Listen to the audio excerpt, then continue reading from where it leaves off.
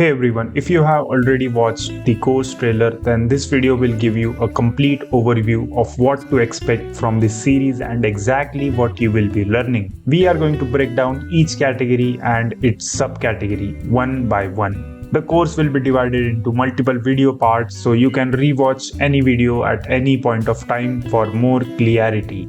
Each video will include practical examples to help you understand how this system works in real projects. We are also going to release bonus standalone videos where we build full GeoNodes setup from scratch like foliage or forest, rain or clouds, etc. These are just examples. The actual videos may be different depending on audience needs, so you have to comment down what you want to see, what system I built from scratch. So I will create an entirely dedicated video talking about that, and we will also continue updating the geometry nodes playlist, adding new videos every week to keep the content fresh and helpful.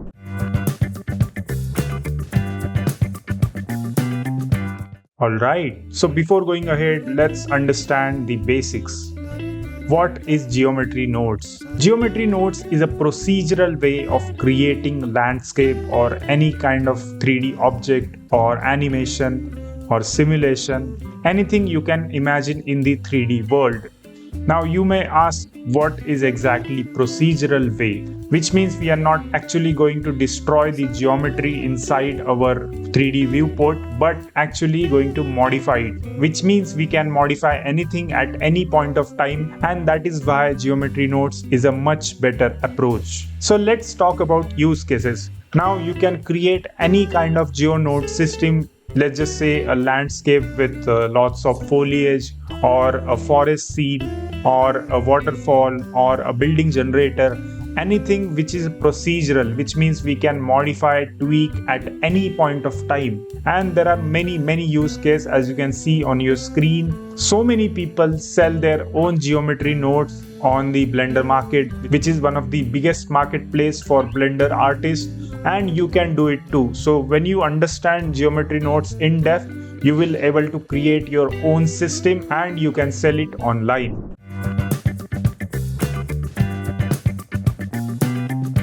Alright, so let's talk about the requirements. First of all, this is like a disclaimer, short warning. You need prior knowledge of Blender in order to understand geometry nodes. So please make sure you have a better understanding how Blender works, what is the shortcuts, how to use GeoNodes. If you have very basic understanding about that, then this video is for you. And we are going to use Blender 5.0, which is the latest version right now. But in the future Blender versions, I will add additional videos in the same playlist as you are watching right now. So just don't worry about that.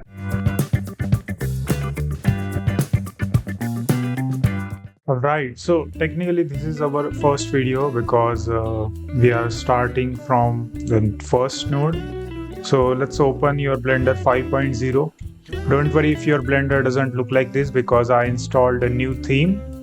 And I added a Susan. So let's create a new GeoNode setup. First, go to constant, then boolean. And let me actually show you what it does. You don't have to follow me, you just have to understand what I'm doing. So end of the video I will tell you where you can use these nodes, and then you will able to understand everything. Okay, so yeah, I have Susan and I created a very basic setup. And what it is doing, boolean, is basically it is like a switch. It acts like a switch between true and false. So as you can see, I have this Susan which is currently messed up because I enabled the boolean, and when I disable it becomes back to normal, which is subdivided Susan. And yeah, that's how it works because it only have one output, so it acts like a switch, true and false. So this is currently false, as you can see right here. Yeah, you can see it's shown as false, and if I enable, this will be true. Okay, so it goes from one value true to false. So as you can see, this is 1 and this is 0. That's how you use your boolean. Let's go ahead with a next one, which is our collection. And for the collection, we need to create an actual collection, which will be, let's just do that. Okay, let's create a UV sphere, shade auto smooth. Okay, so this will be in our new collection, which is new collection, right? Let's go back to our GeoNode setup. The way you use it is very simple, and that is you take a collection, you choose the collection, and let me get instance on point, and this collection. The only way you can use the collection is with help of something called as collection info. Okay, so this you cannot use collection as a separate node. You need to link this to a collection input, and we only have one collection input, which is collection info, and then we can use it as an instance, right? And if you don't know what is instance, basically it is like a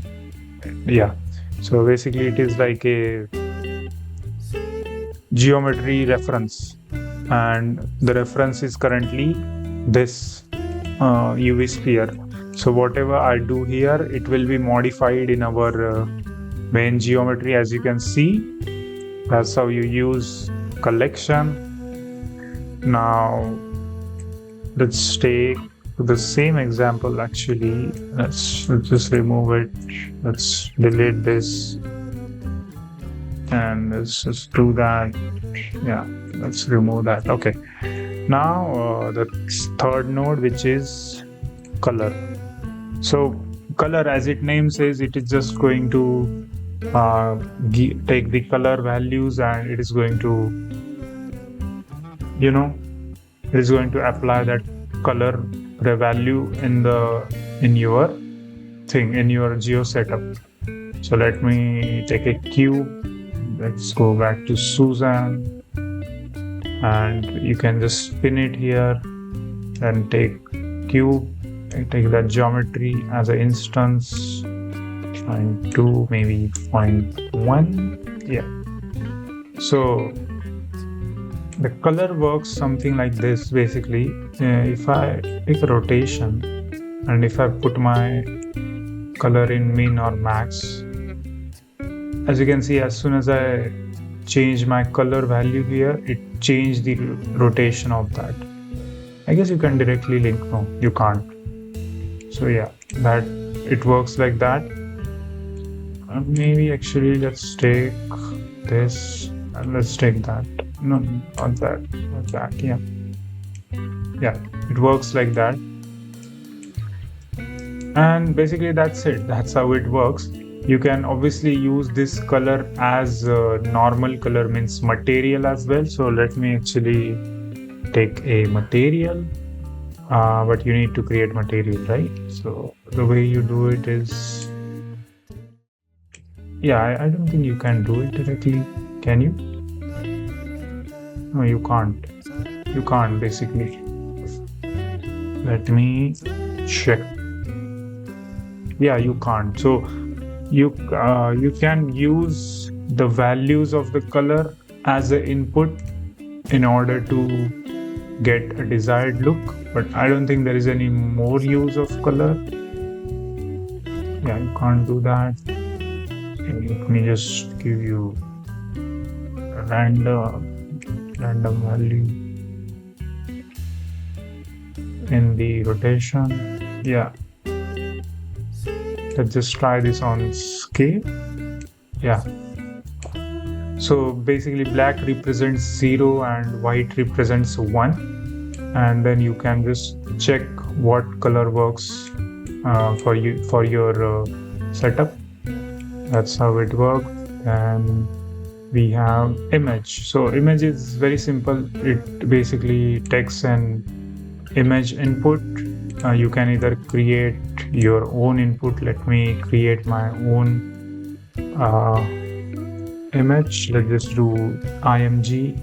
Yeah, img, then don't alpha color grade use image. Okay, and this will be our image input. So this output, by the way, it represents what you need to take as an input for the next connection.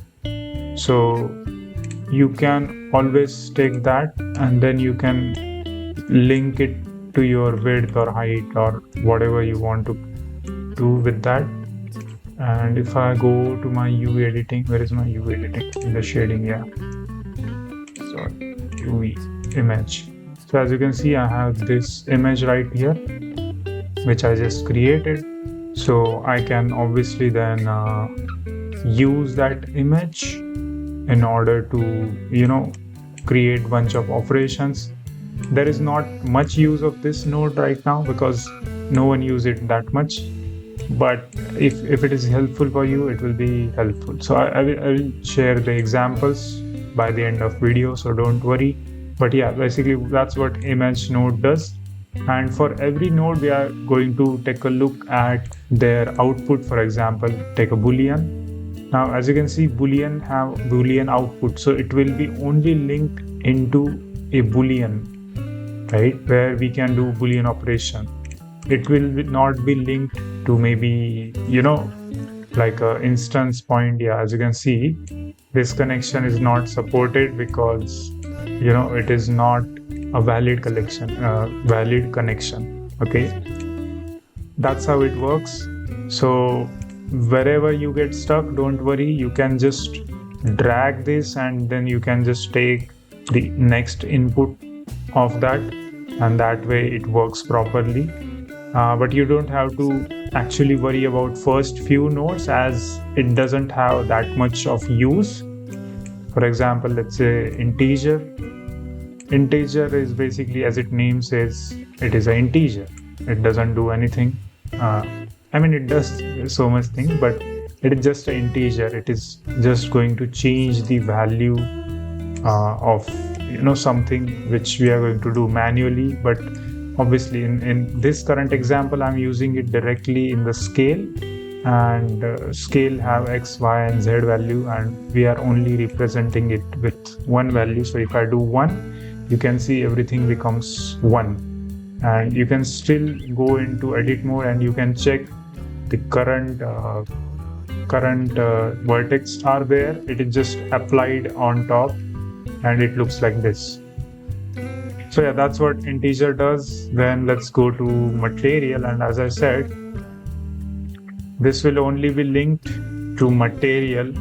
So you have to set the material, and that material goes there, this goes here, and let me actually create a very basic material right now. So let's just do this red material, and this name it as red material.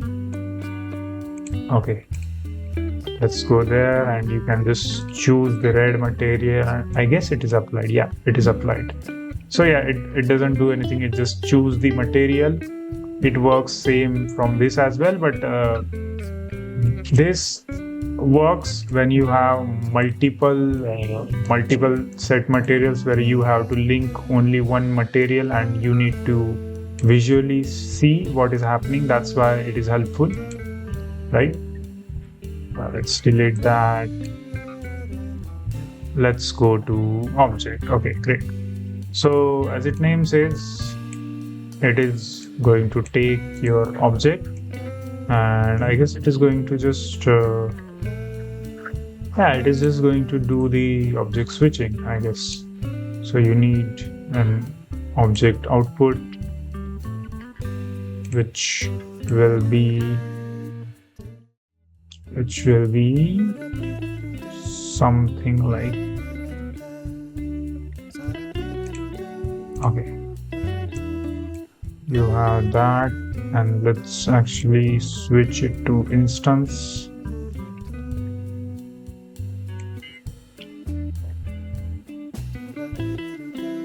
What happened? Why is it not working?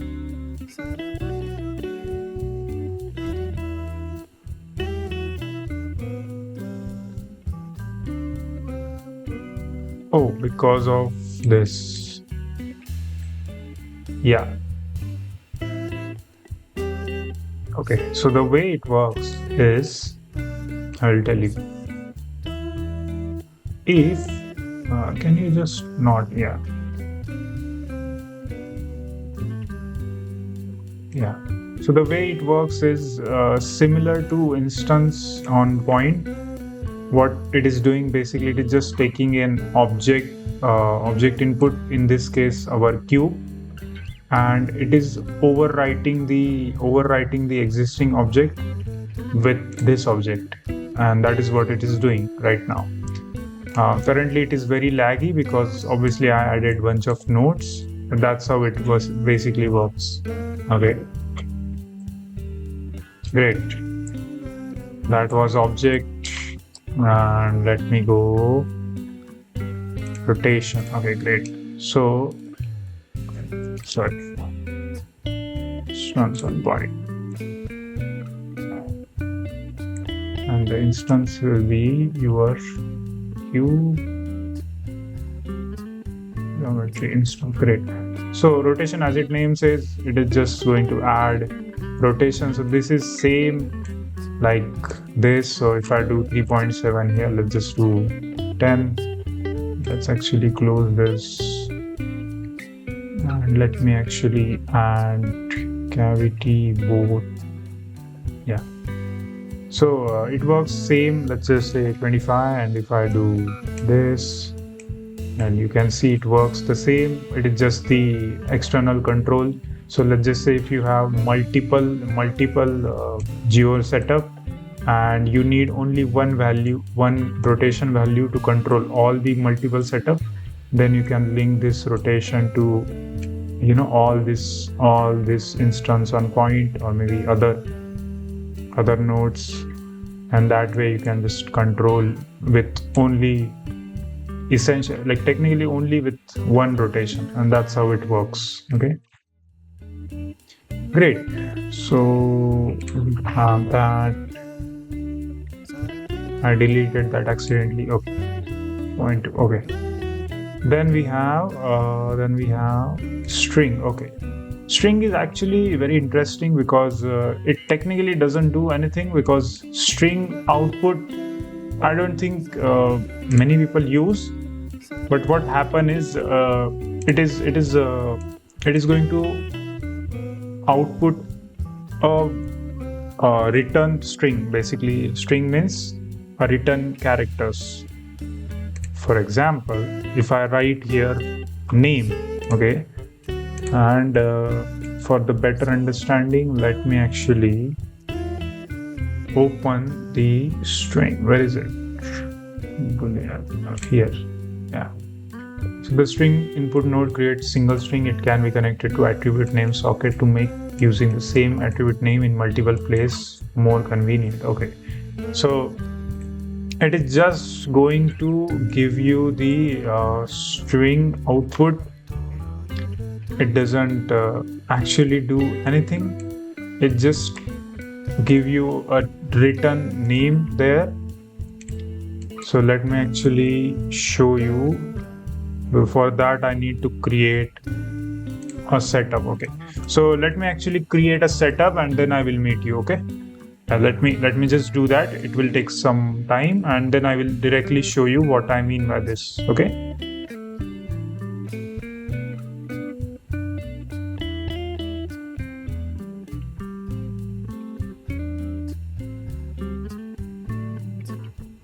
Okay, so as you can see, what I did here basically is I added a string which have a name called as name. Let's just do it, maybe let's just do my name, Gary. Yeah. So what it did basically is it created in the shape of Susan. Okay, it created the names in the Susan shape, and it replaced on every vertex. As you can see, for this vertex here, you can see this name, for this name. So what it does basically is just add bunch of strings. So whatever you apply, it just it just get applied. Like whatever you name, it just get applied, and you can do bunch of operations here with help of this string to curve node, and then add the curve as your instance. But again, I don't think people use it that much. It is very specific, and that's why even I don't use it. So don't worry, I will explain you what it will do. So remove it. Value is same as integer.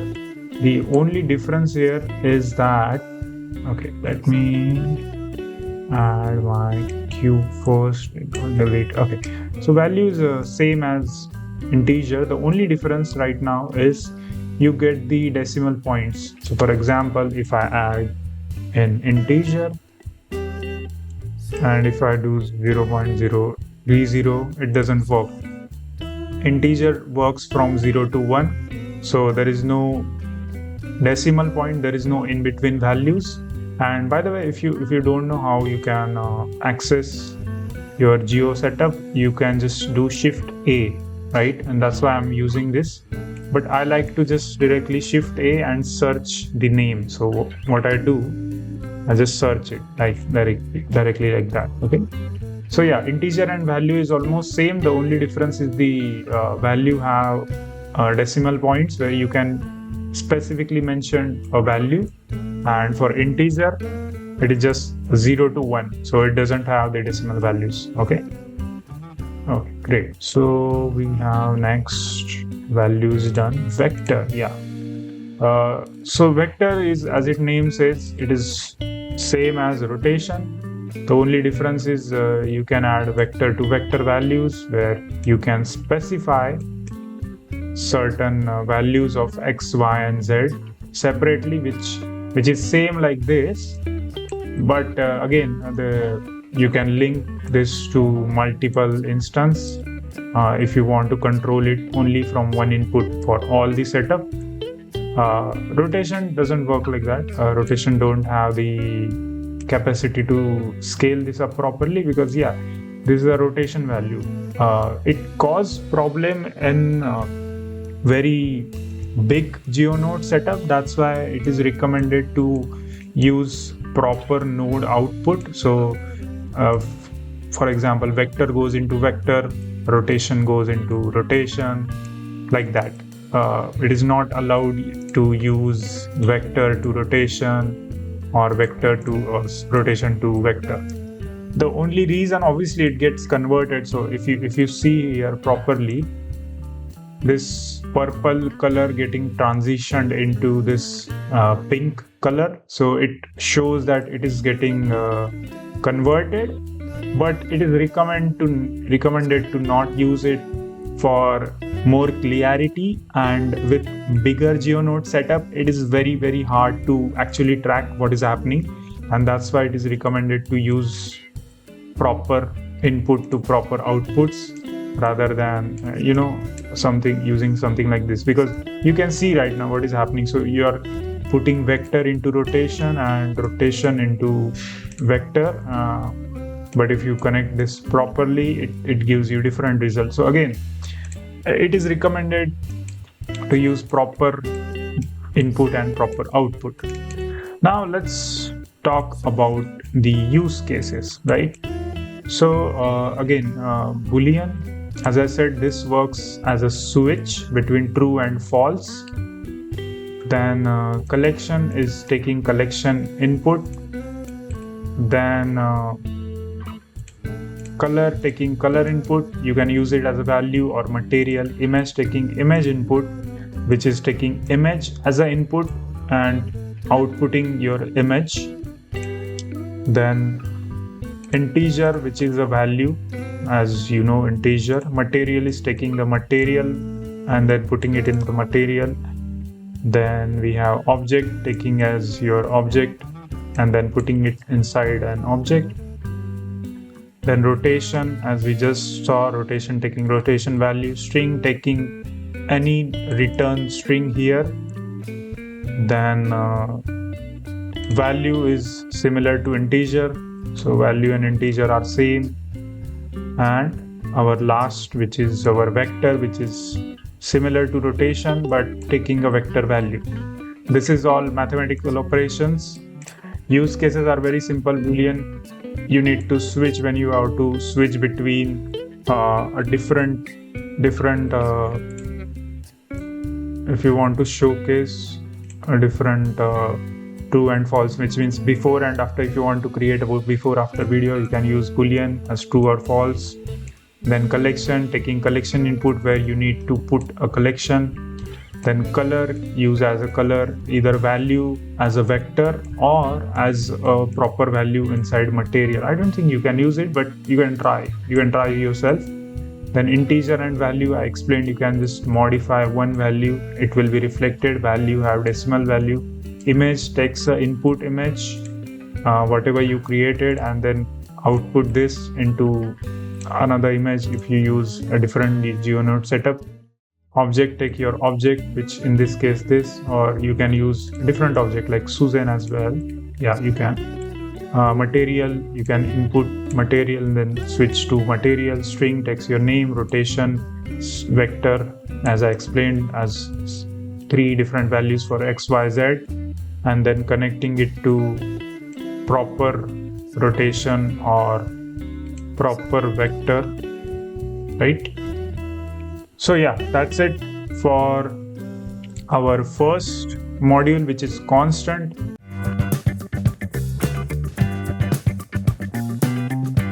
Alright, so welcome back to next part where we are going to learn about the next input, which is gizmo.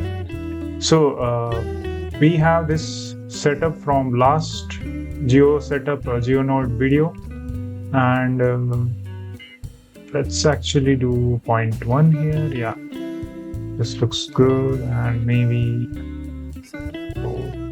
okay, great. So this looks good, and actually let me add a random. Yeah, so that looks much better. Okay, great. Okay, so now when I will use gizmo, first let's start from dual gizmo, and let's actually understand what is this. So gizmos are basically, as you know, we can use this X, this Z, and this Y, X, Y, Z values here. Rather than using it from your viewport, we are using it from this node called as gizmo. So all of this gizmo nodes actually works same. So you just have to decide what you want to use. But I'll tell you the basic difference. If you use linear, it will only give you control of position and direction, which is basically like this. So this is your position, and as you can see the position in the, can you see this is your position. As you can see, it shows the direction of X, Y, and Z. This is your position, and direction means where it is directing, like if it is directly in here X, Y, or on the Z. Okay, that is your direction. But in the dial gizmo, it gives you additional controls like screen space or radius, which is going to determine some extra values. But it does the same job with linear gizmo and transform gizmo as well. For this example, let's take only dial gizmo because all the things are same and it's just going to work differently. And in order to do that, it's very simple actually. Let me actually separate, combine.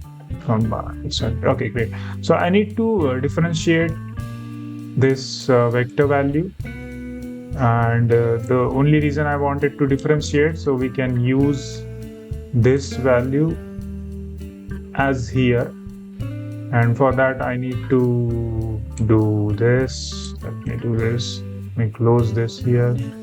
Okay. And let me just do that.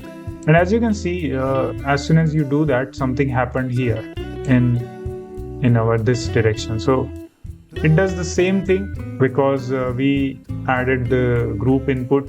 Like we took this scale value outside of your group. So that's why it is showing you like that. Let me do 0.1. Okay. And the way you use it is very simple actually. You add this in the X. So if can you do that? No, it does not. Okay, now it will do it. Correct. So what is basically happening right now is,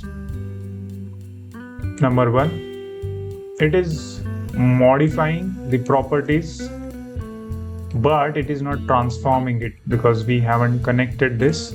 So let me actually do that. Okay, so let me actually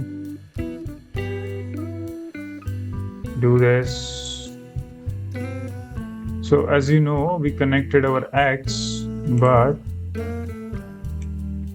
let's actually connect this to a dual gizmo. Okay, now you can see. So what it is doing is, it is letting us control the scale with help of this gizmo node which we added, and the way we do it is with help of this. And why this is helpful? Because let's just say if you want to create animation where you need to see the controls, where you can just modify with help of control, and that way you can just use this node. And this is actually helpful because you can see it is kind of controlling the value with help of this gizmo right here. And we can also change the gizmo type. Let's just say a box. You can see I can modify the box, control with arrow. We can even change the color of it with help of this first drop down. You can see I like to keep it at primary. So yeah, that's how this works. Obviously you can either connect this to dial gizmo as well. It does the same thing. There's literally no difference. It is just that, it is a little bit different and it works differently. Yeah, it works differently. That's why it shows like that. But yeah, you don't have to worry. You can either use one of these. I try to use either transform or the first one, this one, linear one. Yeah. Again, I don't think you're using this that much because mostly we don't need to use this. That is the point, because we are going to modify things with our with our viewport. But this will be useful in some cases, specifically, as I said, in some animation where you want to showcase the gizmo specifically, and you can even change the direction. This is actually very helpful. So you can modify, and for now you can currently see it is only getting modified on one axis, which is X, which I connected here. But you can disconnect this and add a Y value, and then you can take this, you can modify the Y as well. Let me just do that. Yeah, you can see Y value is getting changed. You can do it on Z. Let me disconnect this. Let me do that. It is going to Z direction. So yeah, that's how you use the gizmo. The use case is, as I said, it's very simple. If you want some representation where you need to do some sort of animation showreel, if you want to create animation showreel, where you want to showcase a particular operation, then you can use this. I don't use this because I directly do my operations where I can just modify the geometry directly. So yeah, that's why this is useful. Find a way to use it in your workflow for your showreel and for your showcasing work. I don't think you can use this anywhere else. So yeah, that's it.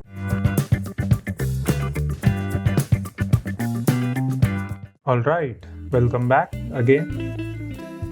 We have a group input node, and it is just a group input. This one, that's it. There is literally nothing. It is just a group input node, which lets you take the group input and then you connect this to your group output. So for example, if I have a grade system here, right, this is my grade. I'll just do 2 by 2, then we'll do 4. This is my grade, and I need to use my group input so I can get this value in my GeoNodes modifier.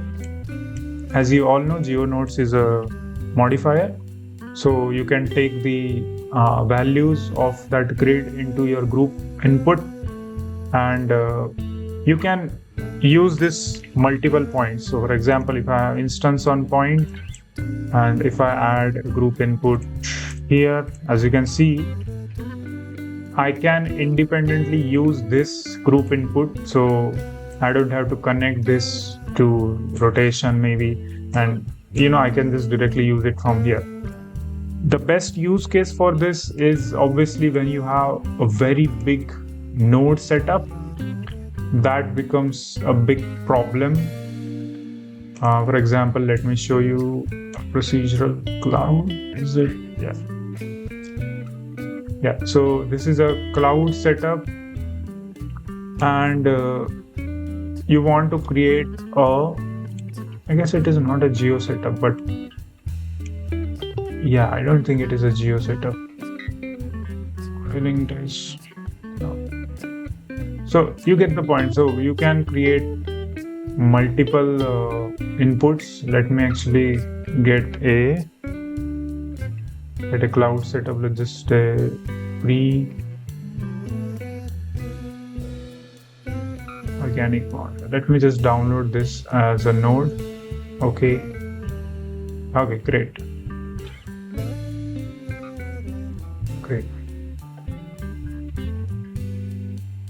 So what I can do is I can make bunch of input points which is coming from here. As you can see, I have this radius which is controlling my radius, which is, let's just say 1 meter, right?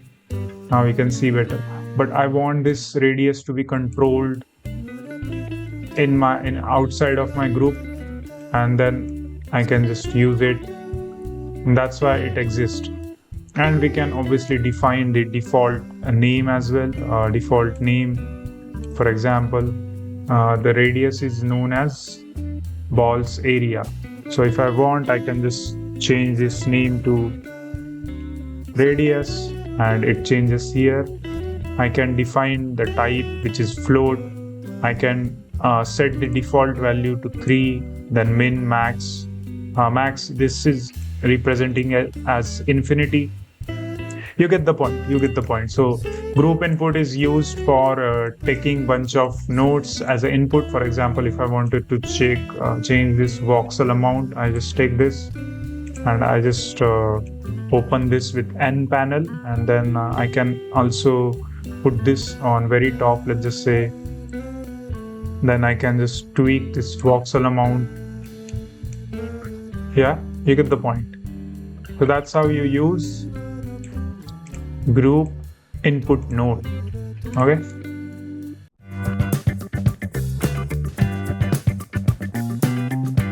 All right.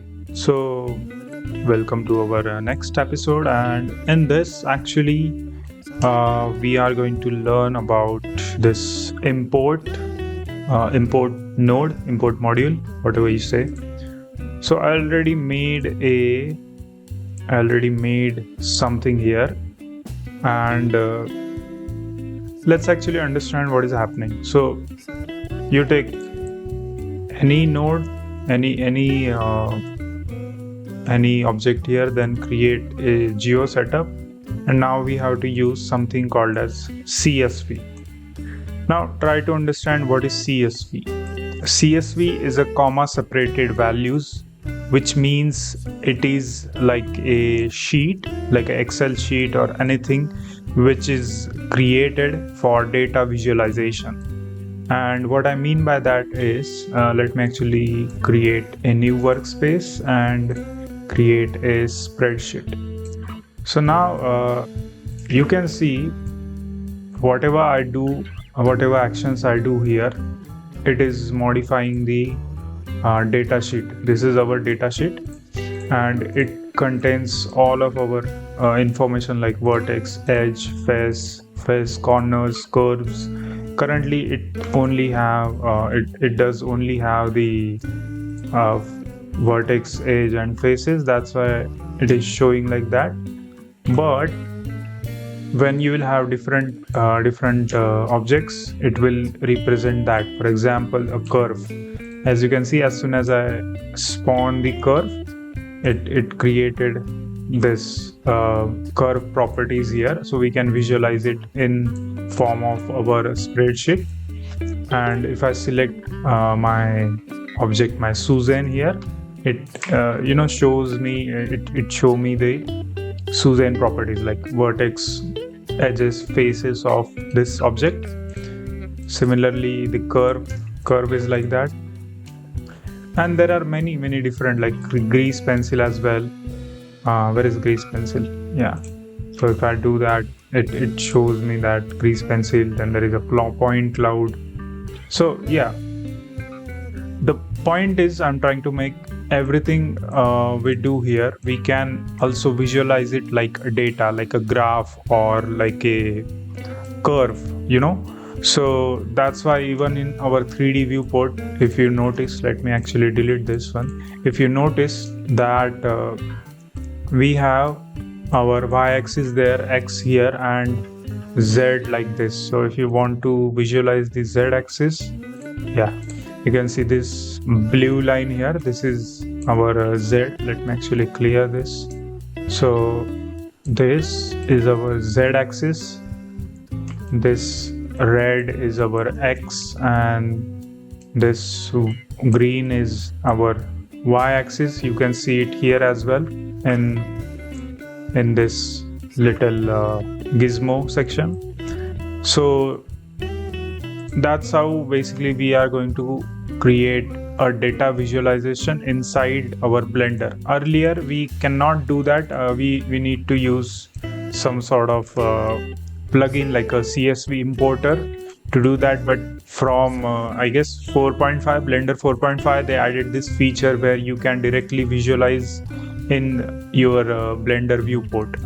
So why you need visualization? First of all, it is very niche solution because there are few people who are either data scientists or people who wanted to represent information in form of graph or curve, a graph or bar or chart. So that way, they can create it and then they can animate that information. So I already created something here which is like this. So I actually watched a video of a YouTuber where he explained about this node in detail. So I will link to that as well. But what currently happening right now is basically the data is the data of the world, the orbit, the Earth data is being shown here in this format. So you can see they have position, geonode ID, then population, then latitude, then longitude, then radius. All of this is information stored as a comma separated value in the spreadsheet and getting imported inside our Blender. Don't worry about all of this, I will explain this later, but for now just understand this CSV file is getting imported. Let me actually show you. If you go to input import CSV, right, and you just do this, just extend this and then just open your CSV file. As you can see, GeoNodes CSV, and then you just output this as a point cloud, right? You can see here, and I did bunch of operations, that's why it is showing the visualization. Yours might be different and your data will be different, but it is just for the understanding on how you can use it. If let's just say if I take a point cloud and actually let's try to visualize that. Where is it? Yeah, if I'm not wrong, I can directly mesh to points to volume. Okay, and then volume to mesh, and then will it be visible? Okay, I guess I can't do anything. Yeah, it just broke my computer.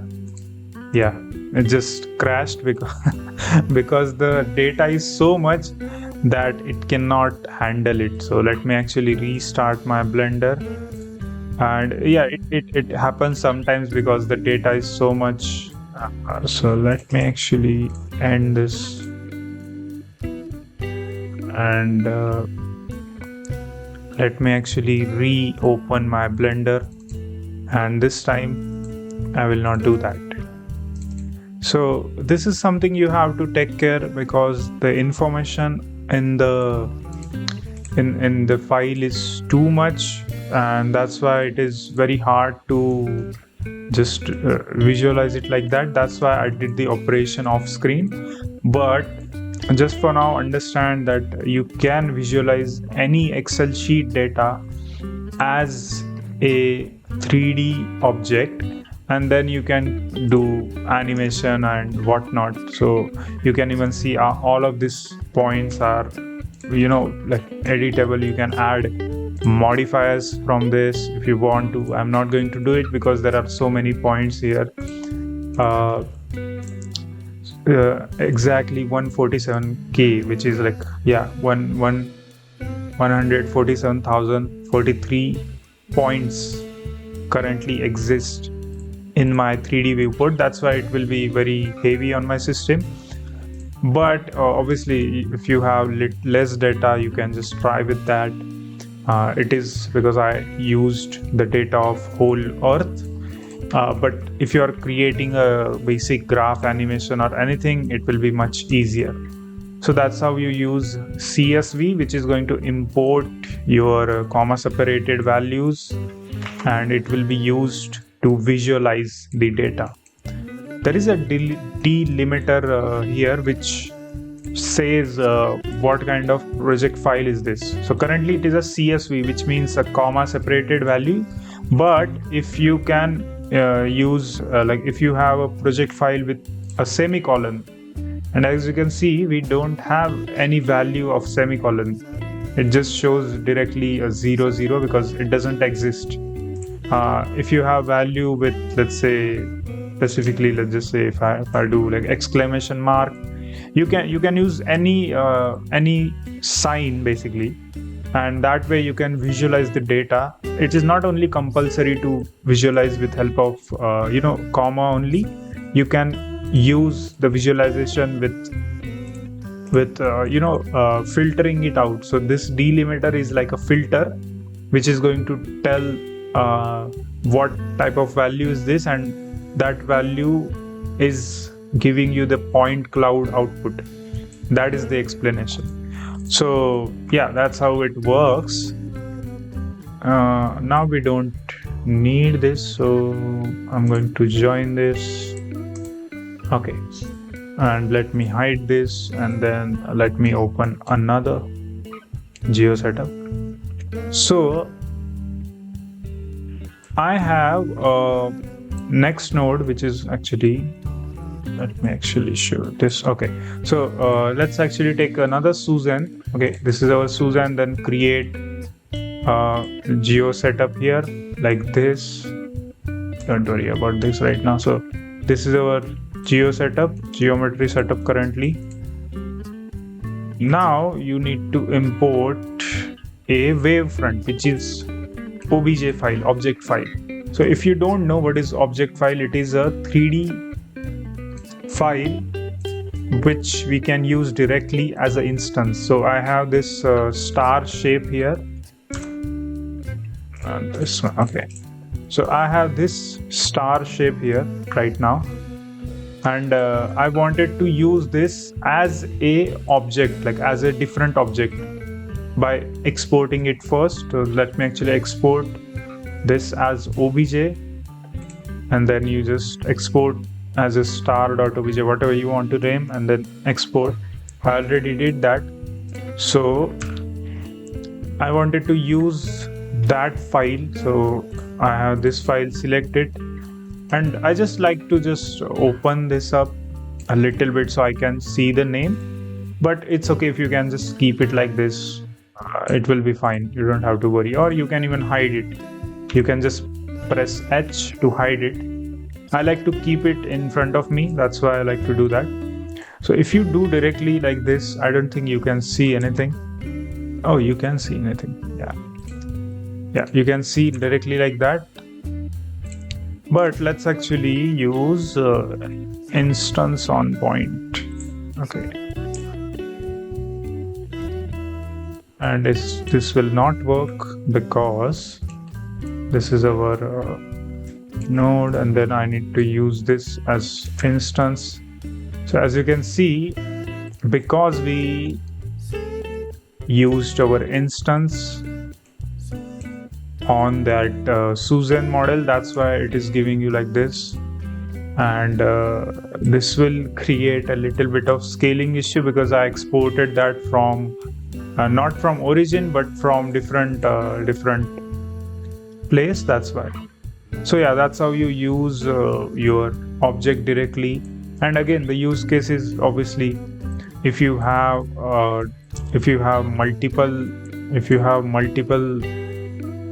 let me actually, yeah, if you have multiple instance on point or anything where you wanted to use same object with different instance on different location, you can directly link like this, and then you can just do join geometry, and then you can join this as a geometry. I'm not going to use this that much, so I like to directly import the mesh and then use it. That's how the object work. There is nothing in it.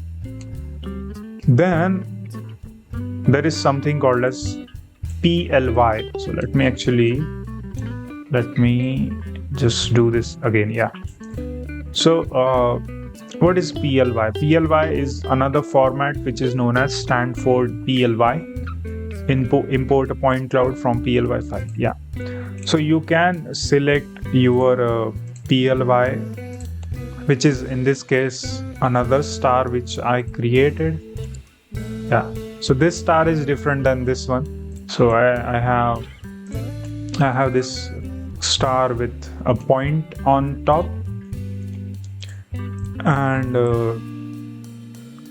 just use this import PLY node, and then just use your PLY, select your PLY, and then you can visualize this as a mesh, as you can see.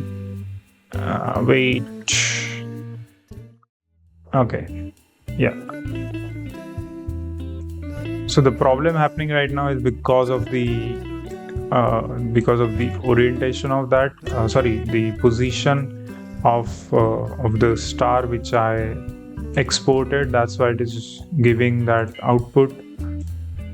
So yeah, it is supposed to do like this, but I actually did a very good job with this. Yeah, and I can use this as well. Okay, this is so many instance, but it will do the job. So yeah, that's how you can use, and you can see here the star is different now because I used my PLV format, right? And similarly, the next node, which is STL format, it is another 3D importing option. So I have my STL here, which I can use. And let me actually show you like that. Okay. Right. So this is a different star which I created and exported as a STL. Right. Why are you not visible? Oh, okay.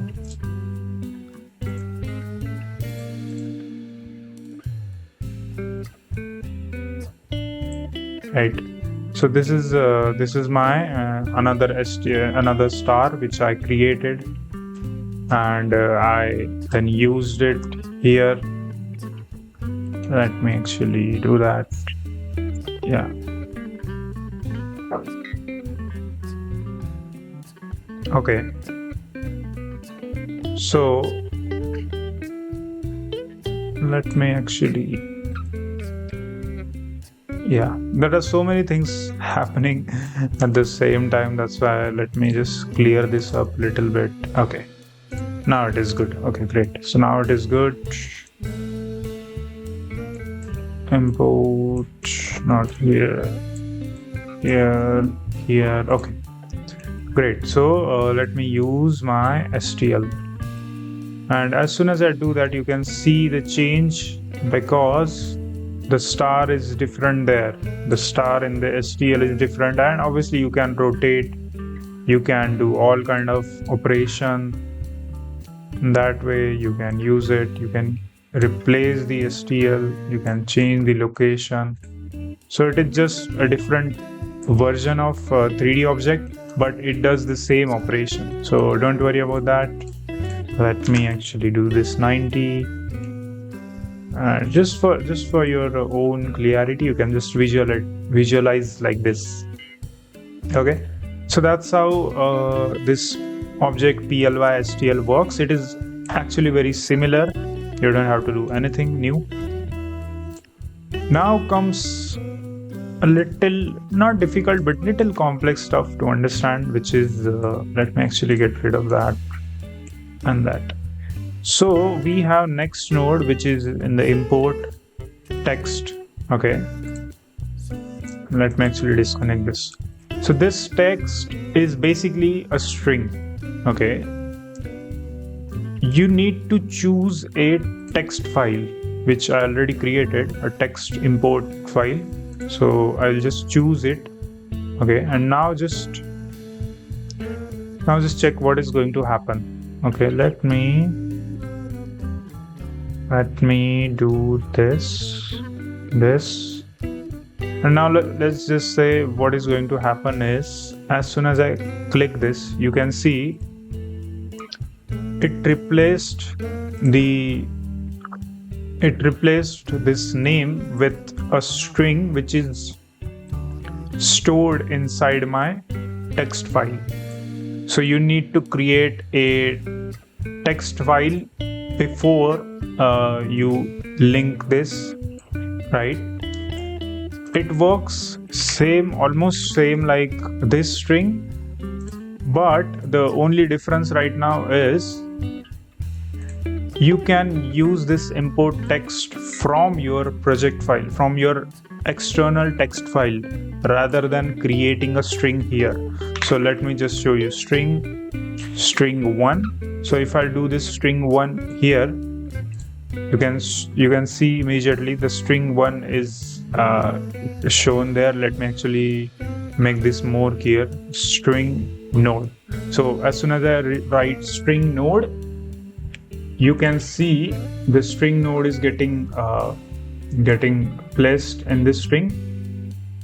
But if I connect the import text, which is showing different string, which is text import, so that is the only difference. I don't think I use this that much, but if you find any use, let me know in the comments. But that's how you can use this to showcase. There are many use cases for this. I just don't feel this is useful for me personally because I do most of the time animation. Yeah, and that's how you use that one. Then we have something very important. Okay, so let's get back to our Susan, right? Now, first of all, to understand this node, you have to understand about VDB. Okay, so this node is called as import open VDB. Okay, so what is VDB? Okay, first of all, VDB is a 3D graphics term which is used for volumetric, dynamic, B+ trees or voxel database. Most of the time it is voxel database or volumetric data blocks. This is something which is used by 3D animators and VFX artists who create bunch of VFX like fire or smoke or lightning, anything inside your 3D space, and that data gets stored in the format of VDB, which is volumetric data blocks. Yeah, volumetric data blocks. Okay, and this volumetric data block we can use across any 3D software existed. For example, one of the most popular software for simulation is known as Houdini, and Houdini is very professional software where people create so many amazing visualization VFX, like so many good VFX like smoke, cloud, fire, so many things. And that VDB file is getting generated, which we can use in any 3D software. Either it is Blender, either it is 3ds Max, Cinema 4D, anything. That's how we can save bunch of memory, because this simulation data, if we convert this into a mesh, it will crash our computer because it will be a lot. There will be lots of vertex in our 3D space which our system cannot handle. Even if we have like a quantum computer, like a very heavy computer, we cannot handle. We just can't, and that's why we need to use a VDB, which we can just reuse any point of time in any software, in Unreal Engine, in game engine as well. Most of the time when game designers create levels, they use VDB to reduce the memory, so they create bunch of simulation, bunch of smoke asset, so many things. So VDB is that's why it is one of the most important thing in the whole 3D stuff. As I mentioned, like a smoke or like this flag or this boom.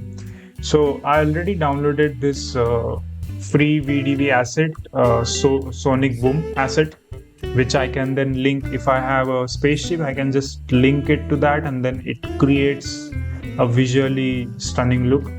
So if you want to actually download this same Sonic asset, I will just recommend you go to this website, thepixellab.net, and then go to this freebies section, and you can download this smoke or this Sonic asset. This is not sponsored, but this is just what I use. And let me show you what I did with that. Okay, so I imported this VDB, the same VDB which I just downloaded, this Sonic Boom, and then it is not easy to visualize like this. So you need a volume input, which is currently I'm using volume to mesh. And then if I link this directly into the group output, as you can see earlier this is like this. Now I'm using this. Okay, so it gave me this kind of mesh. Obviously I cannot edit this because currently this is like a baked mesh. This is not like a like it is not like a proper editable mesh. And actually this is what happening. So this is the one which I downloaded. This is how VDB looks. Okay, if I just disable this, you can see it is like a point cloud. It is like a very cloudy type of thing, because it is a cloud itself, right? This sonic boom, this when you apply the material sorry, when you will apply the material, it will look like this. Okay, so yeah, it is like that, but I'm converting it into a mesh, and that's why it is looking like this. So again, there are many things which you can do which to modify it, and it will modify the way it is going to represent, which means the modification of actual cloud, for example. Yeah, so it is basically it is because I'm using very less let me actually do 64. Yeah, because I was using a very less value, now I'm using like 64. That's why you can see I can actually visualize it like it is it is first it is disappearing and now it is appearing. So I can create animation like this in my level sequencer in my timeline. And obviously it is not perfect right now because I don't want to break my computer. That's why I'm using only 64, but obviously you can just type different value. You can just go from other value to like very little value to very big value. So let me actually show you. Let me just do 0.015 maybe, 0.1.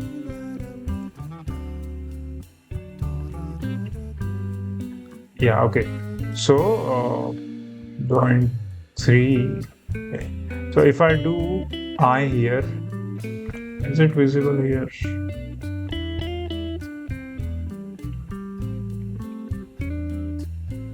Let me go to 1. If I do insert I here, right, insert here 1, okay, and then if I go to 110.1, yeah, you get the point. So that way you can just create a sonic boom animation. Obviously it is not perfect right now, I just showed it for you, but I just want you to know the concept of VDB. And that sums up our import module.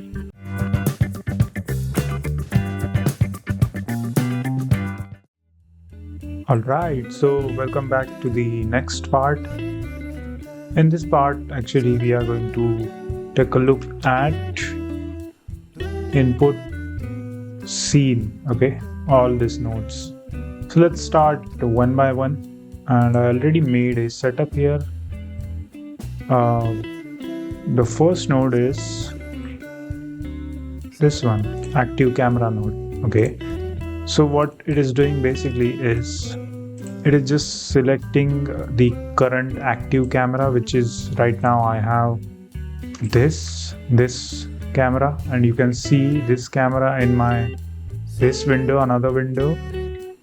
What it is doing essentially is it is showing what the camera is showing.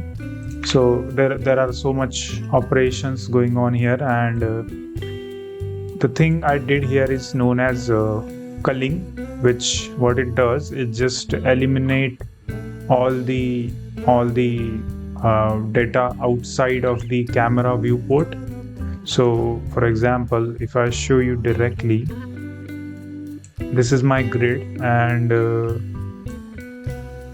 this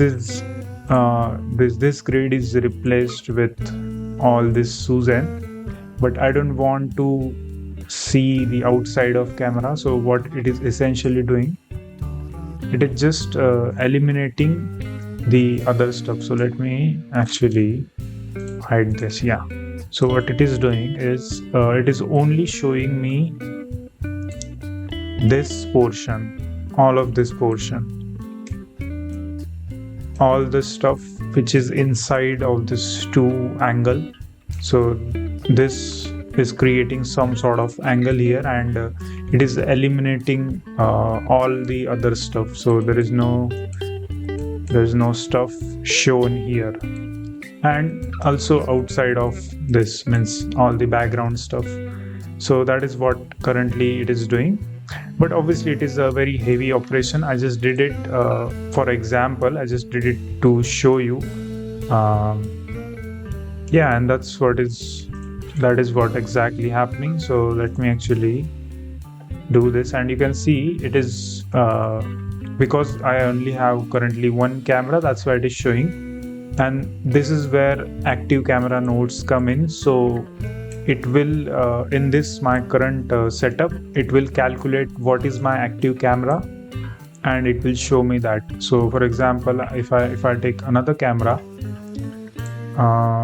camera 001, and if I switch, sorry, here, if I switch that to that camera, local camera 1, which is my active camera, right? Wait, okay, and okay, because it is very it is at the bottom. Okay, got it. Yeah, why we have here. So it is happening because I didn't change something here. Or did I change? It is only taking that camera for some reason, but it is supposed to work like this. When I change the camera, it will do that. I need to check. Oh, it is taking that one. Okay, yeah, but you get the point. So whenever you change the camera, it will sort of replace the thing.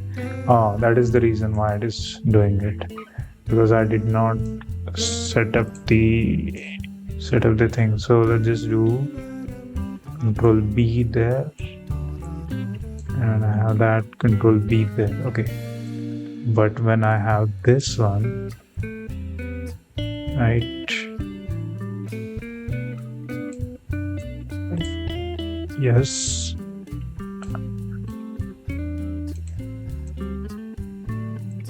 yeah, you can see the other camera. So this is my first camera, which is here, and this is my second camera, which is here, here. And now you can see, as soon as I rotate that active camera, so currently my active camera is this, the different one, the second one, and then my first camera. So whenever I switch between cameras, it will only show that portion. That is where this node is very helpful. Okay, great. That's how it works. And I don't need you actually. Yeah, great. Yeah. So now it will only work with the original active camera. Okay. And let me actually do this. Camera 2. Okay, great. Yeah. That's how it works. Let me hide this and let's go to our second node, which is camera info. Great. So first of all, let me get this. Okay, not this. Okay. So first of all, try to understand. Wait a second. Yeah, now it is okay. So when I add camera info, what it is exactly doing? First of all, it is taking a camera input, so you can either switch to active camera node here, or you can select individual camera and it will work, don't worry. But what it is currently doing is when it says projection matrix, what it is currently doing, it is actually creating a matrix here actually, which I made. If I just do this, if I do that, and let me just grab this link here. It will not work because it will not work. Wait, so the reason why is it not working, because what currently happening is it is creating a imaginary matrix. And if you know, matrix is basically like a like a entity like this, where there is one value here, one value here, and then it gets multiplied with each other like this. And what it is doing, it is performing some sort of mathematical operation in order to transform its position, the camera position. But because the current camera is placed in the in 3D space right now, as you can see above, dx, dy, dz, it is not performing any operation because I haven't added any values here. Okay, that's why it is not performing any operation, and that's why it is just showing you a blank canvas, but everything exists right now right here. It is not performing operation on the camera itself because there is no value, because it is placed already in this value. And that is what exactly the transform, the projection matrix is, camera projection matrix, right? I know it is a little complex to understand, but let me show you this window, which is basically like a theory. Like, I'm not able to project it because I never used it, but it creates 4x4 matrix, which will create camera's projection transformation with combination of focal length, sensor, shift, clipping range, and can be used to project 3D coordinates into screen space. That is very important. What it is doing, it is going to project the 3D coordinates into the 3D space, means this window. So it will be just like a representation of it will be just representation of this x, y, and this z, but with regards of a focal length, a camera focal length, sensor, a shift, clip start, and orthographic view, orthographic scale, all that stuff. So it will calculate according to that, and then it creates that by multiplying it with 4x4 matrix. So there will be 1 2 3 4, 1 2 3, 1 2 3, 1 2 3, 1 2 3. So there will be a 4x4 matrix like this, and then it will perform all sort of operations, but it will perform on the basis of all of these values, which I will just explain right now, and that's why it is very complex to explain what is happening, but I will just quickly explain you what all these values are. So if you know, let me actually get what is happening. Yeah, right. So what is currently happening? First of all, just understand there is something called as focal length. Now every camera have a focal length. If you go in this data property, you can see there is a focal length of camera. So this is one value which will be added in the projection matrix, okay, which just explains the focal length of camera. That's it. So if you know how camera works, then you will understand this. Then there is something called as camera sensor, which is a size of camera sensor, right?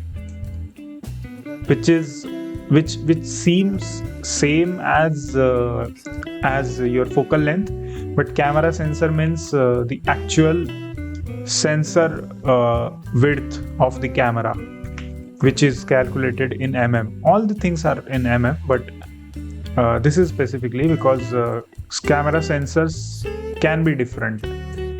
As you can see, we can change our sensor as horizontally or vertically, because there are multiple sensors available outside in the market, right?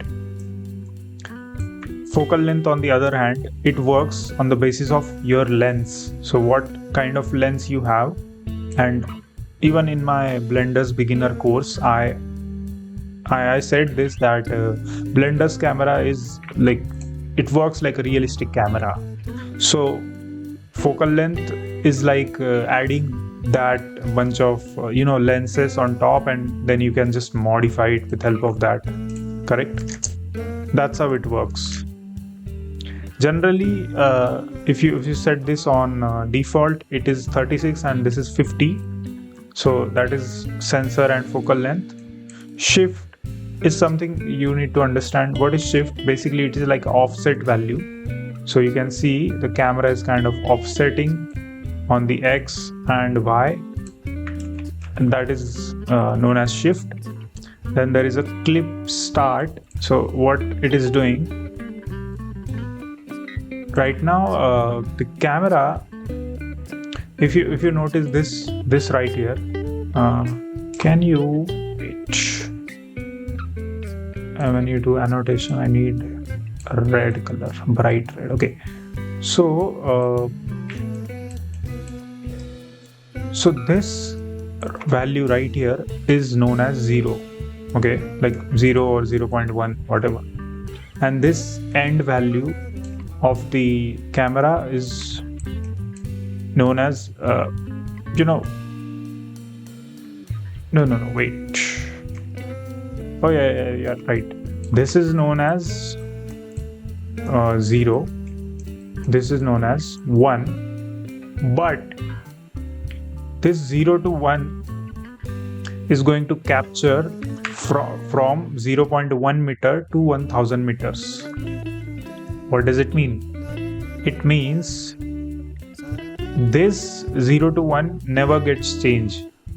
What gets changed for the clipping is from 0 to 1 to 1000, means the length of the camera can capture that amount of meters, that amount of distance in the lens. Okay, and that is something which many people don't understand, and I will show you how you can understand. If I just add, let me say, if I just add a light, sunlight, if I go to that, if I go to mist pass, yeah, okay, not here, here. If I go to mist cycle, let's not do cycle, let's do cycles, yeah, let's do 2. Okay, great. If I right now change the mist values, let me just find the mist value. Where is my mist values?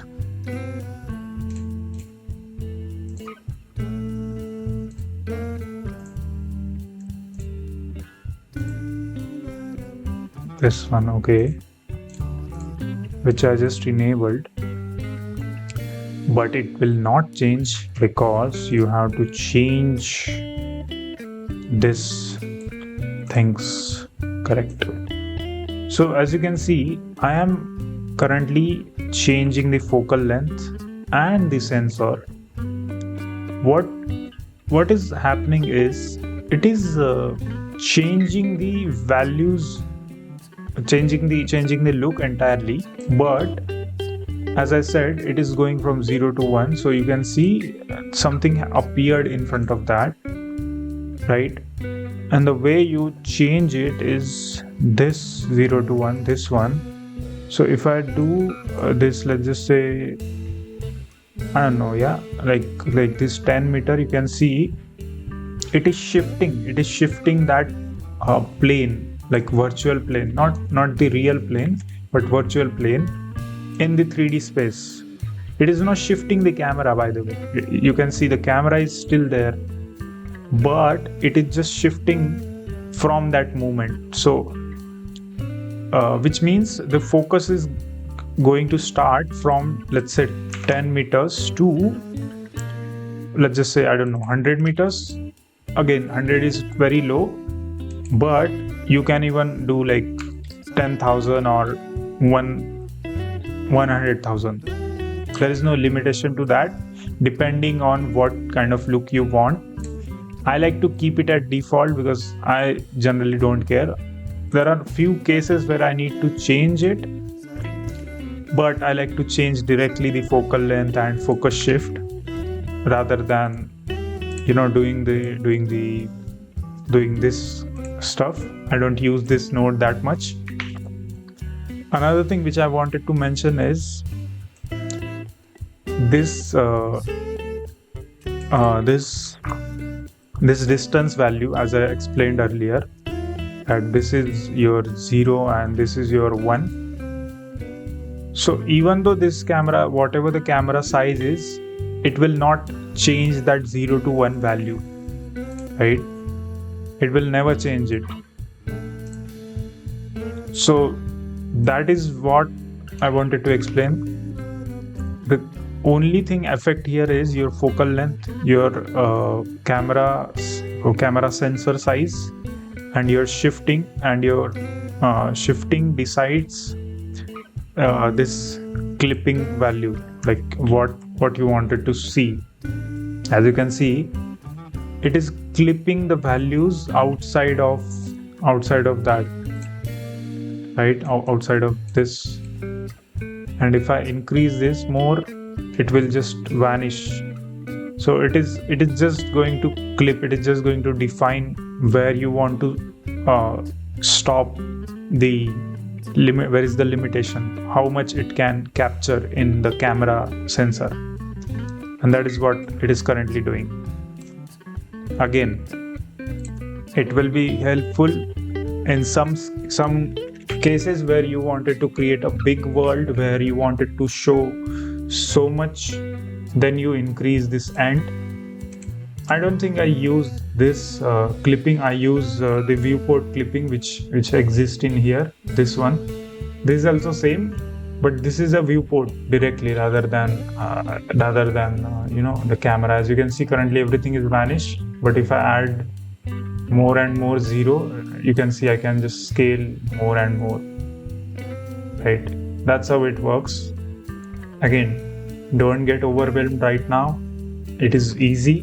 It is just, I wanted to explain you, that's why I said. So clipping exists like that. Focus distance is actually very interesting. Let me actually take a cube, let's just say, right?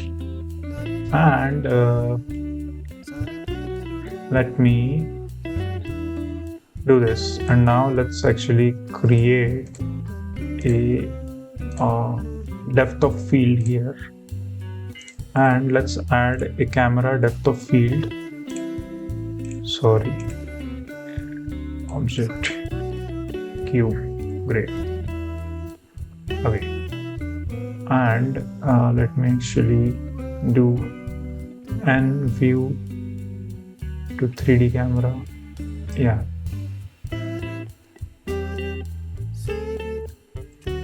Okay. No? Camera to view, great.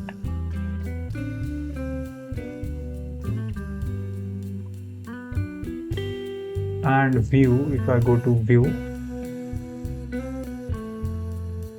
navigation in the walk animation. Okay. Now, if you notice something which is happening right now, it is auto focusing on the objects, but you can see as soon as I go very close, everything gets blurred. But if I go far away, you can see the only one object is in the focus and the background is just completely blurred. And that's how the focus distance work, right? It is just going to focus on that particular thing. Again, I don't use this that much because I like to do everything in post-production, specifically when it comes to the focus. I mean, there are scenarios where I used focus distance natively, like where I rendered some shots, but again, it is very specific, and specifically doing with node is something I don't remember doing it. So that's how it works. So if you want to enable it, just click the camera, go to camera setting and enable the depth of field and change the settings here, change the blade. Again, this is very niche thing, which if you understand camera, then this will be very helpful. Is orthographic. So basically it is like a switch. So if I go to here, yeah, if I go to here, you can see I can switch the camera. I can switch the camera between perspective and orthographic. And I already explained what is orthographic in my basics tutorial, in my basics tutorial of Blender, beginners tutorial. So orthographic is a 2D representation of a 3D objects. So it gives that old 80s games vibes. And orthographic scale is basically this. You can scale this as much as you want, and now you can see the clipping here, right? So if I just do this, and if I just increase this, I guess no, I guess let's actually do 1, and let me actually do here in that, yeah.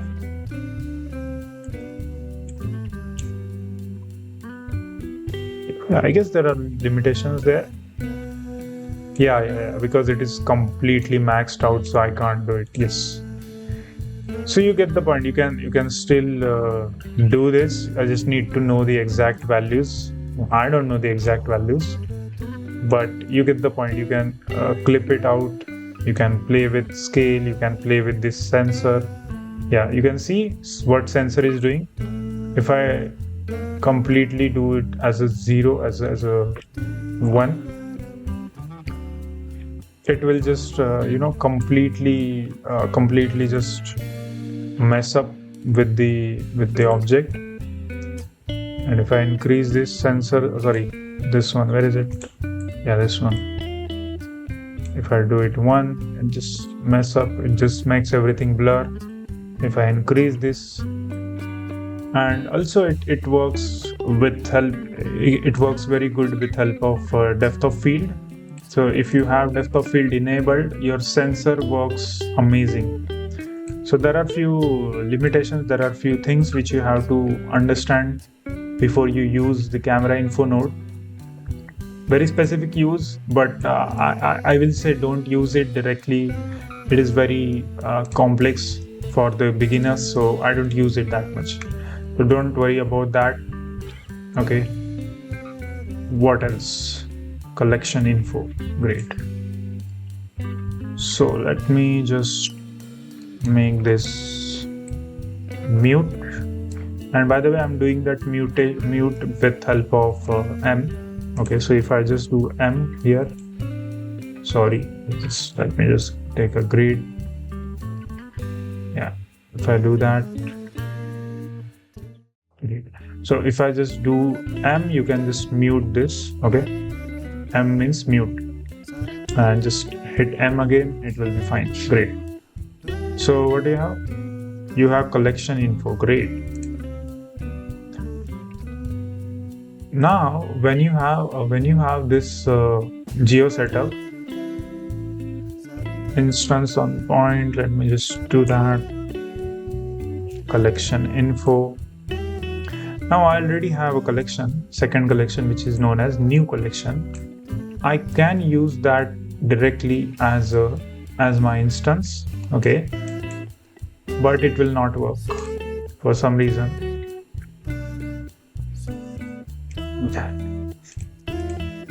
Because it is not enabled, is it? The plane exists there, yeah, plane exists, but it is not able to do the operation for some reason. I guess it is because of the point two. Okay, get it is happening, yeah. So what currently happening is I'm using my collection as an instance rather than the object itself, correct? And if I just, I don't know, 0.5 maybe, where is it? Yeah, it is too much, right? 0.25 is good. Great. So you get the point. You can use a collection. So I have this collection of this. And let me actually move it here. As you can see, it works like that. So if I just disable this, you can see this collection exists: icosphere, a normal sphere, and a torus. And if I use that as an instance, it will just get replaced at every vertex, right? So it works like that. Very simple, straightforward. Okay. You can separate this as a children as well. So what will happen? It will, after applying this geo setup, after you apply, you can just use this as a separately, or you can even reset the operation of the children with help of reset. Relative means it will be copied, it will get copied all the operation of the collection instance. So if I move this, it will move it. In the original, it doesn't do like that. It moves everything, but in relative, it works differently. That's how it works, right? Great. So that is your collection info. Camera info is done, right? Image info. Okay, great. I personally don't use this that much. And the reason for that is because I never used it, and that is true. Let me actually, not here. Give me a image editor and show me the image. Show me this image, yeah. What currently happening is, first of all, let me show you something. Okay. Here. Great. Let me actually go to shading. Right.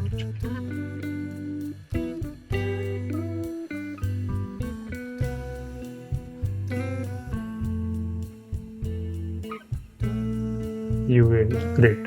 So what currently happening is, let me also open let me just open the geo setup here directly. Where's my geometry nodes? Here. Open one. Yeah, wait. Just do this and let me just, yeah. So what is happening right now is, you see, every image have its width which is this width. Let me clear this width, right? No, this width and this height, correct? So if I just scale this on X, I am actually stretching the image, as you can see on my window. So I am stretching my width. So my width became this, like this, and my height stays the same, correct? And pretty much that's it. That is the main thing here, right? If I calculate, if I do this with help of this node, it will be much handy in some cases, not always, but this is exactly what it does. You can either create or you can open your image, and the width is doing that thing. You can obviously change the values with help of other mathematical node. So either it's width or height, you can make it uniform as well. I don't use it because I don't need it, but people use it for some reason. So if you want, the current setup will do the exactly similar thing like this, uniform scaling. Has alpha is actually very important. Has alpha means it is just going to give you the alpha value. For example, if I have, where is my shader, yeah. You can see if I have alpha value means a transparency, I can put this here in my material. But if I use it from my geometry node setup, let me get that. Yeah, if I do this from geometry node setup, I can actually use this separately in my material, I guess, directly. Yeah, with help of material and then combination of material and image picture, I guess. Yeah. There are yes, you can. So you can directly do something like that. There is some operation, mathematical operation, which I don't remember now because I don't use it that much, but you can use that alpha in some cases. I personally don't use it, so yeah. Frame count, this is actually very interesting. If you noticed right now, I only have one single image, right? And let me actually open my shader editor here. Shader editor, great. So if you notice right now, I only have currently one single image, right? But I can also import an image sequence, which is like a animation, and that animation is stored in frames, and that is what it is currently taking. So if you take that input and use a particular frame somewhere in your geometry node setup, you can use it. I don't know how, but you can use it for your own specific animation where you need to freeze some frames. That way you can use it. Again, this nodes, particularly the scene node, particularly all these scene nodes, I don't think people use most of them. People use collection info, camera info, for example, but object info, for example. I don't think all other nodes are that useful for majority of people. So if you still don't understand, it is okay. You don't have to force yourself to understand it. Even I don't use it after using like Blender for 6-7 years now. I never used it. I can understand, obviously earlier versions Blender did not had these nodes, but I don't think it is that usable in long term. So frame count does that. FPS is a similar thing, but if you do this with math, I guess you can change the frames per second. Yeah, you can change the frames per second. So this FPS is exactly this one. You can change the frame rate from the geometry nodes. That's it. That is the main thing here. Again, it is same here as well. You can just this frame count and this one is almost same. So what frame you can see, as you can hover, it shows like which frame used for the video. It is useful but for very specific people, so don't worry if you don't understand. It's okay, it is fine. You don't have to know every single thing because it is not that useful. Not everything is useful, right? So that is image info is viewport. Okay, great. So is viewport is, where is viewport? I used it somewhere. Oh yeah, the Susan, right? Yeah.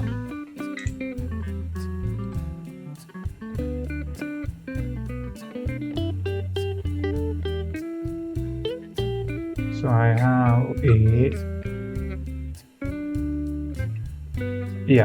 have a node setup here. Great. Okay, so I have a node setup. I don't think I need this. Okay, so I have a Susan here, and this is the current 3D model without anything, but I added some operations on top of that. So is viewport node is basically works like a switch. For example, I'm using the is viewport node, which is this node is viewport, right? I'm just using it as a switch, integer switch. When I'm watching this from viewport, it is giving me 2, which means subdivision value of 2. But when I watch this from my camera view, it will give me value of 4. That's it.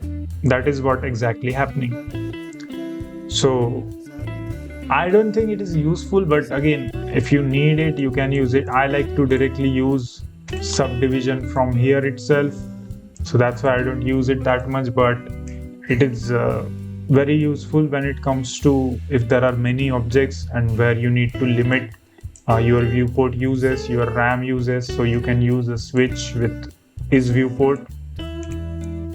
So it is doing the same thing. It is just switching between true and false.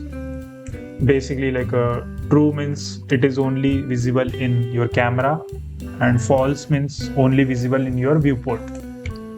Okay, that is viewport. Object info. This is very interesting node because you already saw me using it many different times. So let's understand what is object node, right? Object info node, sorry. As it names is, it takes the object. So if I take a cube, and then you can just transform this. You can transform these values in the X, Y, or Z. You can change the location of that, right? You can translate the location of that. You can rotate the object. You can scale the object. And if you don't want to use any of this operation, you can use this object geometry as a instance, which is I'm currently doing right now. For every vertex, I have a different geometry, as you can see. So that's why object info is one of the most popular, well-known node, which is used by many people. And you already saw me using it many times, right? So don't worry if you don't understand right now. With time, you will understand where to use, when to use, what to use. Most of the time in object info, many people don't do this operations that much because they like to just use it as either directly as an instance, or there are some cases where you are doing some vector maths and then you need to do something, maybe add or something, and then you use it with dot product, and then you do the transformation, and then it will get multiplied with something. There are things, right? There are things happen in between, so it is never used without anything, which means it is always used for a very specific reason. So I can't technically explain you where exactly it will be useful, because it will be useful many times in the workflow, and we will understand that when you will actually understand the geometry node structure, where I will make different geometry nodes. For example, creating forest, right? I'm going to make a video on how to create a forest, and then maybe I will explain, okay, this is where you can use this particular node, because there are many use cases, right? Even I don't remember everything, because that's how it works, correct? Let's talk about scene time and self object. Okay, these two nodes I'm going to explain you together for a very specific reason. So scene time is, I don't think people use it that much, but it is just going to output the current time in the scene of animation in the units of seconds or frame. That's it. That is the only explanation you will need, because literally it is a very niche problem. So you can either use it as a string, I guess. Yeah. If I use this, sorry, not string, string to value. Yeah. So I guess you can use this. No, conversion can't happen. Yeah. Switch. Yeah. Switch I can use with the string, if I'm not wrong. Yeah.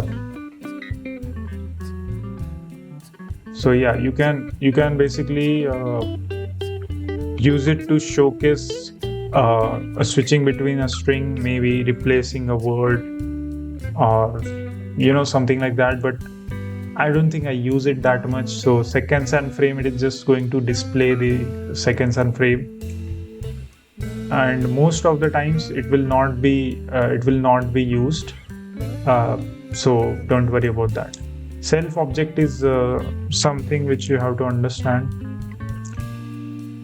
If I select a cube, a cube object, it is going to change the value of that cube, which is going to transform location, rotation of this cube. But if I select a self object, it is going to perform this operation on the object itself, which means it can be either cube, right? It can be either cube, it can be either a grid, it can be either Susan, I don't know, like a Susan or sphere, icosphere. It can be anything. It can be any object, and that's why it is represented as a self object. So you can directly link it with object info, or you can link this with your transformation object. I don't think it is possible in that. No, it can't. The way you use it is with the help of switch as well. So again, if you have switch where you need to switch between two objects, you can use it, right? And pretty much that's it. I know this is very theoretical video right now, but it is actually a thing. Like I can't help with the fact that it is a very theoretical video, and it is a very big video. I can see it's 45 minutes something. But again, it is what happened when you explain every single node. So yeah, that's it.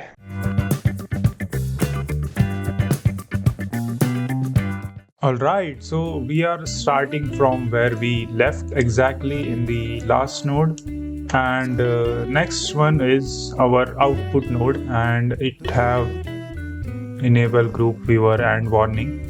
So let's start with enable output node. So as you can see, I have let's just first check this. So we have this setup, and I did some settings here, and then if I connect, you can see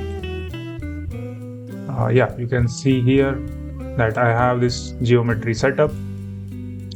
What enable output does is basically it lets you switch between your visibilities. For example, you can see I have chose the data type as geometry because we wanted to enable or disable our geometry. As you can see, if I disable this, as you can see, this checkbox is driving that geometry should be enabled or disabled.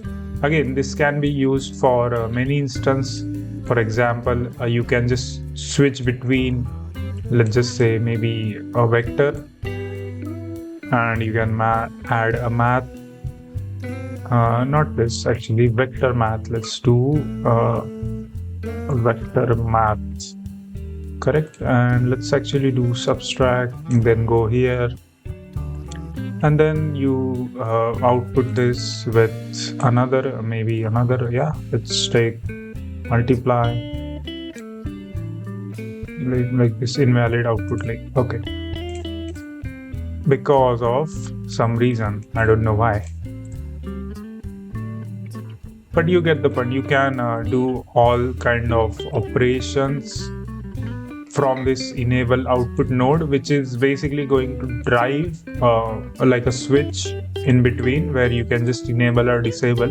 And if you remember, we had a Boolean node earlier which does the same. So if I link this into enable, and if I enable this from here, you can see I can, enable or disable from here as well.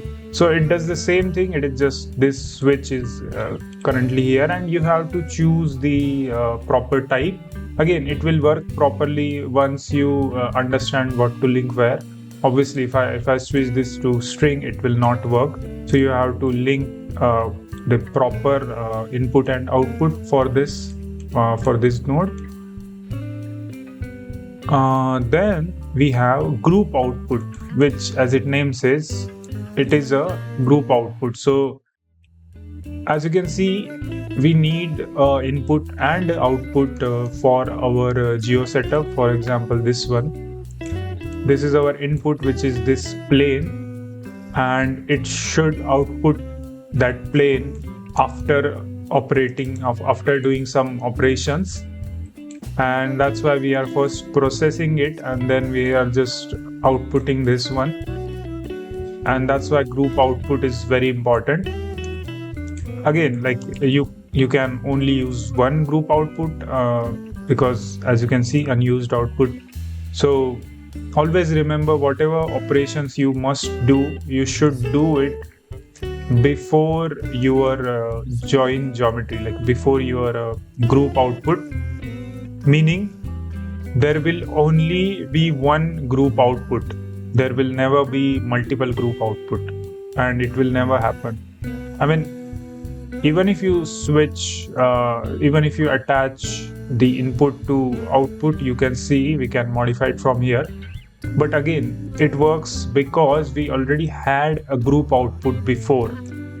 If we don't have a group if we had group input before, and that's why it is driving that min and max value when I plug this in.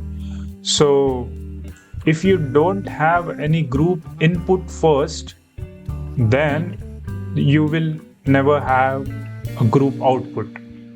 That is the basic explanation. So make sure you have your input node properly set up, and then you can link all the output you wanted to show. That way you will able to modify it from this panel here in the modifiers panel.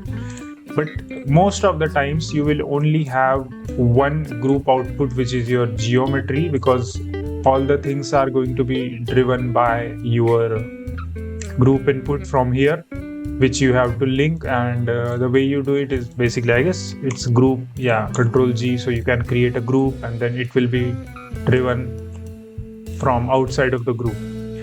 So that's how group output works. Let me actually delete my group output. I don't think you can delete it, right? You can, yes. Delete, okay. So that's how group output works. We have a viewer node. So what it basically does, let's just say if I only wanted to see, if I only wanted to visualize this node, right? How I'm going to do it? I'm just going to link this into group output, correct? But every time doing it is very time consuming. and that is where your viewer node comes in. If you select a node and you press Control Shift and click, you can easily add that viewer node, and wherever you choose it, let's say if I wanted to click it here, Control Shift click, Control Shift click, Control Shift click, again it is something which will automatically change its position. It will its string, this is called as a noodle, this string, right? This is called as a noodle, so it will automatically choose a different string, like it will automatically create a string from that node, and no matter where you are in your setup, it will always connect to that node. Okay, and that is why viewer node is very helpful, because it lets you view individual node rather than every time just going here to here and then here to here. So it is always much better that to view this. And as you can see,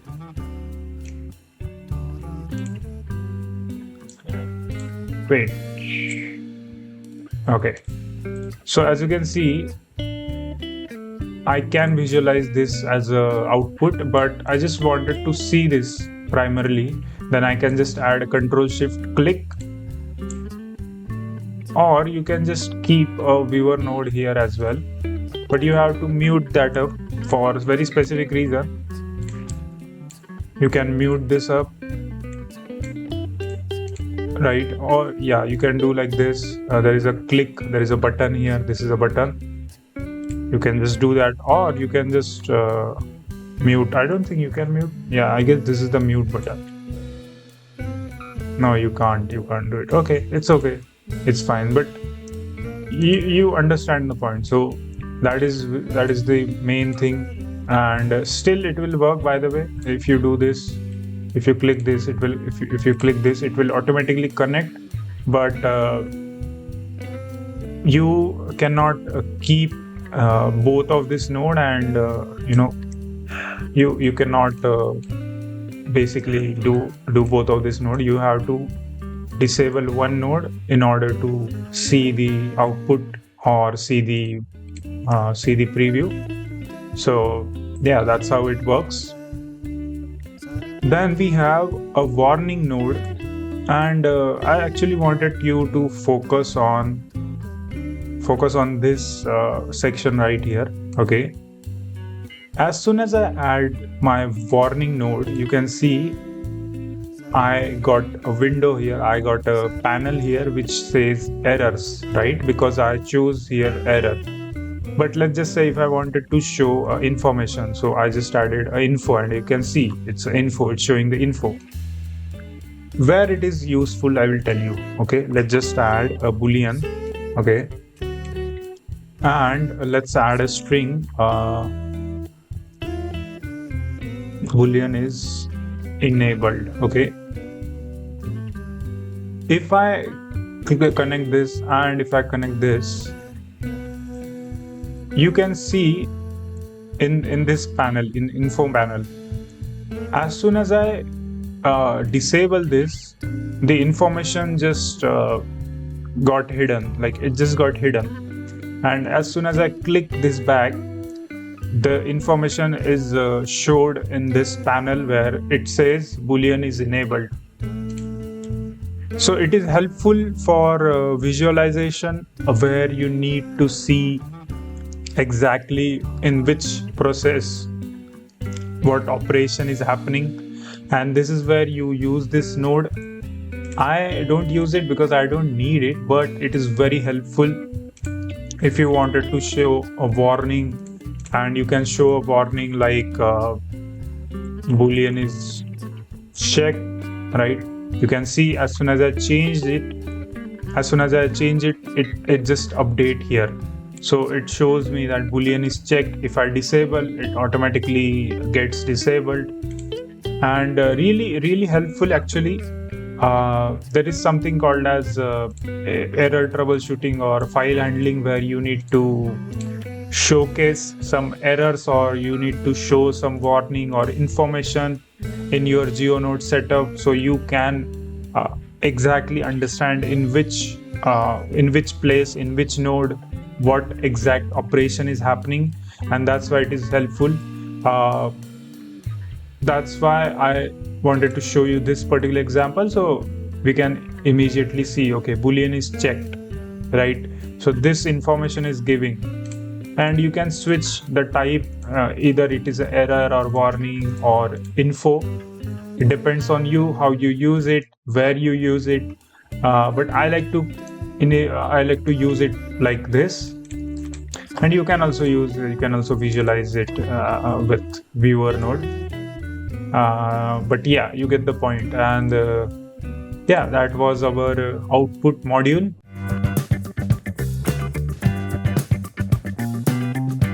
Hey guys, welcome back to our next episode. And in this episode, we are going to take a look at our next node, which is attribute statistics inside our attribute. So, what is this node? First of all, I wanted to show you something very important before going ahead. There will be multiple input and output types, okay? And on the basis of that, we are going to use our node, okay? For example, a very good representation is this switch node. As you can see, we have a switch input and a switch output, right? But I'm taking input as a float, okay? But I can also take input as an integer, boolean, vector, color, rotation, all this stuff, right? And then I can use it. But you have to understand that not every node will have every single input or every single output. And what I mean by that is, if you check this node right now, you can see we only have an input node from geometry. We don't have output geometry node, okay? For example, if I show you, let's just say delete geometry, right? You can see mostly all the geometry nodes, all the geometry operational nodes will have input and the output, because this is going to be linked in between, correct? So if I link this in the group input and group output, let me actually just show you like this. You can see I can directly input and output the geometry, right? And there will be operation happening in the middle of this, right? In the middle of this input and output, and then we are going to output that operation after all the mathematical stuff, all the appropriate stuff we are going to do. Then it will output the geometry to our group geometry output, correct? But when it comes to node like attribute statistics, we only have a geometry input. We don't have a geometry output, and that is because this node is like taking reference. It is not going to perform operation on the geometry itself, but rather it is just going to take some operational value, means like a function, and then it is going to perform some sort of mathematical operation, like it is going to perform some backend code. It will run in the background, and it will refer that value in your other input of your geometry node. And the way you do it is either like for this current node attribute statistic, we have two data types which we can input. One is either float value, right? So let's just say maybe integer. We can directly do it, yeah. So as you can see, it is converting that integer value to the float value, I guess it will, yeah, it will also be linked there. And if I add I guess value as well, yeah, value is much better to understand. Okay, so it is taking that value, and we are taking the same value to perform some sort of mathematical operation, and then we are going to output that operation. So technically what is what is going to happen right now, it is going to refer this value, this statistics value is going to refer this value, and it is going to do some operation here. And then if I do a minimum here, and then if I link it here right now, all this stuff here, right, this thing is basically this attribute statistics is going to take some operation from this, and it is going to attribute it, and then it is going to tell this add node to perform operation on the basis of this particular values. And this values represents, as its name says, it is a mean, median, sum, min, max, range, standard deviation, variance. These are mathematical terms. Now obviously I'm not good at maths, but I do understand mean, median, sum, min, max. So it is going to take values on basis of that, and then it is going to link that attribute towards our joining geometry, our geometry, where it is going to perform an actual geometry operation. It is going to basically do what this node is doing. So currently it is just deleting it, but if you have some different geometry operations, so you can obviously add that node as well. So that's how basically it works, and I will tell you how actually it works in the example, so you will understand it in much better way. Let me just do that and that. Let's delete this. Okay, great. So what currently happening right now is these are actually a spline. It is like a curve data. Okay, and for this current example I took curve, but as you can see, we can choose between point, edges, spline, and we can decide what we need to do, what kind of operation we need to do on which object. So if it is a geometry or spline or instance layer, anything, it can be anything. I am taking for this example only spline. What I'm doing currently is I'm taking a spline length attribute, and I'm linking inside my attribute statistics. Okay, and then it is going through a operation, and that operation is going to delete my geometry. And what I mean by that, I will just tell you. If I actually do a minimum here, okay, let me just do that. Okay, as you can see, it is going to delete my geometry inside my viewport. As you can see, it is going to delete it on the basis of my this value, okay, epsilon value, correct, and it is attributing that, and it is showing that, okay, delete that thing. So whatever equal to 1.1, and that is your min value, it is going to delete it. If I link it with max value, you can see it immediately changes, right? So this is my line which got deleted when I linked my max value, and this line got back, right? That's how it works, correct? And you can try it out by yourself. You can do some operation where you can do, I don't think, yeah, it does.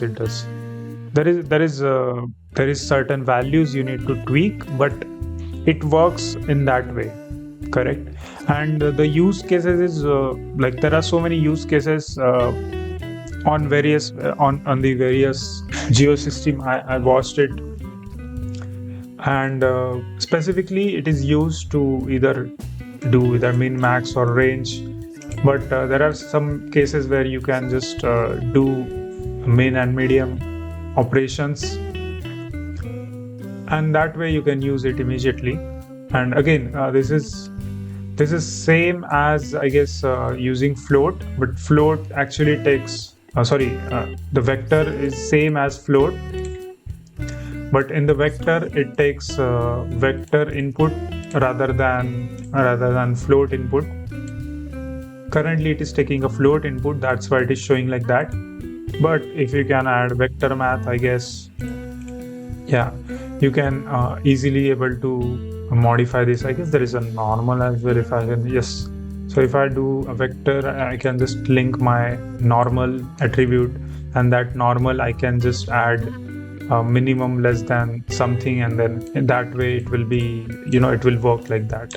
So again, this is a node which is a little complex to understand, but once you understand it, it is really amazing to see what this node can actually do. Now let's talk about the next node in the attribute, which is your domain size. And for that, let's actually create a new project, and let's go to GeoNode setup, join, make random cavity both. Okay, good. And what I need to create a geo setup, and let's actually create a node here, domain size. And as I told you before, all the attributes actually are basically, they have only one input, and then we have to take that input of the node and refer it to show certain values or do certain operations, right? So what I'm going to do, I'm just going to link it like this, and then for now, actually, let me show you. Let's not actually do it. Let me actually show it from here, statistics. Okay. As you can see, I have around 507 vertex, correct? And I have 1005 edges, faces, triangles, whatever. What domain size does, basically, it is going to calculate all the vertex or edges, faces, and it is going to take that as an attribute, and it is going to use that value to output that attribute value, basically. And it is actually converting this into a integer. This green dot represents integer. If you don't understand this, then always do one thing. Always add a switch node. It is going to show you this name. Okay, this is a shortcut which I always tell people if they don't understand geometry setup where they wanted to do something. For example, if they don't understand geometry output, then just output and just add a switch node, and it will tell you that this is a geometry. Obviously, we can read it right now, but in some cases we can't see it. For example, let's just say not normal, maybe, I don't know, yeah, maybe let's just say volume, right? Okay, let's take that one. You can see, like, right now it's showing you float, but if you don't understand that, you can always drag and it will automatically add that appropriate switch node. So you need to just search switch and then add it, so you can see it is a float value, and that way you can add a switch and then you will know this is an integer value, correct? So let's add actually value to string. Now remember, I told you about a string node earlier, correct? But this string node don't have any input, correct? So how we are going to take that input? We need this vertex count in the string, and the way we are going to do it, we need to add a string node, correct? And for that, I have to add curve string to curve node in order to see the amount of vertex I have in the scene. And as you can see, it shows 507. Correct? Let me actually increase this so you will be able to see properly. And obviously I'm just modifying my text right now, but you don't have to do this. And let me, it's okay. I mean, it's completely fine. I don't need to worry about that. So we went from this Susan model to this. So it is just counting me that. But let's just say if I wanted to see both of this, then I add a join geometry and then it shows me that. And let's actually do 5, but I need to position this, right? So let's actually do set position and also set rotation, I guess.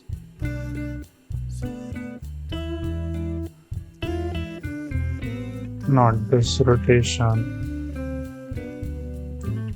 I mean, there are ways you can do it. Obviously, it is just the example I am showing, right? You don't have to worry about that. You don't have to worry like if it does not work.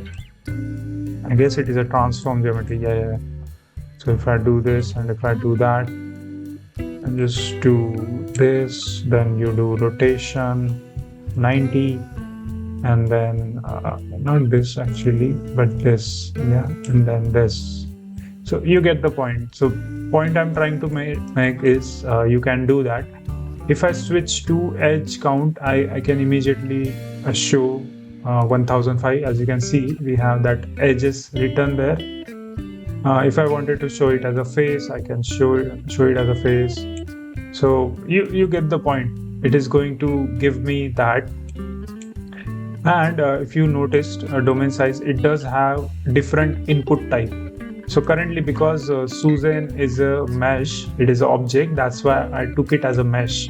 But if it is a curve, point cloud, instance, or grease pencil, you can do that too. You don't have to worry. Okay. And that's how domain size actually works. I'm not going to go into this 4 option. I wanted you to just explore that.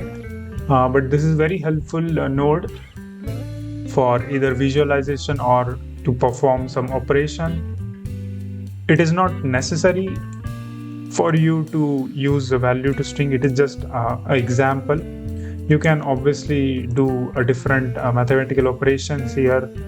You can obviously do math operation, and you can delete some vertex from that.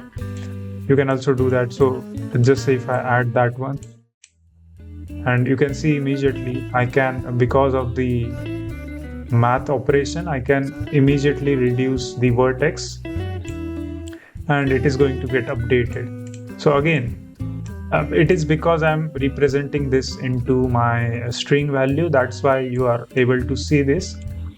But there are many use cases across different geo setups. So we are going to take a look at that soon. So do not worry at all. Okay, so let's actually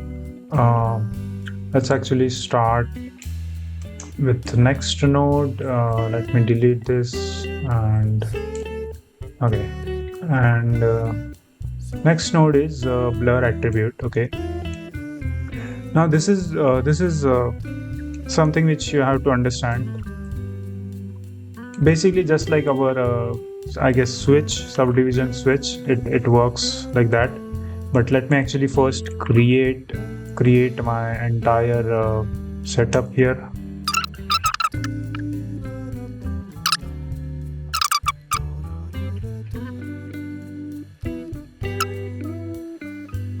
Okay, great. So I wanted to tell you something what exactly happening right now here. Basically, it is just taking my main object and it is just creating that subdivision because of this blur attribute node. So it exactly works like the blur node inside your compositing node, but it is not blurring the image. It is going to blur your geometry, means making it much smoother. And obviously it looks very cursed, but there is a way which you can just create that smooth look. And again, you need to do bunch of mathematical operations in order to get that thing. Let me actually try this one. Okay, yeah. So as you can see, I'm using that one integer node to it just crashed. It crashed because the value was so big, and it crashed. Okay, great. Now it is good. So luckily, okay, let me actually disable this, and let me zoom it like this. And let's not go too far. Let's just add only 2, and let's actually do this. And you can see, as soon as I do this, it is changing the properties of that. And yeah, I mean, you can do a bunch of things here, but there are many ways to use this. Many ways we can use this node. Is there any another oh yeah, we can also use this with help of switch integer. So I can actually take a different integer switch, and let's just say maybe 4, and let's just do 2, and I can just switch between this values. So just similar as our boolean, what we did in the boolean, right? We can switch between like this. So there are many possibilities to use this node. So just understand that blur attribute basically just make your object much smoother. So it goes way beyond your subdivision mesh. So let's just say if I wanted to only subdivide my mesh, and I don't want to do it more because it will crash my computer. So let's just actually do, yeah. So there is this always a limitation of that subdivision, and to avoid that limitation, we use our blur attribute node. So it just overrides that blurriness. Sorry, it overrides that limitation of this level, and it gives you much smoother look. And that's how basically it works. And again, it is similar to this subdivision, but that subdivision is, I don't think, I mean, it is that useful when it comes to creating much smoother look, because you have to always do a shade smooth, and then you can increase the level from here, right?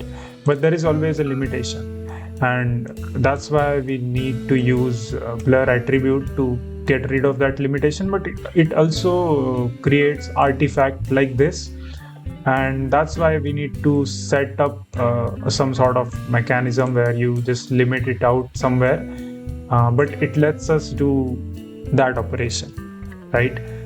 So that was our blur attribute. Now actually let's clean it up a little bit, because I need to clean up. Let's actually do this, and let's remove it. And actually let's not use Susan. So for now, let's keep the Susan, and let me actually add a icosphere, and this icosphere is going into capture attribute. So next node is our capture attribute, and let me actually add UE sphere as well.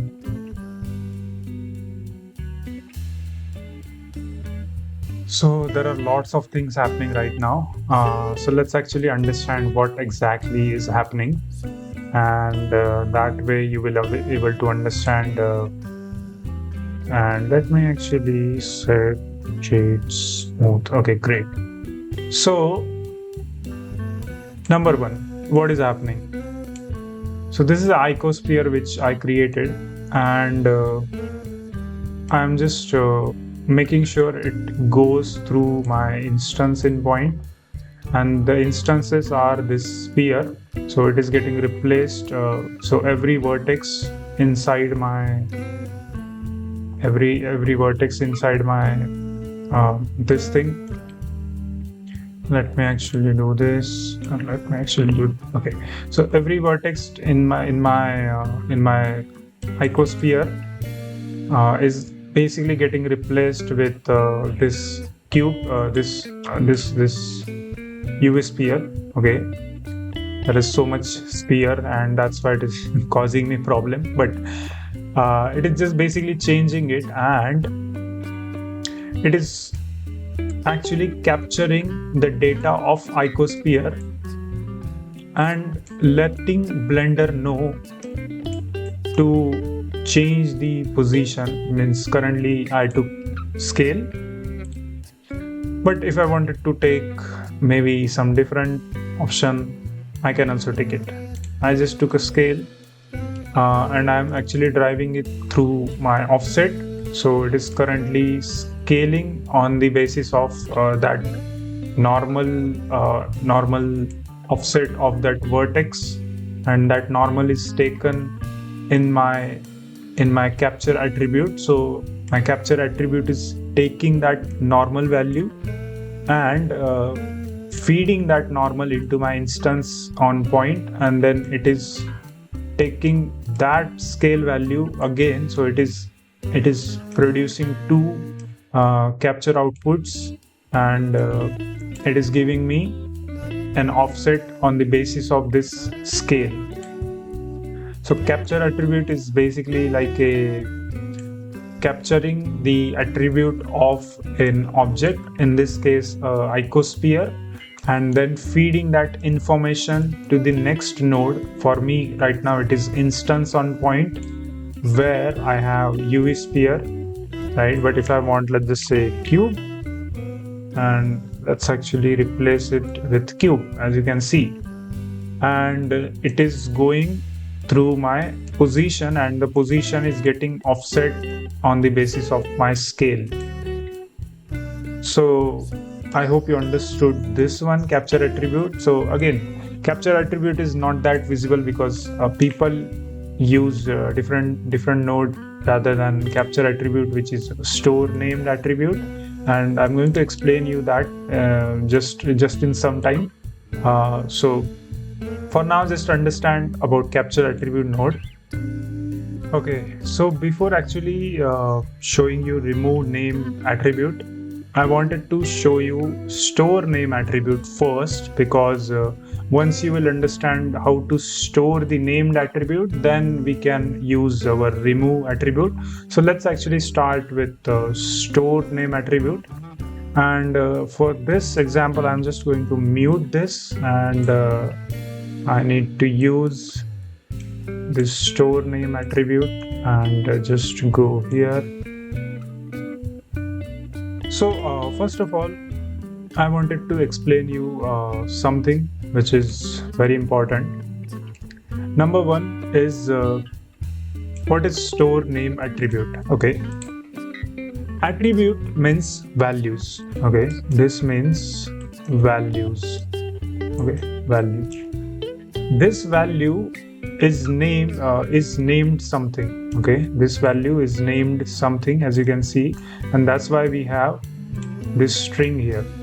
Okay, we have a string which is your name, and I'm writing normal value. Okay, and we are storing that values by this name, normal values. But you might be wondering, where are we exactly storing those values? Okay, and this is where our good old friend spreadsheet comes in handy. Okay, let me actually show you something. The most important point right now is to understand the store name attribute with help of this spreadsheet. Okay, and let me actually create another node system. So let this do a different Susan here, and let me actually show you this. Okay, if I directly add store name attribute here, for now I only have one column which is known as position, correct? Position of each vertex, correct? But if I connect this right here, and if I name this, let's just say monkey, right? You can see I created another column with help of this. So earlier this was like this, and now I added another column, and you can see this 0 represents this values here, correct? As you can see, this string is very important, because if I don't store the values, then why I am even using this node for, correct? And that's why I need to name this something, and that's why we can see all the 507 monkey values represented here, going from 0 to I guess 507, yeah, 506, and this value is getting stored in that spreadsheet. But what if I wanted to create a values for each of these points according to their normals? So now, as you can see, we have normals visible. For now, I just made the normals visible for only the vertex, but if you want, you can also enable normals for edges and faces as well. As you can see, I like to keep it for now as a vertex. You can see every vertex is pointing towards some direction, right? And that's what we call as normal, correct? And we need to store that normal information inside my monkey stored named attributes. So that is where I will only use the normal, and I'm going to take that value, and as soon as I do that, just notice here, it is going to store all the values of each vertex in the 3D viewport, and store it as a attribute, means store it as a value. Basically, that's it. This is, I guess, the more powerful approach when it comes to capture attribute. Capture attributes is only going to capture the information. It is not going to capture in the spreadsheet, in the column. And why we need this data? We need this data to perform some operations in the future. And the way we do it is with something known as named attribute. So if I choose a named attribute from here, which is monkey, I can use this name attribute anywhere in my geo setup, and I can easily reuse this as many times as I want without actually going back through my capture attribute, which is this node.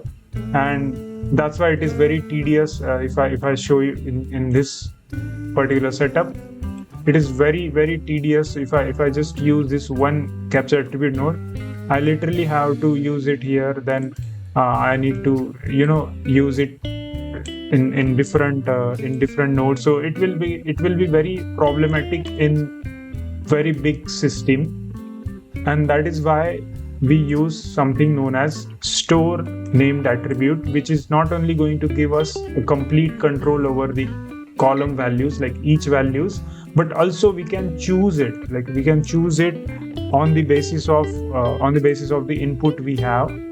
So I can just easily do that, and it immediately change my input. So it not only give me freedom to work with the different values, but also give me freedom to reuse it as many times as I want with help of this named attribute. And that's why I wanted to explain store named attribute before remove named attribute. This one, remove named attribute, because this is exactly opposite of storing. So currently it is storing the monkey information, as you can see, right? Let me actually link it there, and let me actually change it. And by the way, if you notice something, if I switch to float value, currently this is a float value, and let me actually show you, this is actually a float value. But if I do switch to vector, you can see I get x, y, and z, which is a vector value. And if I switch to integer, I don't get any decimals, so I can directly use normal value, means 0 to 1, but float gives me value of decimals values. Mostly people only use float, integer, and vector. Others is not that usable, like for example this one, boolean. I mean, there are some cases where you can use boolean or color values, but mostly it is recommended to not use it. I mean, for example, if I wanted to use this, I can add a map range, I guess. Map range, yeah. And a map range in the float, and it is going to convert into color, and you get the point. So it is going to generate the values on basis of that, or maybe like a random value or something. And if I switch to this, you can see it is going to randomize between 0 to 1. Again, it is mostly people don't use the colors and all. People use either float, integer, or vector. But again, you don't have to get overwhelmed right now. I'm just going to use normal for now. So if I wanted to remove it, what I can do, I can just add a remove named attribute. So I added this just continuously, but just imagine in a real project, there will be some nodes here, right? There will be some nodes here. There will be multiple nodes connected, and then if you want, you can remove it. For now, for example, I'm just showing you right now. As its name says, it is going to remove these values, and it gives you two options. It is either exact value, or it is either wildcard value. Now, I have never used wildcard before, if I'm not wrong, but I guess it does the same thing. Wildcard, I guess it does the same thing. I don't use that much wildcard, but exact is something which you can use. Maybe there will be some particular values which you want to remove from this monkey, or you can just directly remove all the values. I mean, there are obviously mathematical ways. You can just even use some sort of operations where you can use the switch maybe to toggle between the values as well, I guess. So yeah, I mean, again, I wanted you to just explore this option as well. It is not that hard to understand, but it is one of the most important point for the attribute. If I wanted to explain you, because we are going to use attribute many times in our geometry setups as well, and that's why store named attribute is very important. Remove, I don't think people use it that much, but mostly it is removed. Store named attribute is used even more than capture. So I will just ignore this capture for now. You're not going to use it. Again, if it is very simple operation, it is quite easy to perform, and that's where we can use capture. But when it comes to a much bigger and complex system, we are only going to use store named attribute. So yeah, that is attribute explained. So again, let's actually summarize the point. Attribute statistics gives you some mathematical operation, and you can take that value, you can take that attribute value, means like the actual value, and then you can perform some operation, and then that operation is going to be referred by some nodes.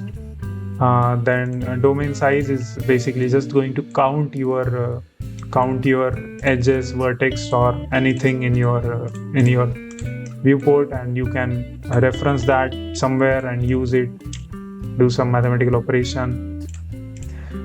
Blur attribute is basically just going to give you subdivision, like it is like a subdivision surface but on steroid, basically. That is blur attribute.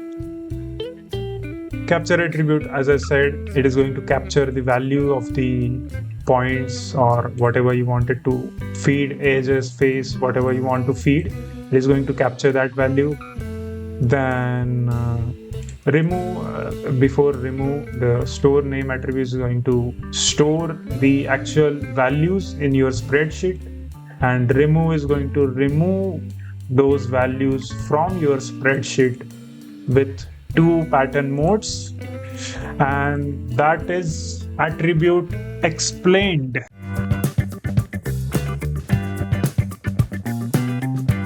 All right, so our next node setup is known as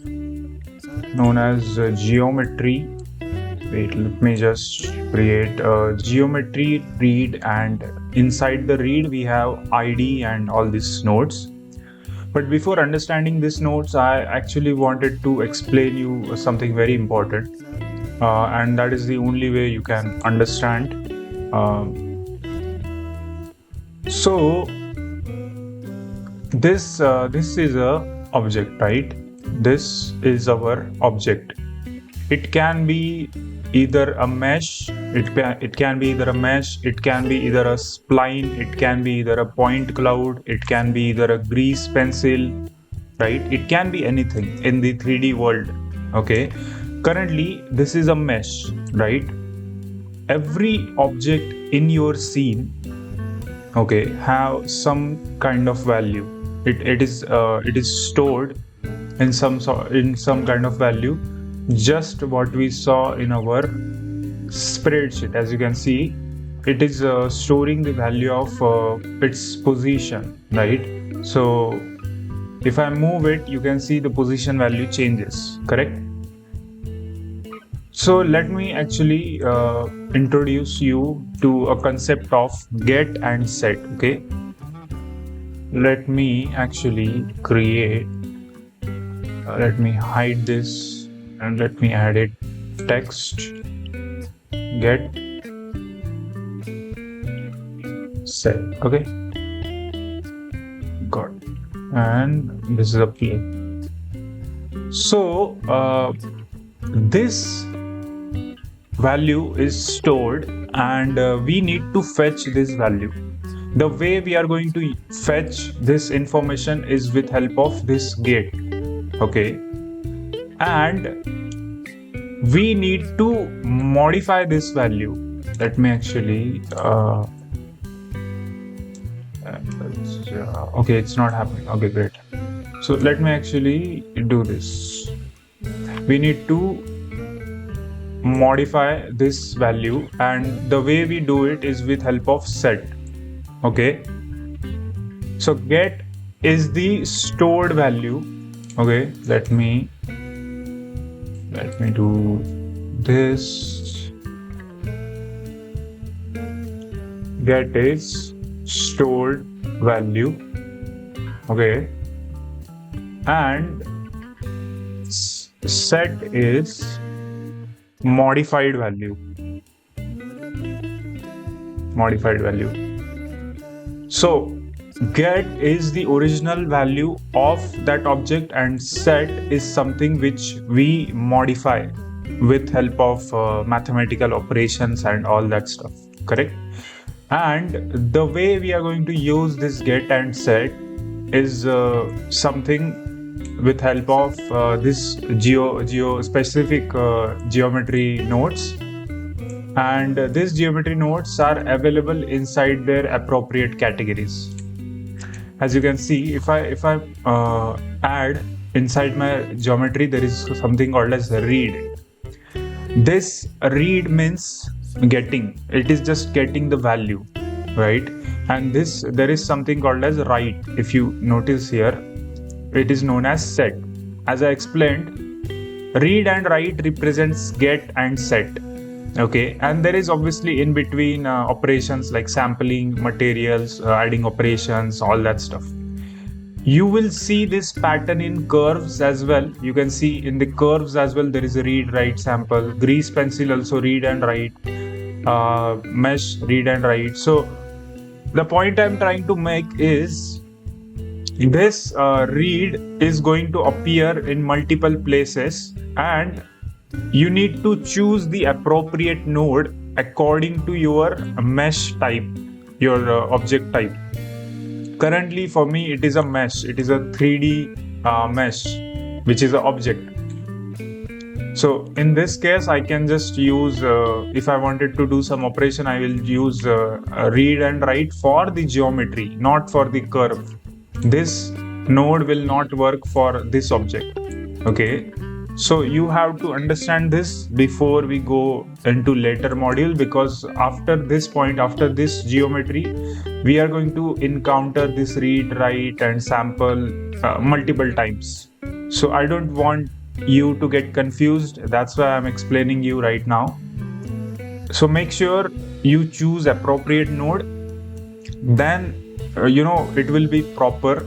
That's why I'm explaining these nodes like from ascending order by node, so you will understand everything, okay? So now let's go back to our Susan, okay? So this is my Susan right now, okay? This is my Susan, and I actually did a same operation just like before. I added icosphere, and then I did some operations, and then I'm just outputting that operation, okay? And let me actually show you what I'm exactly doing. This right here is my operations, okay? Operations.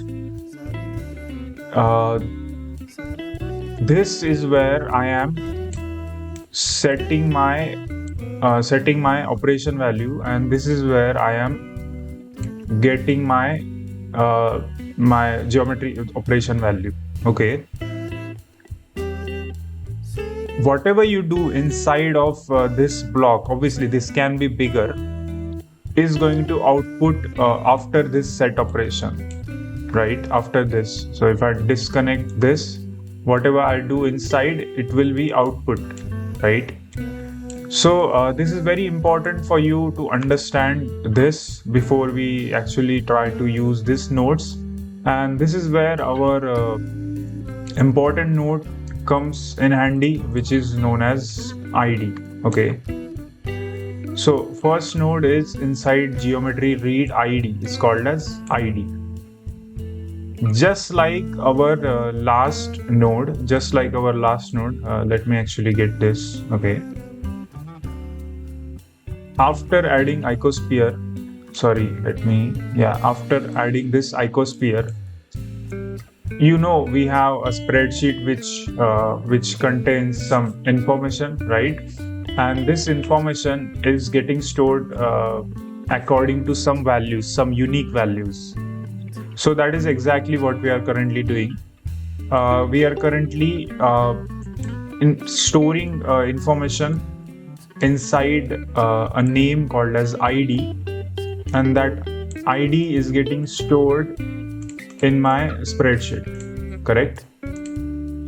And then later I'm fetching that ID after my this after my set position node, which is outputting my information. Okay, and let me actually mute this so it will be much better. Let me actually do this.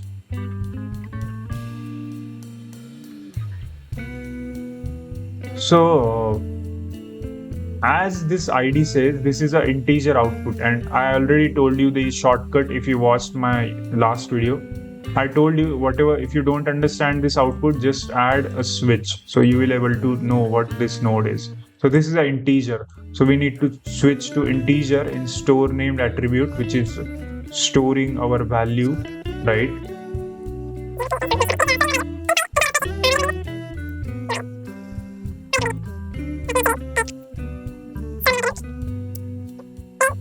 Plain ID, yeah. As you can see, it is storing my plain ID attribute, and as you can see, I can change the value, which you already saw me doing in last video. Then I need to add a cube on the instance, which is okay.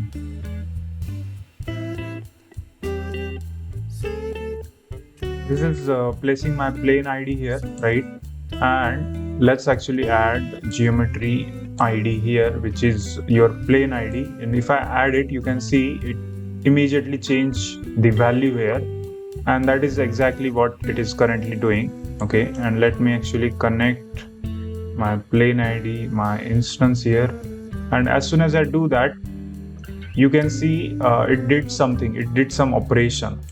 So it is doing that operation on the basis of this ID node here. Okay, and that's actually pretty much it, but make sure you choose the type here, which is integer, and then you change the operation. So that is what exactly this ID is doing. Let me show you. This current plain ID is 0, 1, 2, 3, right? But let's just say if I replace this with index, which is our next node, which is also an integer, and if I choose this, it doesn't do anything. Yes, it does not do anything because ID and index is basically a similar node. It is just a different representation. You can use both of this, but if you hover over this, you will able to see the exact difference, which is very minute. Which ID says retrieve a stable random identifier value from the ID attribute on the point domain or the index if the attribute does not exist. And if you hover on index, it says retrieve an integer value indicating position of each element in the list starting at 0. As its name says, index starting at 0, and it retrieves the value from 0 to whatever the next value is. But ID actually retrieves a stable random identifier value from the ID attribute on the point domain, correct? Which means it is just going to do additional operation. It is going to check in your 3D world. If it doesn't have index, then it will use the ID. That is the difference. There is nothing more to explain, to be honest, because that is exactly what is happening right now. That's why index and ID works almost same. But if index does not able to find the values, then ID you can use directly, correct? So that was ID and index. Next is your named attribute, and let me actually add, let's just do for now ID. What is happening here? First of all, if you remember in last video as well, I told you about the store named attribute, correct? So in order to use store name attribute, you need to use named attribute. Why? Because we are actually doing a reverse operation now. Earlier we used to do, in this node, we are actually getting the node, right?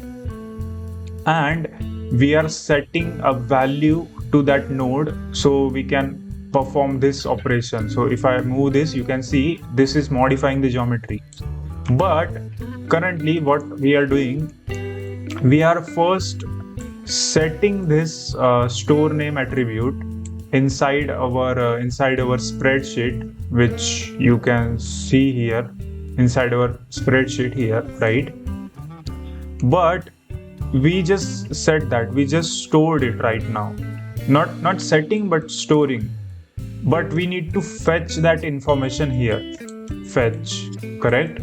So we are now getting that information from this store named values, correct? And that's why in order to use named attribute we need to store the name first.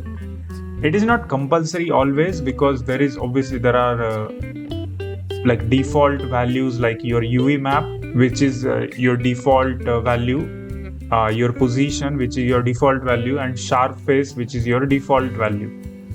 But again, most of the times you don't use it for this default values. You need to use it to fetch the stored value itself, and that is what exactly currently we are doing here. If you check, I am actually storing I'm actually fetching my plain ID data inside my attribute, and I am outputting this into my vector, which is just doing operation. If I change this to float, it doesn't make that much difference, because obviously it is a value. But let me actually, but if I change this one, the stored name attribute itself, it will perform different operation on the basis of that particular stored value. And that is why it is very important to choose appropriate name, what we set here, in order to make this named attribute work. Okay, and to be honest, that's pretty much it for a named attribute. Next is our normal. Now this is very important for you to understand. Let's just actually do this. As you can see, we have plain ID. Let's rename this as normal, correct? And normal is vector type, so let's change it and let's do this. As you can see, if I connect my normal here, the normal value gets changed. Okay, and I need to do same with here as well. I need to choose the normal here. Okay, and then I need to connect this one. And if I scale it now, you can see, because all the normals are actually upper, so if I actually do this, now it will be much easier to understand. Okay, so what I did, I just added extra vertex here, and actually let me add another vertex, and let me actually add another vertex, and let me scale this. Okay, now you will be able to see what is exactly happening. It is scaling from that let me control A scale. Yeah, it is scaling from the center, and it is doing the same operation because it is scaling out, it is scaling from that normal value. Okay, so this is our normal value. As you can see, if I disconnect this, it is 0, and if I connect it back, the values, true normal actually is quite similar, like it is just going to output your true values of normal. So most of the time it is similar. So you can see there is no change. As soon as I plug my normal and true normal, there is no value changed, because it works similarly. But there are some cases where it works differently, which which will be different. But don't worry, you don't need to use true normal. True normal basically just forces the blender to use true normals instead of regular normal. So it actually brute force the normal thing, right? So that was a normal. Next is your position, which is also a vector. So let's actually remove this. Let's name this as a position and set the position here. And let's actually first visualize the difference. So earlier it was 0, and now you can see a position of each vertex here. And if I now scale this, which doesn't do anything because I need to set it here. So you can see it is modifying the scale of it. Now you must be wondering what is the difference between scaling it from normal and position. Well, the point is, if you noticed it or not, let me actually show you here. And position, yeah, same, right? Vector. So currently it is scaling from that from that center. If you noticed it right now, from that center. But if I link my position, you will see something else. It is scaling the position from the cursor. Is it cursor or median point? It is a median point, I guess. Yeah. So it is scaling from that center of that thing, which means here. Okay. Earlier it was uniformly scaling. Okay. And let me actually show you the difference. The normal is here. Normal is shifted here. Correct. And it was, you can see the center is not shifting. But in the position, the center is shifting. You can see center is shifting. So that is the main difference here. Geometry, read, position, and last node is our radius node. So radius node, what it exactly do is you need to add a spline. So let me actually show you that this is my original spline, and then you just extend this to spline.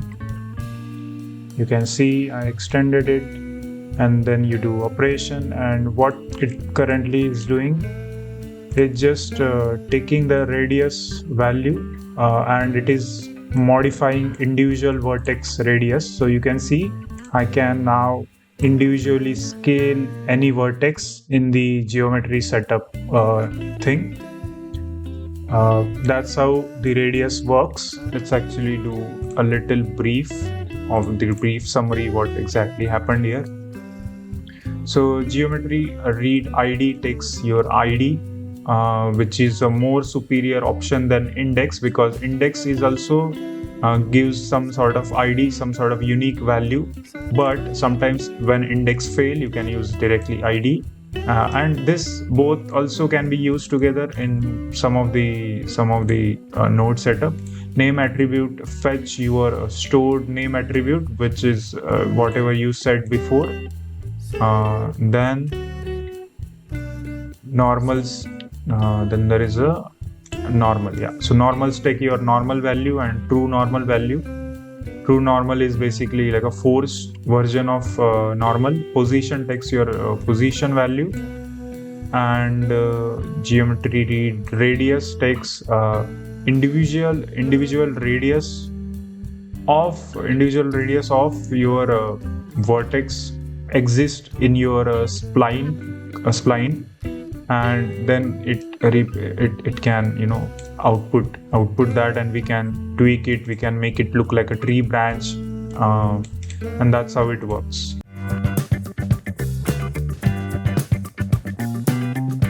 Alright, so let's start with our next node, which is geometry sample. And from this node onward, actually, there are very important nodes, so I wanted you to pay attention completely.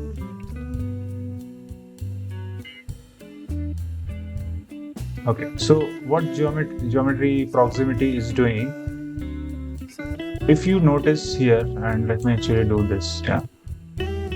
If you notice here, as soon as I move this, it is changing the scale of that cubes down below, and you can see wherever I place it, it is changing the scale. And this is actually one of the coolest thing for me, because geometry proximity is a node which is used at so many places, and it gives you very crazy results. As you can see, let me actually scale this a little bit. Yeah, you can see it is it is performing different operations, and it gives you a really amazing results, specifically if you are a motion graphics artist who understand how to create good motion graphics.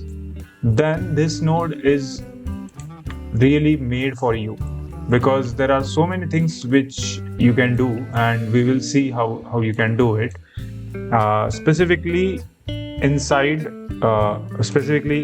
the motion graphic niche. So let me actually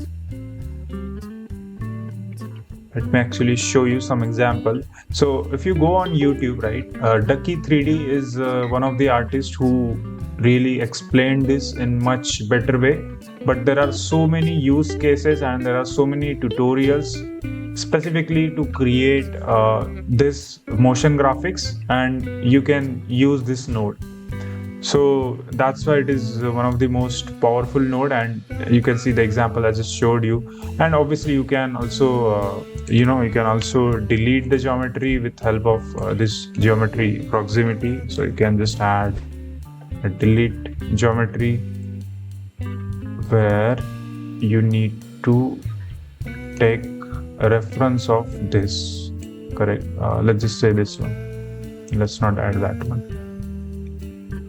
I guess it is just deleting it directly. Yeah, but yeah, there are ways you can just use it directly, and it works really amazing. So that's why I really love this node, because it is just so amazingly created. You can scale it up, as you can see, and let's just say if I wanted to make it look like that, you can see it creates a very amazing ripple kind of effect. So you can animate this, you can create bunch of visual effects, and that's why it is the most powerful node, I will say. And you will use this many times in your workflow as well. So that's why geometry proximity is one of the most amazing node I have ever used. There are some inputs here, which is group input, sample position, sample group ID, but it is just simply, you can even add position to this. Then you can, if you wanted to add a group ID, then you don't need to worry, you can just directly add ID here directly like this. Then you can also add this ID in sample group ID as well. It is not necessary, it is optional features, but if you want to have more control over your look, then you can add those, and it will change according to that. So it completely depends on that, okay? But generally you don't need that ID and all that stuff. But yeah, you can do that. And let me actually explain you these two things, which says position and distance. So what position is doing basically is that it is, as you can see, it is manipulating the position, and you can see here immediately. So you can create animated graphs, animated weird kind of looks, which will look amazing. Yeah, you can also scale it out. So position is just changing that. Distance is actually changing the node's size according to the distance where the reference sphere is placed. Currently it is this box. So you can see it is just doing that. Valid is more like a switch. It is more like a Boolean switch. And let me actually do a Boolean. And then you can just add it here, maybe not here, yeah. And if it is a true or false, you can see it is more of a switch, and it works the same. But again, it is very optional thing. Is valid is going to just use it as Boolean. Yeah, you can just use it as a Boolean. You can just even put it here like that, and you can use it. But again, very optional, very optional thing. You don't need to use it compulsory. So yeah, that's how it works. Mostly people only use the scale or the distance or the position, but you don't need to use it compulsory, right? So that's how geometry proximity actually works. Okay, so let's now go to our second node, which is index of nearest.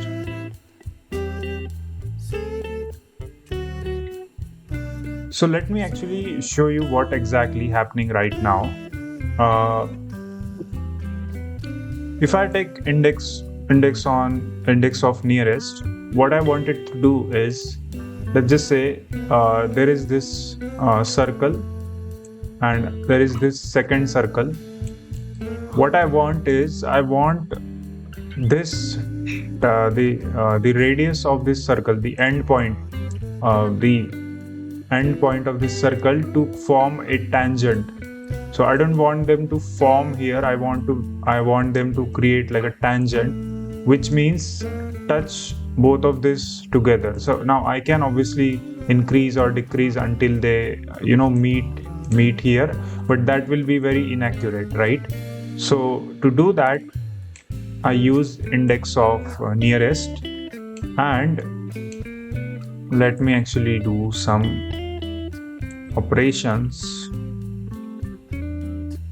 So now you can see wherever this is touching, there is a tangent forming on that particular point, right?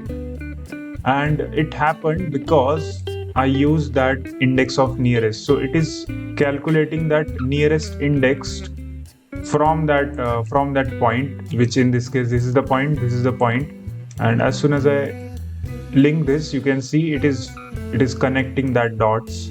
Technically it is connecting that dots, right? And that's how it works. This position, let me actually show you. If I take another position and if I click this here, nothing will happen. You know why?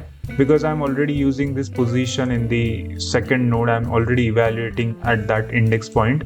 That's why that position exists. So you can either define it here or you can add another node and define it there. I don't like to put it there. And ID, obviously you can just connect your ID. It doesn't do anything, but again you go back to your default state, which is this state. So if you only wanted to take the ID, then you don't need to do all this operation. That's why I don't use it. But again, you can use your group ID input as well, and it outputs index value, which is your regular value, which into this. So you can do 1, 2, 3. But again, if you have this index value, let's just say if I wanted to just output this index, you can see everything just get vanished, because this actually goes, it actually merge with this center. This index just merge with that center rather than, forming that tangent. It just merge it, and that's why we don't use it. We use index of nearest. And you can see wherever the dots are, it is just getting connected. And always remember that it will connect to the most nearest point in the space rather than connecting it with a different one. That's why there is a gap here, because this both things are more near than these two things, okay, these 2 points. And that is what exactly happening. Okay, now our next node, which is raycast. Okay, this is very important node, and for that actually let me clean it up a little bit and let me create a new setup. And not on this, but okay, let it be. We will add a grid. Let's disconnect and maybe do, I don't know, 10 by 10 and vertex 10 as well. Let's do 20. Or maybe let's do 60. Yeah, let's make it a little dense because I need more geometry here. And yeah, let's work with this. Now, few things. Actually, let me also add a UV sphere. Let me just do that. Shade out smooth and random cavity port. Okay. And let's add raycast modifier. Okay. And let's take an object info, which is sphere geometry. Okay. So now, first of all, I wanted to explain you very important things here. Number one is this grid. Okay. This grid is the object which is going to be affected. Okay. This sphere is the object which is going to be hitting on the first object, which means, let's just say if it is like a boolean, okay, let me actually show you. And let me actually remove this. And if I do, okay, so I need to first enable the void. You can see something just happened, right? Now what exactly happened? Let me show you first of all. Okay, if I do this, you can see it created a hole inside Susan, right? So it created with help of this boolean modifier, correct? But what is exactly happening? The first object is creating hole inside second object, correct? But I want this object control to happen with help of my geometry setup. What I can do? I can use raycast modifier, raycast node, okay? And let me actually show you how actually it is going to work. Let's just say if I wanted to delete the geometry. Now this is a boolean, and as soon as I do that, you can see immediately, not here, let's just do 1. You can see immediately it created that hole, correct? Now why it created that hole? Because technically this raycast is using this object position to create that hole into the geometry, right? And that is the exact thing happening right now. But it is not doing it randomly. It is calculating according to this ray directions here, x, y, and z. As you can see, this is x, y, and z. For now, I set it for 1. 1 means positive z. You can see it is in the third row. That's why it is z. If it is in the middle, then it is y, and if it is in the first, then it is x. So that's how the ray is getting created. So currently the rays are going like this. It is an invisible ray, okay? And as soon as I do this, it is going to create that hole, okay? Now let me actually show you how you can increase or decrease the hole. You can see as soon as I increase the vertex, it increase the hole there. So let me actually keep it to 100 vertex. And one of the things which I wanted to show you is a little example, not example, but little bit clarification on how you can use this. So let me Do this and this. Delete. And recast. Okay. And I need a direction. We will do a value. And let me control this value with this. And let me just do this. okay, and it should delete that, but it is not taking the instance. That's why I also need to, first of all, let's not use this, let's use that and that, but it is not taking it.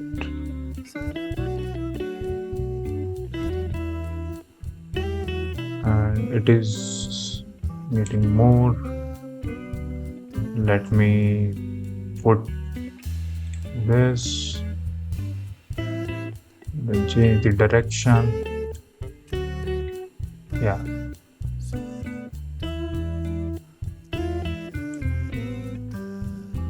So I don't know if you can see it or not, but let me reset all. Reset. Okay. But what currently happening is it is going to isolate that portion on the basis of this direction. Okay. And that is exactly what happening right now. So it is taking a float value, yes, and then it is casting to delete it on the points. It is a curve, right? So curve is supposed to get converted, and remove it. Let's just do, I don't know, 50, 10. Okay, now you can visually see it in a much better way. So it is just going to remove that portion from that area, and you can tweak it, you can do whatever you want. I like to keep it straightforward, but you can see it is hitting that ray. It is increasing that rays from that vertex. So the vertex we have earlier is this one. You can visually see it better here. There are vertex, and then those vertex are getting it is casting that rays basically. Now let me show you this. So hit position is just going to change the hitting position rather than using it as a boolean input. It's just going to give, and actually let me actually not use this one, and let me just give that one. Okay, and is hit here. Okay, and let me do 60. Okay, so it is casting that rays. Now if I hit a position, so for using a position you need to make sure it is a vector value. So you can either use a switch, I don't know, you can use a switch between on or off, or you can also maybe do some operation with position. You can read the original position and you can add a vector add, I guess, vector math add. You can add a position with hitting position, and then you can add it there, and there is a operation, so you need to add a switch of vector, which you can do. So there are many possibilities which you can do with that. Hit normal is also same. You can just add a normal,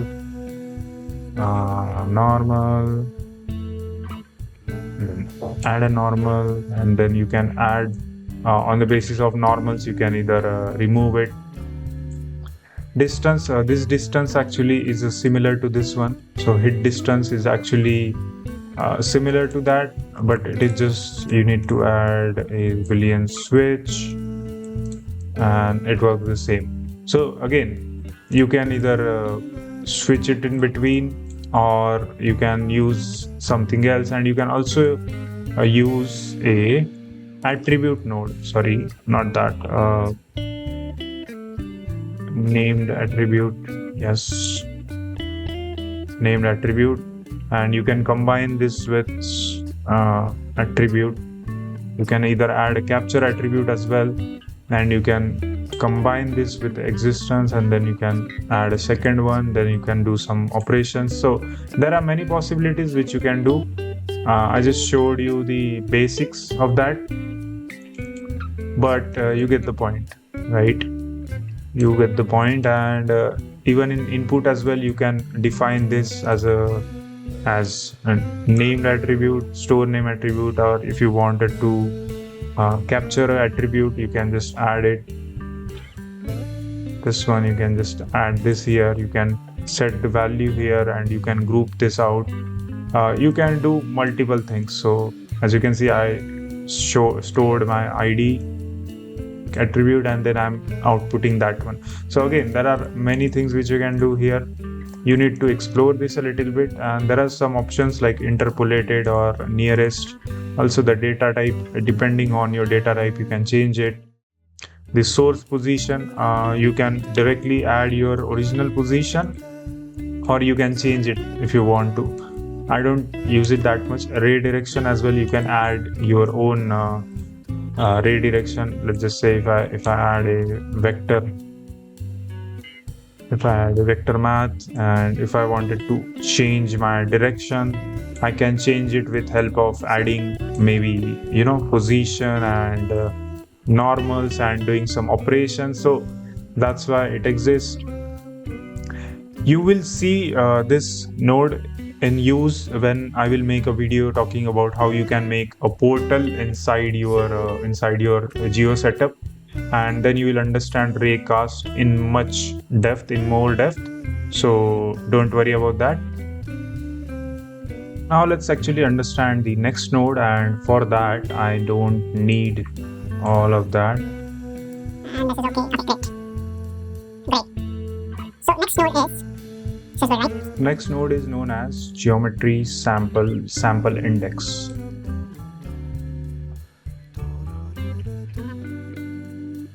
We wanted to take certain value of a grid, like certain vertex position. Let's just say if I wanted to take this or this position, and I wanted to I wanted to add a cube there. Let's just add a cube, and the easiest way, which obviously we do it, is instance on point and add a point directly, and then just do, I don't know, scaling on that, and you can see we get cube, but I don't want cube everywhere. I want cube on only one point. Let's just say this point, maybe, I don't know. So how you can get that value, like get that number of that particular vertex?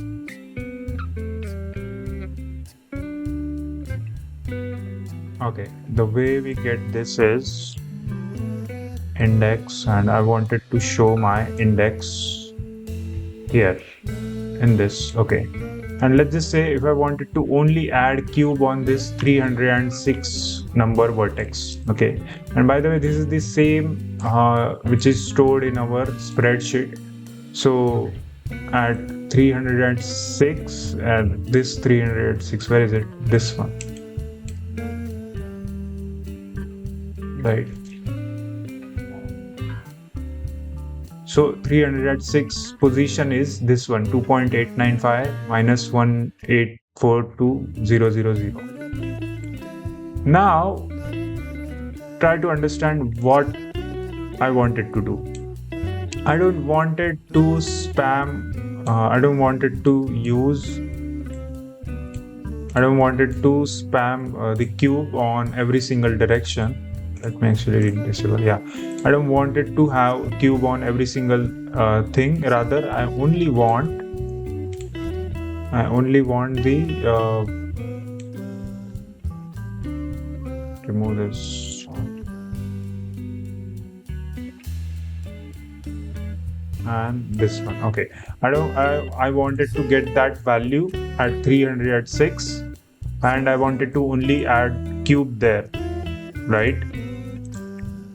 And that is where this node comes in handy, because it is going to give me a value for that index. It will give me the position value for that index. Okay, so even though I know the position here, I need to extract the only one value rather than taking all the values, correct? And that's why I use sample index. But I need to mention here the index number, which is 306, and what value I want a vector value, because this is x, y, and z value, correct? And this is a point cloud. Let's just take the point cloud, and let me take that. Value means the position of that particular point, so that's why we are using position here. And let me actually give you join geometry, then cube here. I don't need you. Now let's actually take this cube itself and set position here, here, here.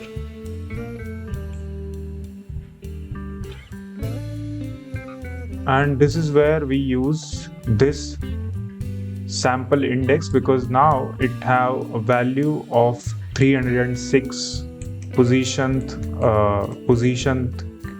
node, and you can see it gives me that. If we wanted to change this, we can change it easily. And let me actually decrease the size a little bit, maybe 0.5, and which is the value of that. And actually let me transform this geometry a little bit so you will able to see this properly. Yeah, now you have it, and let's actually visualize like this.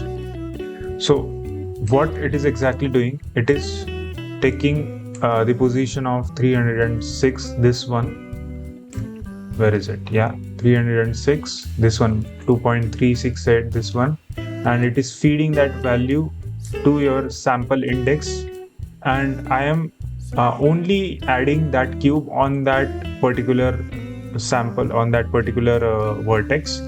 If I wanted to change, I can change it to edge, so it is snapping to the edge. Okay, and it is actually much better if I add a, not cube, but a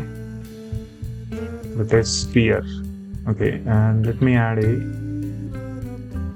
UV sphere. That will be much better. Okay, and let me actually show like this. And let's not do that. Transform and set position. Okay, this will be much better to understand. So if I change this to face, you can see it is only going to add the sphere on that faces. If I change it to edge, it will add that to edges. Okay, and if I change it to point, it is going to add it to the points. Face corner means it is going to go to the corners, and it is going to add that values there. If it is not a spline, but if you want, you can add a spline as well, and then you can reference that, and then you can use it to spam it there as well. That's how you use that node. Okay, sorry, sample index node. That's how you use it. And let's not go more than 2. And you can see what it is doing. It is actually changing the spreadsheet value as well, because we are sampling, we are taking that index value and we are feeding it inside our geo setup. Now if you are wondering why we can't directly do like this, because it will take all the index number rather than this number, correct? If I do it at 0 and if I connect it to index, you can see it will just break the system, because this index represent all the index value present in this. So for example, this one, you can see we have around 499 vertex, which is 499 index value, and it will cause problem. So this current index will give all the 400 values and it will feed to that, and that's why we need to specify this. And there are many use cases for this node, so that's why it is very important. Okay, now this is where our next node comes in, which is sample nearest. And to use sample nearest, we need to add a empty. So let me actually add a empty object. And now let's understand for some time. Let's just focus on here. Let's just say maybe, I don't know, 306. I want my empty to have control. Let me actually make it look like sphere. Okay, so let's just say wherever I place my empty object, I want my sphere to follow that empty. And how I do that? I do it with help of sample nearest node. This is going to sample the nearest point, and this is going to change according to that point. and that's why it is very powerful. If I want, I can just add to the snapping to the edges, and you can see as soon as I move it, it is going to snap to that appropriate position of that. You can also, I guess, do it with rotation if I'm not wrong. Yeah, you can also do it. So if I rotate this, it will, sample the index according to that. If I even scale this, it will index from that scaling. So that's how sample nearest exactly works. And let me give you a little short summary of what just happened. So geometry proximity is going to give you, it is going to modify the geometry according to the reference proximity value on points, edges, or faces. Then index of nearest is going to calculate the index of the nearest reference point. Raycast is going to cast rays from my object reference to some other object, which means there will be two objects always to use this raycast. Then sample index is going to sample my index directly, and sample nearest is going to sample according to the nearest point of contact in either location, rotation, or scale. And yeah, I don't use transform, but yeah, that's how it works.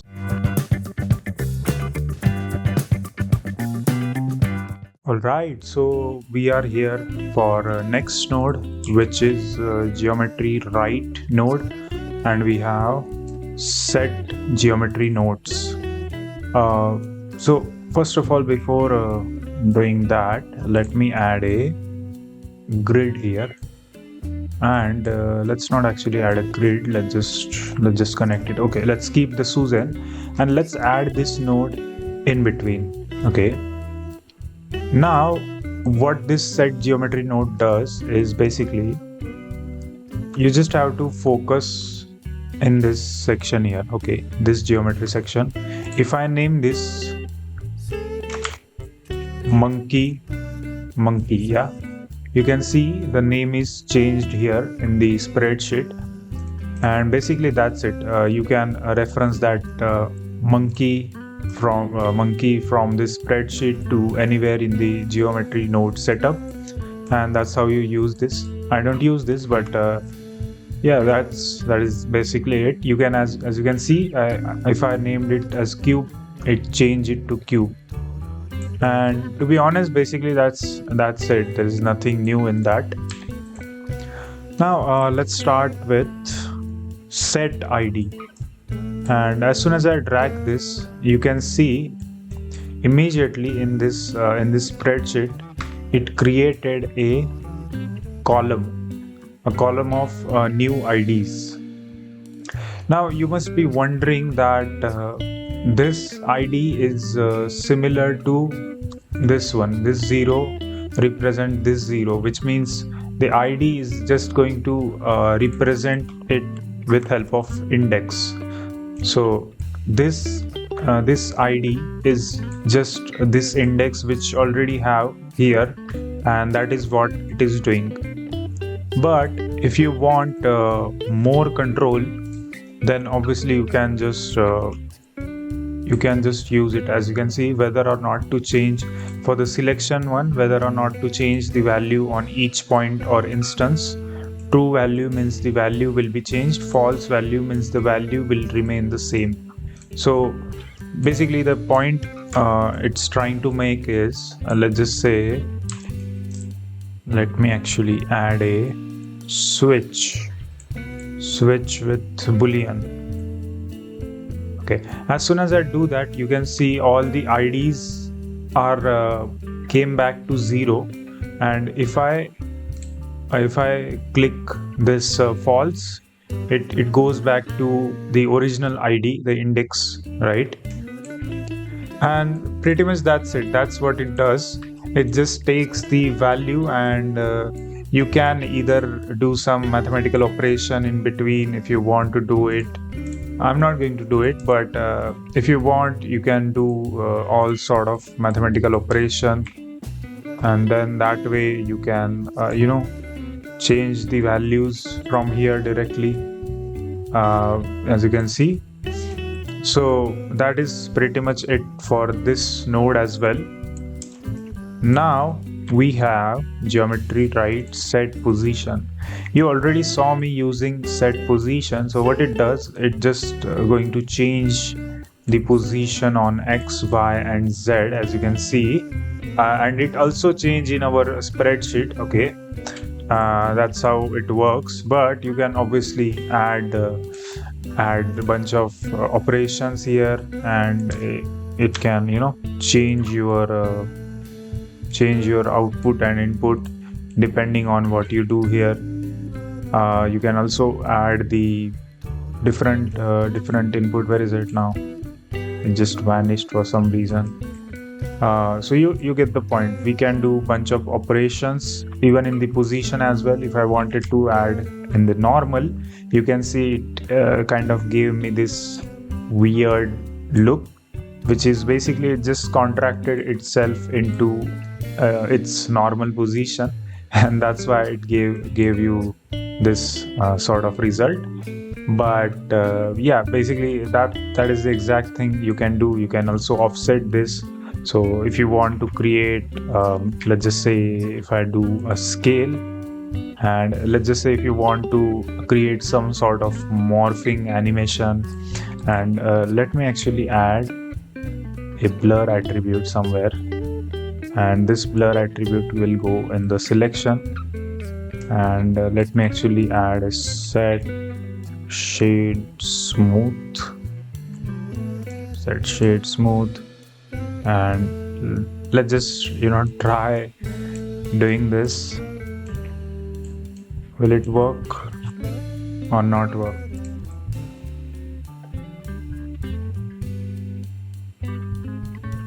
I guess it is not working because of the blur attribute.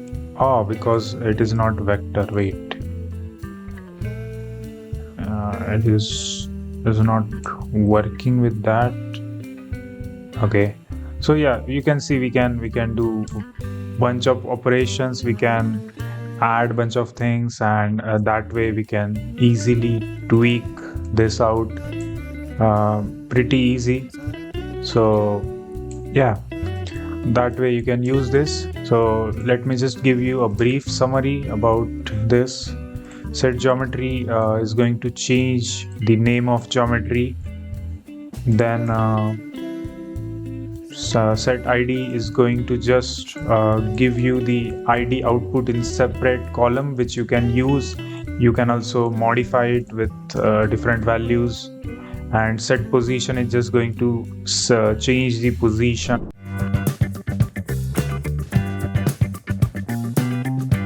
Alright, so next we have in the geometry material. So first of all, we need to create material, but I already have material. In order to apply the material, we need to use set material, and let me actually choose the red material. And let's just say if I wanted to replace it, right? So I just do this red and it is switched with blue. So replace material, as its name says, it's just going to replace old material with new material. So whatever you choose, so for example, old was red and new is switched with yellow, and then obviously you do your operation. This is very handy when you want to change many objects material at once, so you can use this. Okay, let's look at our material index. For now, remember I told you you have two important things inside any kind of mesh, any kind of object, which is your read and write, which means get and set. So material index actually does the same thing. It just gets the index of a material let me show you in spreadsheet. So just like this position values here, it actually gets a material index of a material. As its name says, it takes the index in the integer and assigned to that particular material, and it is just getting it, and we need to set it up. Okay, and you cannot use this. So let me actually introduce you to the set material index, and this is where we use this material index. Okay, so set material index is something which you can only use with help of this get material. So in the material index we are getting the index values, and in the set material index we are setting those values. Rather than just taking 0 or 1 or 2, we are actually taking that individual value, and then when we are going to apply it to the geometry, when we are going to feed it through the geometry, it is going to take that material index. So just like this 0, 1, 2, 3 values, we have certain index for the materials, and then it is going to output that index value with help of this set material index value. It is very useful for randomizing the colors, and obviously you can, with help of this selection, you can do all kind of mathematical operation. You can modify, you can do anything you want, but that is the exact explanation. Let me explain you material selection, and as its name says, it is just a selection of a material, and this works. Let me break it down. Yeah, so this works very good with set material node, and you need to select a material, let's just say yellow, and you can just put it inside your selection. And as you can see, as soon as I do that, it removes the color, because I had different material here, but now I chose the yellow material, so it is kind of conflicting with the system, and that's why it is not able to produce the proper material.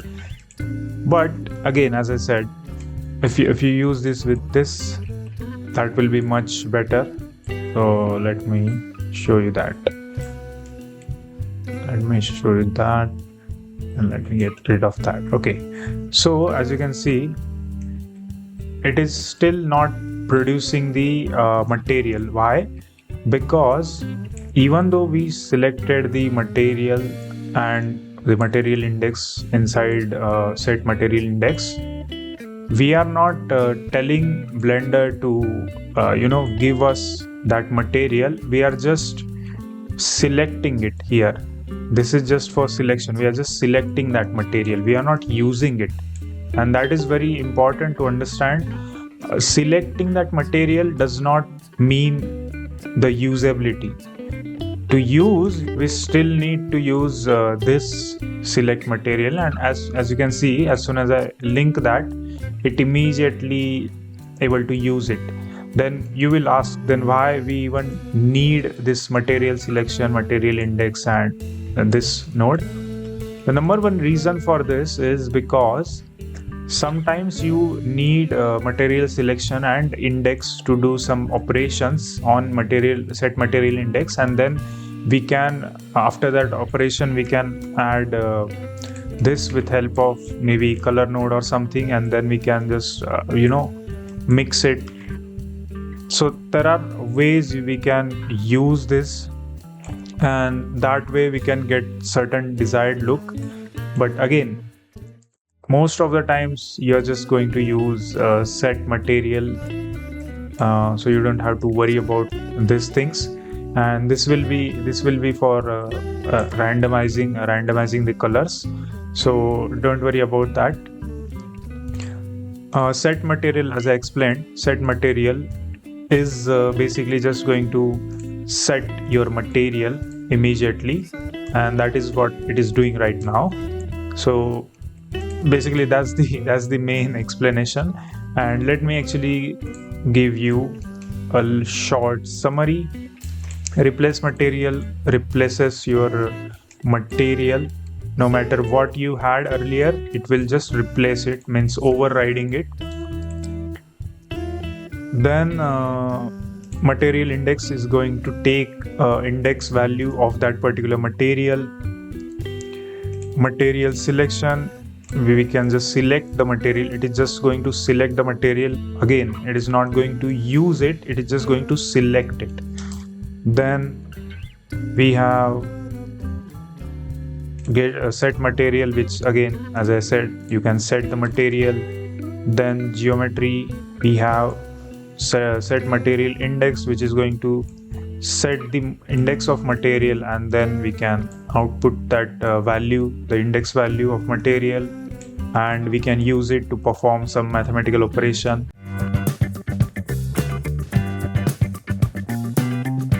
Alright, so next we have in our geometry node setup is geometry and operations. As its name says, it is a operations on the geometry itself. And not only operations, like obviously if you write it or even take samples or add a material, that is also operations, but they purposely added this operations separately so we can have more control with advanced operations. So let's start with bake.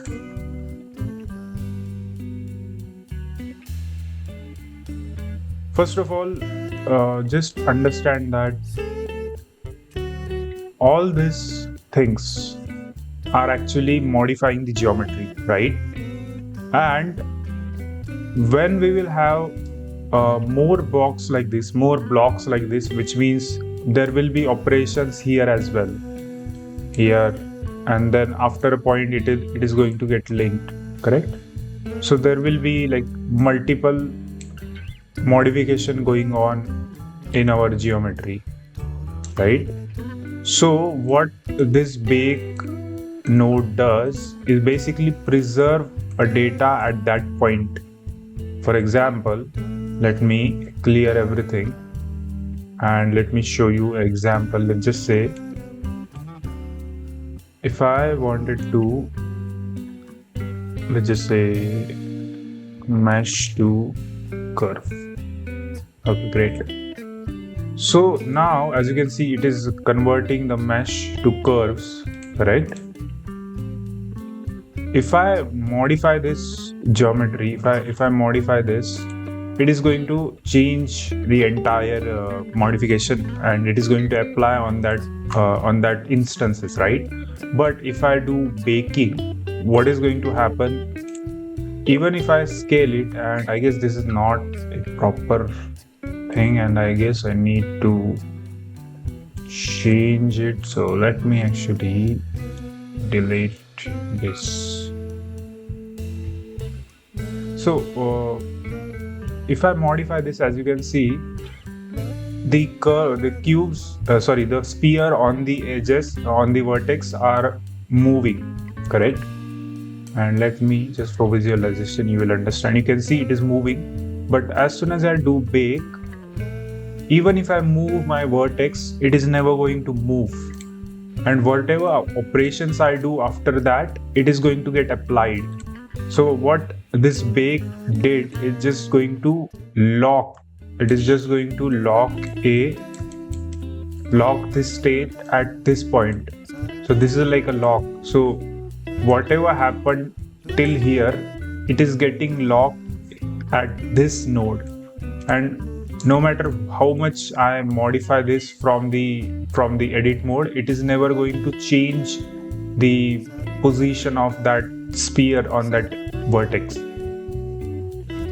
I know you can modify it from here, but if you wanted to control it from the edit mode, it will never going to happen. For example, this, even if I add multiple vertex, it is never going to get added. But as soon as I break the lock and I directly bring that lock to my end node, let's just say here, you can see it is immediately going to update the geometry. If I bring this bake back again, it is going to show you again the locked version. And why is it helpful? Because we need to have control over things when it comes to few specific things where we need that lock, and we need to control our geometry, our geo setup from that lock itself. So again, very useful node. This animation also works the same, this animation node, but it is applied for animation. So if you have an animation, it will be baked, it will be freezed. Okay, that's how that node works. Okay, now let's look at bounding box. First of all, understand what is bounding box. This is our Susan model. What bounding box means, basically just this. It is a bounding showing in a lines format. It is like a lines format. So if we want that bounding surrounding our Susan, what we can do, we can just add a bounding box node. As you can see, it just gave us. It is much easier to understand like this. Okay, it just gave you that bounding as soon as I add a bounding box node, and I am actually converting that bounding into a lines, as you can see. So it gave me a same result, but I don't want to see the only bounding. I also wanted to see my original geometry, and that's why I did this. And let's just say if I wanted to visualize the scale of that bounds, so I also added some operations here. So what it is doing, if I scale this more, you can see it is going to modify the number, and that's why it is going to update that number, and that way I can visualize the exact size, exact scale of that thing. And you can see it is currently showing me in different values here, because I guess this is not applied, that's why, but it does the same operation. So the only reason why I need to add that visualization is because I need to exactly see how much that size is of that Susan, and on the basis of that size I can maybe do some operations after this point, right? So this is just index, this is just this number 3 is this operation, and if I wanted to add some extra operations after this, I can also do that and link this to our join geometry. So that is bounding box. Next is our convex hull.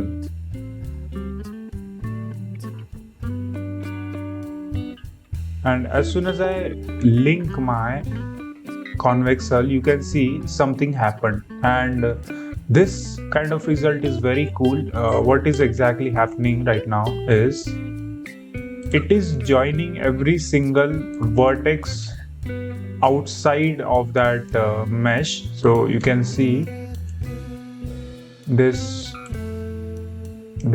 two vertex are joined, this is joined, then this is also joined. So what it is doing, it is just joining all the outside vertex as a one vertex, as a continuation of that vertex. It is very helpful to create very unique shapes like this, because it is not physically possible to create such shapes, and that's why it is much easier to do like this. Let me actually add a subdivision. Yeah, you can see you can create bunch of shapes, very unique shapes like this. Let's just maybe try another example. Maybe let's just take a cube.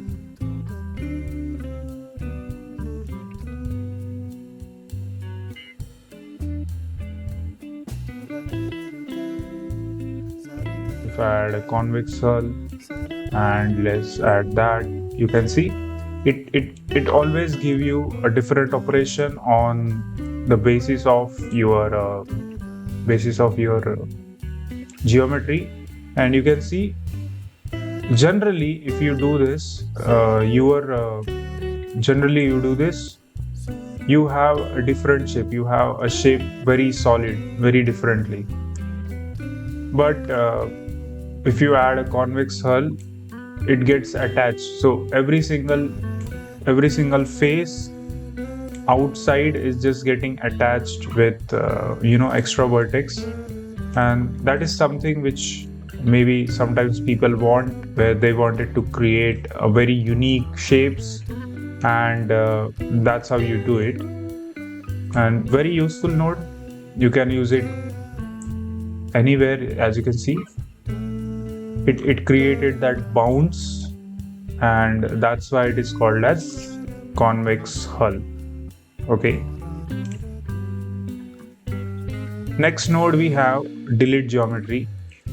Next node we have delete geometry. As its name says, it is just going to delete the geometry, the present geometry. And as you can see, as soon as I click different options here, you can delete that certain things. Let me actually get rid of this, get rid of that, say, okay. So if I select different options, you can see I can delete particular things of that geometry. If I wanted to delete faces, if I wanted to delete, this is not a spline, but if you wanted to delete spline, you can do that too, instance or layers. So very, very amazing node. Now next node is geometry duplicate elements.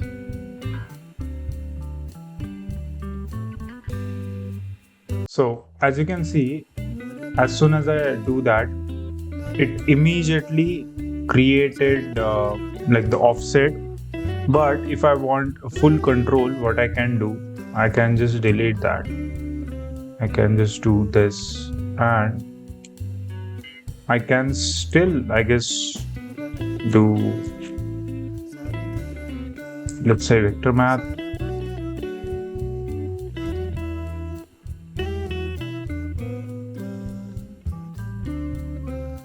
See, so what it does basically, it is just going to add multiple duplicates of a instance, and you can offset it with help of these nodes, and you can also offset like that. If I set this in Y, you can see it goes in Y direction. If I set this in Z, it goes in Z direction. So pretty amazing stuff.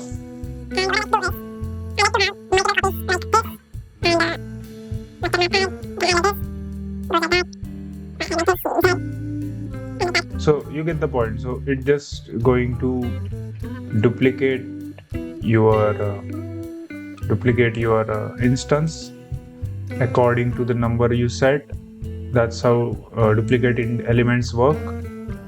Duplicate index is just going to offset according to the index, and currently because I'm doing the operation, that's why it is creating array like structure, and amount is basically the amount you set. Selection as well, you can do it. You can add the selection on the basis of the ID or index all the nodes which I already told you. Generally it is not that big deal. Like I don't like to use this that much, the selection, but you can select it according to a named attribute or something. But that's what exactly duplicate element does.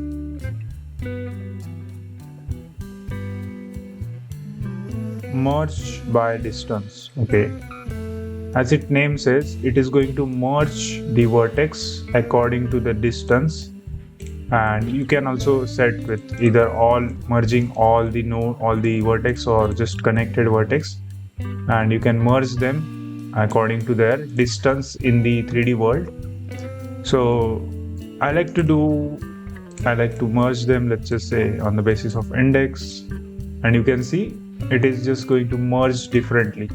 Earlier this was like this, now it is like this, because it is going to work according to this index, correct? And let's just say maybe if I wanted to do greater than, I don't know, greater than 5 or 7, yeah, that's too much. Let's just do 8. And if I do like that, you can see all the index greater than 8 is getting deleted. It is like merging, it is not deleting, it is just merging, and that way the shape is changing.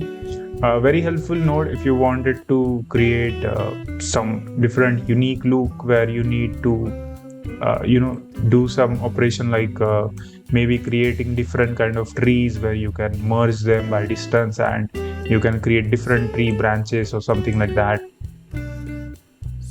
So next node we have is geometry sort elements. So first of all, understand what the sort element is doing. I have this torus and I have replaced that with this operation where you get instance on point, which is my sphere. And now what I'm doing currently, I am actually sorting it out.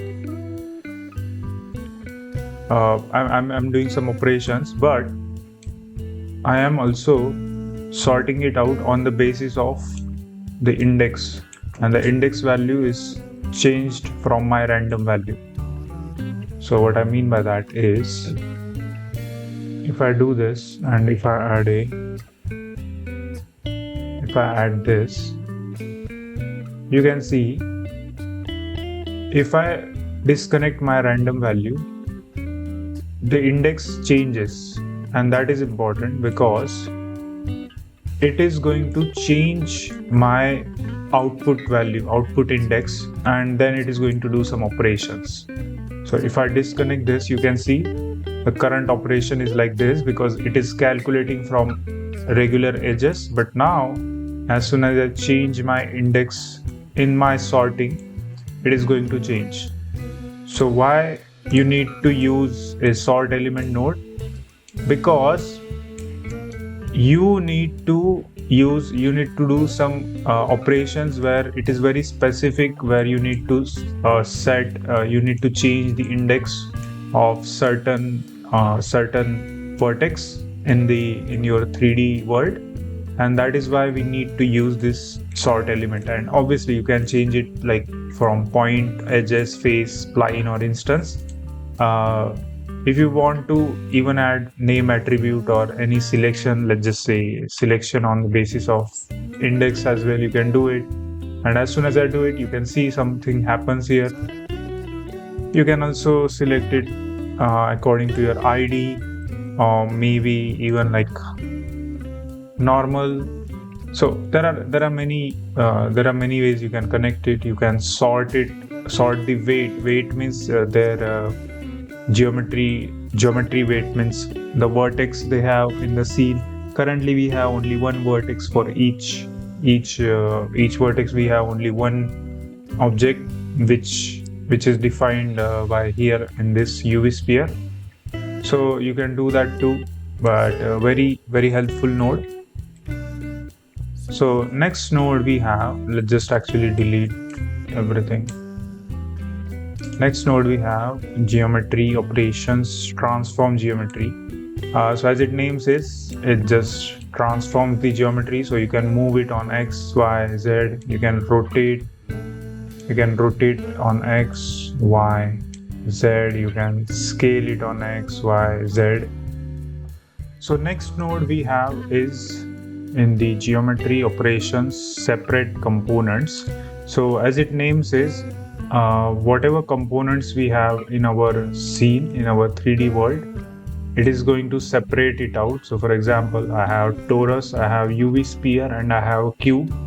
But my cube is converted into a curve, and my sphere is also converted into a curve. And Now, what am I doing basically is I'm only separating the output. For example, I'm currently only have one mesh, so it is separating my torus.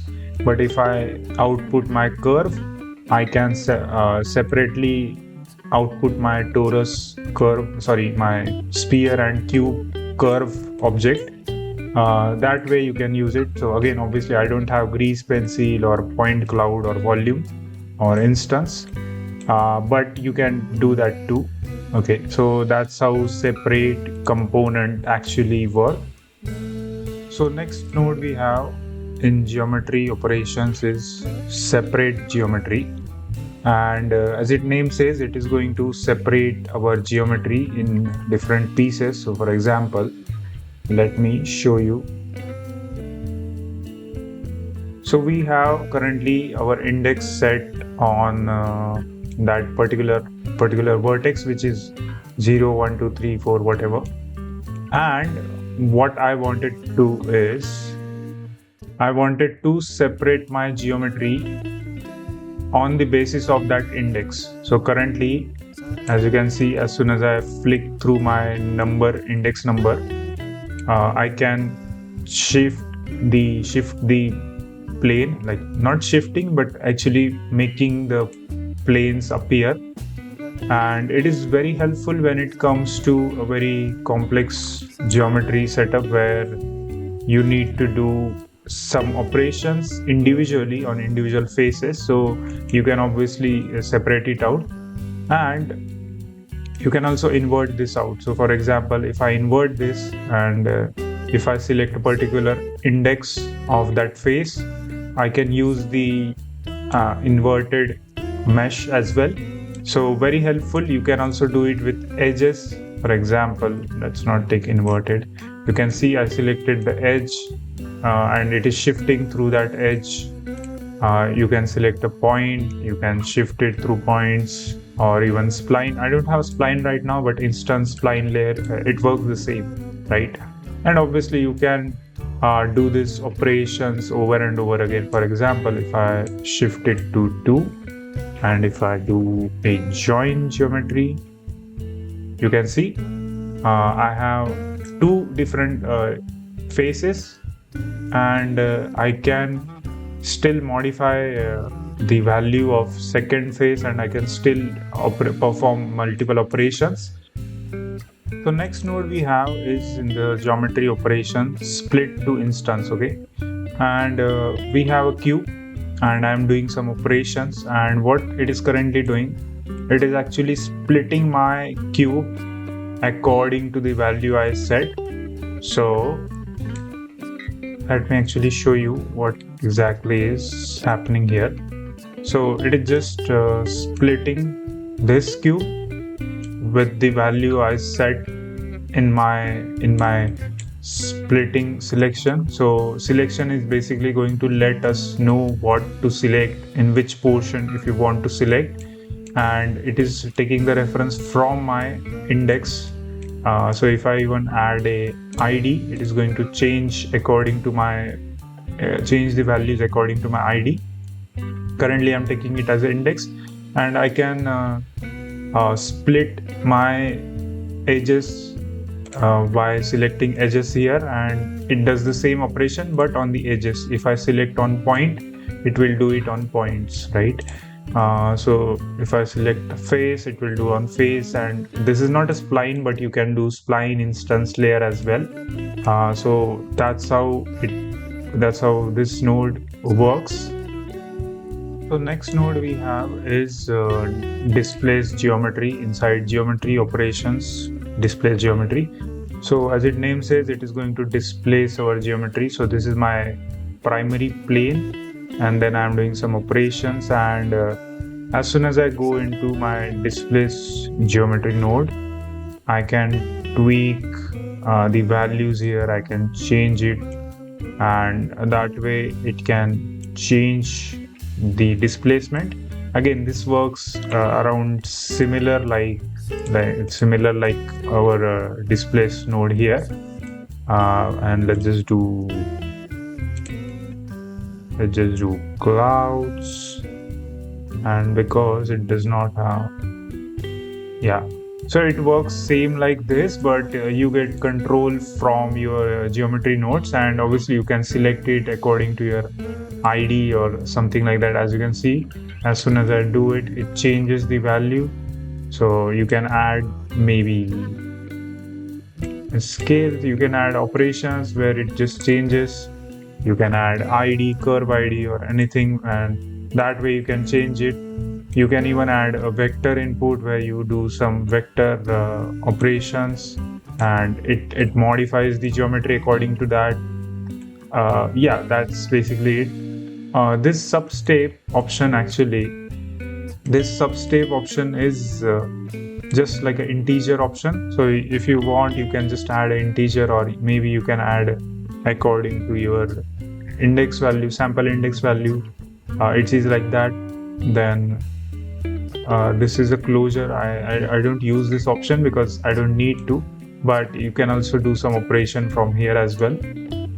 We are going to take a look at what is closure, but we don't need this, so don't worry about this. And that was our displace geometry.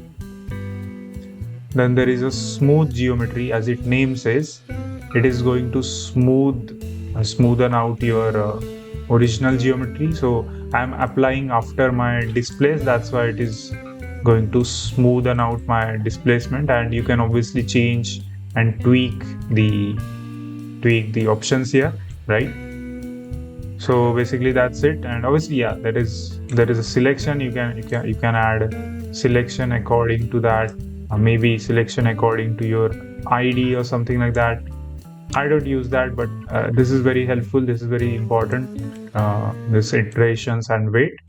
So yeah, it is that. And let me actually give you a brief summary. So bake is going to bake operation till that point. Then there is bounding box is going to give you a bounding box. It will basically give you like a box around your object. Then convex hull is going to just give you, let's just say this is the shape, and if I add a convex hull, it is going to combine all the outside vertex into one single mesh. It looks cool.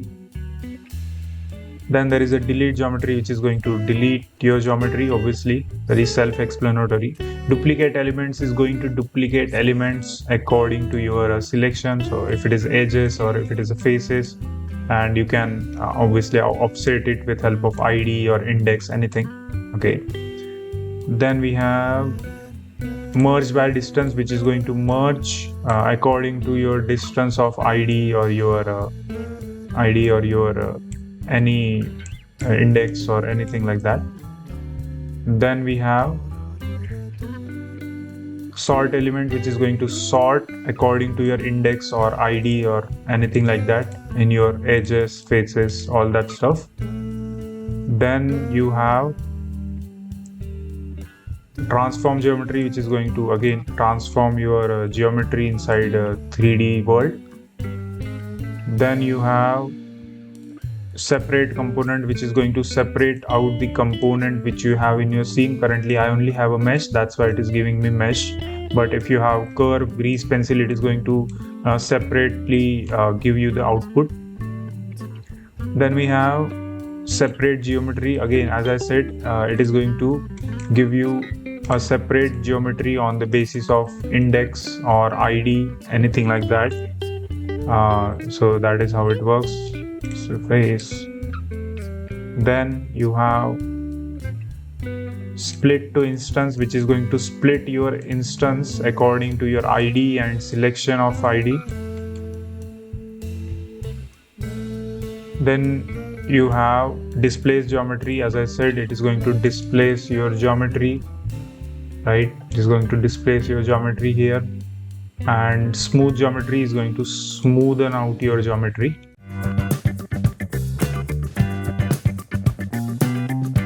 Alright, so let's start with our next node in geometry, which is geometry to instance.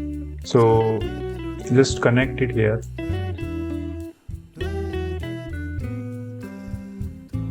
As you can see, we just replaced our main geometry with cube. But let's just say if I wanted to add this into my instance, and what is currently happening is it is just going to replace every single vertex of my geometry by combining these two nodes. So my Susan and my cube, and it is going to combine on that geometry, and now it is taking that instance. So it is very cursed. It looks very cursed right now, but that's how it works. So let me actually get one thing. Let's just do maybe a grade, and if I do instance, which is let's just do not that instance, but yeah, but let's just do geometry instance, and let's combine it with sphere. As you can see, we can combine multiple instance into the geometry, and if I just tweak the position, you can see we have two instance as acting as a one. So that's how geometry to instance works.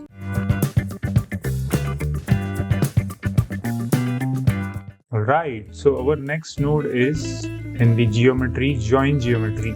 So as its name says, it is going to join our multiple geometries, and just like our last node, we can actually add multiple geometries, meshes, and then let's set the position, and we can change it like this, as you can see. So it just combines multiple geometries into one geometry.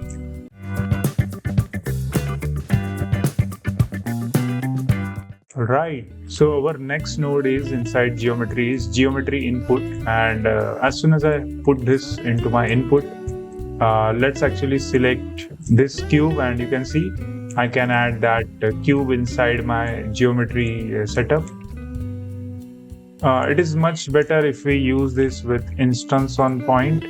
Let me actually just connect it here, and let's actually do a cube on instance. As you can see, it does the same operation but with help of geometry input, and obviously you can also take input from your main geometry, and that's how it works. For collection, it is just going to take a collection, and it is going to take that value. And if I do not that transform geometry, it is going to transform the geometry on the basis of that. And if I do relative space, it will be in the relative space of that origin. So it works almost same, right? So that's how it works. You can obviously take a look at these options where you can add geometry, multiple objects, or either collection. Then you can set if it is in the relative space. If you want this into relative space, you can or not. Or you can switch it as an instance as well, which is going to create a copy, and then you can replace this with the original one, right? Original object. So that's how it works.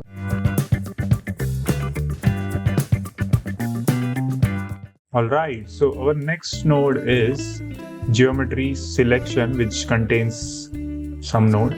So let's start with box selection and instance on point. Let's actually add a cube,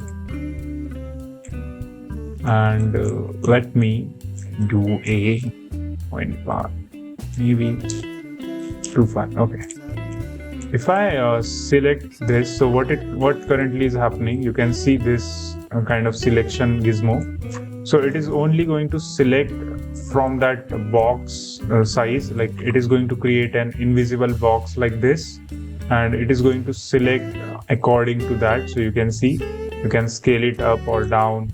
I like to keep it normal, and then you can select on either Z axis or Y or X, depending on your need. So that's how box selection works. there is obviously a normal selection, which is a different type.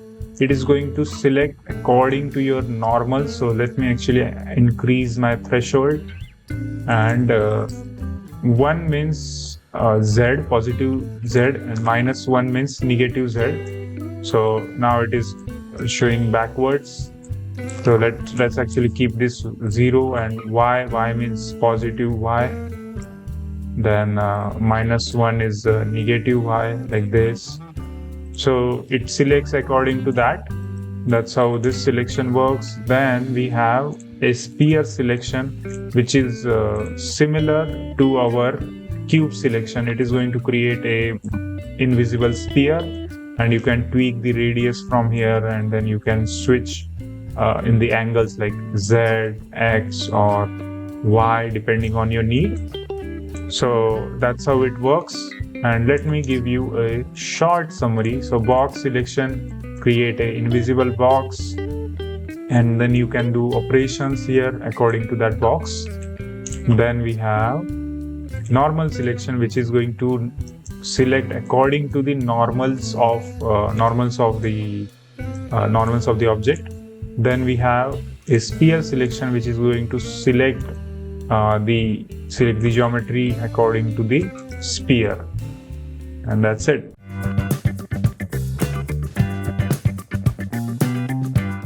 Hey guys, welcome back to our next part, and now we are going to start from our curve nodes. So let's actually delete our mesh, because we don't need mesh for this operations. We need a Bezier curve, and I already took a Bezier curve here, as you can see. We can use this to actually use our next set of nodes. So I created this off screen, this geometry setup off screen, and our first node is curve read curve handle position.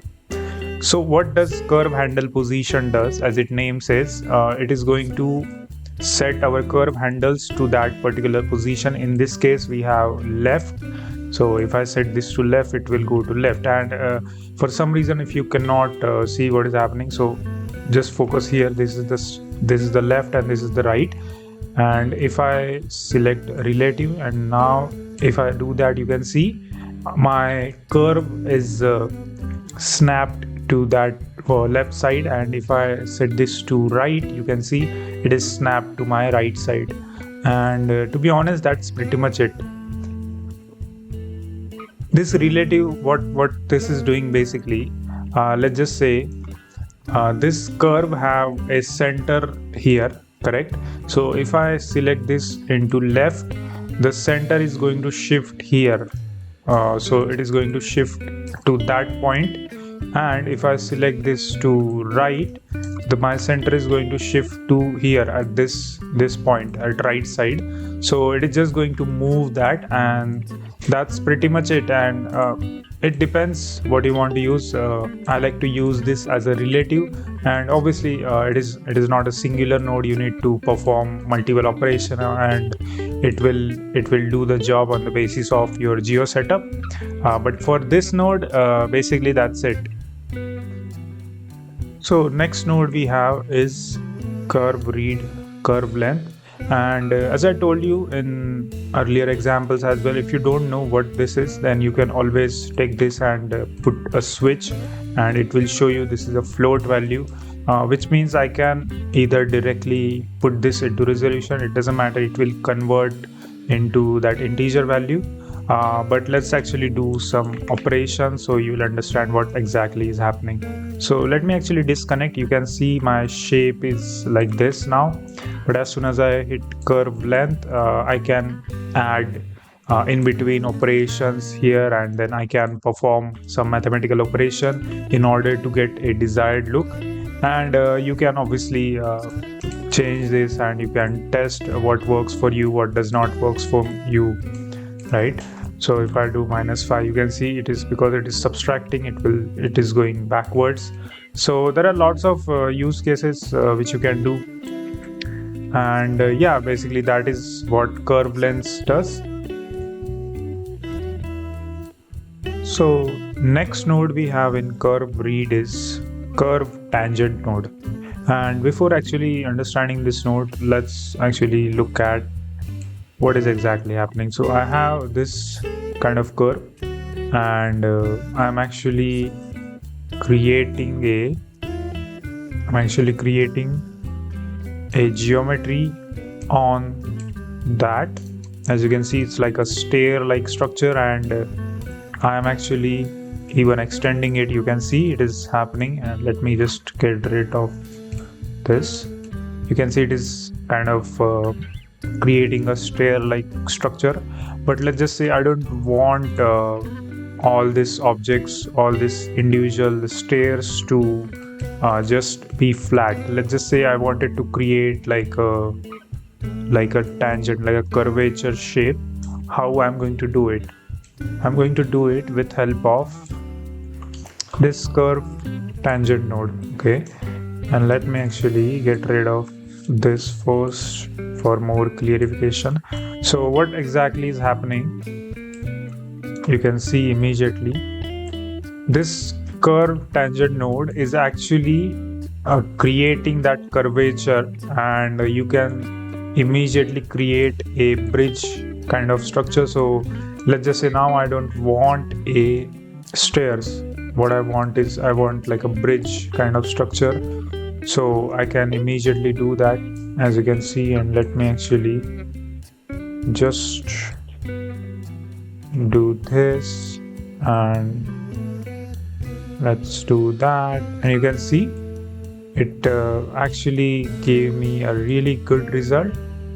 Obviously I can still make it look more better, but you get the point. Earlier this was like this, more like this, but now it is like a curve. So if you want to create like a old wooden bridge kind of thing, you can just obviously create something like that, and then with help of curve tangent node you can create like that curvature, and you can attach ropes here, and it is kind of going like that. So there are many possibilities to use this node. So next node we have is curve read, curve tilt. So what this node does, first of all, you have your setup. What does curve tilt does? Basically it spawns the points on that curvature, and that curvature origin point should be like this one is the curvature point. So if I change this point, you will see something, and that is, how can you change it?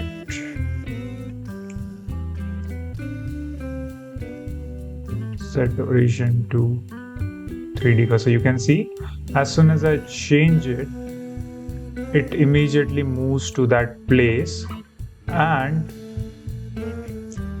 what it is doing basically is it is just taking the instance, which is in this case a cube, and it is tilting that cube with that curvature. So if I even increase or decrease the angle, you can see it goes from 0 to 1. Technically it is 0 to 1, but it shows you in an angular format, and it is taking that tilt.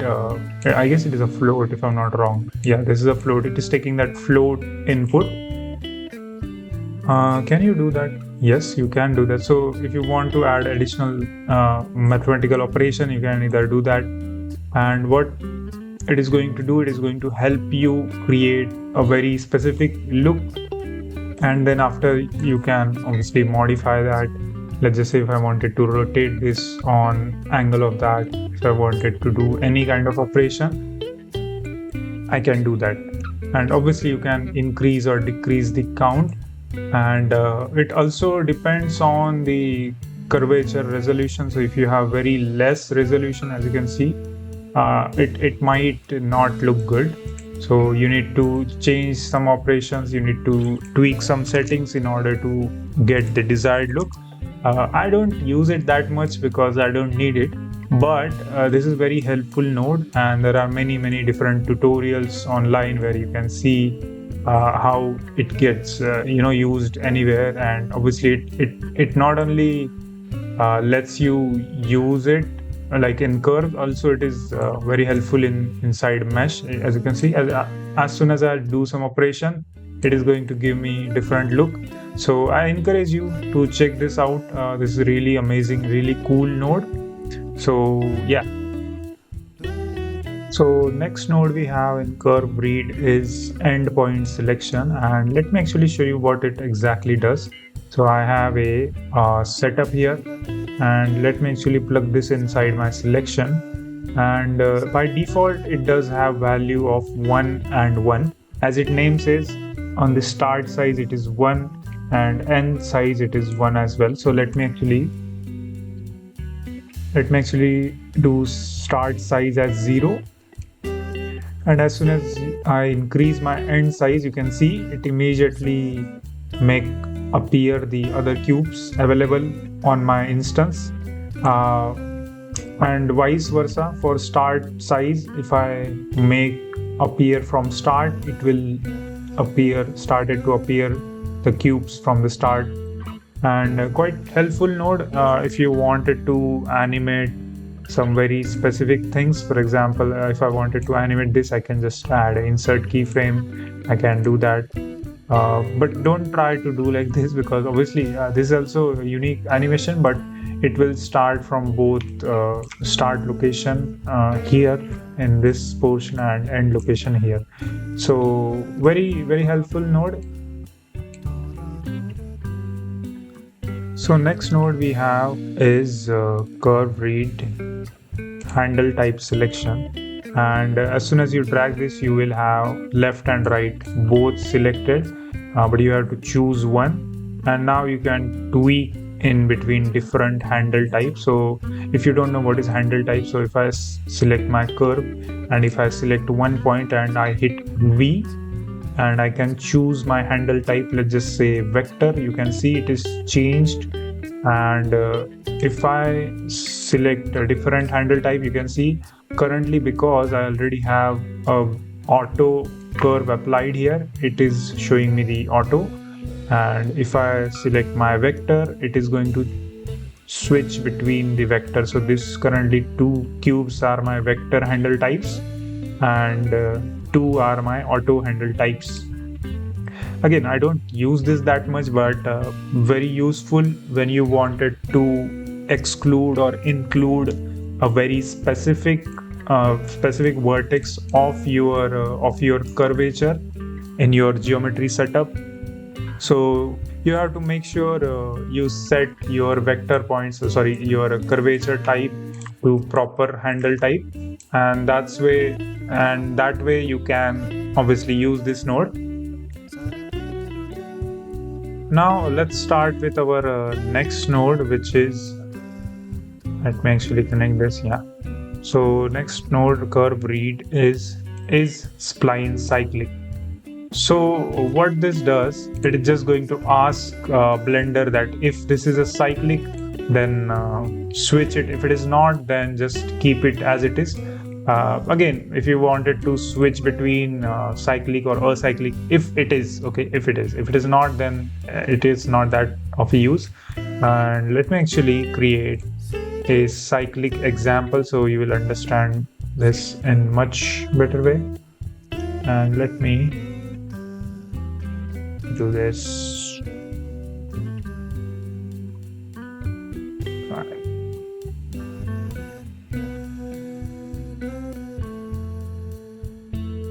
As you can see, as soon as I put my is spline cyclic in my selection, it does nothing, because it is just asking Blender, if this is a cyclic, then just keep it. If this is a not, then just hide it. So as you can see, I'm using currently switch, and I'm just toggling between true and false. So it is just checking. That's it.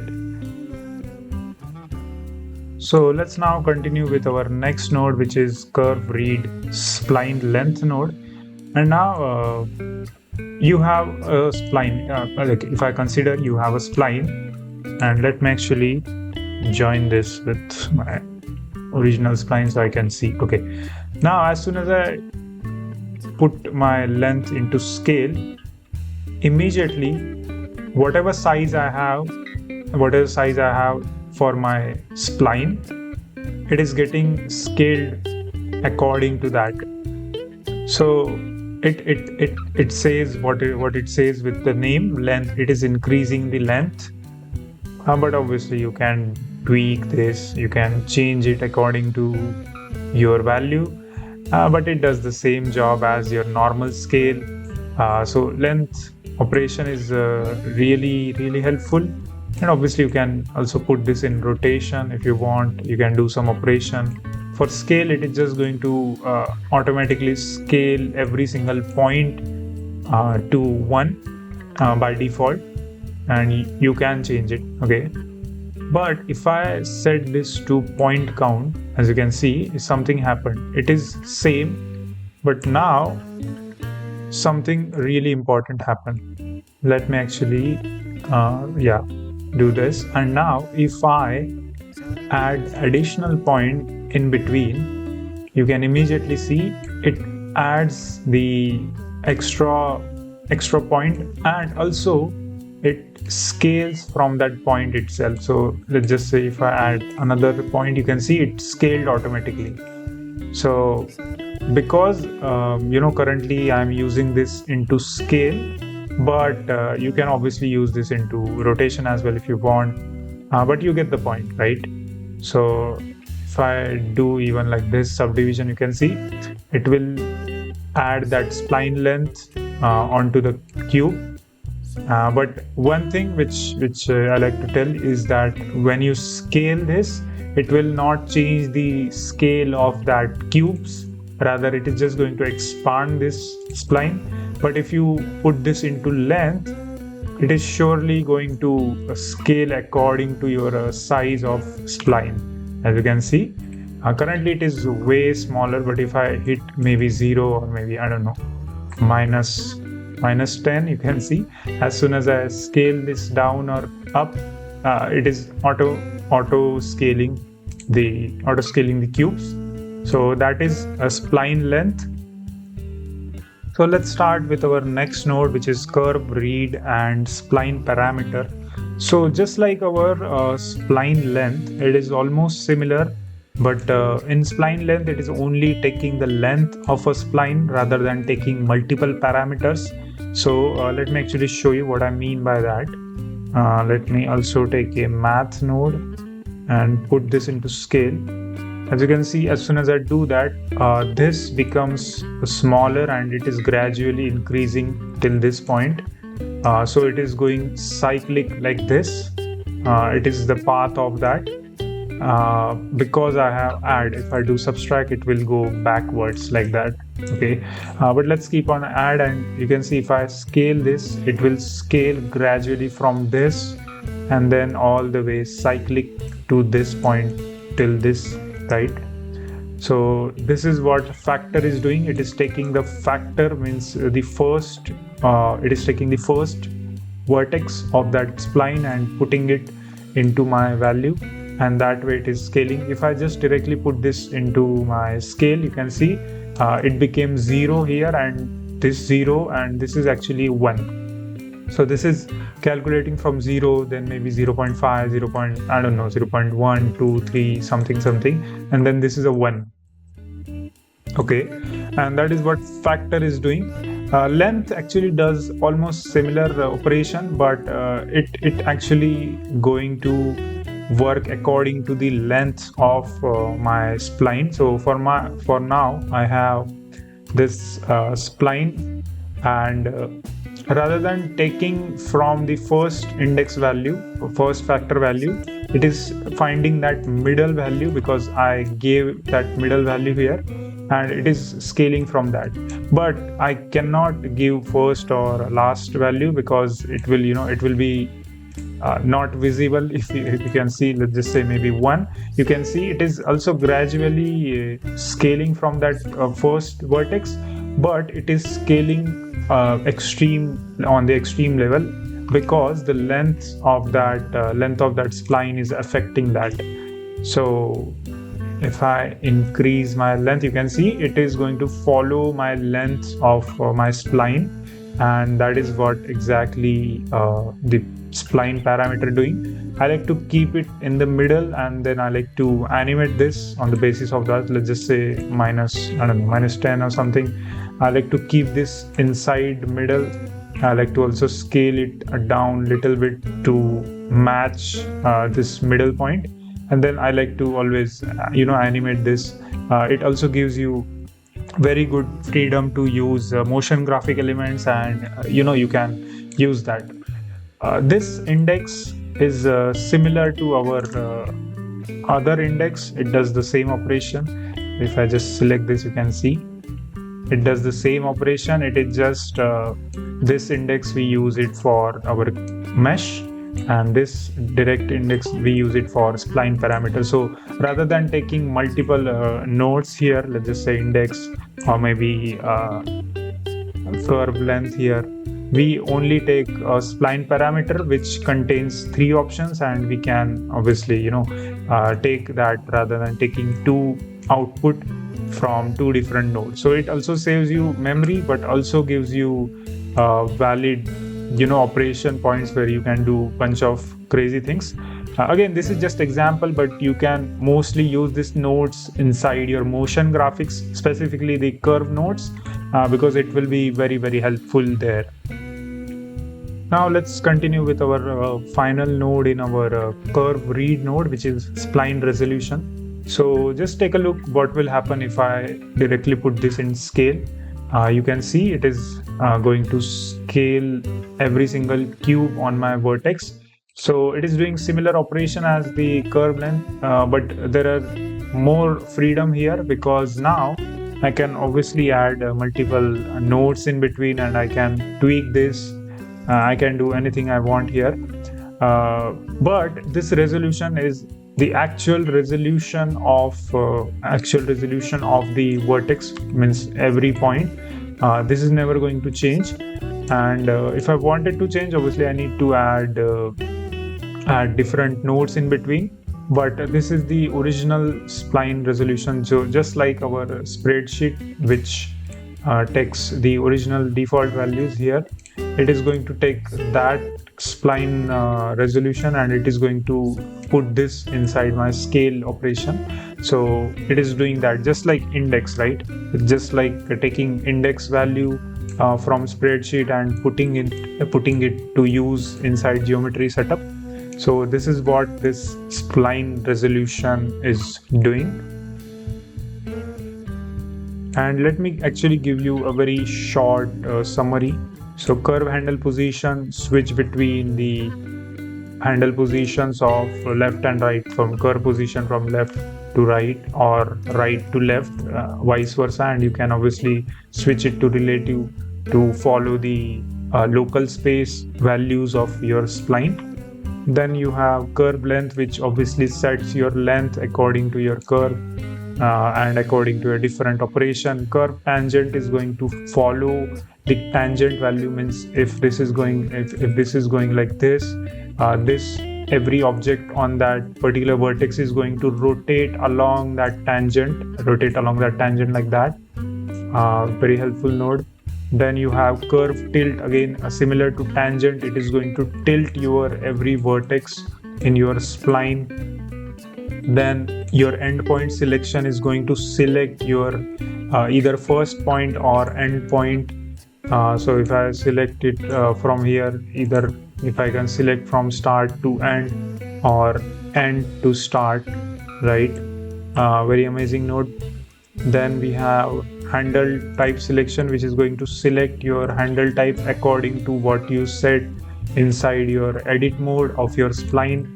And but obviously it works only either left or right, and you need to choose the handle type if you want to switch in between. Then you have is spline cyclic, which means it is going to just ask Blender, if this is a cyclic, then keep it. If this is a not, then obviously you can add a switch here with boolean type, and you can set it to false, and you can switch it in between. Then we have spline length. Again, spline length does the similar operation just like our spline curve. Let me actually do that. Spline length, and you can see as soon as I do that, it is going to set the spline length according to length or point count. Then we have spline parameter. As its name says, it is going to take different parameters just like our spline length, either factor, either length, or either index. Then we have spline resolution, which is going to add a resolution point, which means it is going to take the spline resolution, and your edit mode operation affects your this node, and that's it.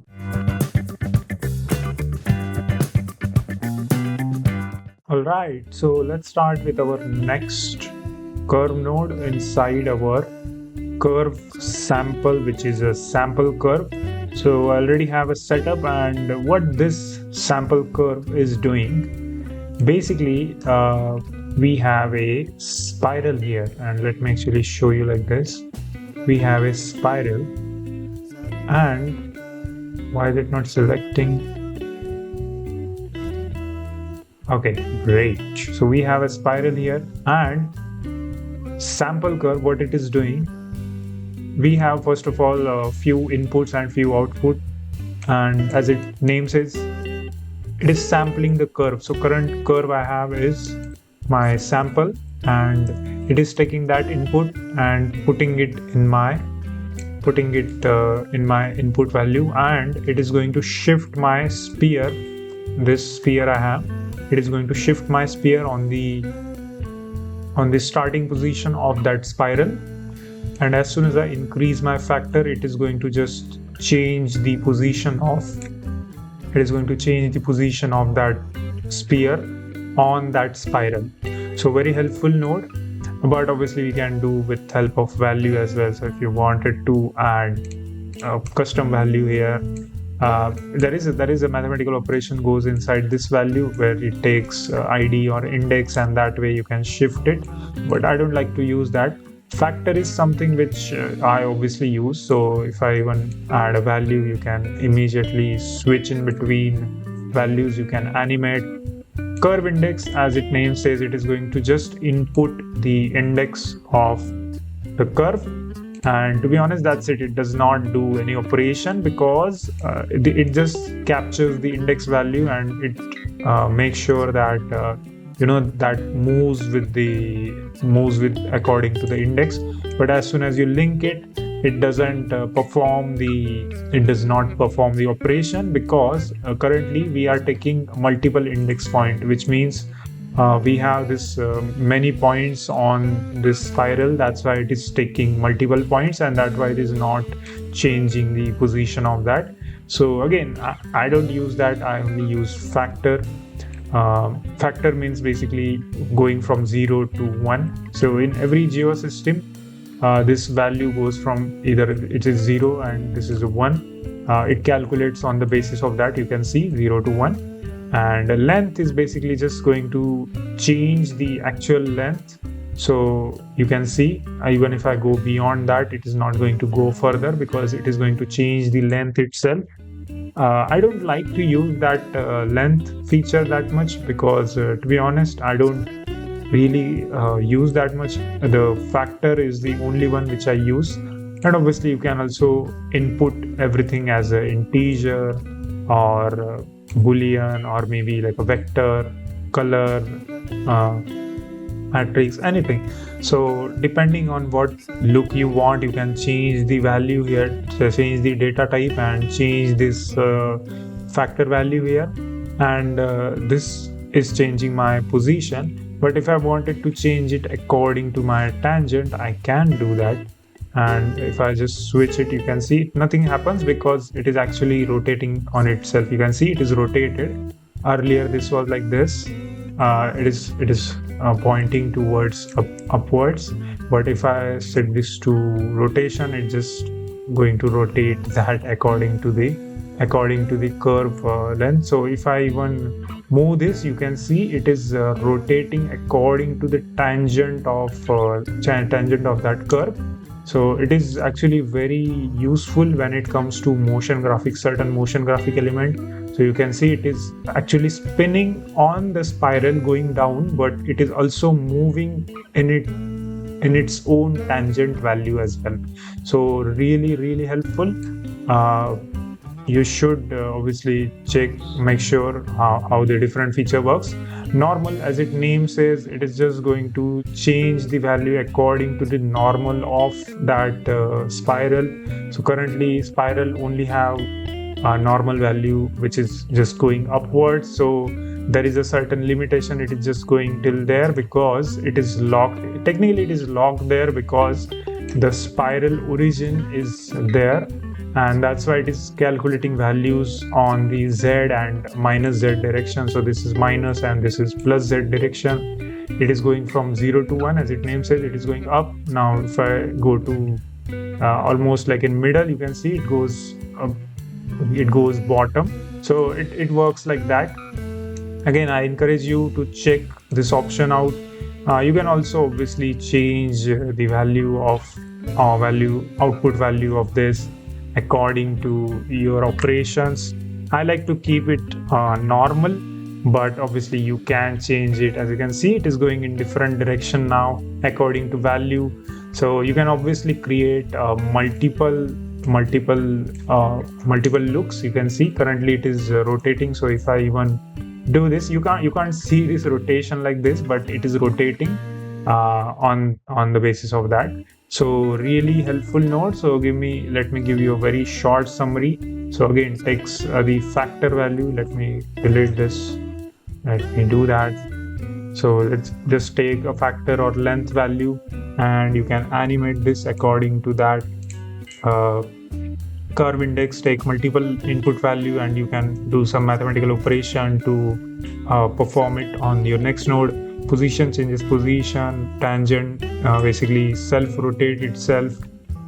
Then normal actually change the position according to the normals, and pretty much that's it.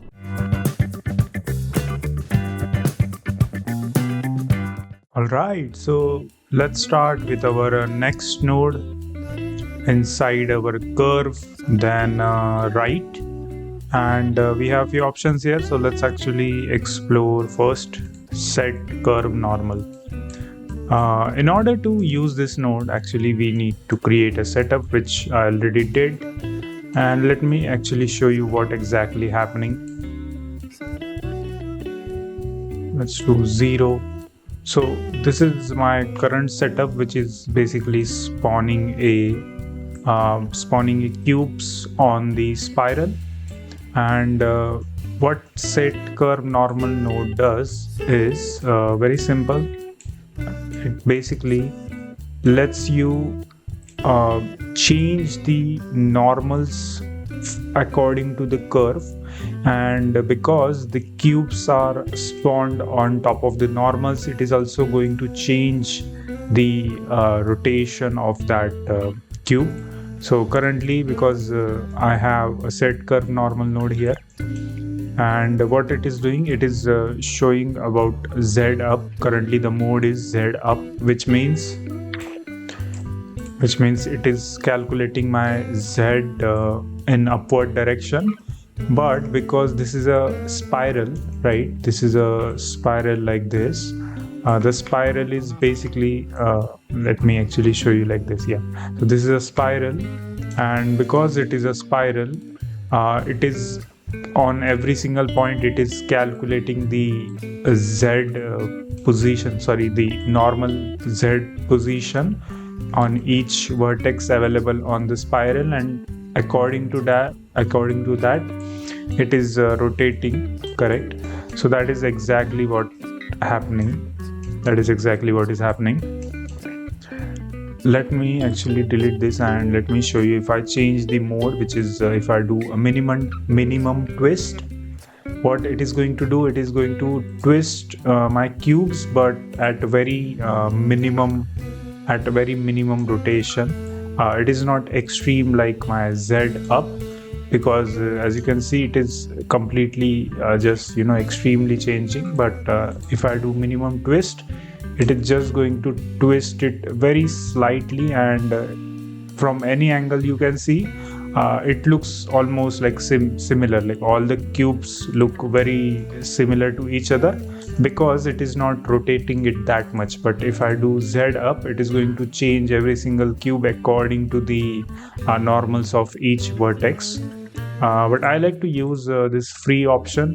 What it does, it just gives you complete freedom. So if I only wanted to actually change my normal according to my X, which you can see currently it is just snapping directly, because X don't have normal for this cube, because the vertex are actually technically the vertex as well are just going upwards, so it doesn't have any X or Y data, but whatever data it have, it is snapping to that point. You can see I can go any more than 100 as well, but it doesn't do anything that much. So even if I do it for Y, it is going to snap because it is limited. The rotation on X and Y is very limited for this example. Obviously there will be different cases, but if I do that for Z as well, you can see it is going to snap, because the spiral is, even though the spiral is going in Z upwards direction, it is still going to snap for very specific reason, and that is any normal in the 3D space is not completely on either X or Y or Z direction. So you also have to tweak and find the exact value on X, Y and Z, all these three axes, and that's why that normal input is given. So if you want, you can obviously add a normal, and you can see it exactly looks like I guess Z up, but a little bit different. Yeah, it exactly look like minimum twist, I guess. I can't find the difference. Yeah, so this is a minimum twist, and if I do free, you can see it exactly looks like that, because it is taking a direct normal direction of each vertex on that point. So quite complicated node, but very helpful and very useful, and it almost work similar to this, the curve tangent and curve tilt. These two nodes as well works almost same, but in the read module it is reading it, which means it is just taking the input. In the write, actually we are changing that input. So that's what I did here. So you can see I took a set curve tilt, and it is just taking the input, but also I'm modifying it with according to my normal. And you might be wondering, what if I just directly link this here? Well, it doesn't do anything that much, because currently I'm controlling it with value, and the value, I'm taking the normal value indirectly in the rotation, but when I use set curve normal, it gives me control over my curve rather than controlling my instance, because as I told you, instance is basically like a instance which is like going to create a temporary substitute. In this case, for every vertex I'm substituting it with Q, and it is directly changing that substitute itself. It is not changing my curve, and that is why you need to use set curve normal, as I said, because it is shifting the curve itself. It is changing, it is modifying the values according to normal on the set curve. As I said, as it says, it is setting on to the curve directly. So that's why it is more a better approach to use. So next node we have in our curve, right, which is set curve radius. And just before showing you what this does, I wanted to talk about this node.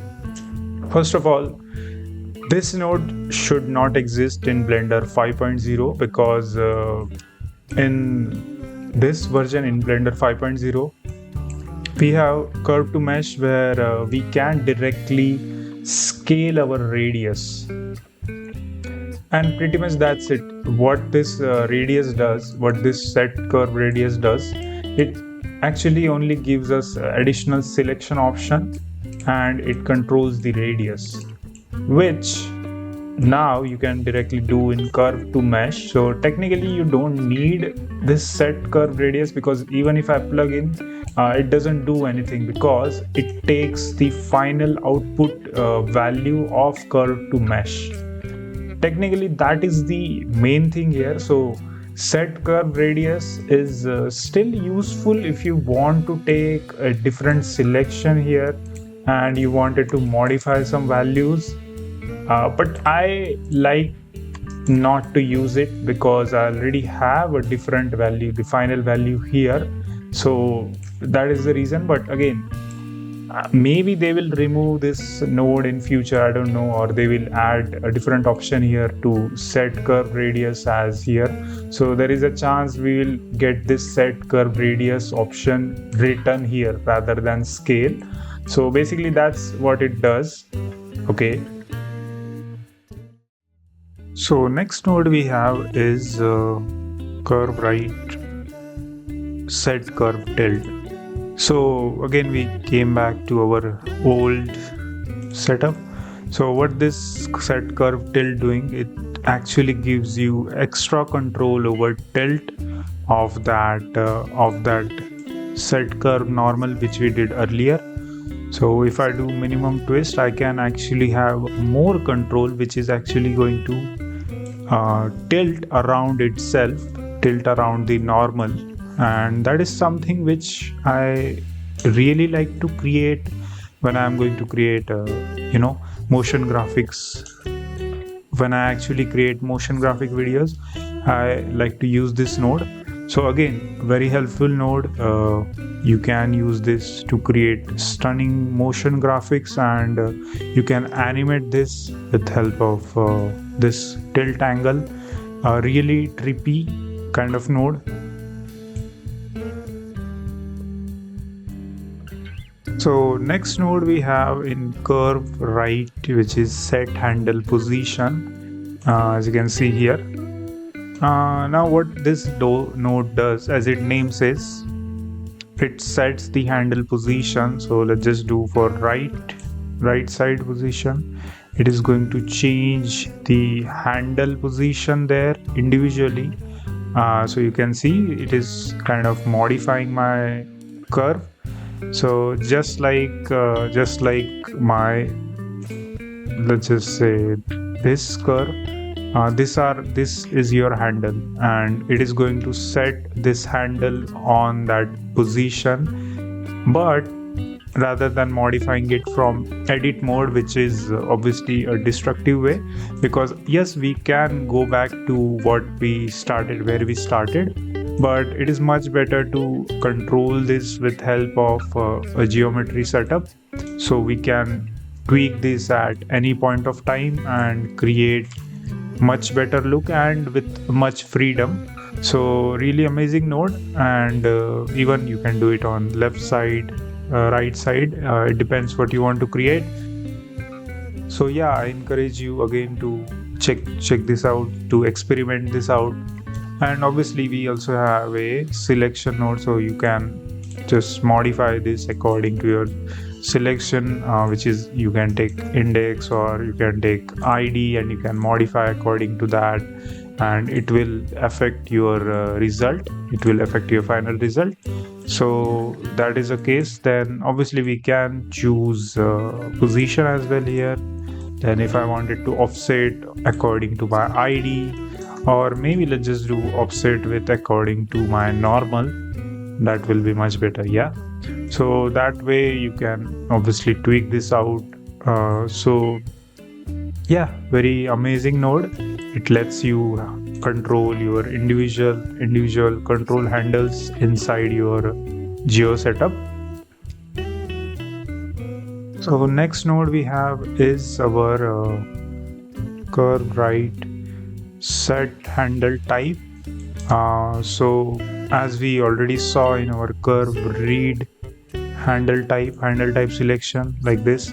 So it does almost same. It takes your handle type selection input and feed into your setting algorithm, and then it tells Blender what to select. Again, if you remember, I told you, I guess, in geometry read and write about set and get. So it does the same thing. It sets first, sorry, it gets first with the information, and then it sets into your 3D software. As you can see, as soon as I change it, it kind of change the selection, change the curvature there. So very amazing node where you can just do set handle type. You can just set it. So yeah, really amazing. But I like to use the handle type selection directly. But if you don't have any output, input in your in the next node, then you can use set handle type, and then you can set it according to your handle type selection. So really good node, works almost same like this. This is getting it, and this is setting it here, and very amazing node. So next node we have is curve right set spline cyclic. So if you remember, in our curve read we have something called as is spline cyclic, and it was just a output. So it was just asking if this is a cyclic, then keep it. If it is not, then don't keep it. But set spline cyclic is something which gives you a more control. So for example, I have this curve, which if I set this to cyclic, I can obviously change it to cyclic to make it look more like a connected cycle. You can see, so currently this is like a loop, but if I disconnect it, it does not connect the ends of it. So this and this vertex does not get connected. So that is what set cyclic does. It just lets you choose between if this is a cyclic or not. Again, I don't know how helpful this is for me. I don't use it that much because I like to create my curve directly, like from cyclic from here itself. But you will find multiple use cases of this as well somewhere in your workflow.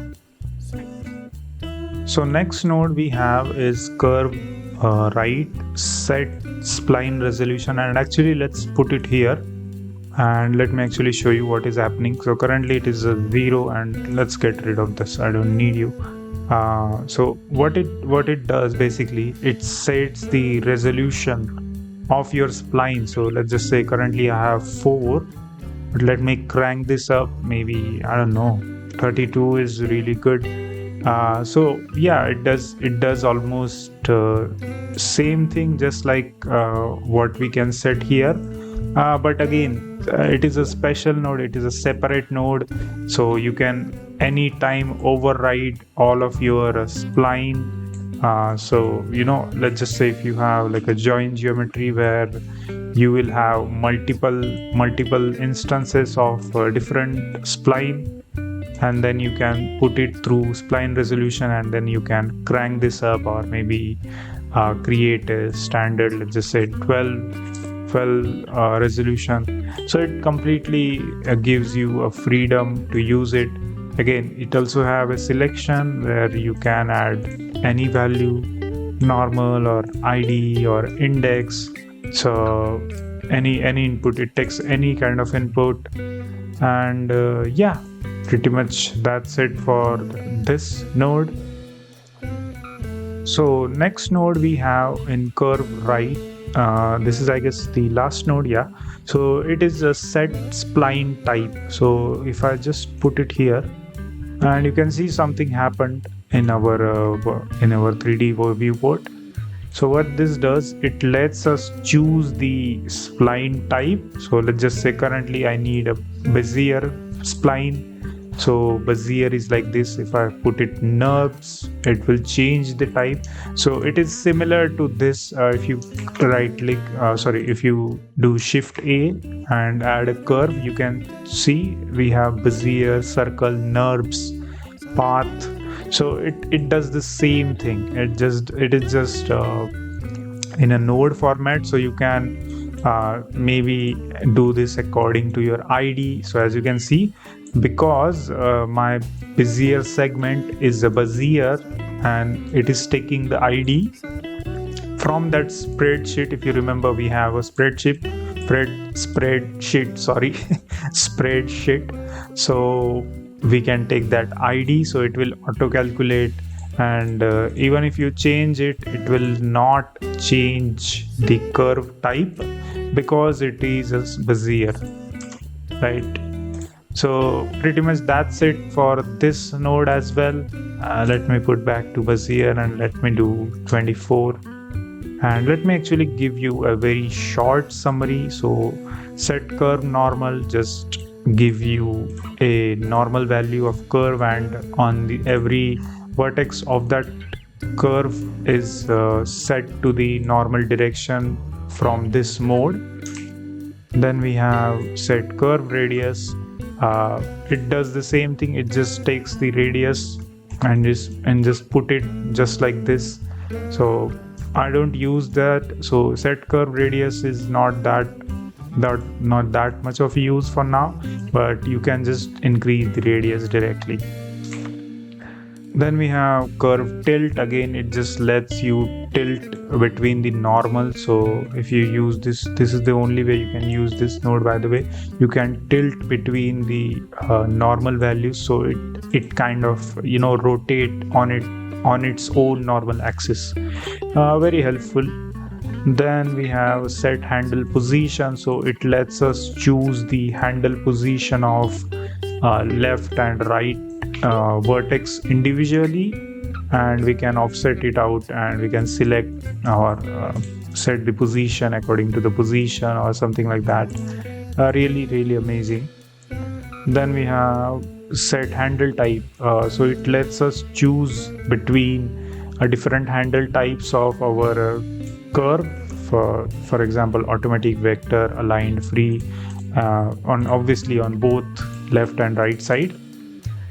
Then we have set spline cyclic. As we saw, it lets us choose the spline, if this is a cyclic or not. Then we have set spline resolution, which we already have here. It lets us choose the spline resolution. So basically it like kind of overrides it. So you can put this at the very end, and then you can override all the spline from one spot. Then we have obviously set spline type, which lets us choose between different types of the spline. But if you link this with ID, it automatically choose the ID of a spline, which is Bezier currently. So yeah, that was our curve right node.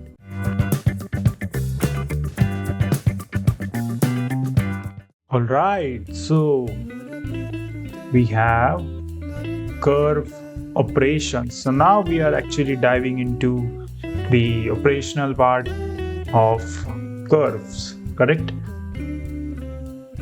So the first node we have for this setup is curve operation and curve to mesh. Now as soon as I link it, you will see nothing happened because I did nothing here.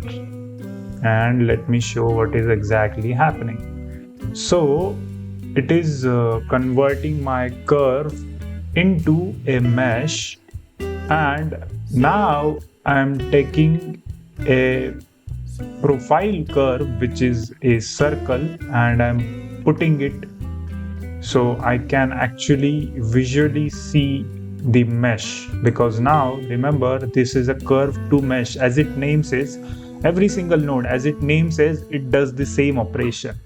It is changing curve to a mesh.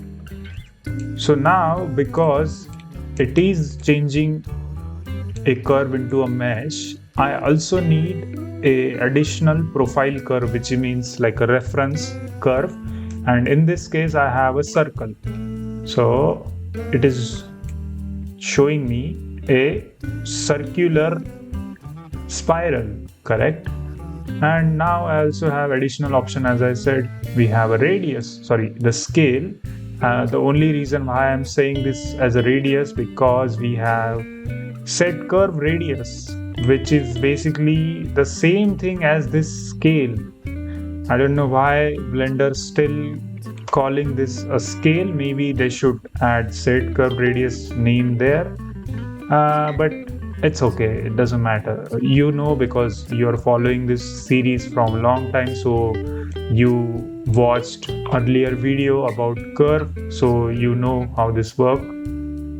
So it just increase or decrease the radius of that circle. By the way, it will not increase the radius of my spiral, correct?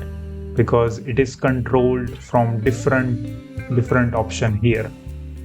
Anyways, so it does that. Then it lets you feel the caps. So anything you create inside your 3D world, specifically if it is a curve, it gets created like this, like an open-ended spline, but you can fill it up. So basically that's what curve to mesh does. And next two node, actually I'm going to explain you together, curve to mesh and curve to grease point. So let me get rid of this and let me directly link the spiral here.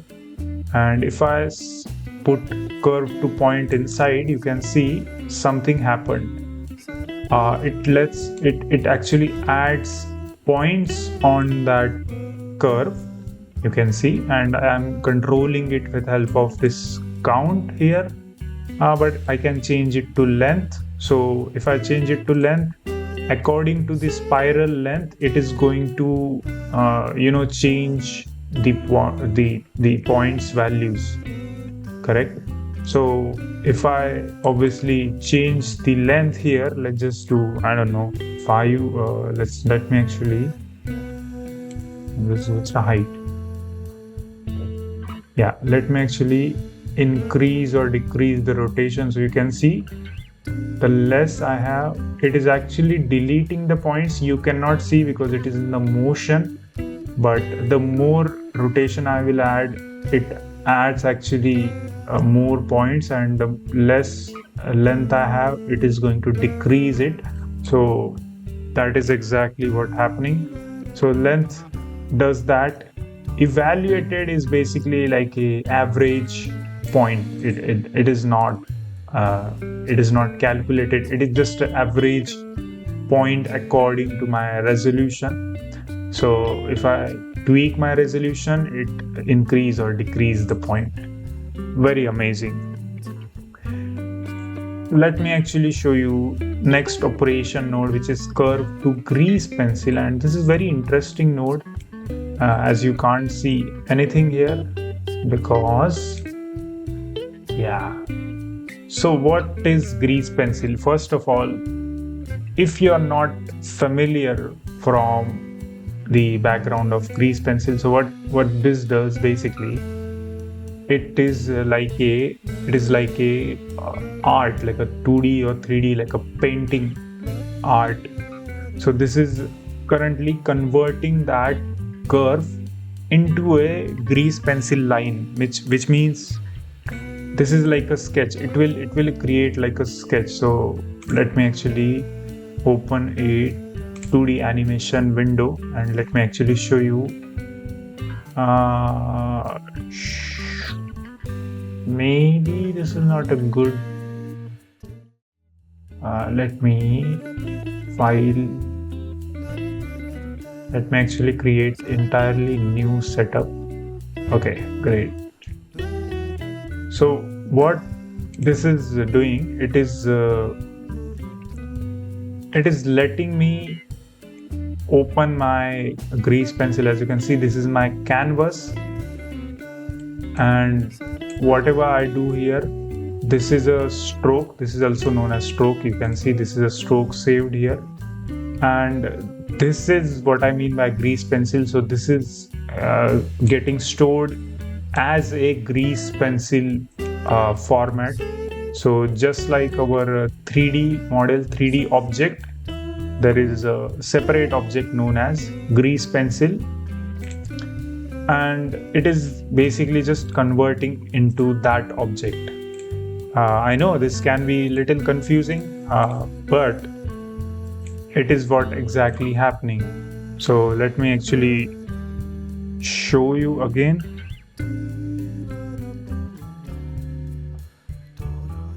Okay, so yeah, this is what currently happening, and it also have a selection and all other option as well, so you can add according to your selection or position or normals, depending on you. Again, selection, just take a reference from anything. Instance, I guess this is a boolean value. Yes, this is. So you can add anything here, any kind of mathematical operation which you wanted to do, right? And that way you can use this. All right, so for the next node, actually I wanted to create a new project because you will not understand what is exactly happening.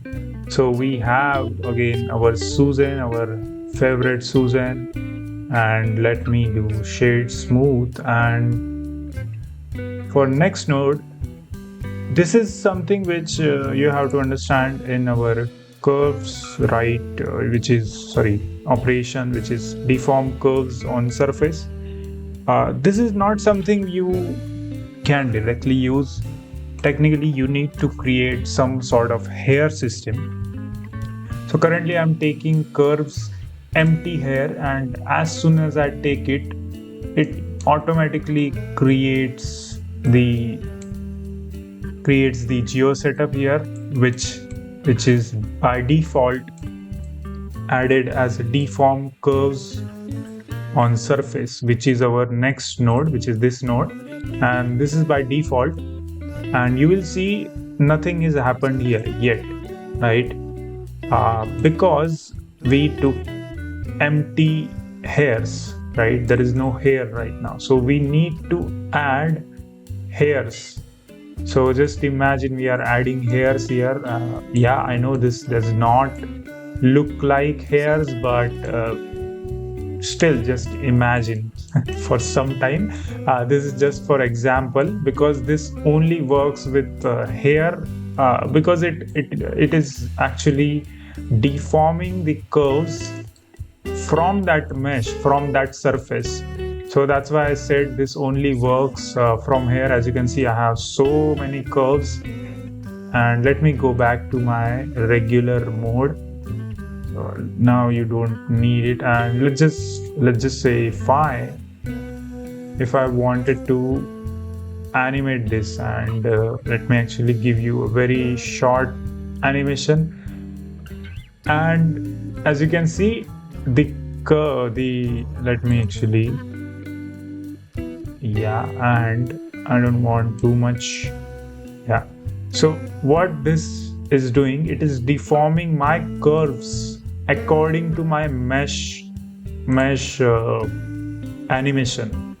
So really something which I like to use when I create animations, because I need my curve deformation to happen according to my mesh. So very amazing thing. Really good if you are doing a motion graphics where you wanted to show specific look. So as you can see, the curves are actually deforming, and that is the most impressive part about this node, because it is deforming because of this node. And if I just remove it, as you can see, it stays in that position. It does not follow my mesh, and that's why this node is so powerful. It just stick to my objects. Again, If you are an animator, this is very handy and it saves you a lot of time. And I really like to use this more and more in my animation workflow as well, where I almost forgot that I completely, create the hairs from scratch. But with this node, it just sticks with my mesh. So it is so good. It is a really, really amazing node. So next node we have is inside our operation is fill curve. And what this does, if I link this, you can see immediately it created a circle.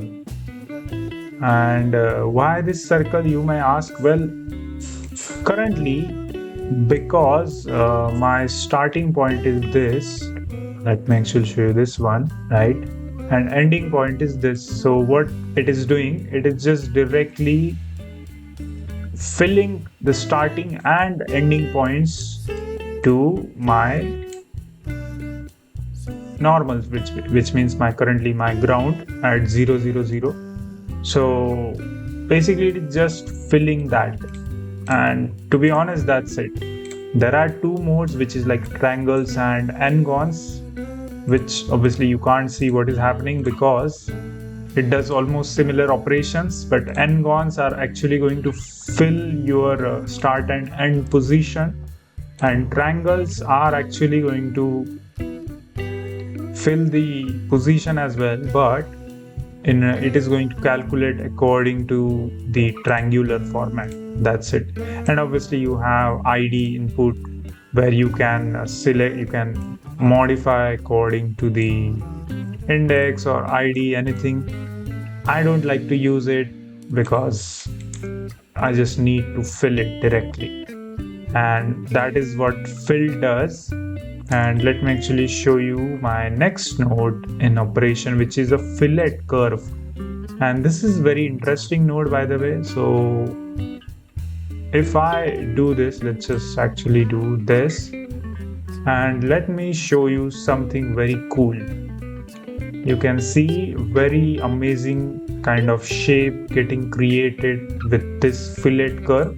So what this does, it spawns a bunch of tangent point, and it just extrude that tangent point on every single curve point, basically curve point, yeah, I guess.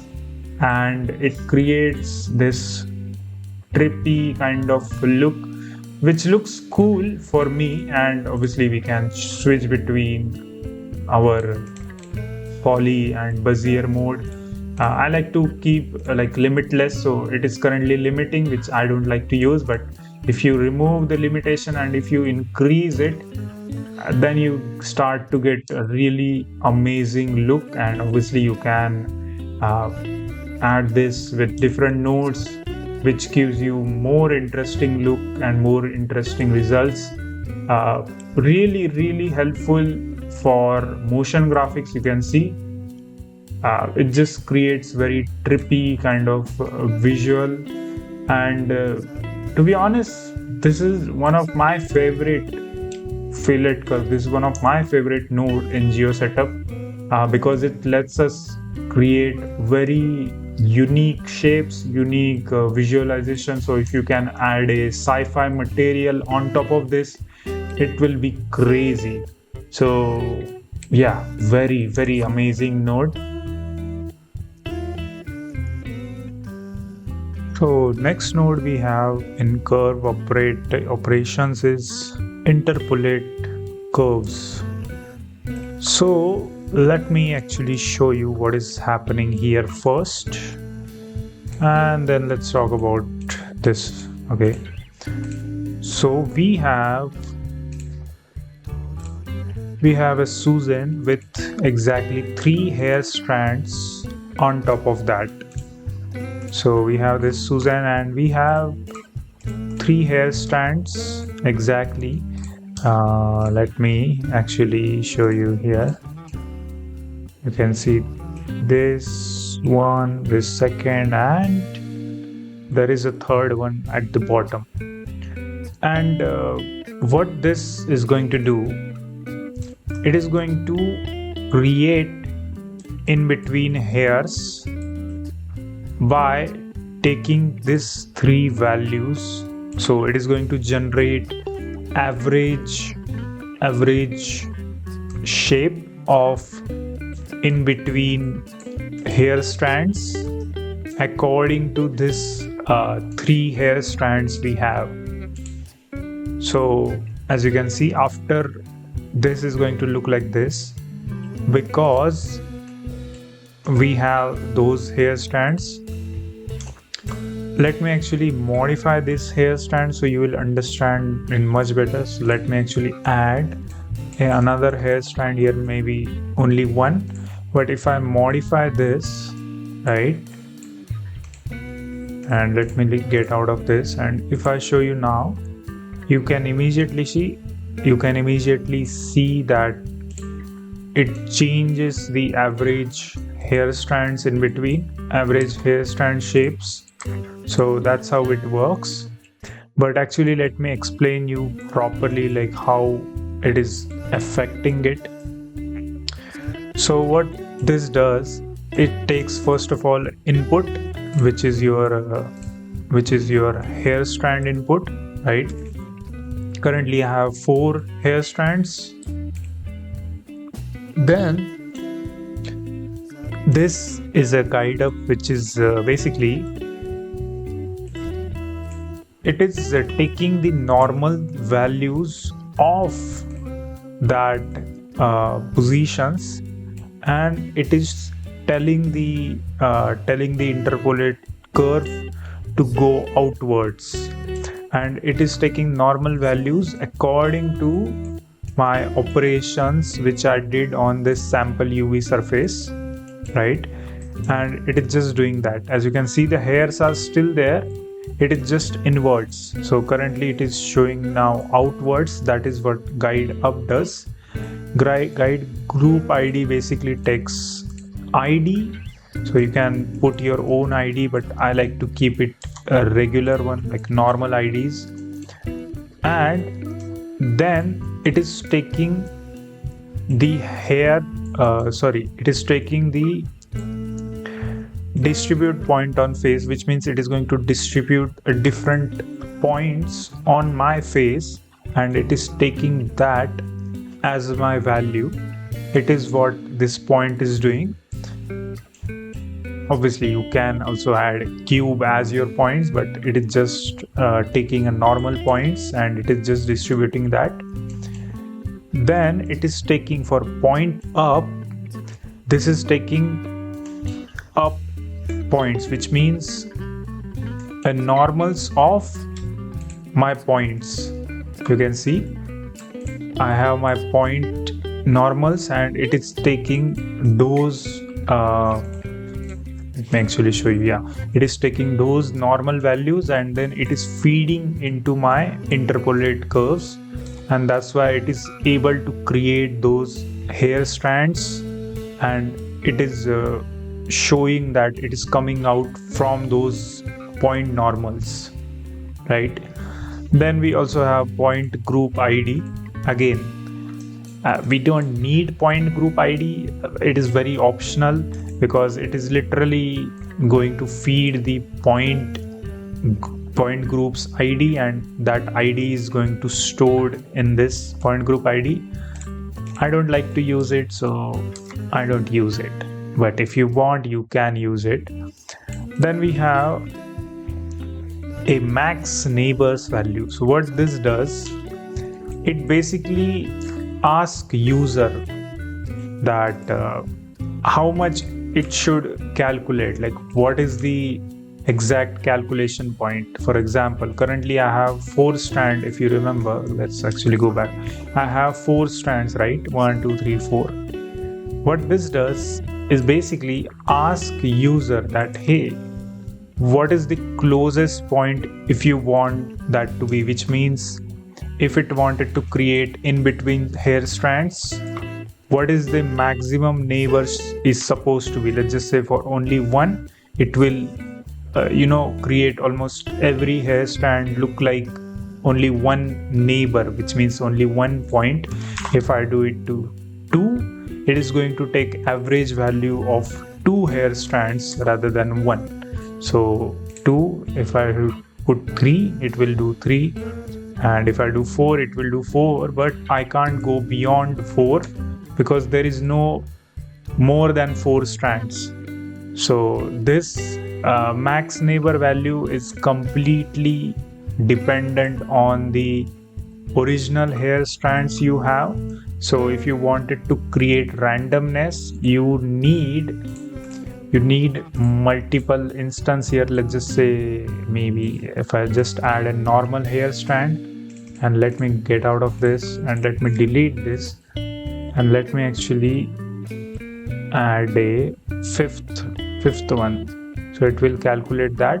But if you notice here, as you can see, this is like a normal strands here. There is nothing happening because this is what I kept here. I haven't modified that. But if I wanted to modify it, I can maybe modify something like this. So let's just say, yeah, maybe like this. And now if I take a look, you can see it created that shape there. So again, this is very unique features about creating a different kind of hair shapes, so which I personally like. And obviously it outputs your curve, then it also outputs your closed index, which might be helpful for some people. I don't use it that much, but it does outputs the hair index, as you can see. And it also outputs the closest weight, which means like if you are doing some kind of weight painting where you need this information, so you can use this. I don't use it that much. So again, that is that. And obviously you can combine this with your deform, I guess, if I'm not wrong. Let me actually check if I can do it or not. Deform, no, you can't, because it will not invalid surface, because it will never take that as an input. So you need to keep this as your input, and I don't even believe it will work here as well. Will it? Yes, it will actually. And then if I add a wave, I guess, yeah, now it will work. Great.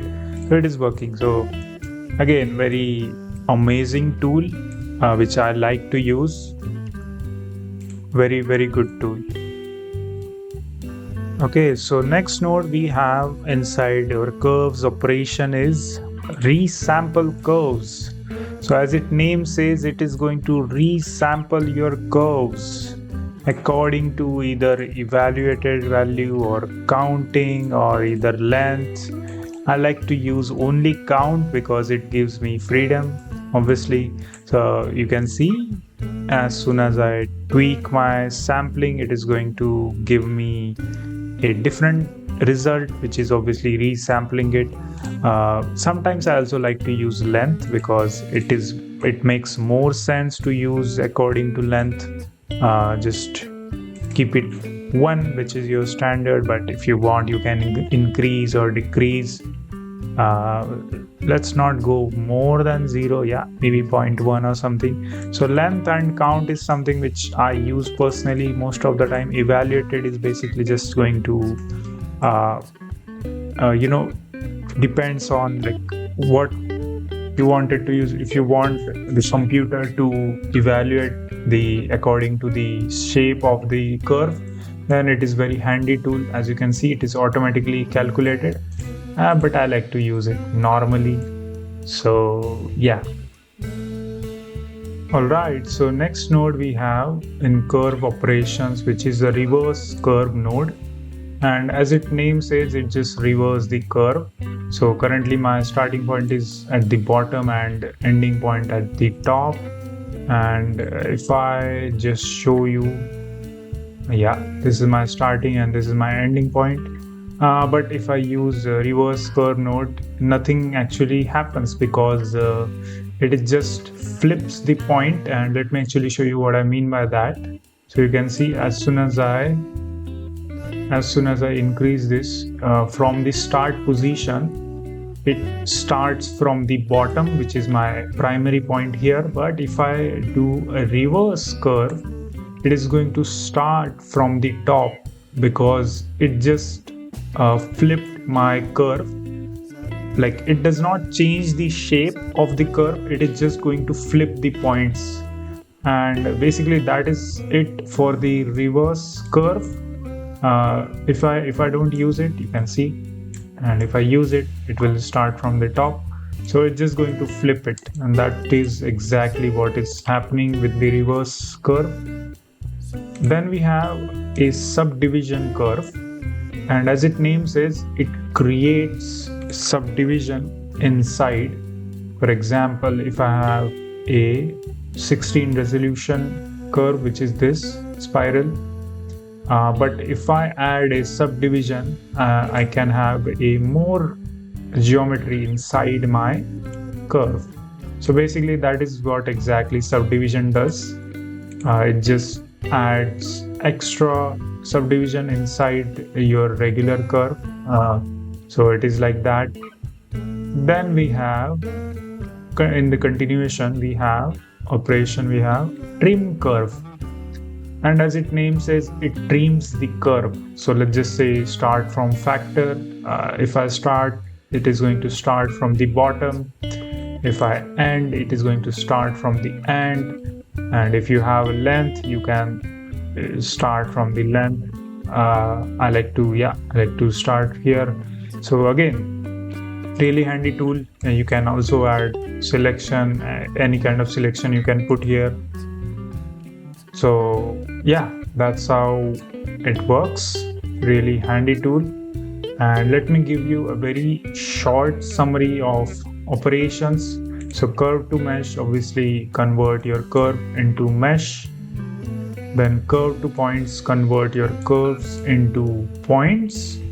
Then you have curve to grease pencil, which converts your curves into a grease pencil. Then you have deform curves on surface, which lets you stick your curve point onto the mesh, specifically your hairs, so you can animate your character and your hairs will stick properly without any issue. Then you have fill curve, which is going to combine your start and end point, and it is going to just merge and it is just going to fill it. Then you have fillet, fillet curve, which is going to give you similar result as fill, but fillet actually lets you go one step further with choosing the mode and choosing the radius. Also very useful if you are creating some sort of motion graphics. So fillet curve is that node. Then we have interpolation curve, which is basically take average value in between two hair strand, and it is going to just generate in between hairs according to the values. So very amazing node. Then you have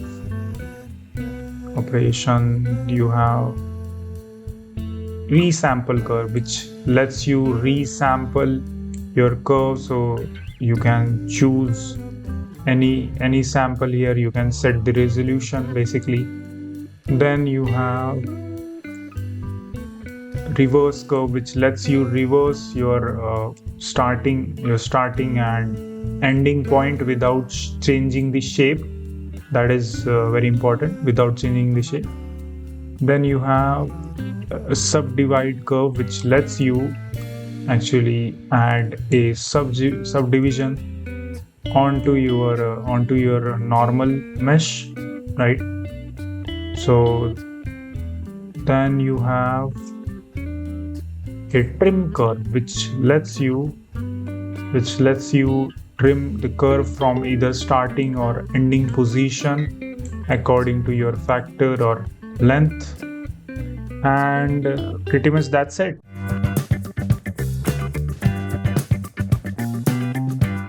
right, so next section is very interesting actually, and I'm going to just record it in one go because I'm so confident that this is very easy to understand. So let's start with curves primitives. The first node we have is arc. And what does arc do? Well, it creates an arc. As you can see on your screen, it creates an arc. And let me get rid of group input for now. So according to points or radius, you can either switch in points or radius. You can see it lets you create an arc, and there are obviously operations, either middle point, end point, and there are offsetting angles, corrected center, or inversion of arc. Again, pretty self-explanatory stuff here. So it is that the points is different. This is the points one, and there are input points which you can take by integer or value, and there is a radius option which obviously lets you control it as a circle, like as a circular portion, and it is pretty much very self-explanatory. So yeah, I really encourage you to check out because it just creates arc. That's it. That is the main main point here. There is nothing more to explain because you can create interesting shapes. So that was arc.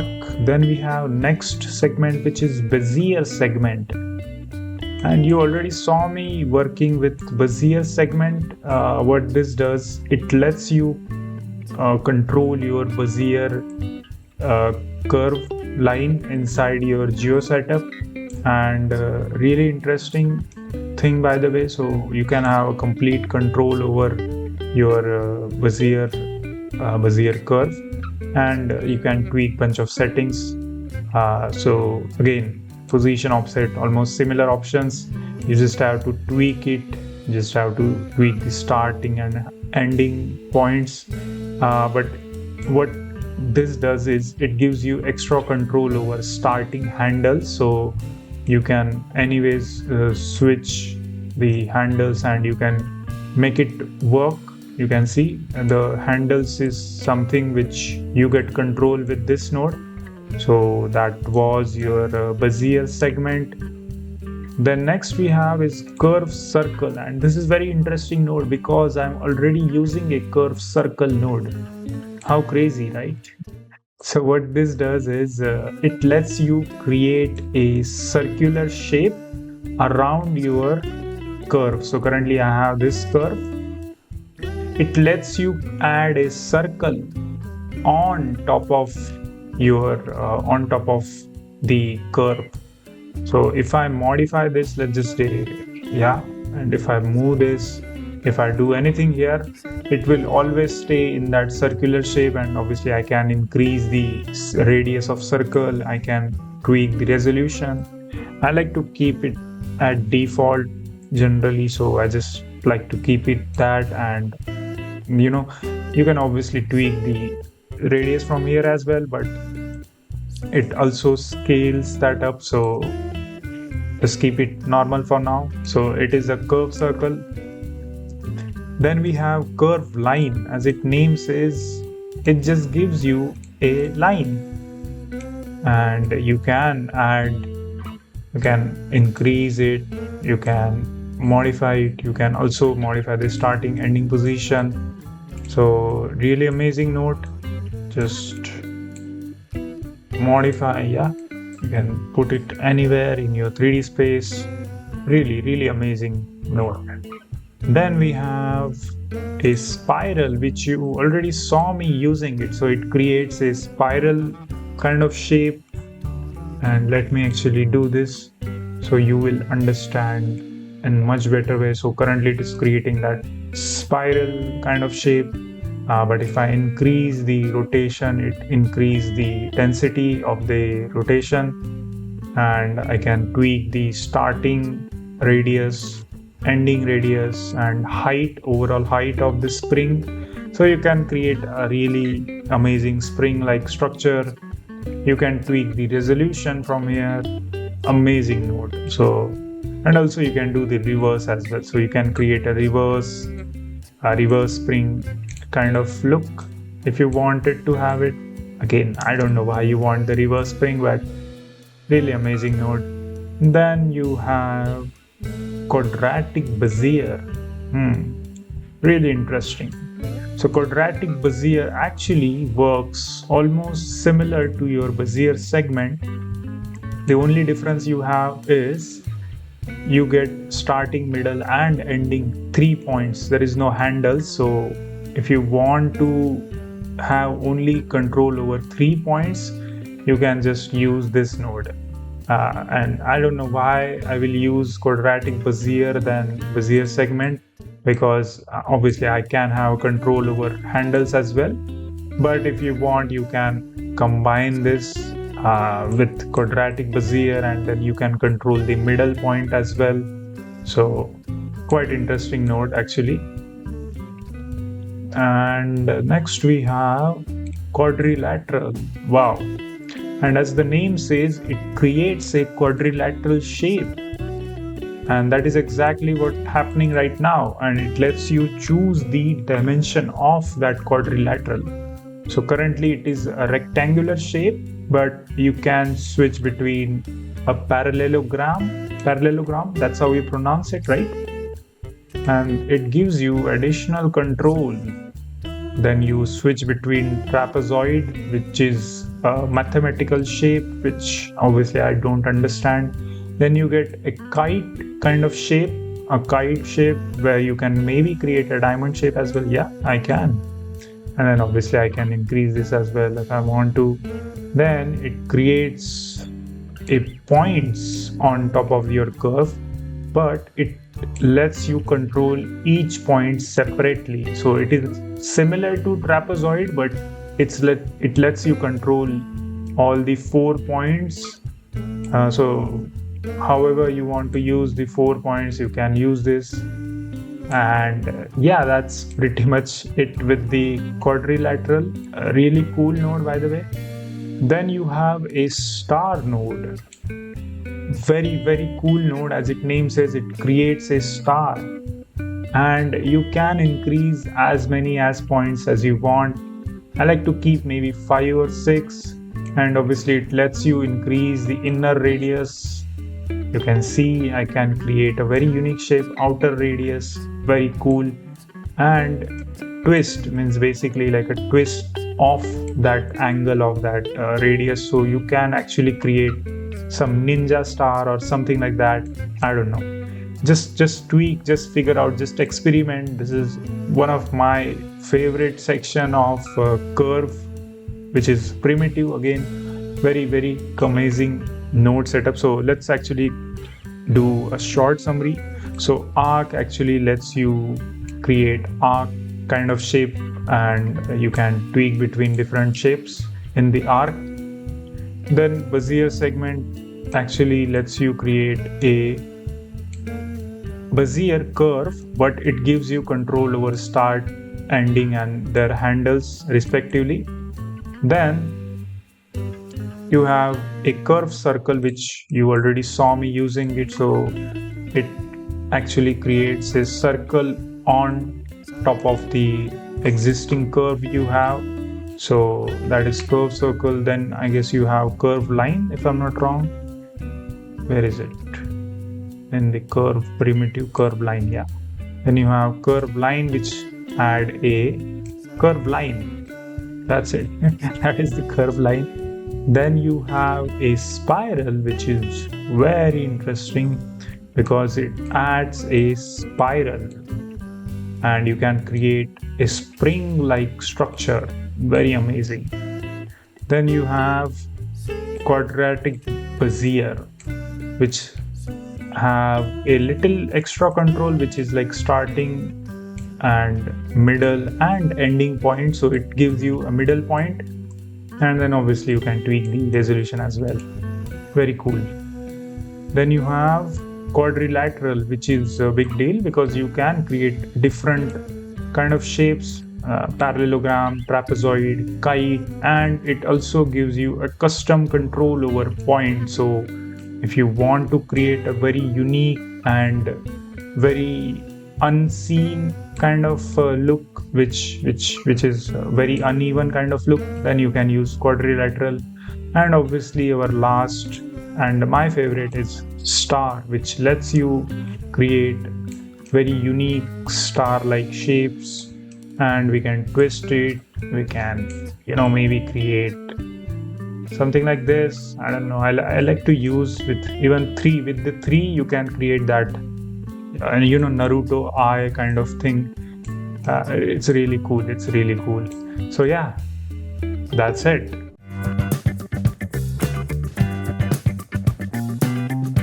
All right, so we have our last module in curve, which is topology.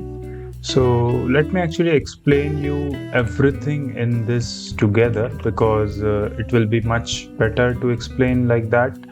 So let me take all these three nodes and let me just put it here. And the first node we have is curve of points. Now understand that we had something called as index, right, which used to take values from the spreadsheet, right, and it used to feed that information into our selection or instance index, correct? So it just used to take that value from our index. So just imagine that curve of point is exactly similar, and really there is not much of a use when it comes to using this node, because generally you don't need to use it. If there is a very specific use case, then yes, maybe you can directly take the curve index. That is the main thing here, right? So as you can just put it your index here. You can also put your curve index directly into your input selection or instance index. And index in curve is also same. It doesn't make any difference. I will tell you very shortly the exact difference here. Curve index is basically index of the whole curve, and index in curve, as it name says, it is an index inside of the curve, which means there will be points in between where there are index. So it is going to take that index instead. So that is the only difference. But this index, what it does, it collectively takes your index, which means combination of both of these two into this. Basically that's the main difference. This point index is an input. Now understand that what this index is doing. This index is just giving us a output in the index form, correct? But this index is a collective, so you have to feed this into point index, because this index contains all the points, correct? So technically this curve of point is just going to split your curve index and index in curve from this main index. So that is the main reason why I can't even if I just link it like this, you can't see anything happening, because it is just feeding the information. It is not doing any operation. And to be honest, that's the main thing here, and that's why you can't technically use this node, because you don't need to. You can just feed your index. But when you need more control over your curve index and index inside your curve, then maybe you can use this. But mostly it is not that usable in my perspective, again, right? Because I don't use it. But if you find a use, that's really good. But mostly it is just to split between these two, and that's pretty much it with the curve of point. Then we have next, which is offset point in curve, and let me just take this. So offset point in curve, as it name says, it is just going to offset your points inside your curve. So let me actually show you. If I put the offset here, you can see it is changing the offset inside my curve, and that is the exact thing it does basically. But it also have input of point index where you can feed your index information, and you can also output that point index, which means to split it, and you can feed this inside your curve of point, and maybe you can use it. But again, as I said, like, it is not that important when it comes to using that input or output, but it is good for offsetting. And if you remember, it almost work like a trim curve. Trim curve is more of a operation. This offset point in curve is like a final confirmation that, hey, if you want to offset, then do this. And you can see immediately it also change in this spreadsheet, right? You can see it is going to trim it, and it is going to update in spreadsheet. You can just take a look at this. But again, this is something which you can do with trim curve. So I personally don't think it is that big of a use there. Maybe I can do this, but it works the same. Yeah, it works the same. So that was offset point in curve. Now let's talk about points of curve. Now, what does points of curve does? So you already saw in our offset there is offset switch, correct? In point of curve we have something called as sort index, and we also have point index as output, and a total index as output. This is actually a total index, which means it works exactly like this index. So this and this are exactly, I will say, same, but this total comes with sorting, and you can also do some weight painting here, and also it gives you ability to add a curve index. So now you can see it is going back to this node. So you can put your curve index directly, which is which this is outputting. You can put this here. You can put this index in point index, which is going to split curve index, and then you are feeding this curve index as a point index outside in the output, but you're also taking a sorting index, which means it is going to sort your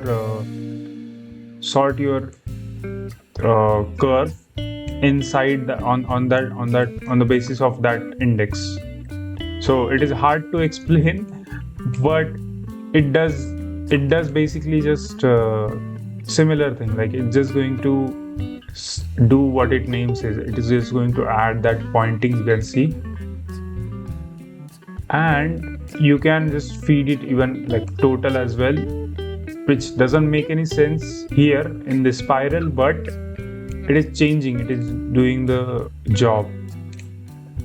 Again, I don't know why I need to use this particular workflow with help of point of curve, but again, as I said, if you have a very specific use where you need to split the index, and then you need to use it to have more control, then you can use it.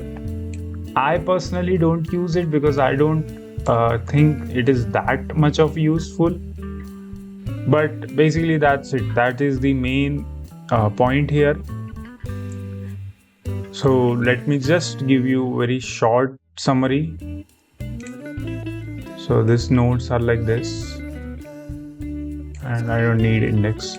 So curve of point is going to take your point index, which is mostly your main index, and it is going to split in curve index and index in curve, which is going to give you individual index access.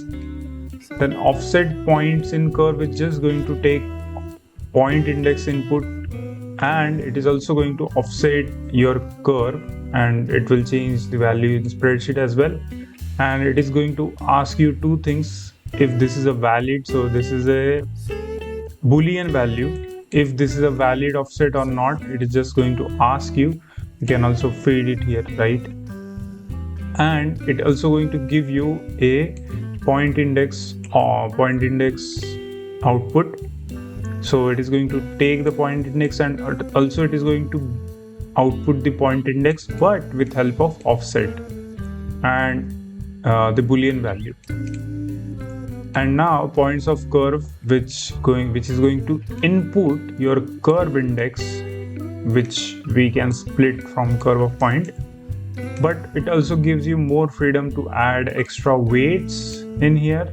So you can add a weight according to your index, or maybe, I don't know, ID, right, or normal. And then you are going to sort the index, which means you are going to add, it's like a sorting algorithm where you sort it with help of some offset value. So this offset and this sorting almost works similarly, but this is not going to give you the offset. It is going to just sort it, which means it is just going to store the value. And because it stored the value, it gives you capacity to output your point index on the basis of your sorting. Also, it gives you ability to do the modification and output the total index value, which means a modified index value from this. And that's why this 3 exists, and that's it.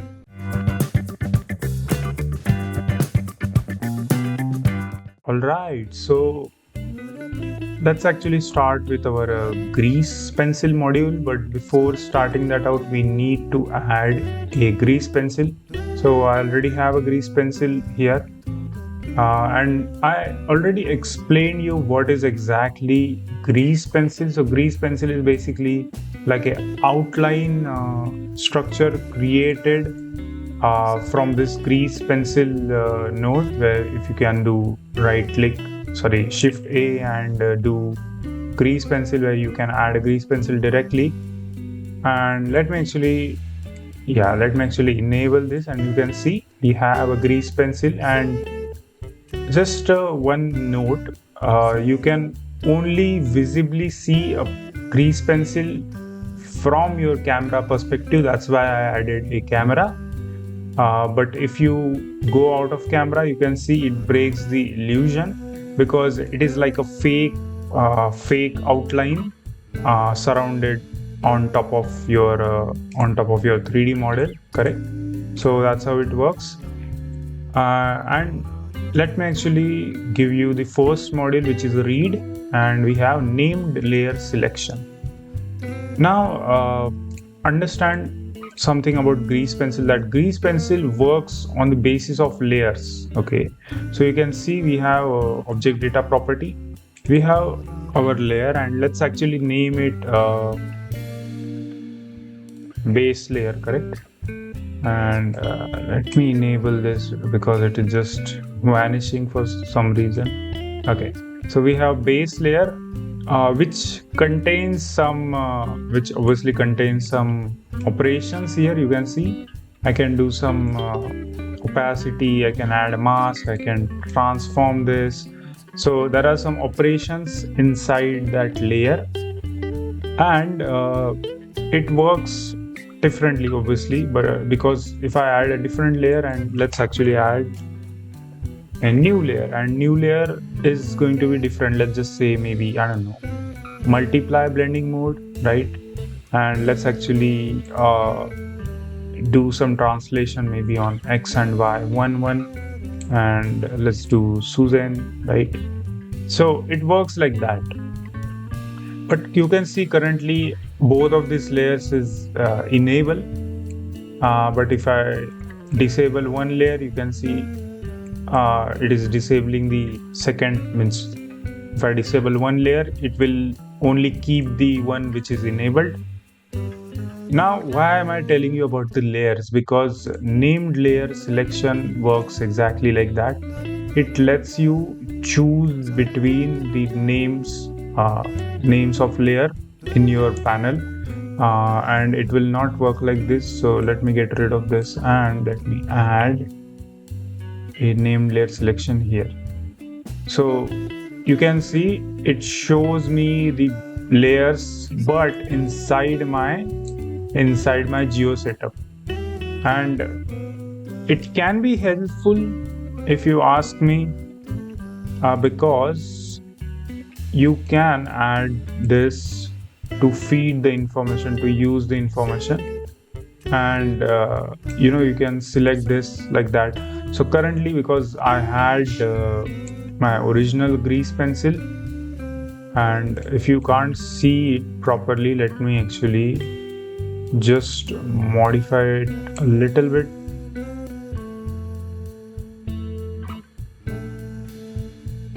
So I just increased the stroke here, right?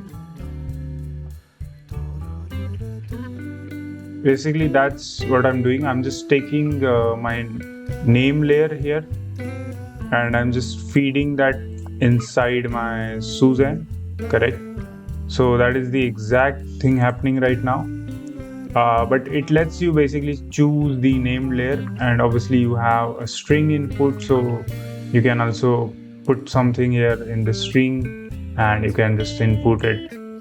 Basically that's what our grease pencil read is doing. It is just taking that value, just like our this layers, it is just taking that but inside our geo setup, and that's it.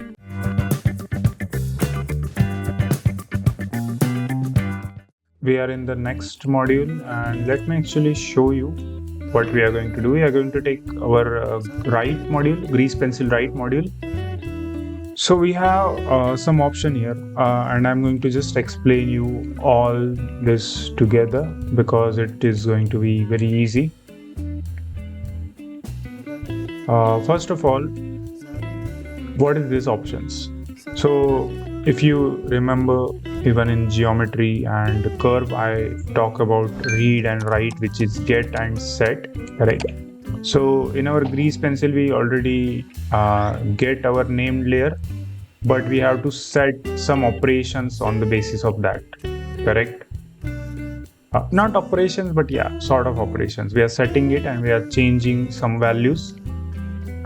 So first of all, understand that what is set grease pencil color. So every time you create a grease pencil, correct? And let me actually just hide this and give you this. Okay, so every time when we take our grease pencil, we have some operations inside our modifier, correct? And we can change things from here. So basically, let me even show you. Set grease pencil color. It lets you choose between stroke and fill, and it gives you a capacity to change the color of grease pencil and also the opacity. And this exact thing is in my layers panel. If you remember, let me actually show you. You can see this lets me add opacity, correct? It also lets me choose the material, which is color here, because this is a black, right? And you can't physically see any changes right now because it did not apply it, but it does change. And let me actually give you, I guess it will not change, right? It will only change in your rendering. Okay, so it won't work here, but it will change in the rendering. And let me actually show you, yeah, this one. So it is taking that material but on the base layer. Okay, this is very important because if you see, we are going to select it according to our layers. So we have to take we have to take our layers and we have to feed it here in order to work on that layer, because it works like a layering system, correct? And we have to also choose the mode, because if I search here stroke, not here actually, in this, right, in the material, you can see we have a choice between switching between stroke and a fill. Okay, and we have to decide what we have to do. Mostly people take stroke plus fill, and we can also switch it in between the presets here. But again, this only gives you option just to control it from your geo setup, and you can also switch the opacity. That was the grease pencil. Second option is basically set grease pencil depth. Now if I already showed you, which I don't remember if I showed you or not, but we have a depth option here. Yeah, so you can see we have a depth option where it gives you ability to choose between either if it is a true 2D layer or a 3D location, which means it is actually going to make our grease pencil object as a 2D layer or a 3D location inside our 3D world, and it lets you choose it. That's why this option exists. And it gives you another option to set a grease pencil softness. Okay, and let me actually show you what I mean by this, because we have, when we do this, right, when we do this,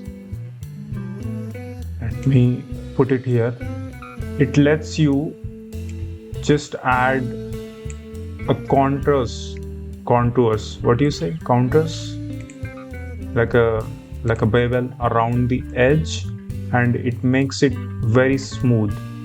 So it is going to give you that feature because it is very extremely detailed, and you can do bunch of good looking operations. So it will look much more attractive. But this is why this exists, and again it does have selection choice, so you can select it according to the layers.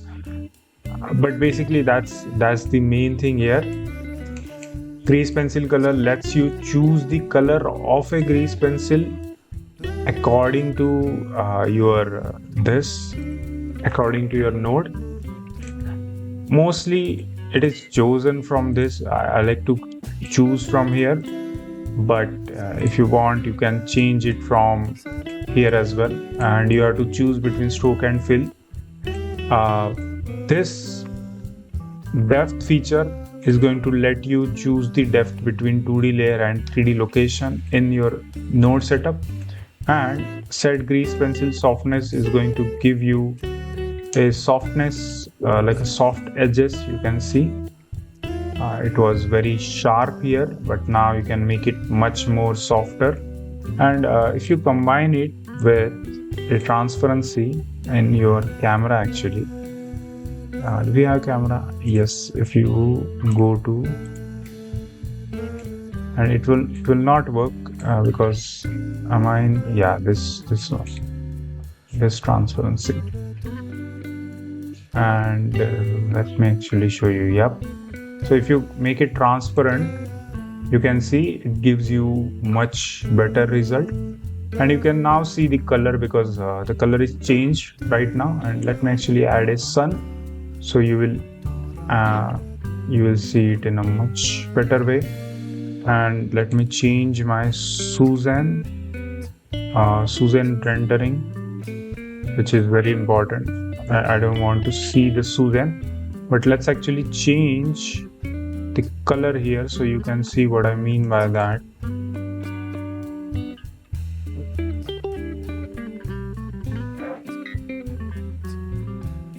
You can see.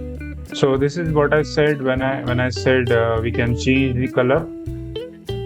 We can change the color from this,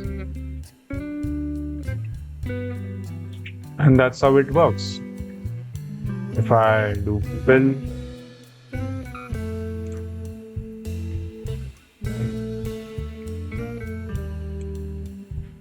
you can see I can add a gradient here, and let me actually give you a gradient of a different color. So yeah, basically that's what it is doing, and that's it.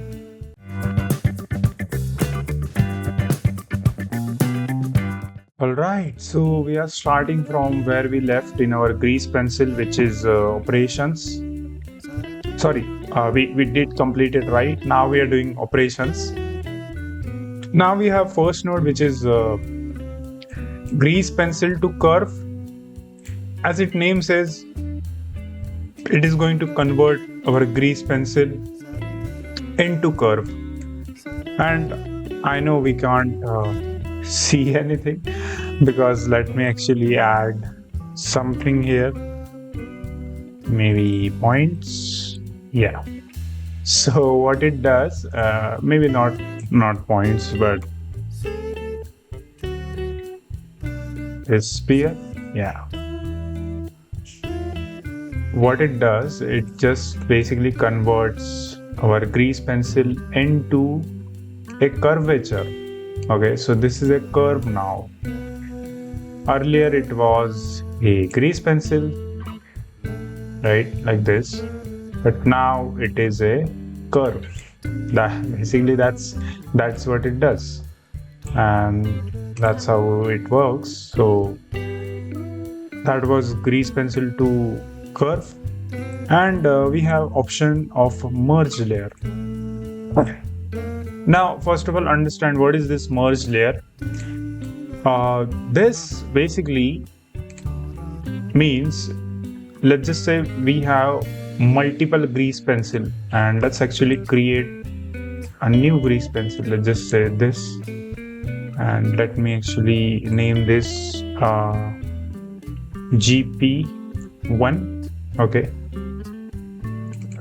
GP1. Okay, let's actually add a second one, which we can rename GP2.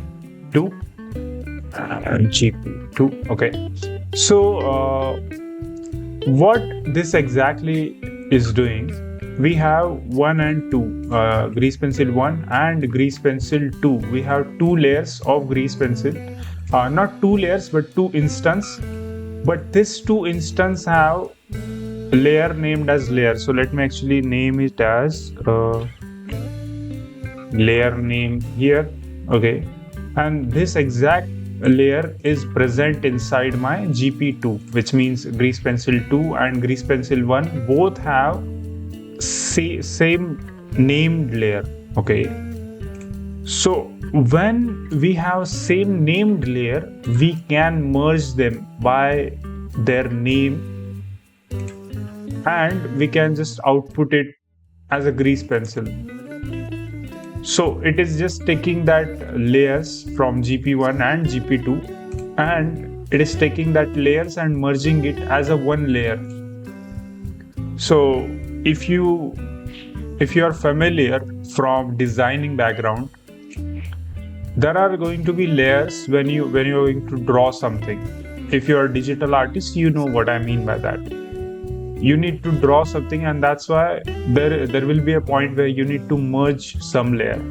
It is similar like a Photoshop, where you merge the layers, and it is just going to do the same operation. As its name says, it is going to merge it. So, but it is going to merge it according to either name or either group ID. But obviously this group ID can be fed from ID. So it only gives you additional input option. So you can feed your information, your ID information into your group ID. Basically that's the main thing. Selection, it gives you selection option. So again, you can do some selection according to whatever you need if you want to do it. And it takes the grease pencil input. But basically that is what a merge layer does. Okay. So let me just give you a very short brief. Grease pencil to curve, as its name says, it is going to convert your grease pencil to a curve. So you can do a curve operation. And then we have a merge layer, which is going to collectively merge different layers of a grease pencil, but you need multiple grease pencil with multiple layers in order to work, because we can combine that painting, we can combine that digital painting basically, right? So yeah, basically that's it.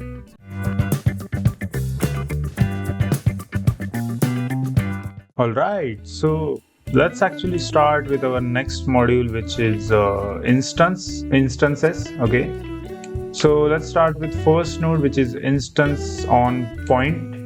And you already saw me using this node like so many times, but I will explain you what this is exactly doing. So as its name says, it is making the instance appear on top of my current geometry. So this is my geometry, and on every vertex it is going to spawn bunch of cube because I linked my cube. But if I wanted to link my sphere, I can just do this, and now it is a sphere. So this is that node basically. Any shape you can put any shape here, and it will be able to spawn bunch of points on top of that, as you can see, on every vertex. That is the best portion. So really amazing node. Let's just say maybe if you have like a torus, right, like a structure like this, and let's just say if you wanted to spawn bunch of I don't know, maybe like a, yeah, I mean, let's start with actually first cube, and then I will actually show you. Yeah, so currently there are cube, but maybe let's take, yeah, like a circular thing, maybe, I don't know. And that looks very cursed, but let's take a cone. Yeah, so you can see what it is doing basically. It is just spawning a bunch of cones on top of that torus. So you can create really unique shapes with this, and it really looks amazing. So that is what it is exactly doing. And let me explain you all the points here. Sorry, all the options here. So first is obviously it is taking the points. So let's actually add maybe a grid.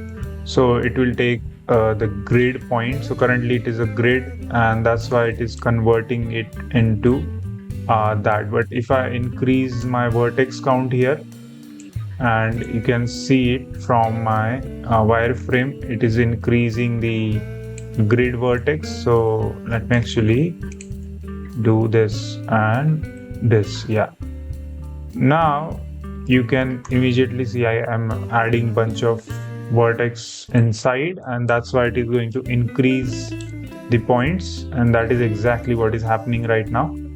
But let's actually take maybe a cube here, and let's put it here, and you can see if I increase the size, it will increase that, but if I increase the vertex, it will increase the vertex inside my cube, and then it is replacing each of that vertex with my another cube basically. So that is exactly what the point does.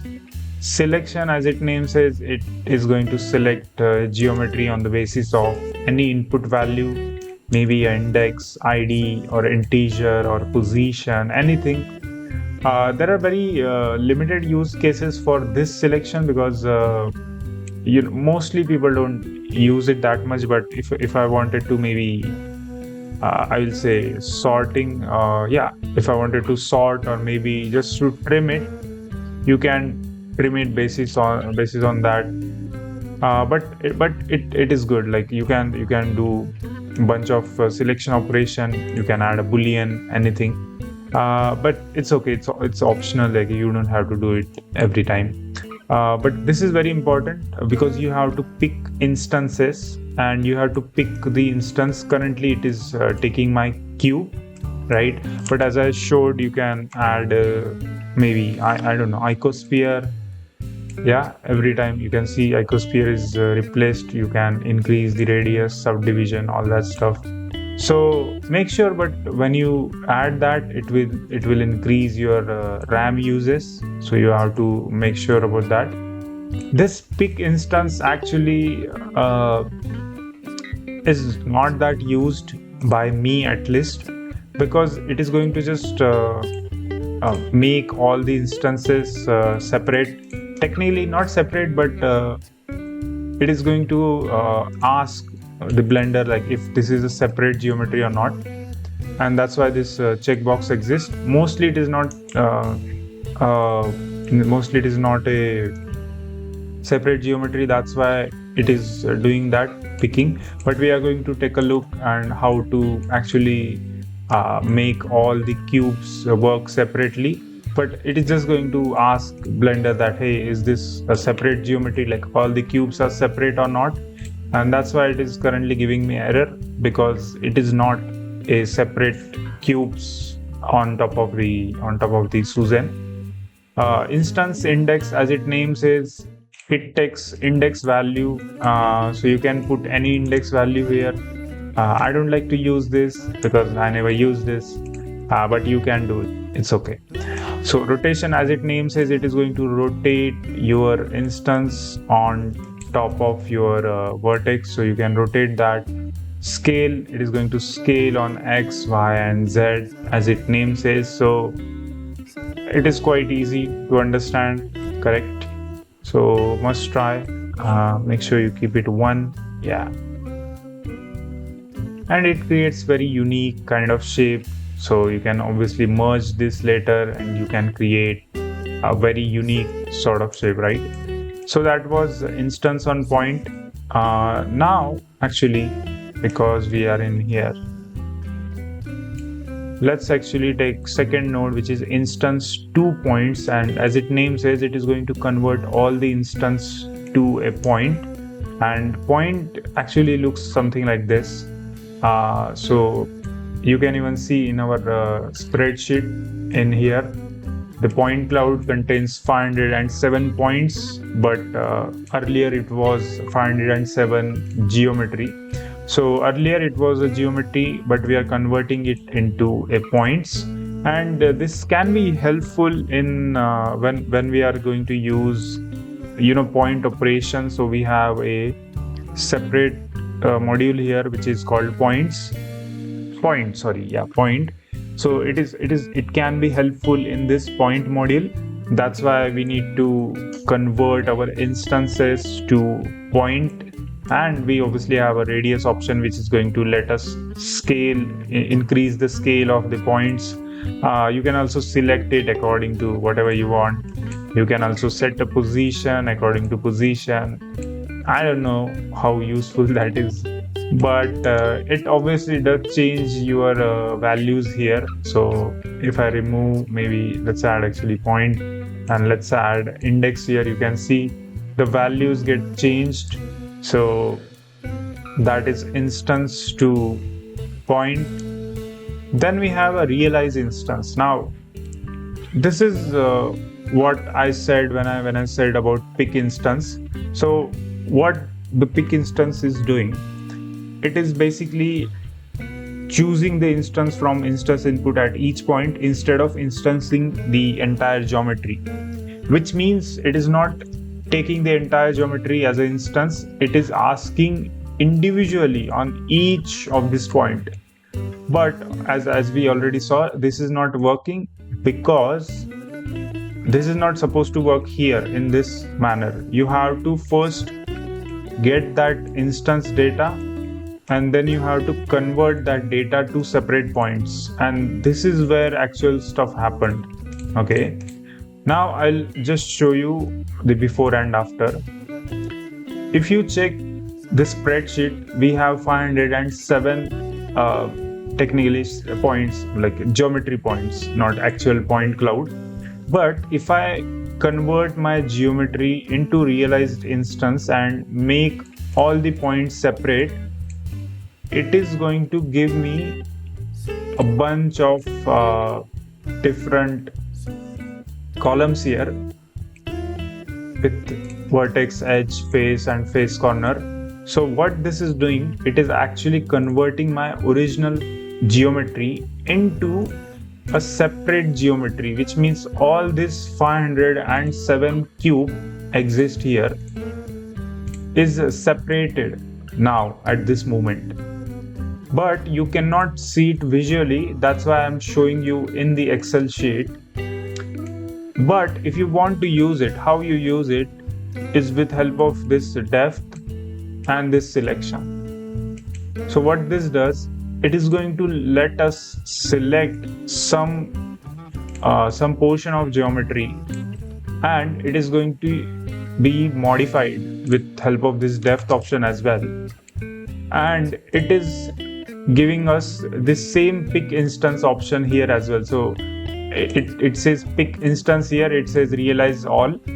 Technically it is doing the similar operation, but the name is changed to realize instance rather than picking it. So it is choosing here, and now it is just after choosing, it is realizing all levels of nested instance on for a top level instance, overriding the value of depth input. Correct.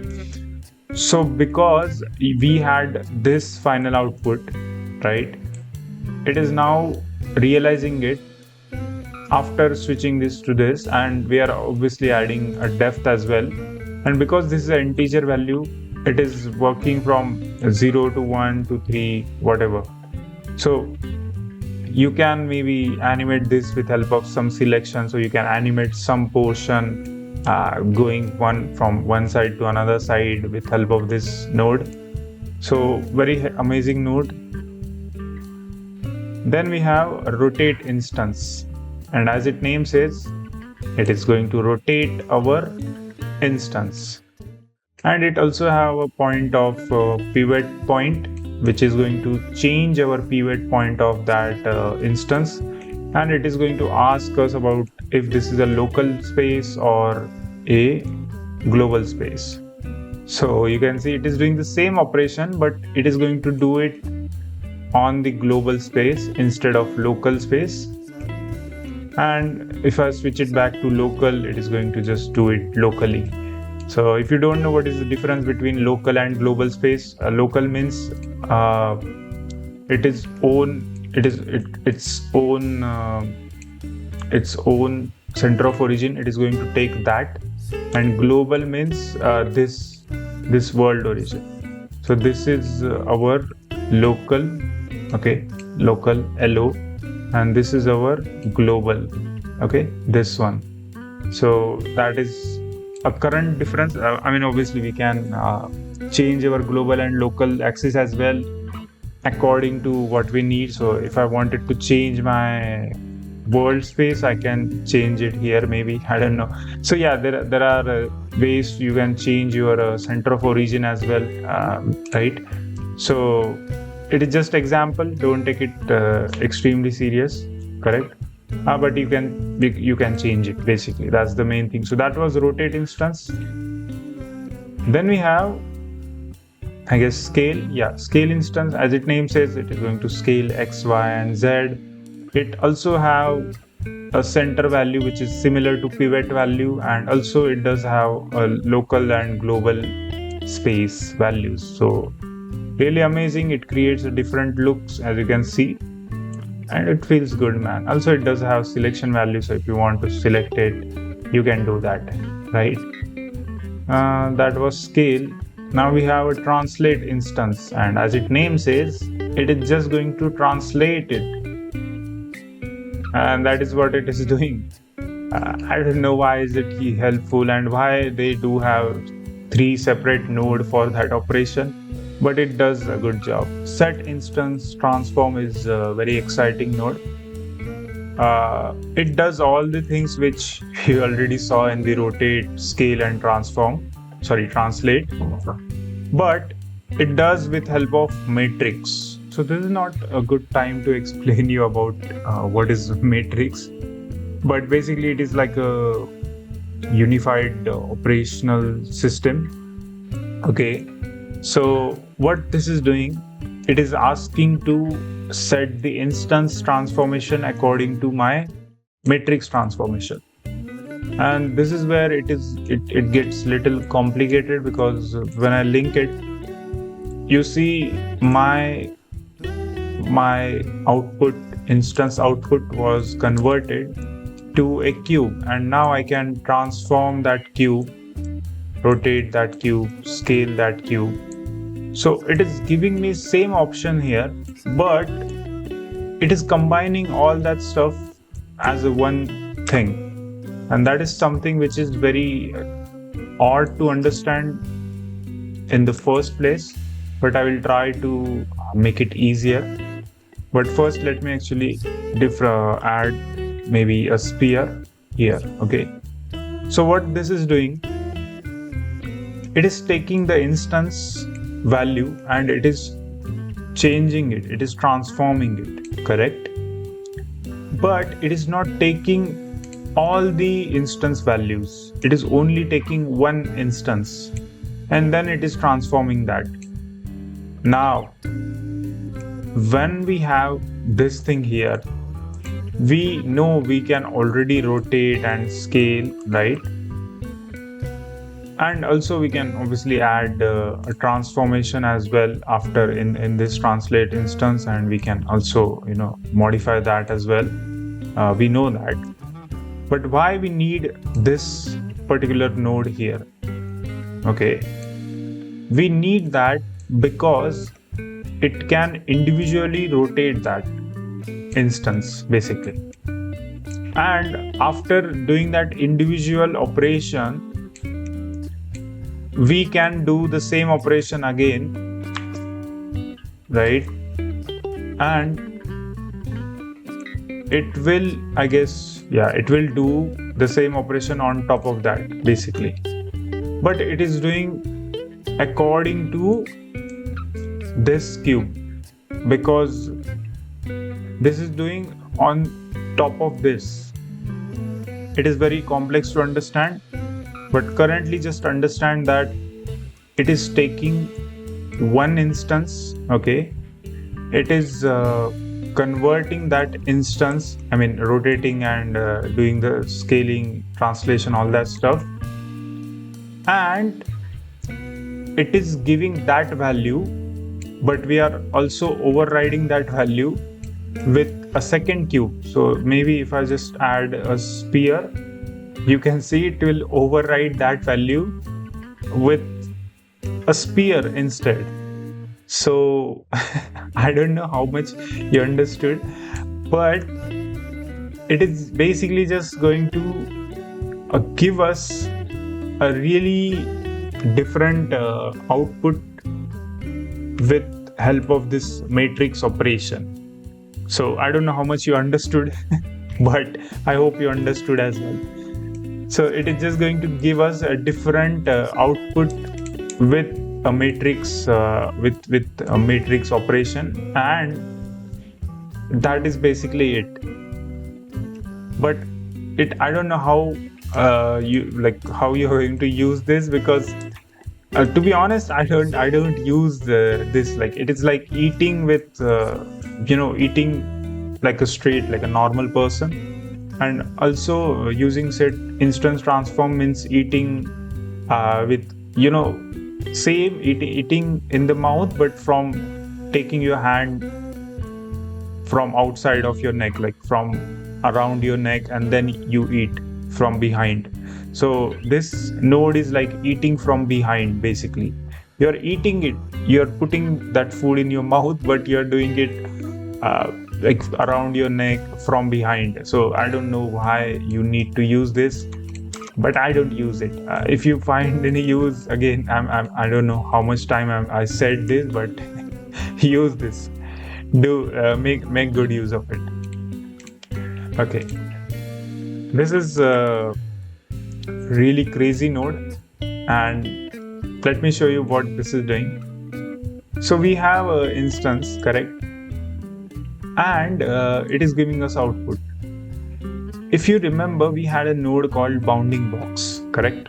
What bounding box does, it just takes your geometry and it just make a bounding box around that geometry, correct? And that is basically the main purpose of the bounding box.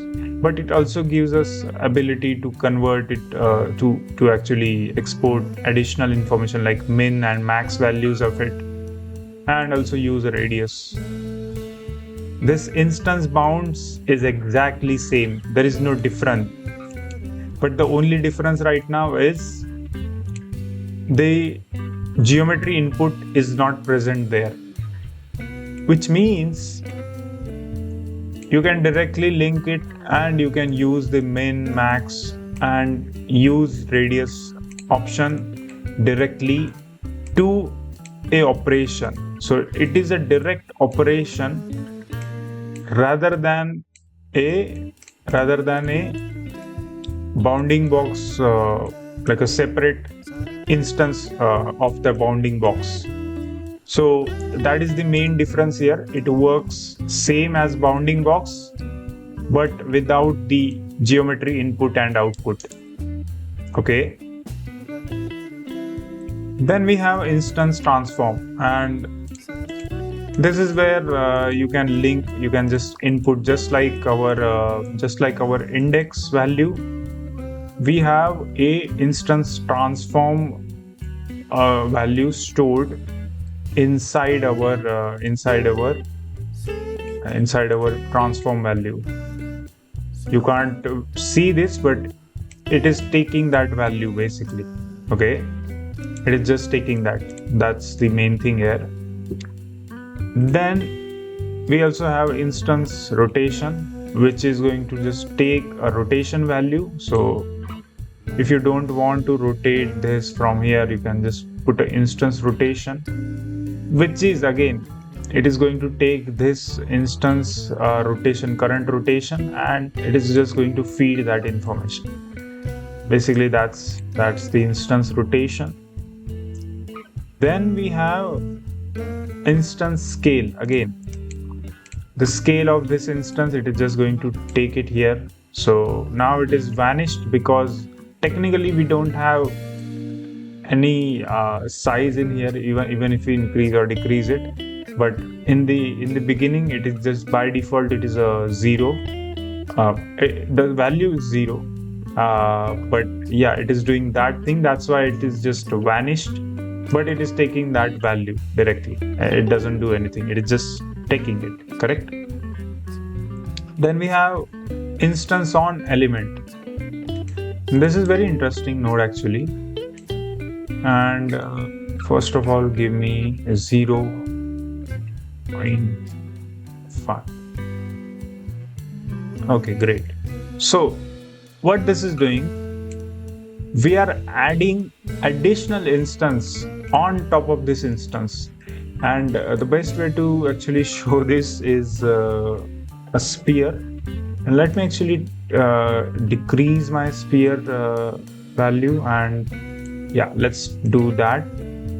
Let's also do this. Okay, so now it is like a diamond shape. Okay, so this is like a diamond shape, but actually let me show you what the instance on element is doing.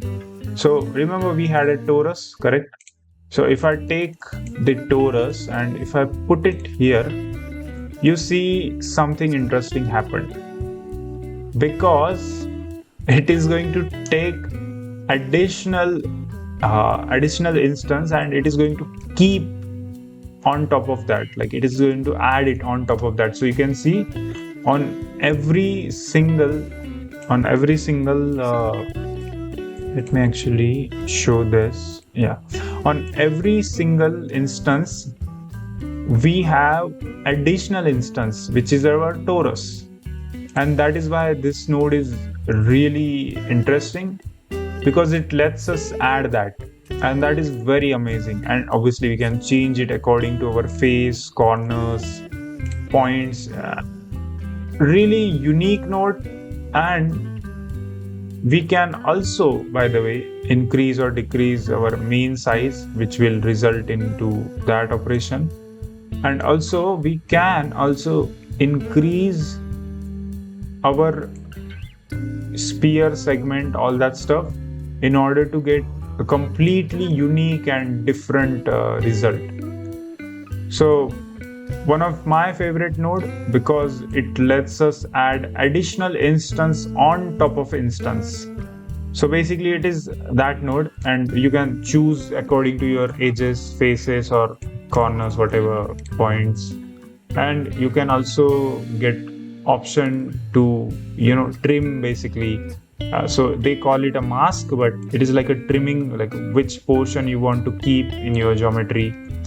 It asks you about the data type. Is it a data type object or it is a geometry directly? So first understand what is data type object. So because object we chose torus, you can choose the collection as well. I don't like to use that, but you understand. Then it also gives us option to realize, which is going to just combine everything. I guess this is combining everything. This realization is different. This is this is just taking and combining it.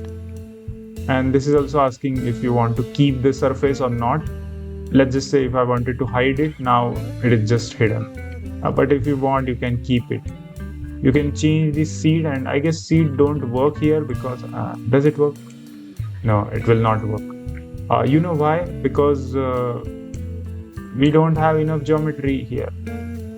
So I guess it will work like that. I don't know. I never used the seed option ever. And let's actually minimize because my GPU is just going crazy.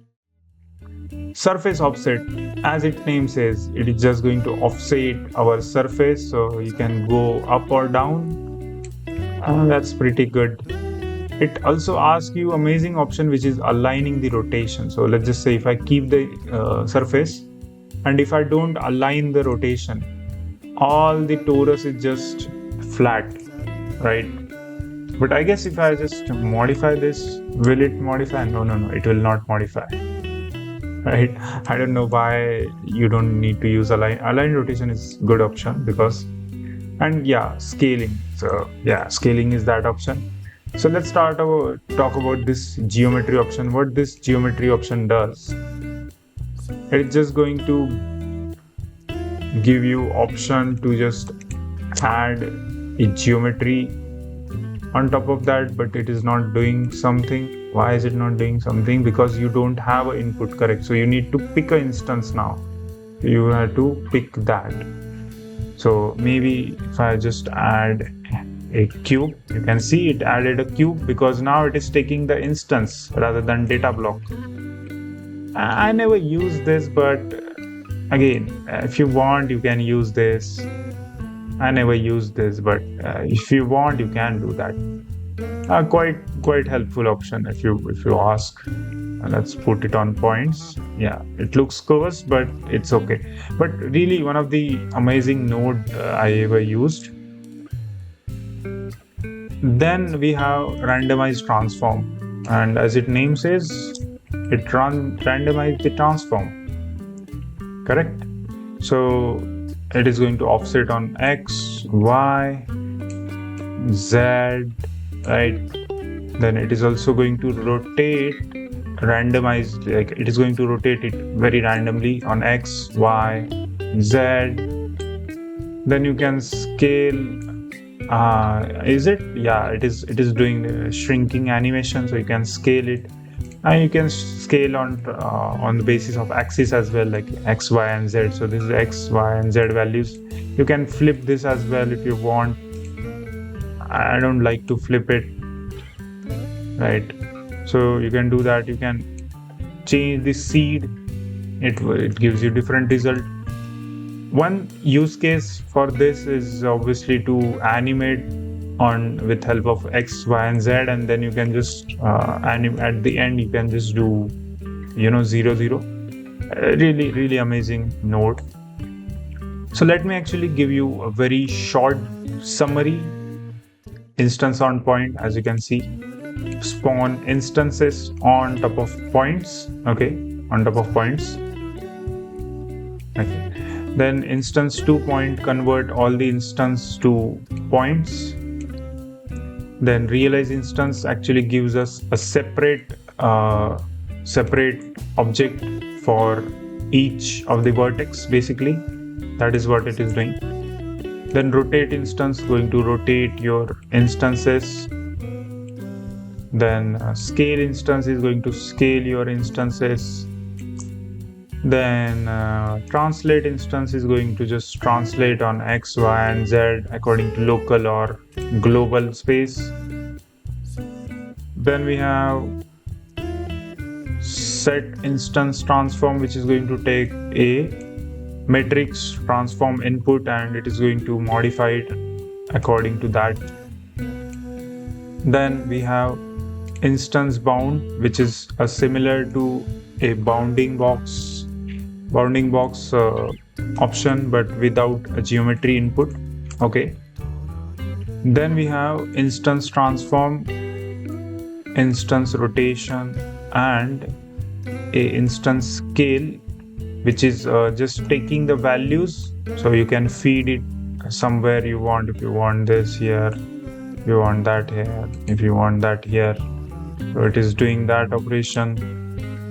Then we have instance on element, which is going to let us add another instance on top of our instance. Really cool node, by the way.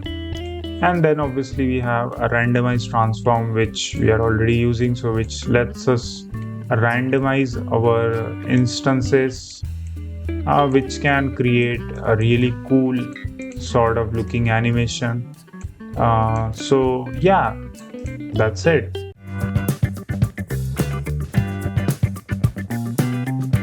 All right, so next module we have is the mesh, and inside mesh we have read, and you can see we have lots of nodes here. So yeah, this video will be a little big. So actually let's start with edge angle, first node. And this is a little complex to understand, and even I was searching, and in my research actually I figured it out, the best explanation from online from Blender artist community. And I was just going through and I found that the actual best explanation for this is, number one, when you have a very complex geometry like this, okay, what this edge angle does, it can calculate the angles between these edges. Okay, so you can see this edge and this edge, it can actually calculate. So this green is showing the edges, the red is different edges, and it can able to calculate the angle between that edges. But the explanation comes in that concave angles are negative, and you can use that or do something like this, which means in this example what this person is doing, it is using that greater than or equal to node to calculate the angle between the concave angles, which means the angles which are like above, like they are above from the ground, they are concave. So if you don't know what is concave, concave means a structure where the surface is kind of extruded, but extruded like circular like this. So this is like that concave structure, and on the basis of edge angle node from signed angle, it is giving that result. And I did a similar thing here in my workflow as well, so I can actually calculate the angle between either unassigned angle or a signed angle. It is very hard to explain at first, but later, like, I realized that when I was doing research, I realized that that is the only way to understand this properly. As you can see, if I put this in my attribute, if I enable my attribute text, you can see it is giving different values. So it is currently calculating only the edge count, like the edge count index, but when we actually use it through our greater than node, it is going to calculate the angles between that. Currently it is also giving still giving the edge, the index of that, but it is just using this greater than node to actually calculate the angle, and it is just taking that angle, and you can feed this information in any node in order to perform certain operations. But this is exactly what edge angle does. If you want to know more about this node, I will suggest you go to this particular let me actually open this. So this is a Blender Stack Exchange page which already gave a similar explanation on how this angle is getting calculated, and you can use this in your workflow. And the second Blender artist organization, this community as well is very good, where you can understand this node in depth. But this is what exactly it is doing. It is calculating the concave angle of that edges. A little bit hard to understand at first, but if you see some examples, you will able to understand this. And this is exactly what I did in my workflow as well, by the way. Let me show you here. So this is around similar example which I created here. Little bit hard to understand at first, but this is what exactly happening. All right, so next node we have is in the read, which is edge neighbors. So all this read nodes, by the way, are input node. They don't have this output node. They don't have any input. I mean, there are few nodes which have input like this phase group boundaries, but mostly it is a read node, which means it is going to just extract the value. So what does face count does? As its name says, it is just going to count the faces. And let me actually open the spreadsheet for later users. So if I show you that currently we have our edge neighbor, which is counting the faces on our geometry, and that is exactly what this is doing currently. So if I even do this, you can see it is counting all the faces, and this is exactly what it is doing. It is just extracting that value. So you can use this to put this in your selection or instance index to count the faces and do some operations, and that is exactly what is happening. Then we have edge vertex. This is very interesting node actually. What this is doing, this is taking the vertex index, but it is splitting it, which means each vertex have different index, but it is splitting that into two different options, vertex index 1 and 2, and also it is giving the index 1 and 2 different position. And let me actually put this in somewhere in the rotation. No, it will not go. So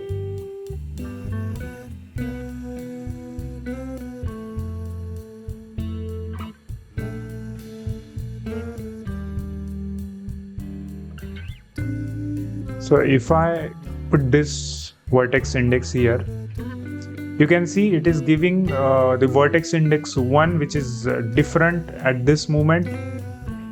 You can even see this in your this in the face corner, yeah. And if I switch it to vertex index 2, it is going to switch the vertex index of that. Now you may ask why we need this when we already have an index node separately. Yes, index node does exist, but as you can see, it is calculating the index of everything. Like, it is not calculating index of vertex only. In this current node, it is calculating that, and it is feeding that information, but not only feeding it, but also giving us freedom to use two different instances of that vertex index. That is exactly what it is doing. For this position node, it is better if I show you in my rotation. As its name says, it is just changing the position according to the vertex index 1 data. and that is exactly what currently is doing.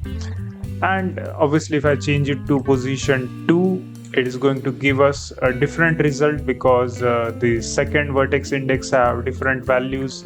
So you can see it in your screen what it is doing. But again, it depends on very specific need. If you wanted to count that edge vertex index, and then it will count that rather than counting a overall index. It is counting that edge vertex index, and it is also splitting that into two portions. So that is where freedom comes in. So that was that. Then we have edges to face group. Let me actually check. Okay, that's done. So edges to face group, as it name says, it is going to take the face group ID according to our existing face of our geometry. And obviously we can change this with help of our ID or our index as well. Yeah, we can change the boundary edges value according to our edges or ID, anything. But also it gives you freedom to shift that to actually get that face group ID, and we can shift our geometry according to that. So it is that node. I never used it, but if you can use it, good. So it is doing that thing. Then we have face area node. Yeah, we have face area node. What it is doing, it is taking the area of face and feeding that information, which means this, I guess this is a similar information as this. Yeah, this one. So that is what exactly it is doing. It is just extracting the face area value, and maybe this can be useful. Find some uses. I mean, I don't use that much, but it is just taking that, it is just extracting that value. So really amazing node if you can use it somewhere. So next node we have is face group boundaries. And if you remember, we have edges to face group. This is exactly the opposite node, and let me show you what it is exactly doing. If I put this, you can see it is giving me a false value return. But let's just say if I add like an index, maybe it is going to change it to true. So what this is doing, it is taking that face group ID according to either index or I don't know, maybe ID, and it is feeding that information to boundary edges, and that boundary edges can be used in your maybe selection or maybe your pick instance. I don't know where you want to use it, but it can be usable there. And as you can see, it is modifying the geometry. So it is doing the exact similar thing but in the opposite manner. So it is just going to shift it, it is just going to change the operation in the reverse manner. So it is doing that. So you can see almost edges to face groups and face group boundaries is just a reverse nodes. Then next node we have is face neighbors, and this is very interesting node actually. What it is doing, it is calculating the face neighbors according to a vertex count or a face count. So it is taking that information and we can do operations according to that value. So it is counting that vertex on each of this vertex. So every vertex have 4 right now. Sorry, every face have 4 vertex right now, and every face have different faces. Here is 2, there is 3, there is 4. So it is taking that value. This is where it changes a lot of things, because if we put this here, yeah, you can see it is going to act according to our geometry, but also giving us freedom to use it as an index as well. So you can feed this information to do some operations. If you want to count it, you can do that. So next node we have is face planar. So what this is doing, it is just asking if this is a planar surface or not. If I feed this here and if I do 0, which means it is a false. If I do 1, which means it is a true. So this is just going to ask if this is a plane surface or not. Again, I don't know why I will use this, but it is a boolean value anyways, so it is like a switch. It acts like a switch, like a true or false thing, and you can maybe find a use, but mostly it goes in pick instance or selection, and you can use that boolean value. It is just asking it anyways. Next node we have is face smooth. So what this is doing, let me actually show you. It is asking a boolean value, like if this is this face is smooth or not. So what I mean by smooth is, if I right click and if I do shade flat, it is currently not smooth, but if I switch it to shade smooth, it will change the value to true, which means it is actually true, and it is just taking that value. I like this shade flat for this example. That's why it is showing me false, and that is exactly what this node is doing.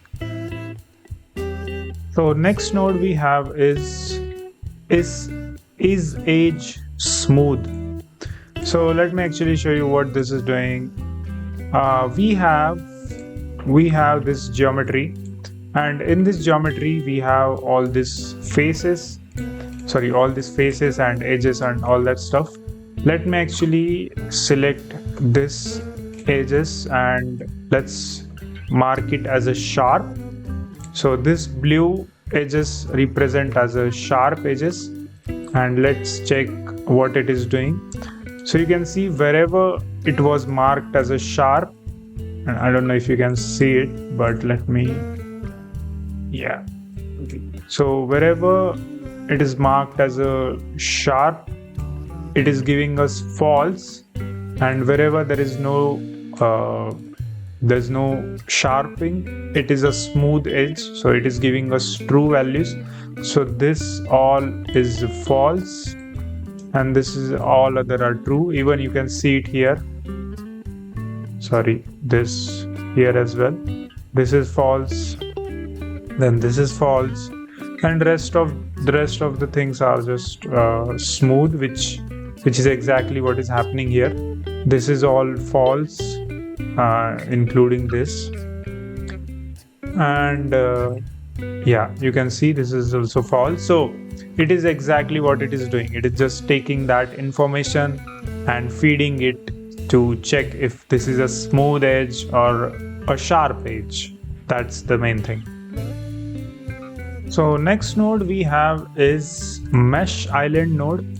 So first of all, understand what is a mesh island. We have this one geometry, but we have this geometry as a disconnected geometry. So what this is doing is basically it is going to calculate. It will calculate the connected and disconnected edges inside our geometry, and it will it will calculate the connected and disconnected edges, faces, all that information, and it is storing that into island index and island count. So let me actually show you in my viewer node. So currently the island index shows here as 1 which means it is all 1 means it is all connected here, but this is disconnected from my another object, so it is going to give me 0 because it is a different object, but technically it is also a same object, so that's why it is going to calculate this as a 0, and it is going to give us that index output. And also it is going to calculate the island count, which means how many islands are there, which means how many objects are there. So there are 2 objects, so it is going to change that. So if I add, I don't know, if I create a new object in here, I guess it will change, right?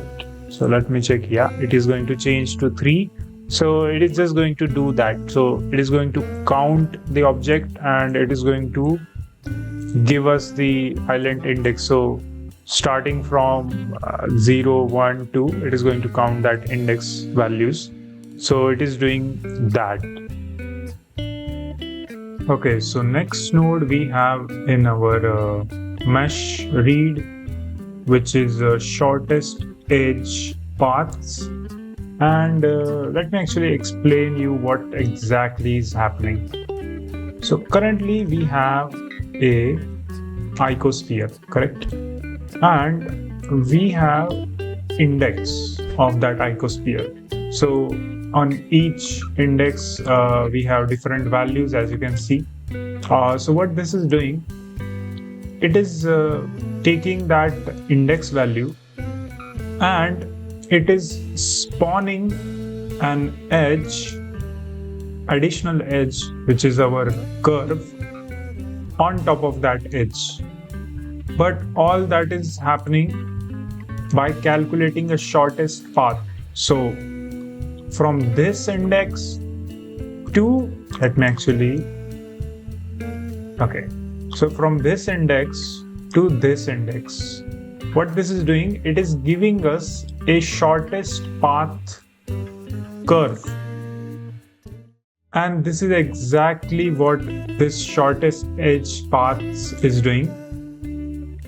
And currently, because we are taking the value from the first means a start vertex to a end vertex, and starting vertex I have currently 16, let's just do maybe 0, and the end vertex I have 26. But if I change, you can see it is going to change the curve on top of that, and that's how it is calculating the shortest path in between the 2 vertex, and it is doing it on top of my edge, correct? So I will explain you what this input and output is. So it is taking end vertex output.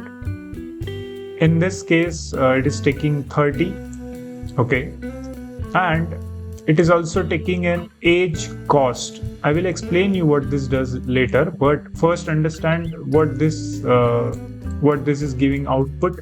It is outputting next vertex index.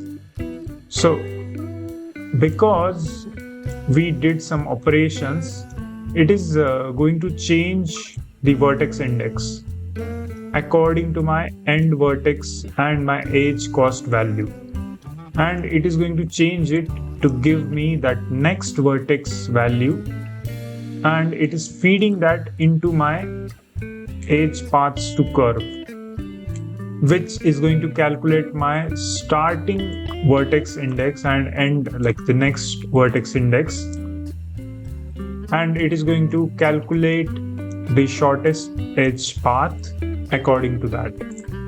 So that is exactly what is happening right now, okay. But if you see, we have age cost. Now this is very interesting to understand. You see, we have this vertex and this vertex. Now this is the shortest path right now. Can you see this? If I go to, yeah, red is good. So yeah, red. So we are going on this path, but we can also go from this path, this, or even with this, right? There are many ways. So I can go like this, or I can go like this, or I can even go like this. So there can be multiple ways to reach that. Currently this is the shortest path. But what if I add a noise texture, and what if I change values here? As you can see, earlier I had this path, but now I have this path. So because of this value, it is going to change the shortest path for that curve, correct? And as you can see, it is giving me different result. So this is why the edge cost value exists, where we can change the shortest path location. So it will not change our vertex until we change it from here, until we change it from this value, which is my starting index value here as a 0 and end value index as a 30. It will not change that, but it will change the path in between, correct? As you can see, so it is exactly what's happening. But why this is important? This is important when it comes to when you are going to create like a tree kind of structure where you need multiple branches, where you need calculation of that shortest path. So you can change the branch size according to this noise texture. So not branch size, but actually branch shapes. So this is where you can use this structure, and it will change the branch shapes, and it will create very randomized shape, where maybe you can rename this later as well as like a seed, and then you can shift through the seed and it will change the shortest path for that, and it is quite helpful, right? So that is exactly what is currently happening. Okay, so next node we have is mesh read vertex neighbors. And if you remember, we have, I guess, face neighbor. Yeah, we have face neighbor, we have age neighbors. Yeah, so this is exactly the same node, but this is going to count. In face vertex, it was counting the faces. In vertex neighbor, it is going to count neighbor of the vertex. It is same. It's just going to count the vertex neighbors rather than a face neighbors. That is the main difference, but it works similar. Okay, so next node we have is age length. Now this is very amazing node because it is going to calculate the age lengths. As you can see, we have this geometry and we have this edge, correct? So what this is going to do, it is going to calculate this vertex and this vertex. This is going to calculate this age between the vertex, and it will do it for all the vertex, and it is exactly doing it. So you can see this is the value of this this edge, and it is exactly what it is doing. Okay, so let's start with next node, which is the face corner angle, and let me actually show you in detail what this is going to do. You see, we have this face, correct? This node, face corner angle, is going to calculate this angle, okay? This angle and this angle. This is exactly what it's going to do. And also it gives you additional option, which is a bisector, which is a directional vector pointing between the next and previous edge of the face. Yeah. So it is this vector normals according to this two vertex and it will calculate the normal of that current edge, and it will calculate it for both of this, and by combining all that three it is going to give me a different value. So that is exactly what it is doing. Let me clear this up and let me show you the value actually. If I do this, we have bunch of mess, but I don't know if you can see it in mess, but this value, this 1.20 value, and then this 0.90 value, this three we have values for this faces, which is angle between these two, and bisector is going to calculate the directional vector pointing central between next and previous edge of face corner. So it is calculating the edges if this is a next and previous edge, and it is going to give me a different value. So this is a different edge, this is a different edge. It is going to calculate that value and it is going to take that value.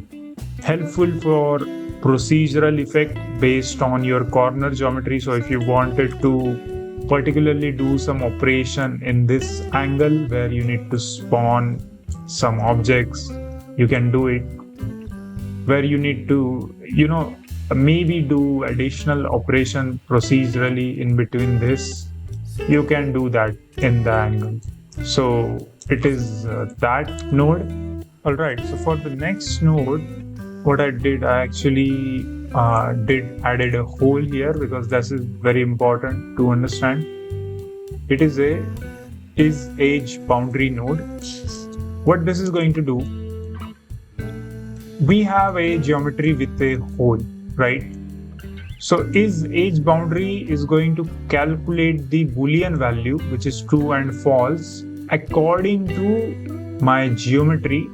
So because currently I have a hole here at this triangle, it will be a open vertex, which means it is a open value, which means it will be true value. As you can see, this is a true, this is true, this is true on that particular edges, and others are closed vertex, which means it is connected, so it is a false value. So if I wanted to do some operation in my true value, in my open open edges, which means my boundaries, which is open, which is not connected, I can do that with help of this node. So it is going to evaluate, is this edge boundary is open or not.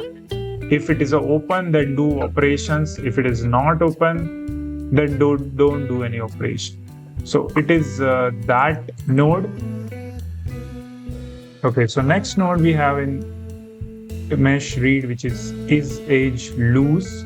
So what this node is going to do, it is going to check if the edge is connected or not, and it is going to evaluate that value. It is just going to check if it is connected, and it is going to detect and isolate the wireframe element depending on that situation. So currently, because all the edges are connected, it is giving me false value, but if it is somehow connected, then it will give me a true value. That is exactly what it is going to check. Okay, so next node we have is in the read, which is edge manifold.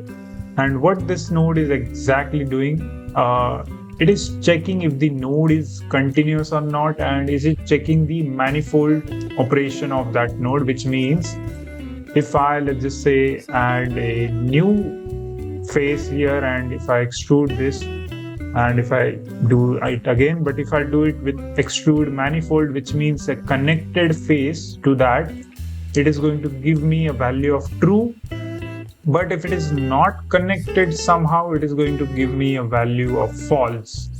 And this is exactly what it is doing, because this is not a completed face. You can see this face and this face, it is not completed. That's why it is going to check that manifold value, which means a continuous surface, continuous manifold surface of of that edge basically, and it is exactly what it is doing.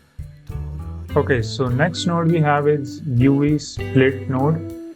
So what this is doing, as it says in the explanation as well, this node is useful for detecting UV seams, isolating edges used for UV island, or creating procedural operations that depends on UV boundaries, which means it is going to evaluate the UV map for discontinuity, and this input must be vector attribute representing the mesh UV coordinates.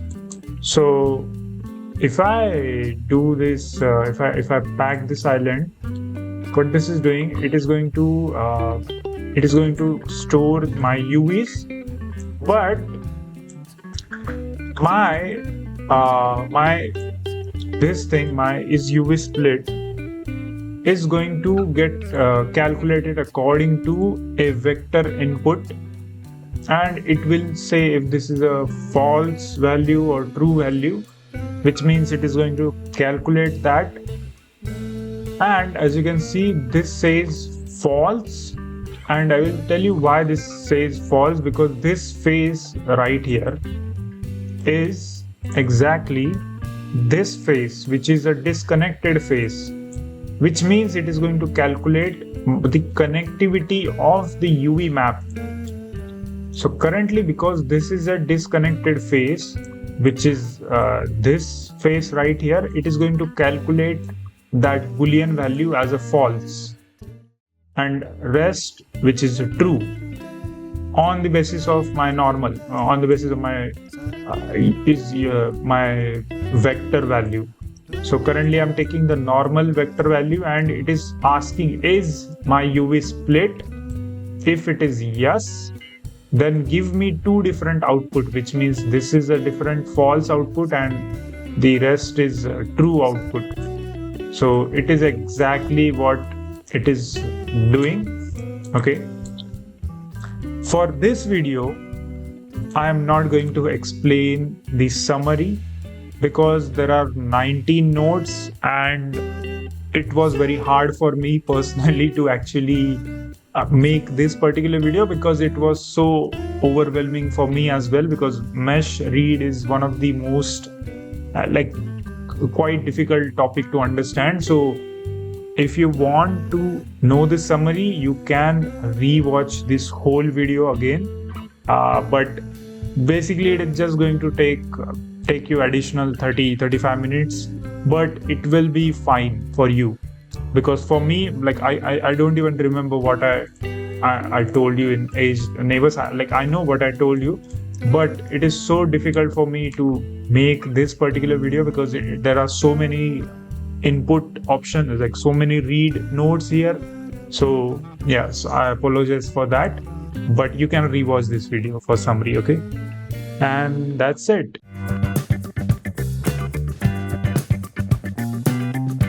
Alright, so next module we have is mesh as a sample, and this is comparatively easy than our mesh read, because read is just going to read all the nodes, but sample, this is actually much easier. So if you remember in our geometry sample, right, we had sample index and we had sample nearest. So I explained you this in my geometry sample video, so you can rewatch that. So this two nodes, actually I explained how you can make this work according to point, edges, faces, all that stuff. And this is also similar, sample nearest, with help of point, index, edges, we can use it. So what does sample nearest surface does, which is our first node in our mesh sample nearest surface. What this node does, it takes the nearest sample and it snaps our additional geometry, which is in my case currently a sphere. Rather than snapping it to edge, face, it is going to snap to the surface instead. So whatever the surface is, it is just going to move according to that. So it is just going to move it, and you can see my this empty object. As soon as I move this on Y, it is just technically it is doing the same thing, but rather than snapping it to any faces, edges or vertex, it is just moving to along with surface, and that's pretty much what it is doing. I'm not going to explain you this mesh, value, group ID, sample position, sample group ID, all that stuff, because I already explained this in this sample index and sample nearest, but I will just quickly tell you the very basic thing. So in the sample position, I'm taking an additional position of that sample. In my case, currently I'm taking this geometry as a empty geometry, and I'm just putting that location in sample position so you can see. And this value is actually taken by a position node from spreadsheet, so I'm just taking that value as a position. And then I'm also taking a grid input in my mesh, and I'm setting it as a vector type so I can link my position and object information node in my vector node. But you can change it according to your need. If you want a float, integer, anything, you can do that. Group ID will actually lets us add additional operation like adding that group ID, but I don't use it. Sample group ID does similar thing, where you can even link index as well. So it is doing that, and it is outputting one vector value, which is exactly this, which is exactly our movable portion, our this empty object, as you can see. And it is also giving a boolean value, which means asking true and false. Hey, if this is a valid or not. If this is a valid, then just keep it, and if it is not, then just remove it. So it is also giving that value. So the second node we have in mesh sample is sample UV surface, and as its name says, it is sampling our surface according to the UV surface of our current mesh. So what this is doing, I'm actually able to copy my first geometry exactly to the second geometry, which means my another geometry. So let me actually show you what I mean by that. Let's just say if I move this a little bit like this, it is going to copy to my second geometry here, and this is exactly what it is doing. As soon as you add sample UV surface, you again switch to vector because I am using position value as value. Then we have mesh, which is our primary mesh. In this case, I have the second plane, and I'm just putting it as my reference mesh. And then I have value, which is I'm taking position. Then I have a UV map and a sample UV map. Now let me explain you something about UVs. So if you see in our object data property here, we have UV map. By default, it is a UV map. It is named as UV map, but I changed the name here as, let's just say, maybe UV1, right? So this is a different UV map. And if you don't know what is UV map, if you watch this video 10 level of shading, I have difference between, here it is, UV map and all that stuff. So I'm explaining here what is exactly UV map and how you can use it. And obviously I also have a 12-hour course where I'm explaining about UV map. So here it is, yeah, basics, no, not that, here in this shading, sorry, UV unwrapping here on this 6 hours. At 6 hours I'm explaining what is exactly UV map. So I encourage you check these 2 videos for that, so you will understand better. Anyways, so that is what UV means. And what I'm doing right now, I'm actually taking a named attribute and I'm putting that name attribute into my UV maps. So currently, primarily I'm taking the UV map of my UV1 and I need to check it here. Yeah, I need to check it. So first UV map I'm taking as my reference, which is UV1, and the second one, which is my UV map. So let me actually rename it as a UV2, so that will be much better. And as you can see, it is doing exactly that. So even if let's just say if I modify anything in my first geometry, it will copy in my second geometry, and it is much better to visually see. Like obviously you can do this operation with help of other modifier as well, but with help of this sample UV surface you can do it easily, which means it is sampling a UV surface of one geometry and copying it to other geometry. But obviously there are many use cases like copying a shader. You can use the sampling of a shader material and then you can copy it to other geometry. So it is that. Let me actually explain you very shortly. Sample nearest surface is going to sample a nearest surface according to any empty object. Let me actually take an empty here. Yeah, according to any empty object, but it is not going to snap like sample index from geometry. It is not going to snap like sample index or sample nearest. Rather than snapping it to anything, it is going to snap it to surface instead, and it is going to do that operation. And obviously with sample UV surface you can sample any UV surface according to your UV maps in your 3D geometry, and then you can use it in your other geometry to copy it. And that's it.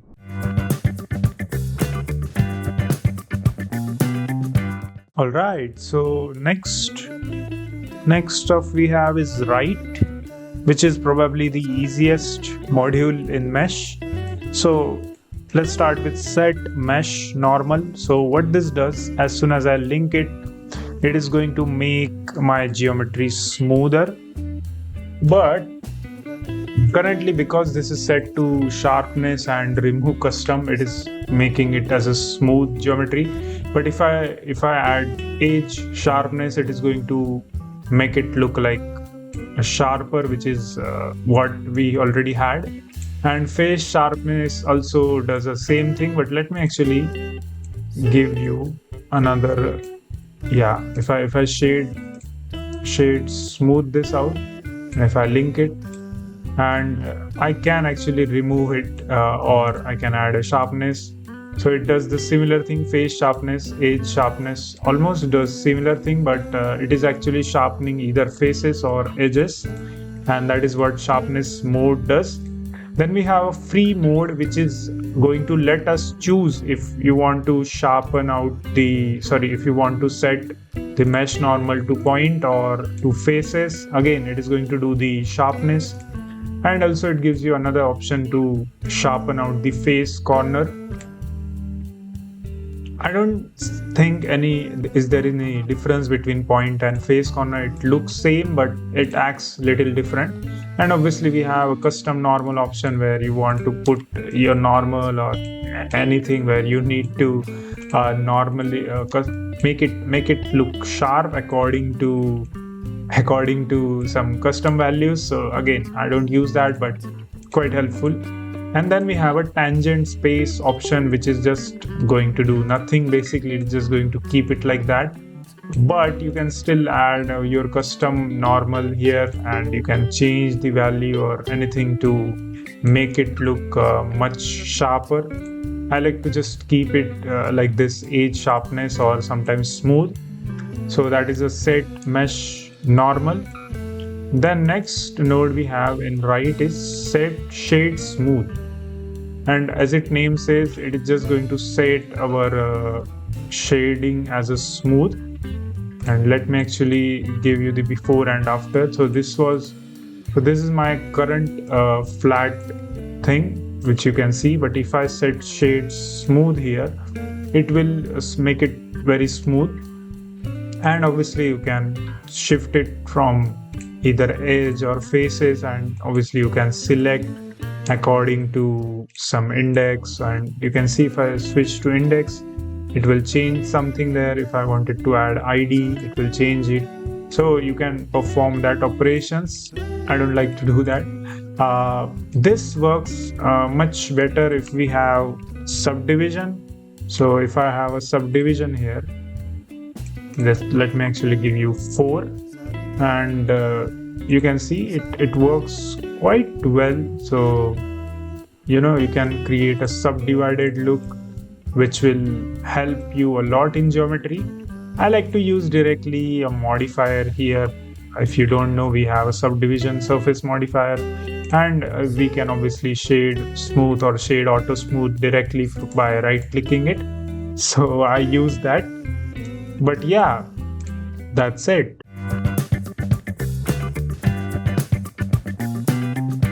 All right. So next stuff we have. Let me actually show you. Yeah. So next stuff we have in our mesh operations is dual mesh. Okay. So let's actually connect it and see what it is doing. And now something happened, and you must be wondering what exactly happened. So let me actually show you, not on this, but let me actually add a grid and now show you what exactly happening. And let's go to top view and let's go to this, and let me show you what exactly is happening right now. So if I keep this, what exactly happened is I had this grid, and let me change the color here into or more of a whitish color. Yeah. So I had this grid, correct? And as soon as I add this, it is going to give me a smaller grid inside the original grid. So what it is going to do, let me explain. We have exactly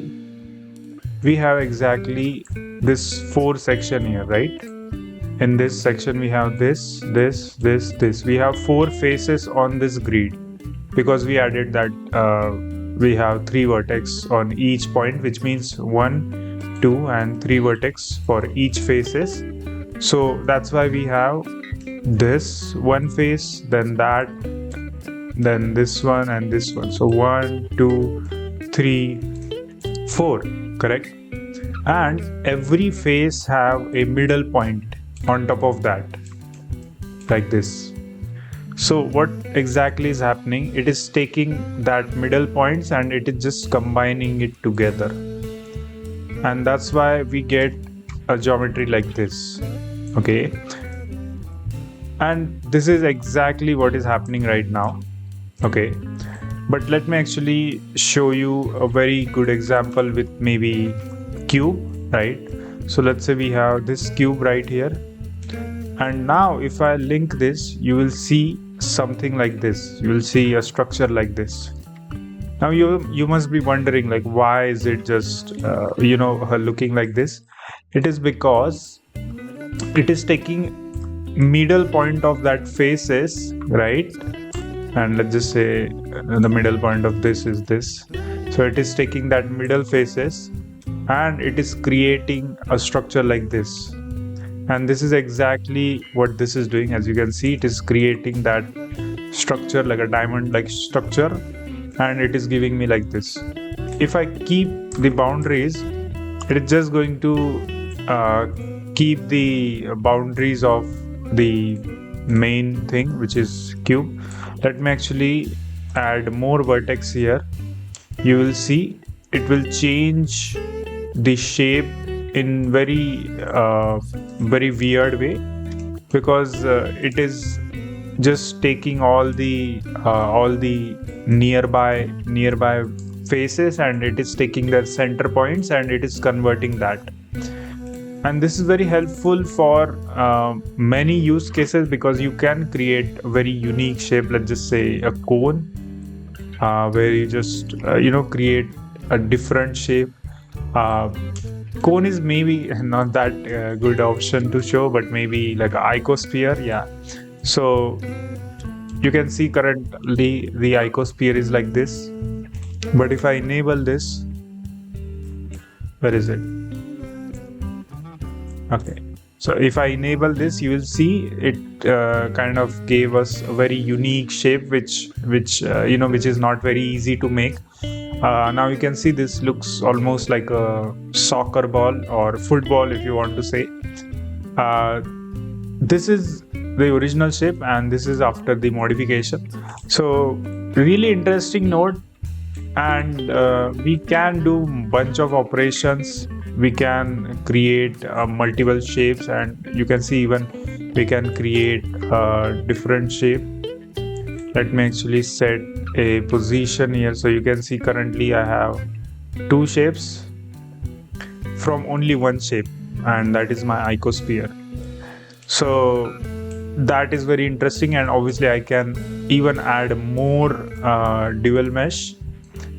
Because I added the dual mesh again, what it did, it converted back to the original shape, because it is basically just repeated, like it is just doing the operation over and over again. So after every even intervals, it is going to shrink it, and it is just going to make that shape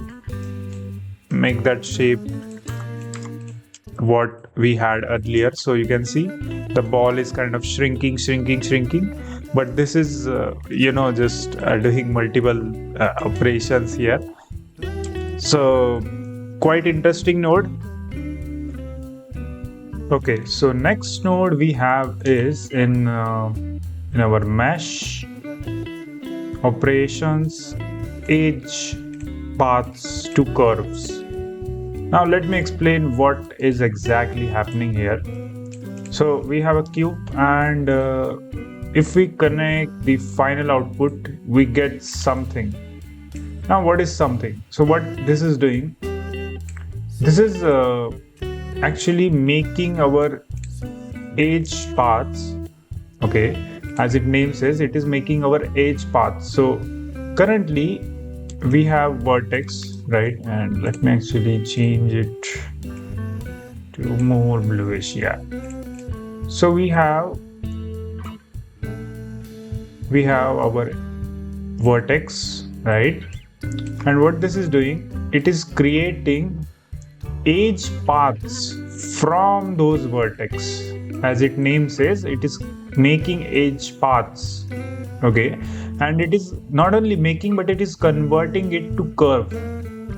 So we need curve to mesh, so we can control the curves.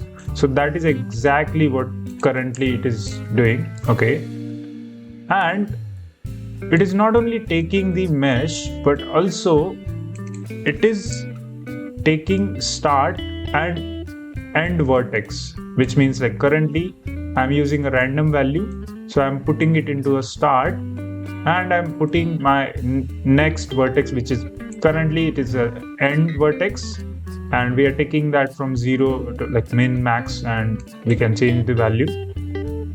The only reason why I changed this to boolean, because we had boolean value here, so you can add any boolean value, and you can spawn bunch of paths from that point, from that vertex basically.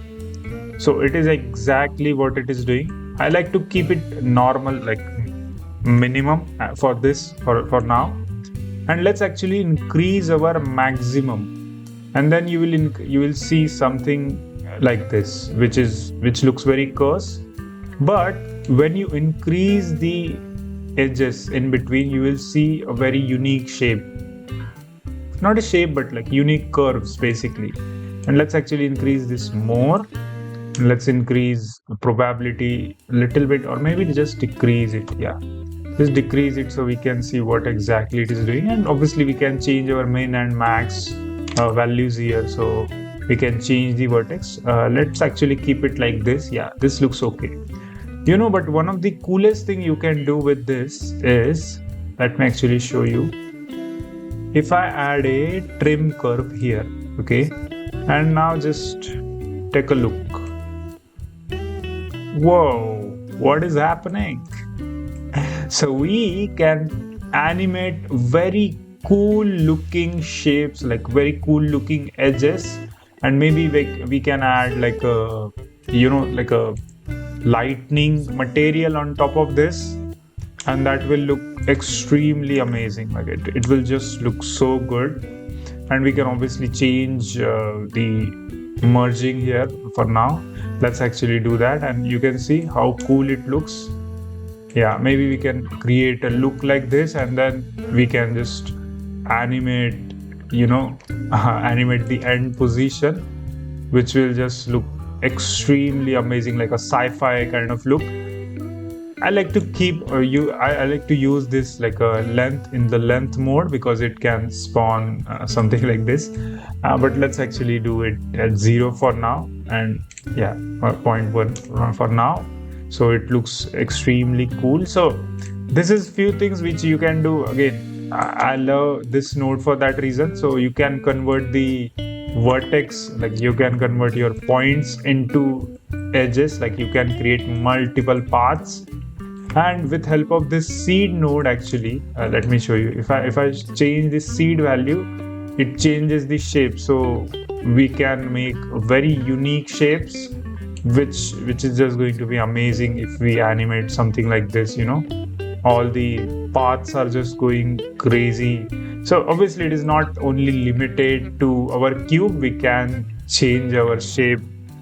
Maybe let's just take icosphere or something. Yeah, and if we link it, you can see currently, because it is I guess, yeah, there is not much thing going on. Yeah, like this maybe, and then we can just animate on top of icosphere. So again, the creativity is just limitless. You can subdivide this, or you can just maybe add like a cone or something.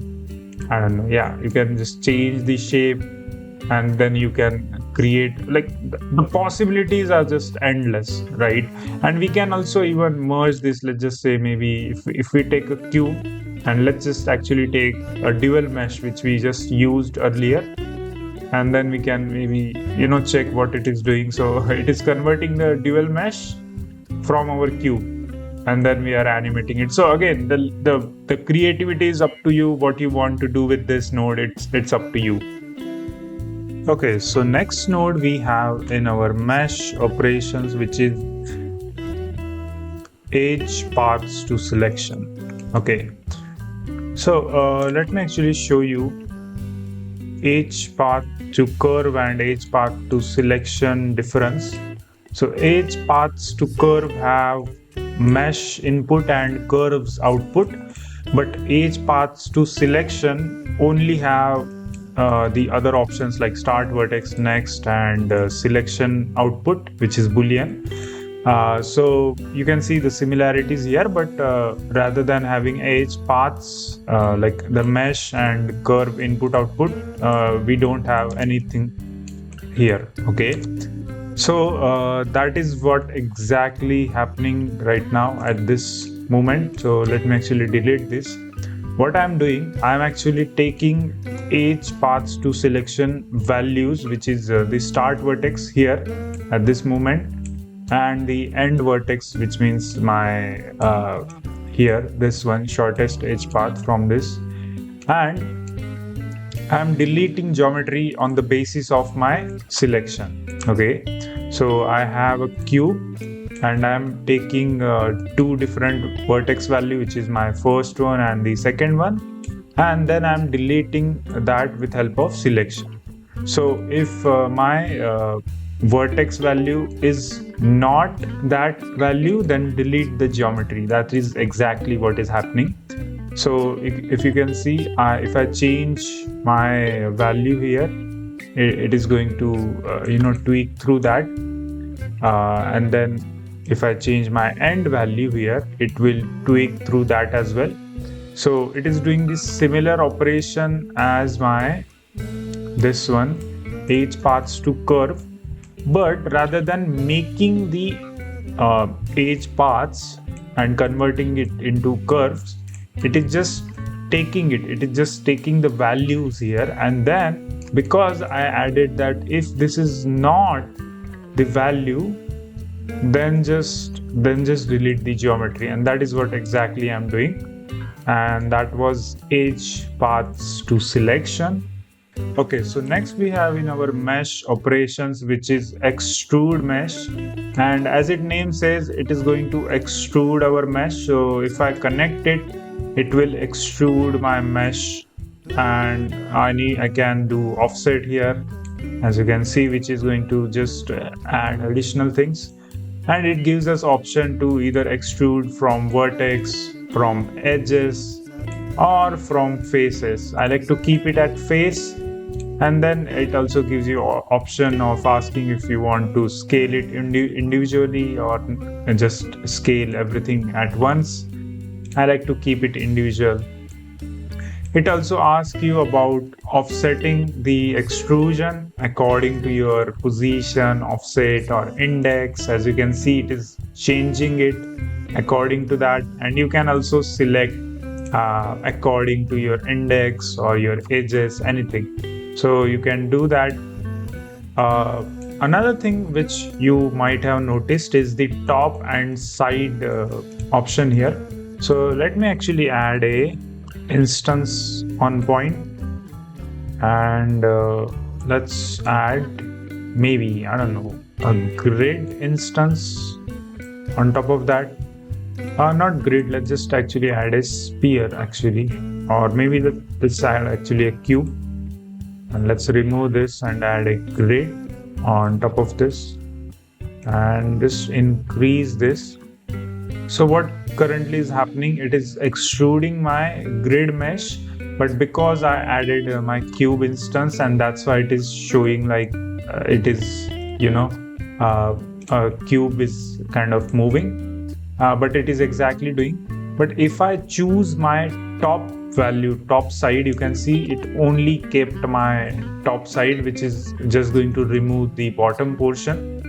And obviously if I add a side value, which is going to actually remove the sides of that grid. So currently it removed my top side and it only kept my bottom side. So it is what currently it is doing. But really amazing node. You can see in the preview as well. If I show you, so this is my mesh. If I add a top view, the white means it is visible, black means it is not visible. But if I change it, and you can see it is black means it is not visible, and white means it is just visible. So it is doing exactly that operation. Okay, so next node we have in our mesh operations, which is flip faces.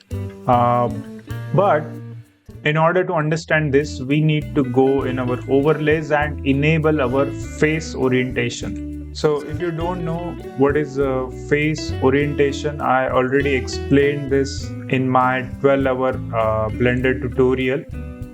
If you go, I guess, somewhere, yeah, I explained this, I guess, in UV unwrapping. Yeah, around UV unwrapping, I'm explaining what is faces and all that stuff. So if you don't know what is faces, the face orientation, let me just show you this. So what is happening? This is your face orientation, which means your normals are pointing outwards at outward direction. And that's why it is showing you a blue color. But if I add a flip faces, it will show you a red color, and the blue one will go inside of this. It will go inside. You can't see it right now, but if I delete, let's just say this face right now, and if I just delete this, you can see the inside of the cube became blue and outside became red. And this is what this flip face is doing. It is flipping your normals, and that is basically it. I don't like to use this node because if I already know how to use flip, like how to do the normal, recalculate normal, I will just able to do it quickly. But I think there might be some use cases for this. I don't use it because I don't have to use this, but again, it is what it flip faces do. So next node we have in our mesh operations, which is mesh boolean. And for boolean,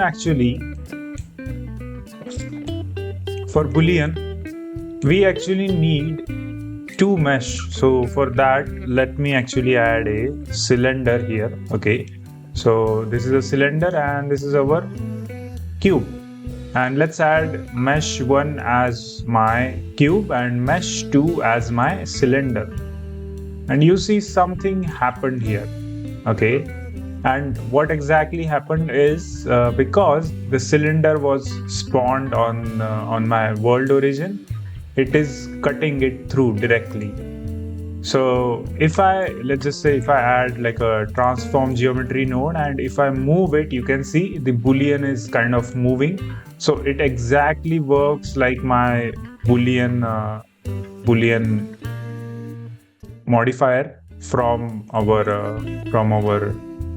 direct geometry. We don't need to add a geometry node separately, but it's always good to have more control from our geometry node, so that's why it exists.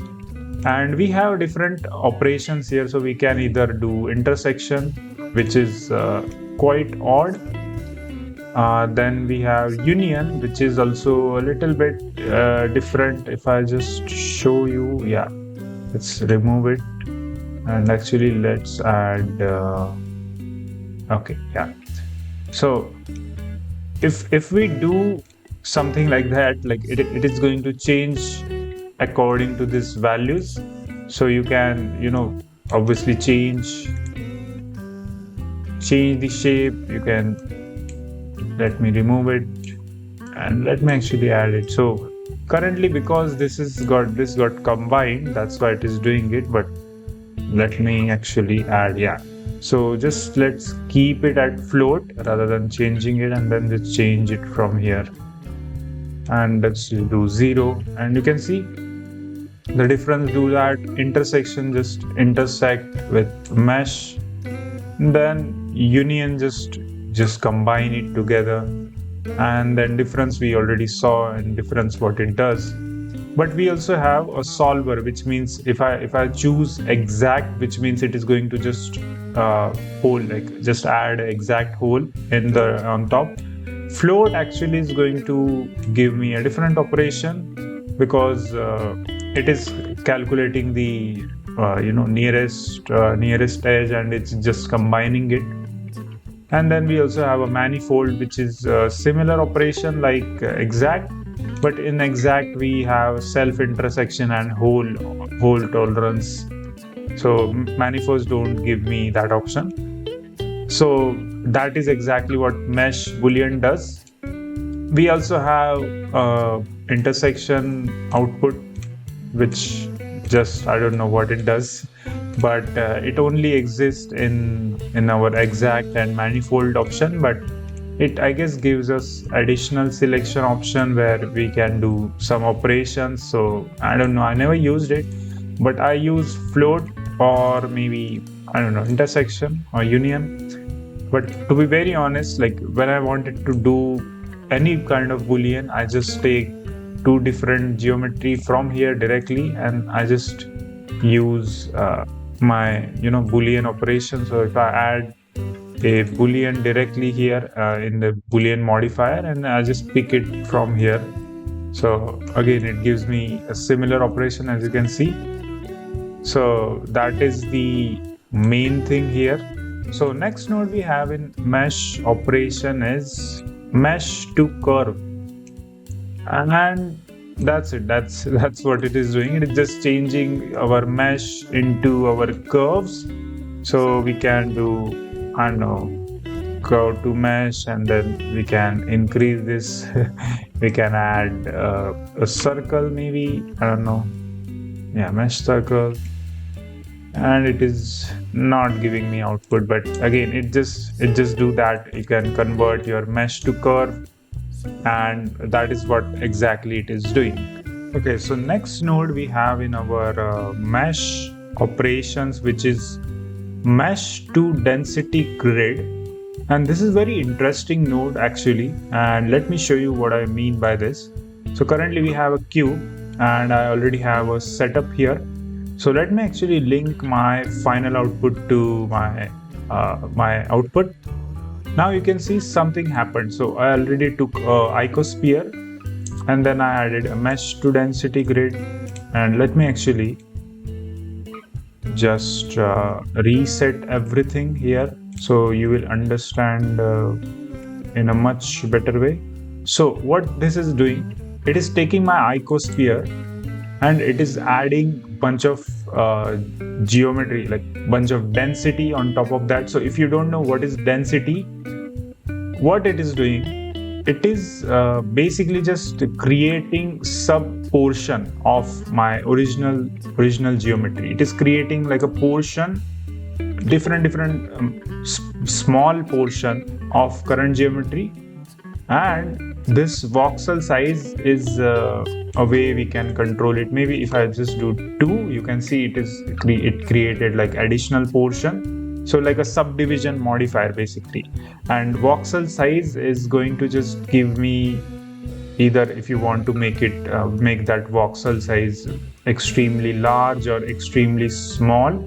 I like to keep it small, so you can see even here as well we can create that subdivision. And this gradient width is basically like a conversion between like from your end point and your starting point, but I like to keep it in between, like around as small as possible. So smaller the number, it will give us a very unique result. And I'm converting that grid into a mesh. So I also have this additional threshold option here, which is basically just going to give us a very unique result. And adaptivity is basically like adaptivity, scale adaptivity.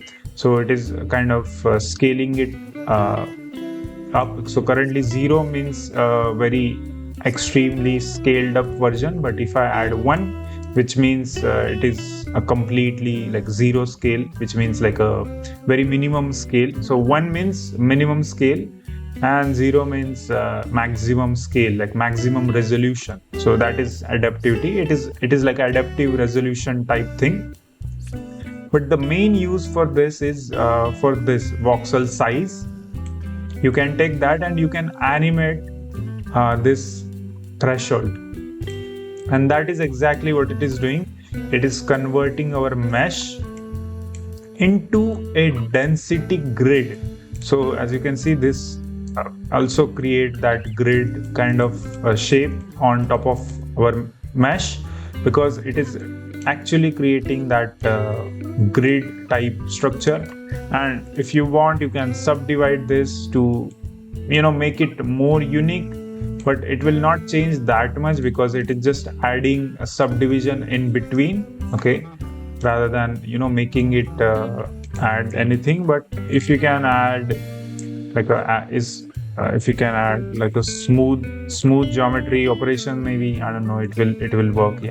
So basically it is doing that thing. So let's actually take our next node and let's continue with our icosphere only. We have mesh operations, mesh to points, and as its name says, it is converting our mesh into points.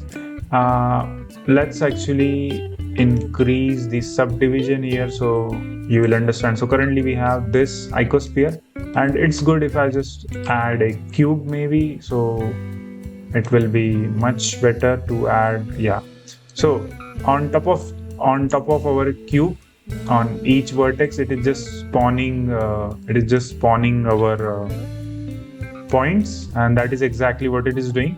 But we can change the mode from vertex to edges. So currently it is spawning on edges. If we do on faces, it will do it on faces. And let's add this because we need to see. So you can see currently, because we already had our vertex, then if we do it on edges, it will do it on every edge. And then if I do on faces, it will do it on face. If we do it on only corners, it will do it on corners only. I guess there is nothing inside, correct? Yeah, there will be nothing inside. It will only add on top of the corners. And we also get additional options. So if we want, we can add like a position. So let me actually give you a position input here. I don't know where you use it that much, and obviously we can increase or decrease the radius of that. We can also select it according to your index or your ID, anything. So that is the mesh to points. Okay, so next we have is in our mesh operations, mesh to SDF grid. Now, I don't have a good explanation what is exactly SDF grid, but it is just similar to our mesh to density grid. So it is converting into density grid, but now it is converting into a SDF grid, which means STF. I don't know what it means, but again, if I put this here and if I show you what it is doing, rather than converting it into an actual grid, it is just taking the voxel size again, which means either you increase or decrease this. I like to keep it normal, like in the range of 1 to 2, and it is creating a very unique shape. The bandwidth actually is just going to let us increase or decrease the voxel amount. Basically, it is my explanation. It is what I understood at least. And then obviously we are converting that grid into a mesh again. So that is mesh to SDF grid. So next node we have is in our mesh operations is mesh to volume. And if you don't know what is volume means it creates like a boundaries around our mesh, but it also lets us add like a density of maybe a cloud or water or anything. So that is exactly volume. Again, I'm not more into the definition, but volume means it is just going to create this proper space, so we can add a bunch of like fire particles or smoke or any kind of simulation or anything, any stuff like that. So density means, again, as it name says, it will let us add either more or less points. I like to keep it normal at 1. Then we can also increase or decrease the voxel amount. Again, voxel amount is basically like a boundaries around our volume. Okay, I like to keep it maybe reset. 64 is good. And then interior bandwidth means how much we want that to be inside of that bandwidth, basically, like how much space we need in order to perform that operation inside. And we can obviously change the resolution mode from amount to size. So currently we can switch it to size, and it gives us same operation, same option like that. So let's keep it at default. And maybe, I don't know, volume to mesh. If I add a volume to mesh, you can convert this back to your mesh. So mesh to volume, just converting the mesh into volume. That is what exactly happening. Okay, so next node we have in our mesh operations, which is a scale element. So scale element, as its name says, it is going to scale your whatever object you have, and we can choose it either with help of face or edge. So it is scaling either from faces or edges. I like to keep it from face, and we have option of either if you want to scale as a uniform or a single axis. So if we do it on single, which means it is going to do it on X, and obviously every single time if you hover over it, you will understand this is, so this one, first one is X, then second is Y, and then third one is Z. So if I do maybe 1 here and if I do 0 here, you will see it will scale on Y, and if I do 1 on the Z, it will scale on Z. That is exactly what it is currently doing. So if I add it 111, the values will act very weirdly because this is not scaling it uniformly, it is scaling it according to your axis values. We also have a center option here. I never used it, but you can just basically offset your center, which means your center of origin, your center of origin for that object. You can just offset it with help of position, normal, anything. I like to keep it normal, but it's okay. If you want to use it, then you use it. And then obviously scale, how much you want to scale. You can also select it, select anything according to your position or your index or your ID, anything, whatever you want to do. So it is a scale element. Okay, so next node we have is very important, and that is mesh operation split edges. And you don't see anything, right? But I will show you what it is doing. As its name says, if I scale it down a little bit, you will see it actually did split my edges. So what it did, it just split all the edges from the geometry, and we can then see what it is exactly doing. And we can obviously select it according to your ID or your index, anything, all that regular stuff. So that is exactly split edges is doing. Okay, so next node we have in our mesh operation subdivide mesh. And as its name says, it is subdividing it. You can't see it like that directly, but what it is doing, it is just adding bunch of in between vertex here. It is good to see on grid, so you will understand. So currently we have a grid of 1 by 1 with three vertex only. But if I add one subdivision, you can see currently if I disable this, you will see this is my current grid. But if I add subdivision, it will add bunch of vertex in between. That is subdivide mesh is doing. And let's continue with our next node in continuation, which is let me delete this, and which is subdivision surface. And what subdivision surface is doing, as its name says, it is subdividing all the surface. Okay, but we get a bunch of additional options, which is if we want, we can increase or decrease our edge creases. I like to keep it maybe in the middle, and then vertex creases you can increase or decrease that as well. And we can either enable or disable the limitation of that surface. If we want to limit it, we can. If we don't want, then let's not add it. And it gives you additional options like what we need to do on UVs. If we want to make our UVs smooth, then we can just put it none, or if we want, we can keep it all. By default it is all. And also if we want to make our boundaries very smooth, we can only add either all boundaries smooth or only keep corners. I like to keep it at default. I don't like to change it that much, but it is exactly what it is doing. As its name says, it is subdividing it. Then we have our final node, which is the triangulate, and let me show you what triangulation is doing.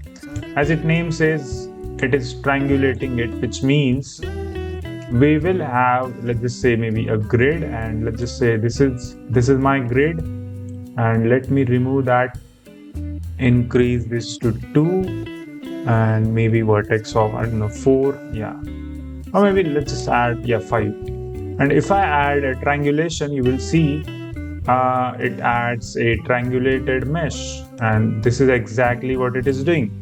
So we have different chord methods, which is either beauty, fixed alternate, shortest diagonal, longest diagonal, and n-gon method as a beauty or clip. I like to keep both at beauty, and also we can select it either from ID or integer, index, anything, any operation which you want to do. The more vertex we will have, the more it will triangulate the mesh. It is good if we have maybe icosphere, right? Icosphere will give you a very interesting result. So this is our normal icosphere, and the vertex are connected in a triangular manner like normally. But yeah, like normally. But if we add a triangulation in between, it will not do anything because there is not subdivision. So maybe add some subdivision and you will see some difference. And I guess not this one, but maybe add a UV sphere. Yeah, that will be much better to understand. Correct. So you can see it added that triangulation in between. So it is quite interesting to see the result, and that's how triangulate works. For this current operations module as well, I'm not going to explain you all this stuff because there are 16 nodes. So for this summary, you have to rewatch the video. It will not only help me boost my channel more, but also it will be better for you to understand. So yeah, that's it.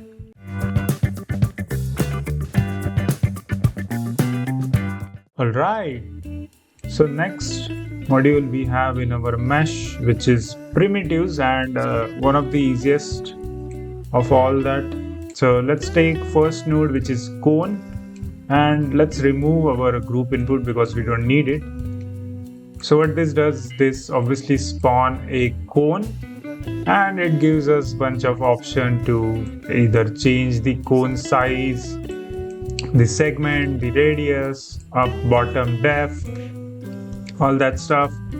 But also we can able to let me actually get it. Let me get a grid, and let's increase this grid to at least 6. Yeah, and now let's spawn instance on point, and let's actually do this, right? But you can see we have a section here which lets us go through this stuff, which is top or bottom. So you can see currently it is selected as top, which means the white portion is on top of it here. Let me change the color a little bit to red. Okay, great. So this is our top portion. Why does it change? Great. So this is our top portion, which is white. Then if I change it to bottom, it will give you bottom portion. Then if I select a side portion, then it will add only side portion. And you also get additional option to link it in a UV map. So you can also get that as your selection. So that is our cone. Then we have cube, and we already know what cube does. It spawns a cube. So we have cube here, so we can tweak the size X, Y, and Z. We can add bunch of vertex in between. You can see. I like to keep it normally for 2, right? But you also get option to get the UV map as your output. So that is a cube. Then we have cylinder, and it obviously adds a cylinder, and we can change the vertex, size, file segment, radius, depth, and we can change the type as n-gon or triangles. I like to keep it normally.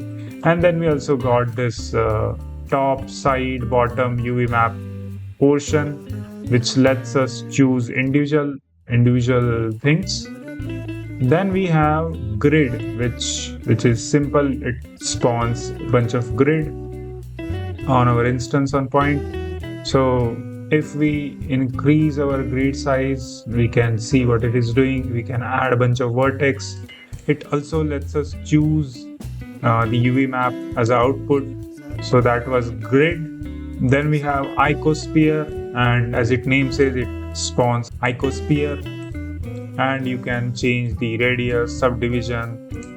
That was icosphere. Then we have mesh circle, and this is exactly this curve. So sorry, mesh, and then we have circle. So it is exactly that. Then we can obviously change it as n-gon or anything. We can change the vertex as well. We can change the radius. That was mesh circle. Then we have mesh line, and as it name says, it spawn line on top of our geometry. So this is lines, and then we can obviously increase or decrease the vertex, and we can change the location. We can change the offset of the end point there, and then obviously we can add a endpoint option as well. We can tweak between either offset or endpoint mode. That was line. Then we have UV sphere. So we can spawn bunch of UV sphere, and we can do all the operations, all the standard operation for the mesh. So that was mesh primitives. Again, it is self-explanatory, so there is no summary for this video as well, because it is quite easy to understand. And that's it.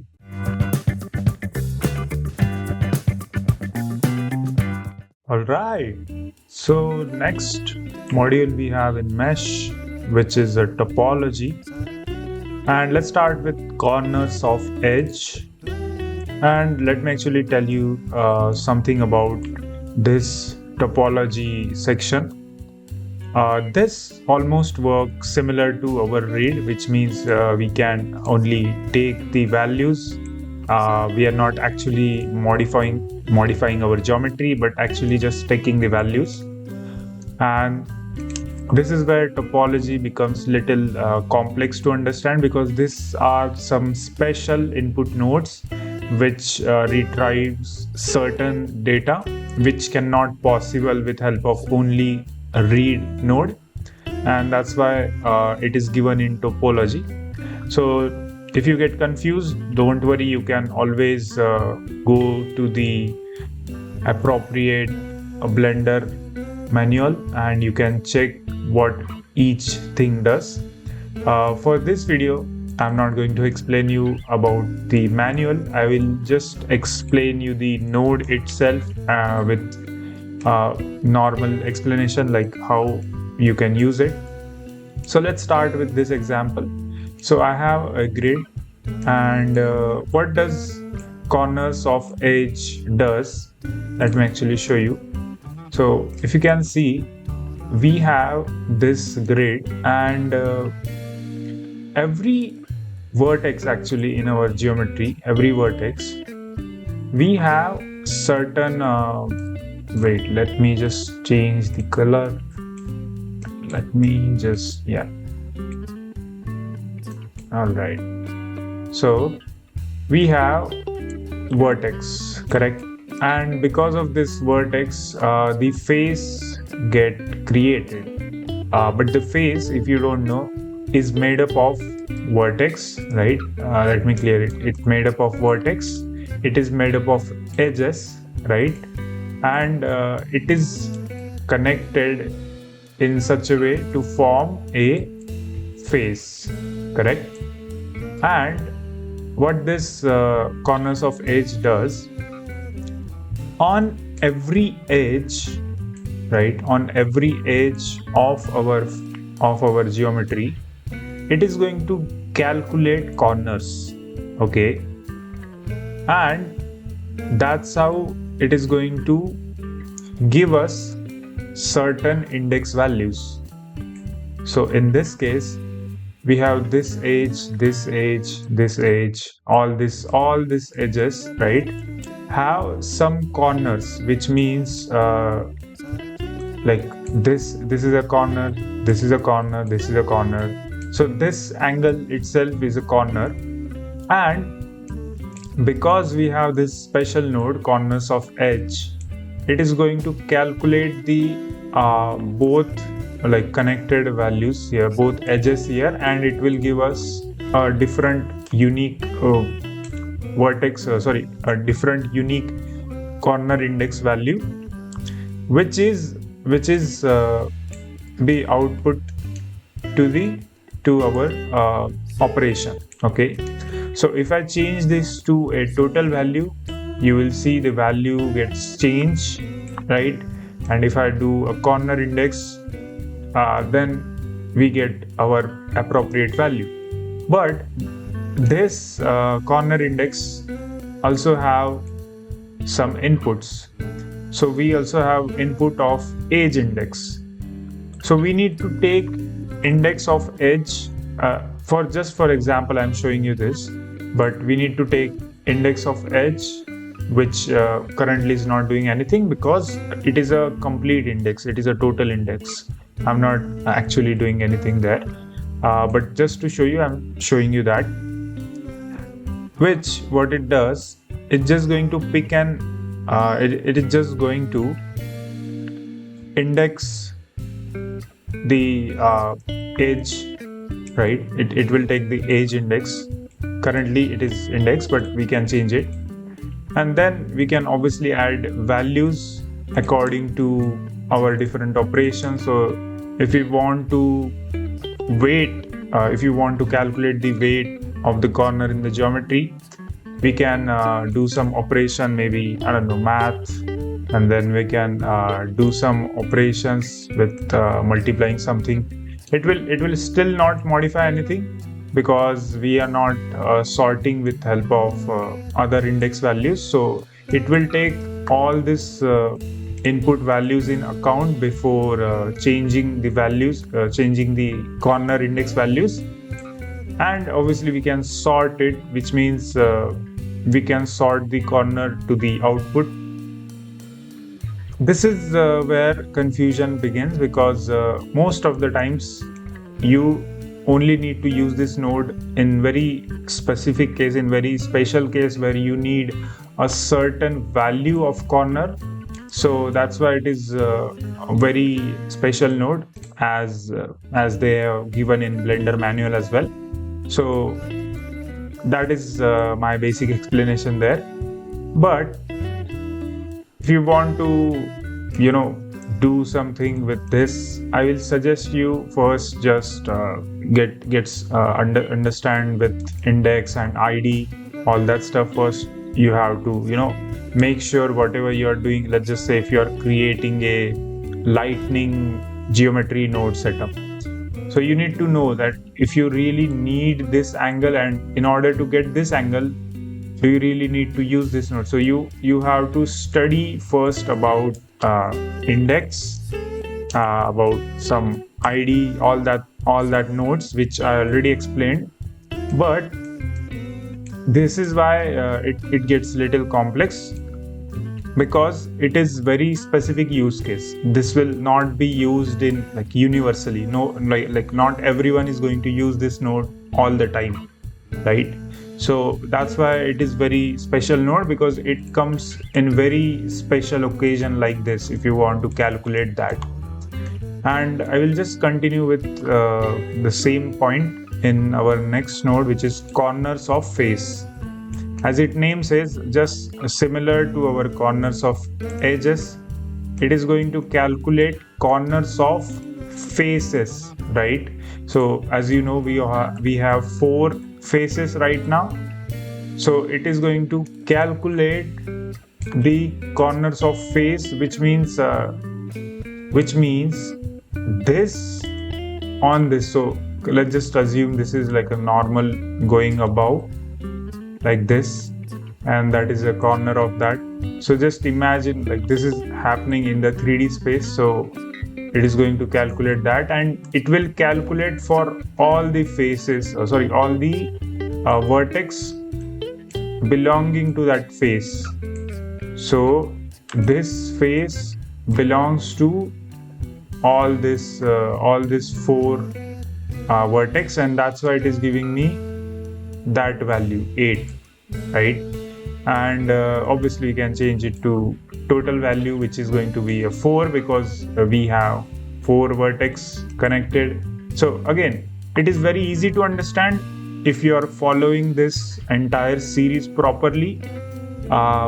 But you as I connect this total, you understood that this 4 vertex is connected. That's why it is giving that 4 value, and also it represents the 4 faces of this, right? So That is that again we can add face index values here. We can add the weight, and we can change the values of the weight. So if we wanted to add any kind of weight with help of any maths operations, we can do that. And we can do the sorting as well. Currently it will not do because I'm on the total. So yeah, now it will change. So again, this is why I said about why being a topology module is a very special module, because this gives us special input options which is not usually available. Similar node, which is corners of vertex. What? Yeah. Okay. Similar node, corners of vertex. Let me connect it. So every vertex, and then we can change it according to our input value. If I connect total value, what is happening? Okay. If I connect the total value, you will know what it is doing. So that's why it is important to pay attention. So sorry, my Windows got crashed. Let's continue with topology, edges of corners. Now this is very interesting to understand. So earlier we had something called as corners of edge, but now we have something called as edges of the corner, and this is exactly opposite node, but we get two different output, which is next edge index and previous edge index. So let me just put this here. Okay, so we have that, but if I add a different value, you will see something very unique happened. So in the corners of edge, what it was doing, it was calculating corners of every edge, correct? But because we have this different node, which is edges of corner, so it is calculating edges for each of this corner, right? As I said, this is our corner, so it is calculating edges of that each corner, and it is giving two output, which is next edge index and previous edge index. And obviously we can have a corner index value as well. So we can take this corner index value and we can put it there. So you can see the values are changing. So really cool node. Then we have, similar to edges of corner, we have edges of vertex, correct?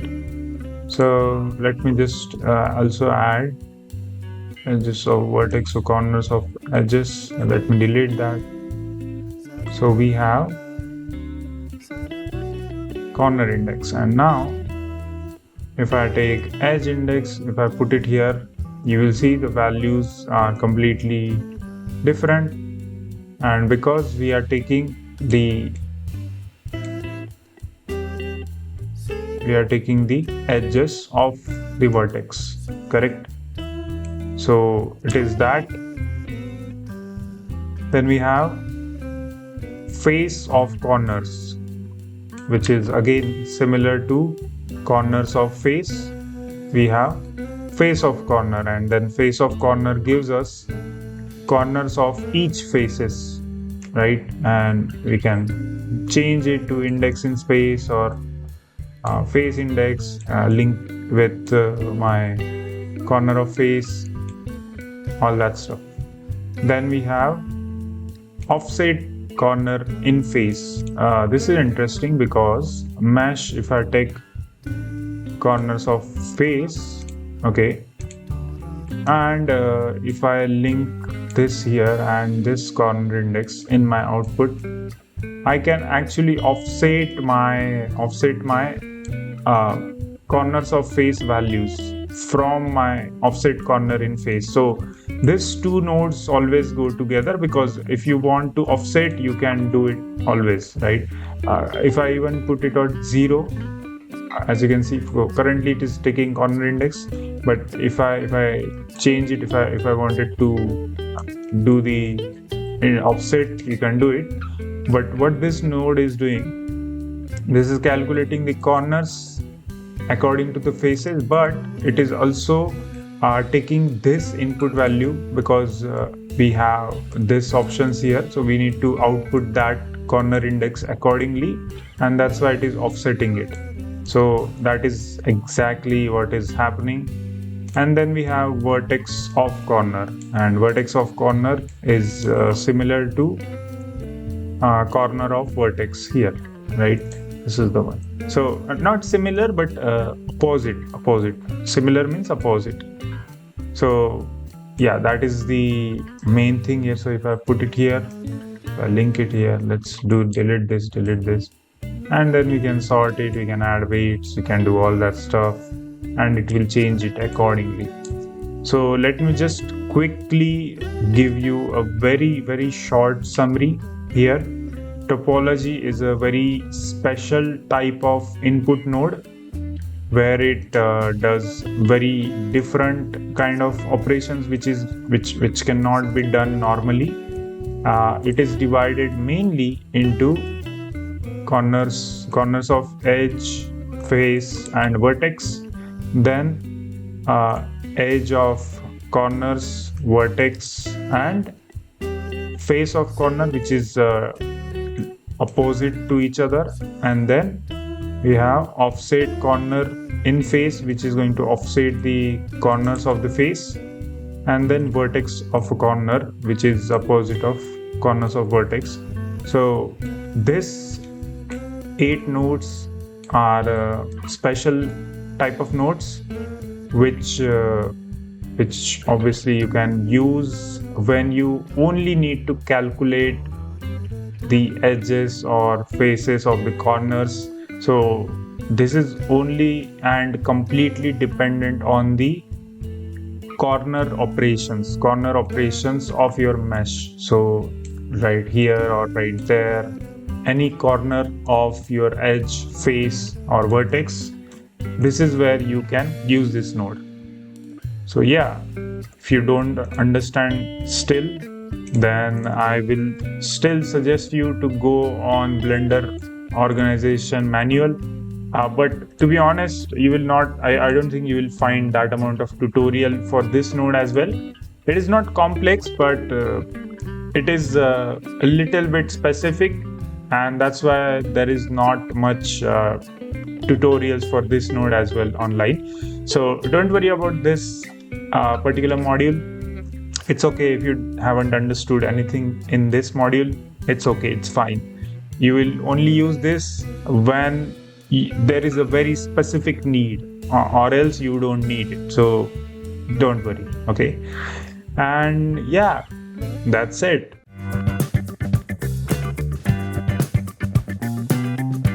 All right, so next module we have, which is the last module of mesh node.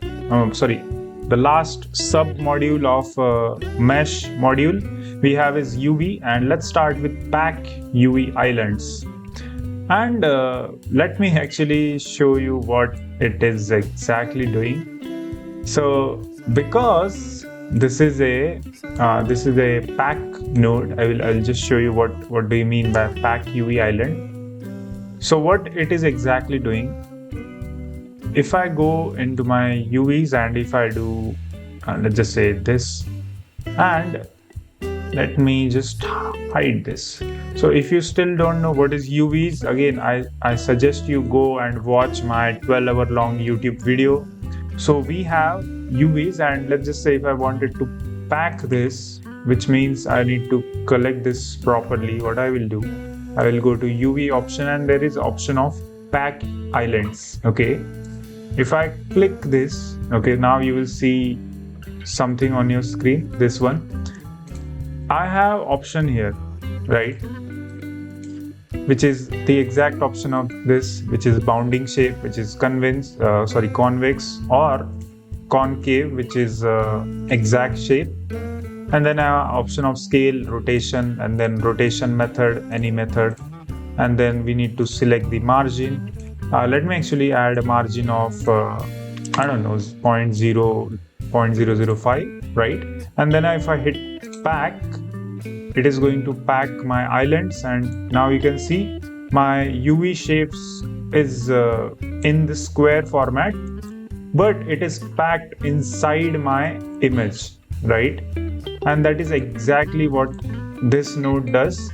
But because if you already know, every every modifier or every operations we have, which is quite major and useful, we have a node for that as well in geometry node. So it takes UV input and outputs UV, and then obviously we can select appropriate face if we want to add a particular face with help of index, integer, anything if we want.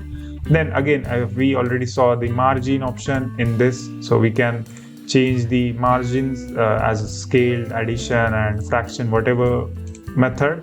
And then we can add a margin value, which is exactly this value, right? Then we can obviously rotate as well, which is a Boolean option for some reason, because in this option we get additional option here. So if I hit align, if I hit scale, cardinal, it change according to the rotation method. So I don't know why they don't have a rotation method in here as well. And then we obviously have a convex hull, bounding box, or exact shape, which is a method to pack the islands, so pack the UVs in the island. So I never use this node because I like to take my pack from the UV option in my UV editor. So this is a UV editor, by the way. Then you go to UVs, then you go to pack island. I like to use this option more than the node itself. So again, I don't know why you need to take the individual option to pack the UVs, but obviously there is a use case where you need to perform certain operations on top of your UVs, then you use this node. Then in continuation we have UV tangent. So I will tell you what is UV tangent in this exact setup. So let's just say I have a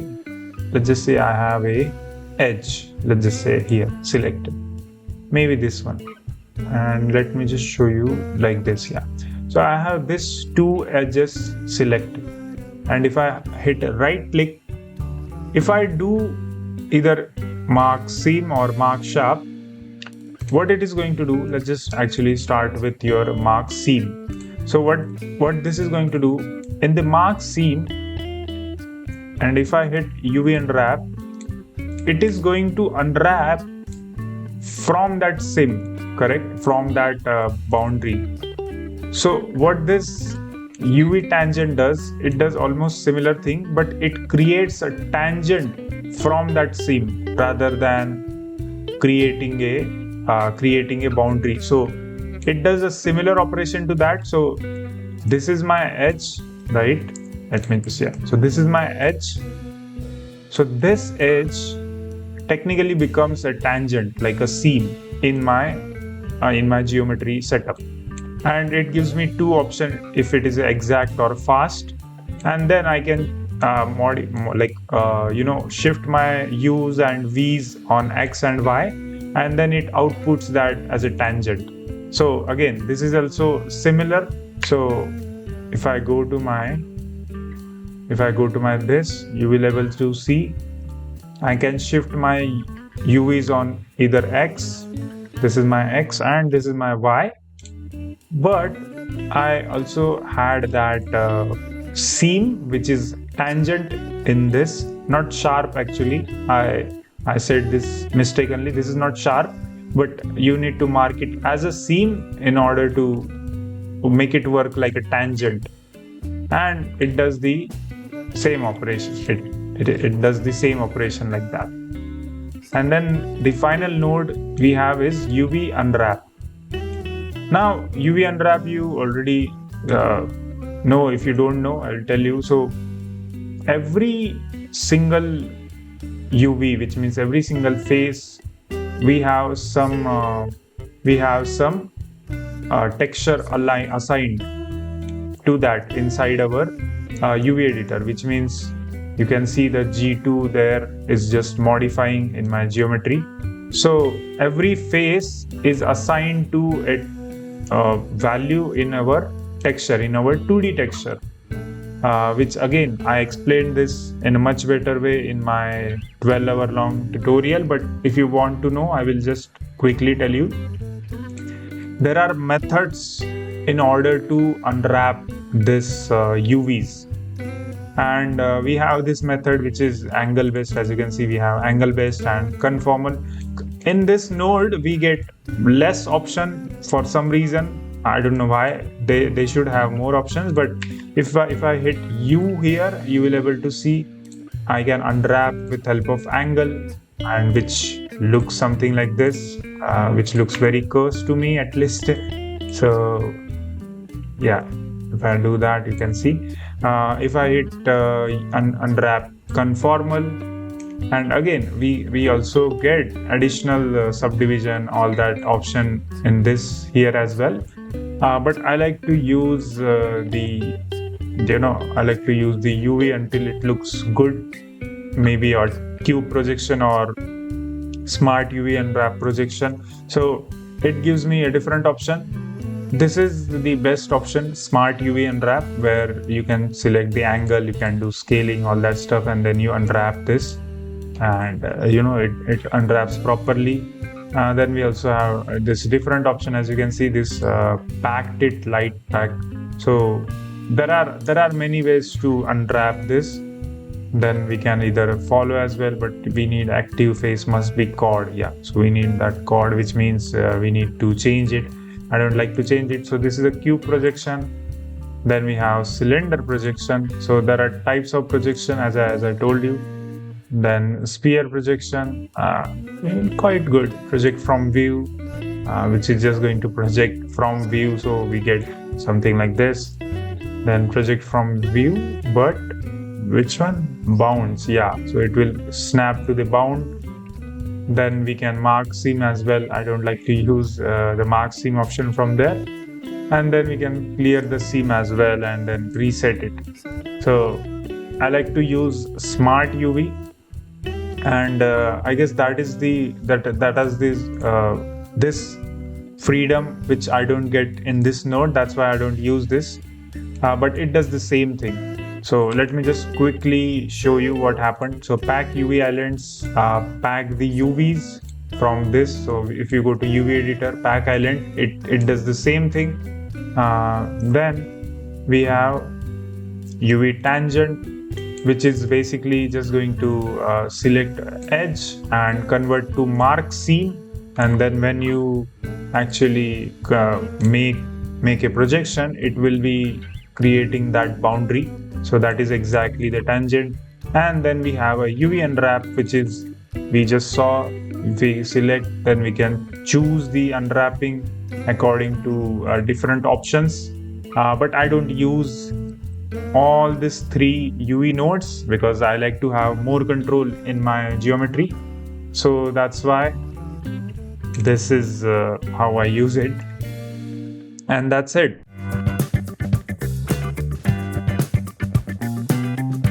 All right.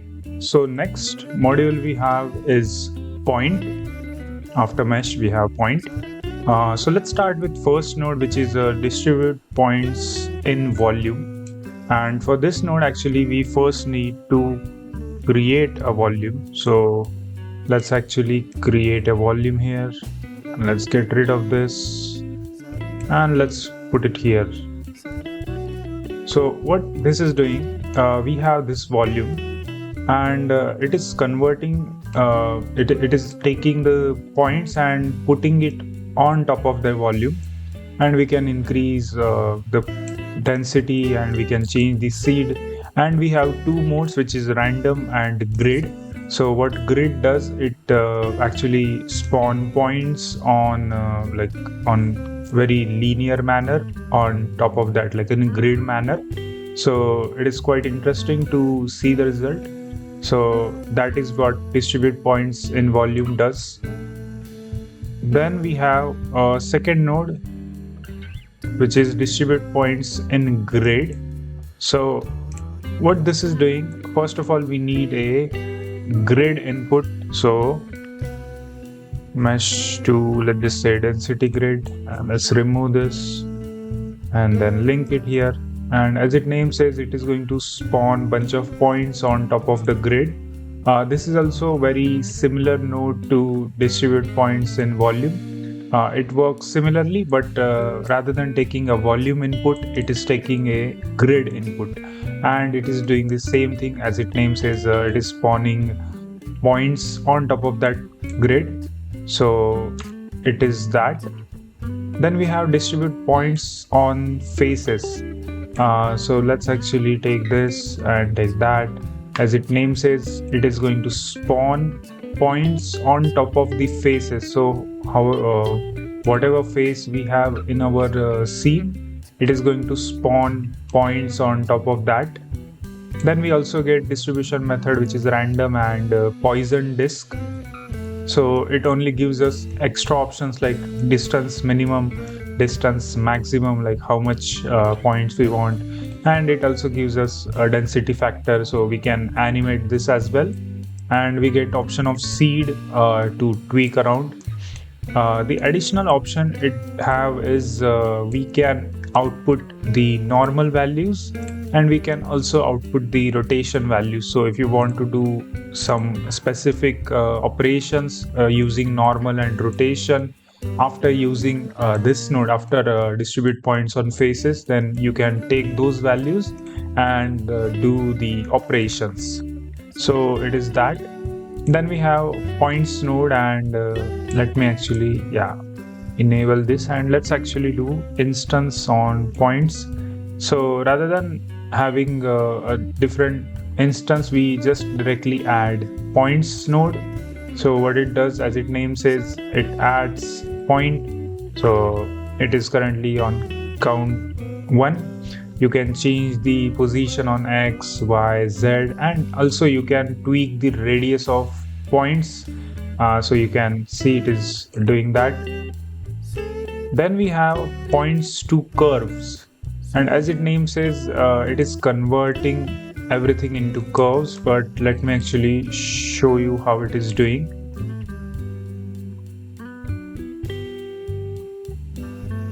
Okay, so as you can see, what I did here is basically I just added this distribute points on faces, which is adding a points, and let's actually do Poisson disk, and I am converting it into a curves. So very helpful node. You can create some unique curve shapes, and you can tweak how it looks. And the one thing which I personally like is we can animate this start to end animation. So we can create some unique kind of animation with help of this node. So points to curves do that. Then we have points to SDF grid, and for that actually we need grid to mesh.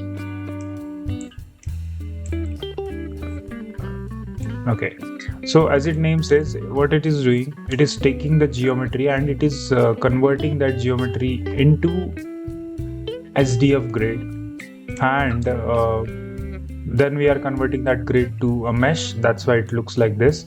And then obviously we can tweak the radius here, we can tweak the voxel size here, as you can see. So it is doing that. Then we have points to vertices, right? So we are taking that and we are converting it into vertices, but for that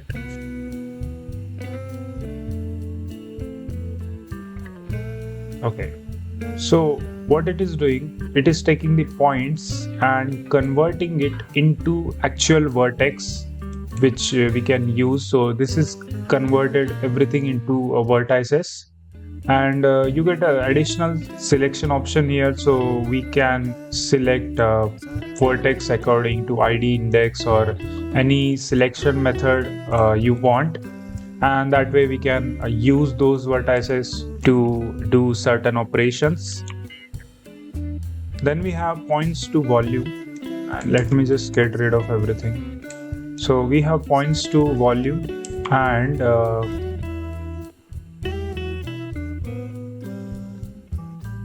as its name says, it is converting the points into a volume, and we can tweak the density, we can tweak the either amount or voxel size. So currently I'm on amount mode, so I can tweak the amount and radius from here, and I can either switch to size mode, and then I can tweak the size and the radius here.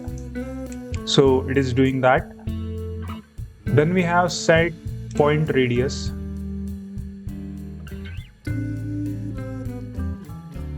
As its name says, it is setting the point radius. I know we have this direct option inside our points, but it gives us additional only like singular option of tweaking the point radius from like as a different node. And it also have a selection input, so we can select certain faces or edges if we wanted to select those points only. So that is what it is doing. Let me actually go through point again. So distribute points in volume does the distribution of points in the volume, then distribution of points in the grid, then distribution of points on the faces, on top of the faces, and they have two popular mode, random grid, then random and grid, and random and poison disk. Then we have individual option of points, which we have here as well, so we can add only points. Then we get points to curve, which is basically converting the points into the curves, and we can use those curve directly as a curve in the curve module. Then we get points to SDF grid. It is converting the points into SDF grid. Then it is converting the points into vertices, like individual vertices. Then we also have option to convert points into a volume. And then we have the last node, which is set point radius, which lets us set a point radius. And that's it.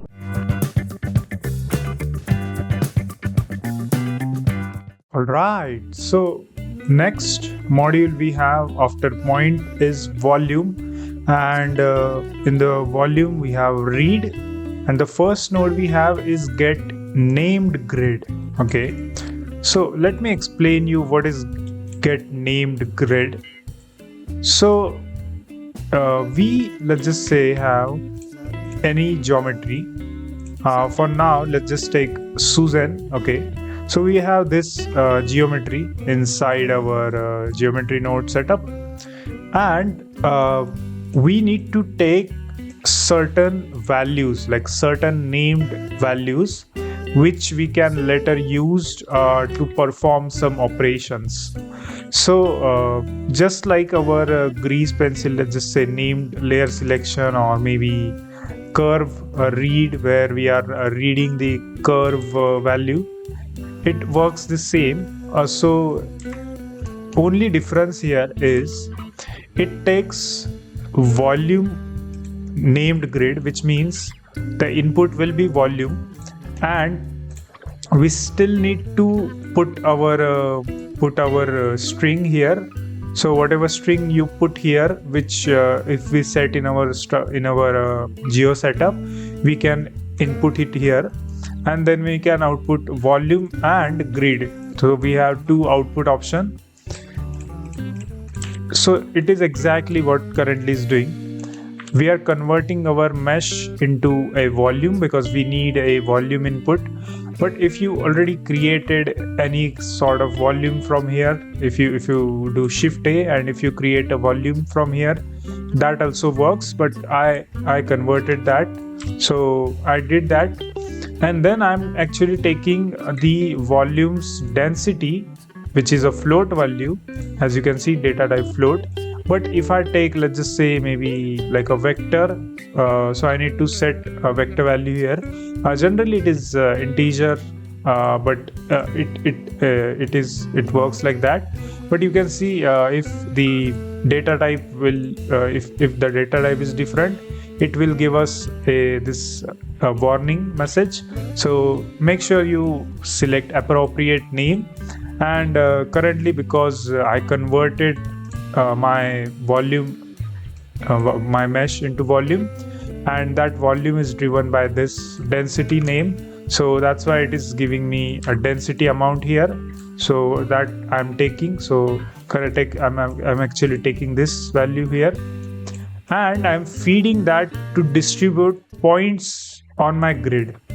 Okay, so this is what I am doing. Then I'm distributing it, and I'm actually applying a cube instance here on top of that points. So you can also take, I don't know, maybe icosphere or something which you can put it here, as you can see.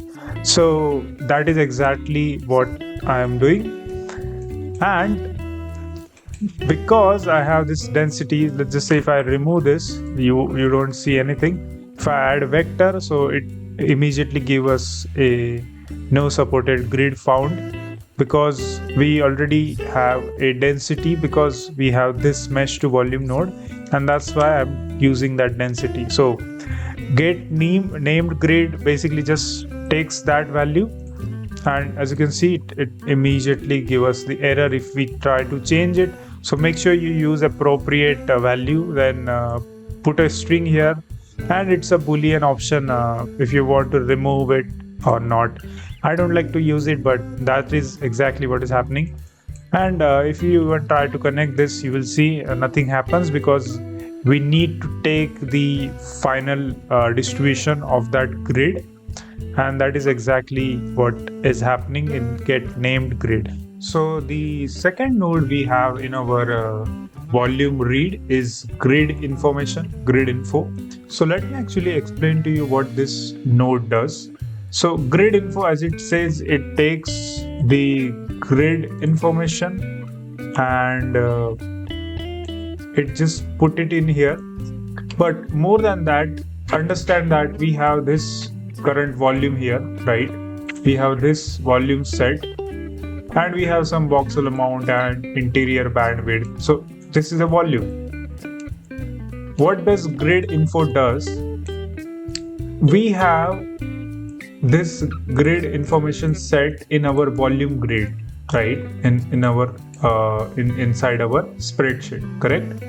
So it takes that value as an input, and it lets us do certain operations, right? Either it can be a transform operation or a maths operation, it can be anything, but it lets us take that information. So that is exactly what it is doing. In the grid, in the get named grid, we saw how it can take the density input, and it lets us do operations. So we can also input that, right?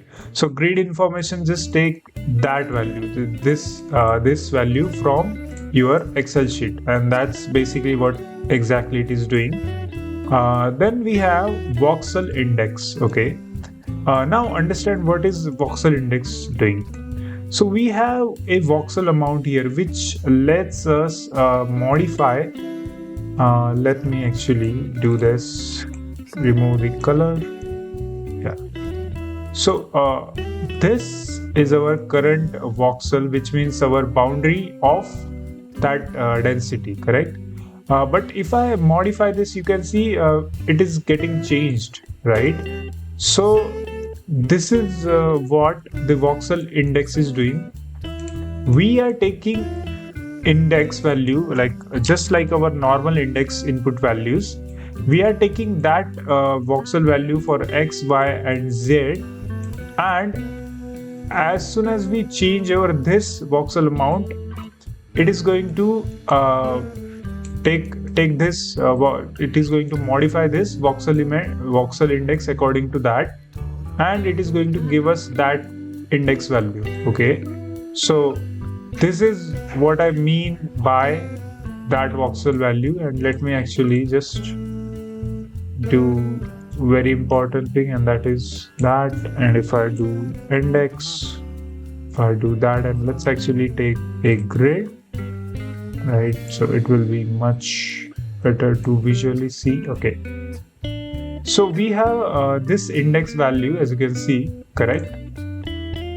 Yeah, this one. Let me actually remove. Yeah, so you can see this is taking that index value, but if I put this x value, you will see 0. Okay, and as I said, you will see 0, and the only reason why you see 0 is because this value, it is going to take as a 0. But if we do certain mathematical operations, right, on top of that, let me actually take some mathematical operations, and if we change it according to that, then it is going to change my output value. So let me actually put this x in here, and if I do a subtract maybe, and if I do this, you will see the value is changed, right? So you have to do certain operations according to that, because we are also taking the grid index values, right? So this is our voxel index values, but we are later converting it into a grid index, right? And that way we can use it. So this is our voxel, which is based on this boundaries with this amount, and then we are also sampling that to get voxel index values. Okay, I know it is little complex to understand, but don't worry if you haven't understood. But just remember, for now, it takes it does similar operation like this index value, but rather than taking a normal index, it takes a voxel index, which is from your point, your grid point, your this spreadsheet values. Okay, so let me actually run through a very short summary for this. Yeah, so get named grid, which lets us get the name of that grid and lets us perform certain operations on that grid itself. Then we have a grid information, which takes only the information of the grid present in your spreadsheet, and it lets us do some operations according to our output type. So currently I said 2 vectors, so you can do some vector values here, vector value operations. And it also takes, just similar to our index value, it takes, rather than index, it takes the voxel index, which means our this voxel boundaries amount, and it takes that input as x, y, and z. But it also gives us extra option like a boolean input, which asks if this is a tile. So it just asks if this is a tile. Tile means like a repetition. Is there any repetition or not? Currently it is not. Mostly it will be not, but it does that. And if it is a tile, then at least extend x, y, and z, which means it takes the x, y, z value, but because the voxel value can be shrink and extend, we can use that x, y, and z index value according to that extend on that extend. So just remember that you are only going to use this nodes in very specific manner when you are going to use volume. Mostly you don't need it, but it is good to have this node.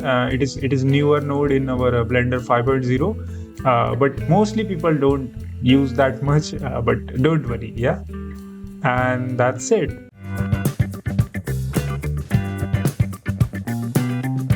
All right, so we are starting from our next module in volume, which is a sample.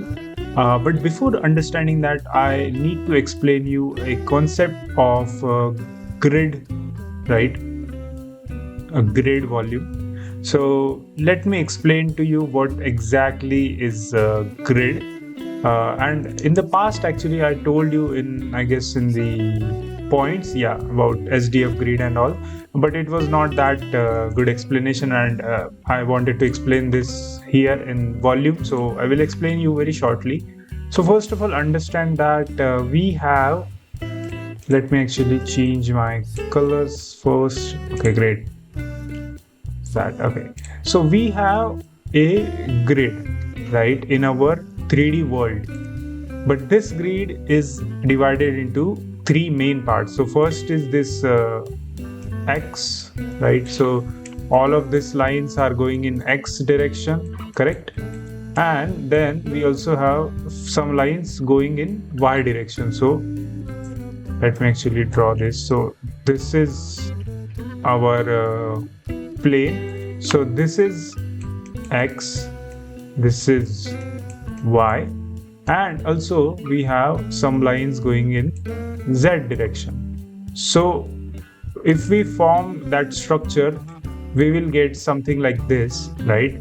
So here are some cubes which, if you see from front, this is going in X, right? If I see it from top, this is going on Y, and if I watch it from orthographic view, I can see this is going in Z.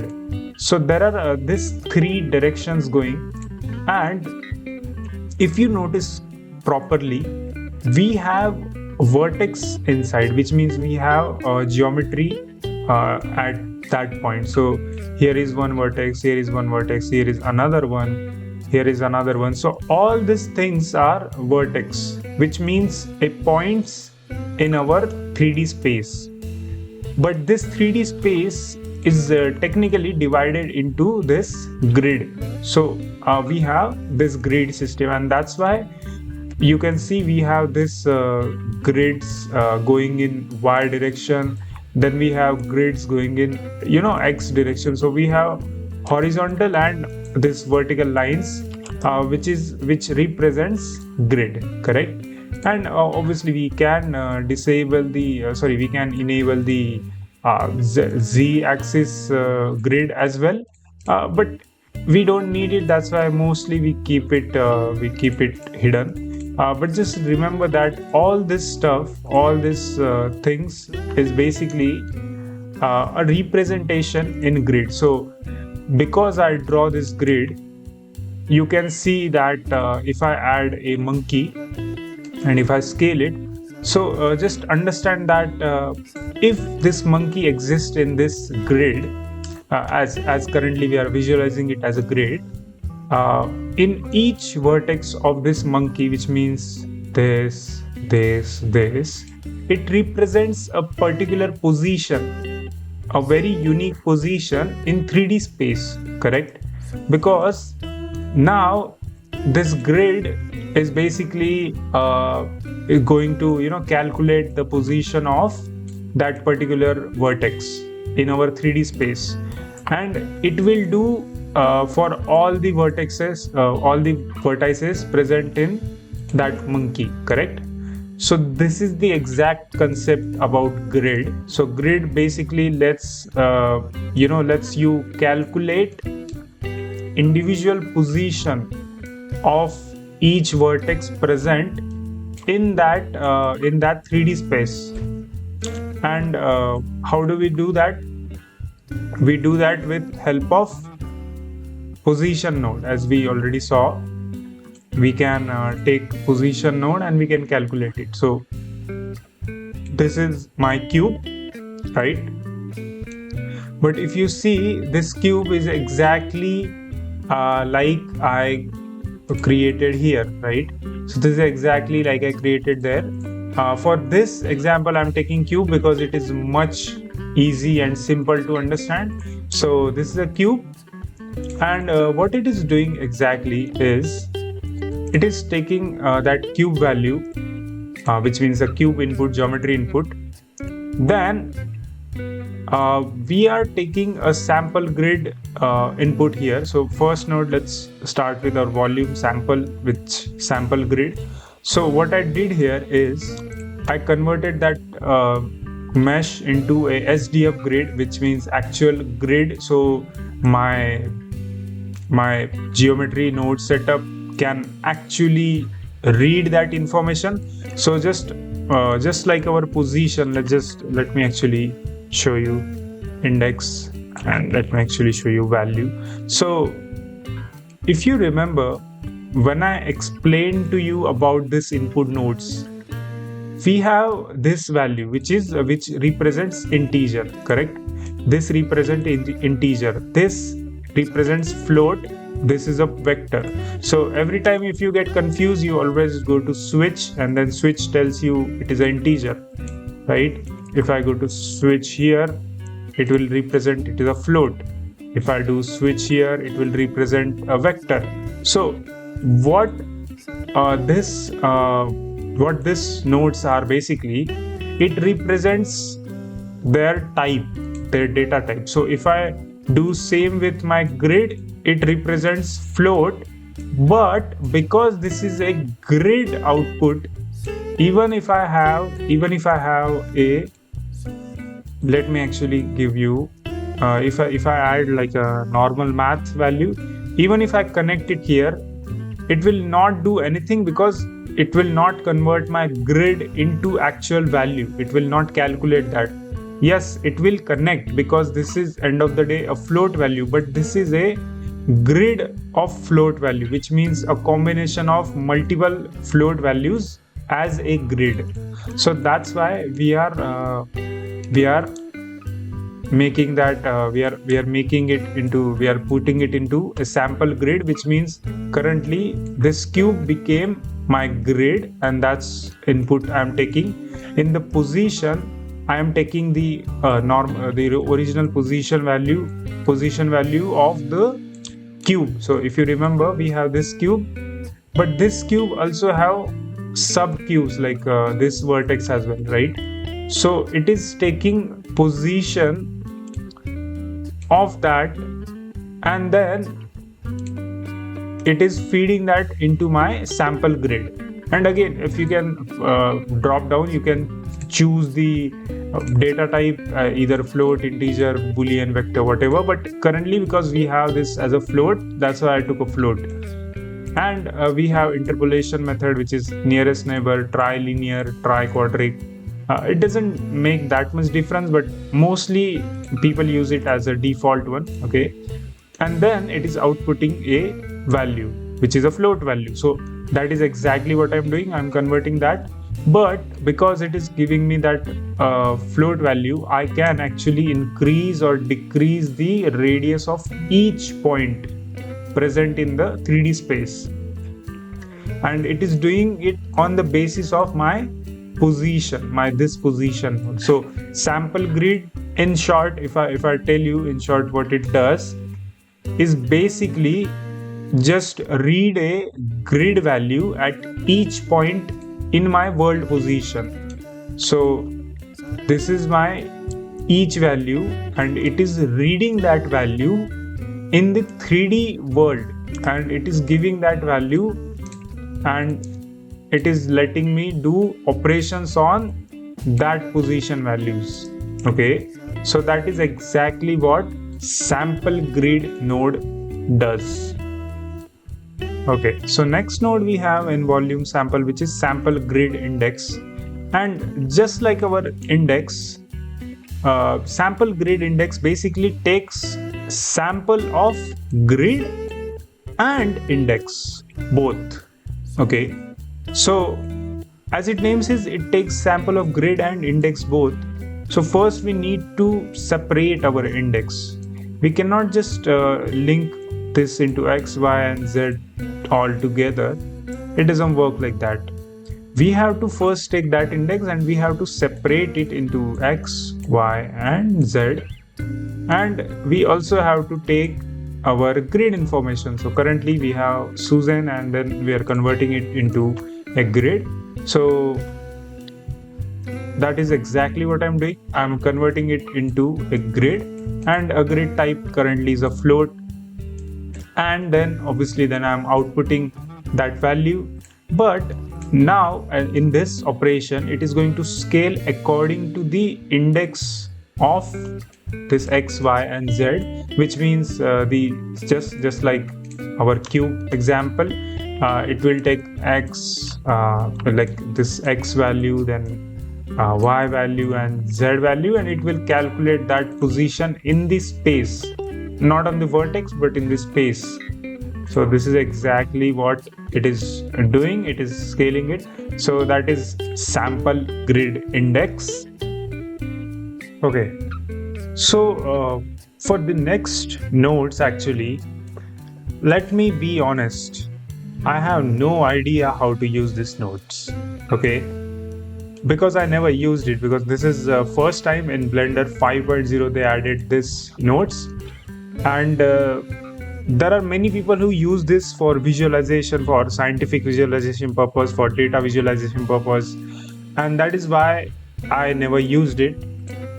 But I will actually tell you the actual in-depth reason for that is because of the maths, like a bunch of maths. So advanced grid node have a bunch of integration sort of math thing, which obviously I do not understand. And if you don't know, I hate math. Like I never liked it.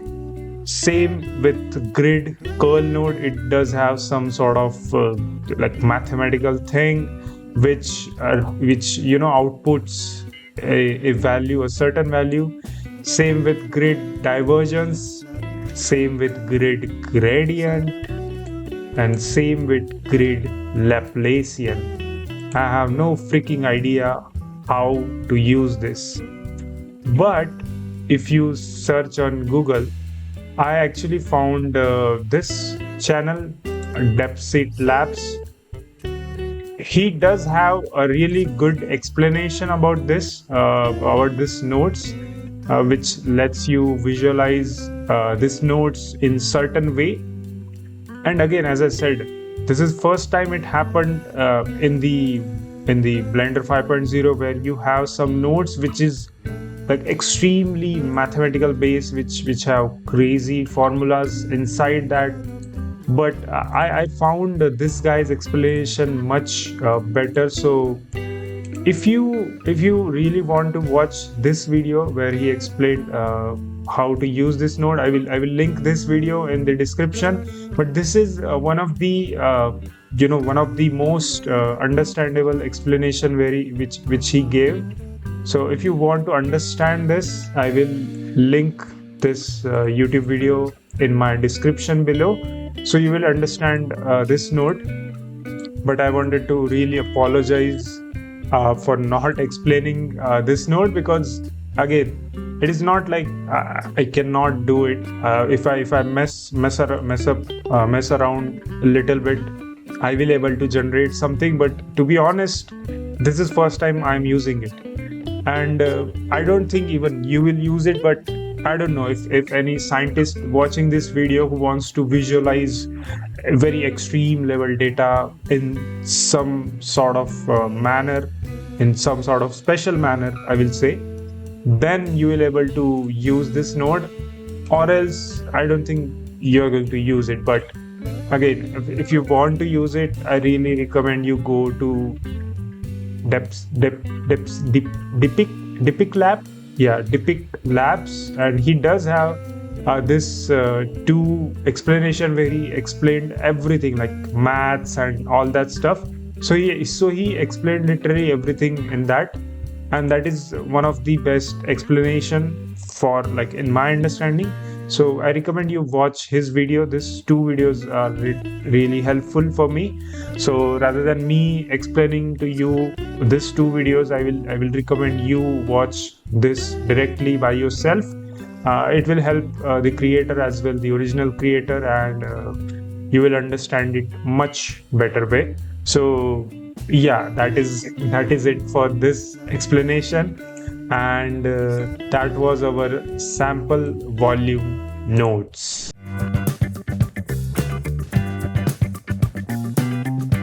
All right, so we have our next module in volume, which is right, and we have store named grid. Okay, so first of all, if you remember in our geometry right, we have set geometry name. So what it does, it lets you choose the name of geometry, and you can see it here, right? Our monkey is changed, right? This name is changed here as a monkey. Earlier it was like this. So I don't know if you can see it, but this was geometry, and now if I switch it, it is a monkey. So the same principle applies in store name grid, and my blender is just lagging. But store name grid does the same, but let me actually convert to mesh to SDF, then do this, then do that, then do that. And then it is something, but if I change it here to, I don't know, new volume, and you can see we have our grid name as new volume. And if I change it, maybe, I don't know, monkey volume, and it changed my name in here. So it is exactly the same principle as our geometry set geometry name, but instead of setting a geometry name, it is storing a volume, the grid name. Okay, so okay, so next node we have in volume right, which is a set grid background. And let me actually explain to you about this a little bit. So we have geometry, then we are converting it. I guess I don't need this. Okay, now we are converting it into a grid, and we have set grid background. Okay, so what this exactly is doing, it have a background slider, but what this background slider is simply, if you remember, we have something called as voxel amount in our this. So we have this voxel like a boundary on top of our geometry, and we can change the voxel amount, which means we can change the boundary. So what set grid background is doing, it lets us increase or decrease that unutilized values of that volume, of that voxel voxel amount, and we can use it. So I know it is little bit complex to understand, but it is basically, a value which is assigned to inactive or unutilized voxel and the tile of my current geometry, and then it is outputting that value in my grid to mesh, and that is exactly what it is doing. Again, we have data types of that grid. Currently this grid is float grid, but we can change it obviously. I don't know where you use it, but it is doing that. So it is just using that unused voxel boundaries, and you can use it to shrink or do something, I don't know. But yeah, you can use it to animate much complex data in your scientific. Again, as I said, this entire volume node is about visualization and animation, so you can use this node for that purpose. Okay, so next, and I guess final node in our volume right, which is set grid transform, and I have this setup. So I actually took another cube here, so I can show you what it can do. So if I take a object info, and if I put this transform here, and if I set my reference, as you can see, it takes the grid transform. It transforms my grid into my reference object, which in this case a reference cube, as you can see, and it just moves it, it scale it rotate it. So quite helpful node. So you can take a reference transformation input, and you can use it to move your grid. So quite helpful, right? And let me actually run through a very short summary of right, and yeah, this 3 node. So store named grid stores name of that grid in our spreadsheet. It is very simple.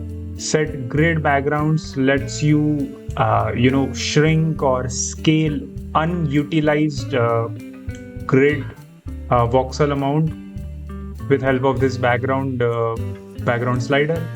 And set grid transform takes your reference object and it just follow the transformation of that reference object, and yeah, that's it.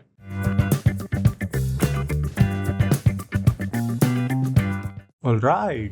So next module we have in volume is our operations, and I will explain you this very shortly. So first of all, we need a volume. So let me convert this into a volume, and that volume is getting converted into mesh. As its name says, it is converting our volume in mesh. And we have a resolution mode, either grid, amount or size.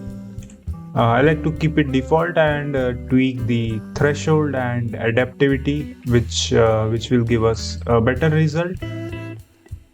Then we have grid to mesh, and for that we need to create a grid. So for now I'm going to convert a mesh to grid, and it is creating a voxel grid, and it is converting that grid into a working mesh.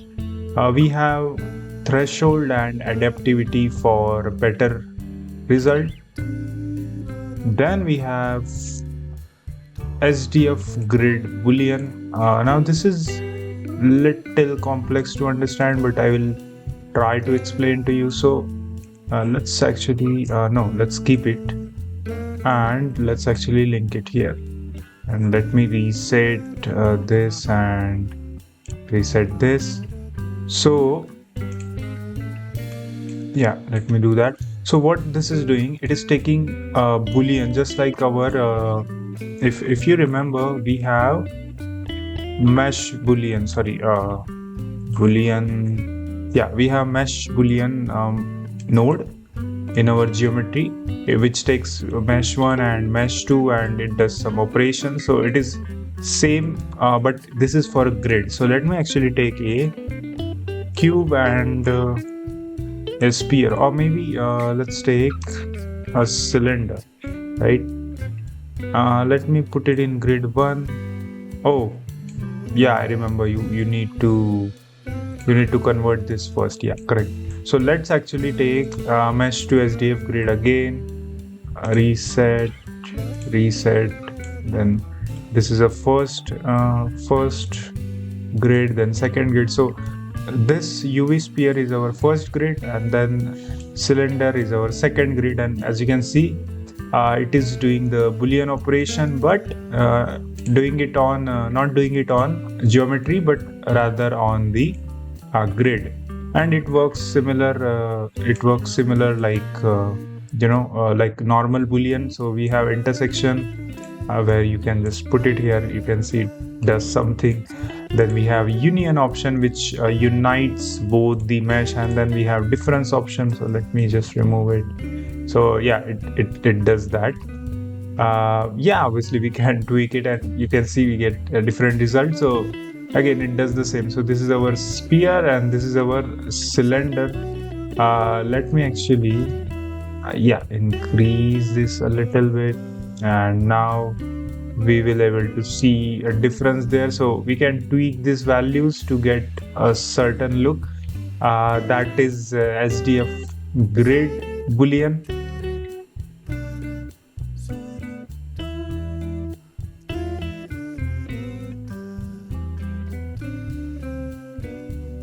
So we have first of all this setup, correct?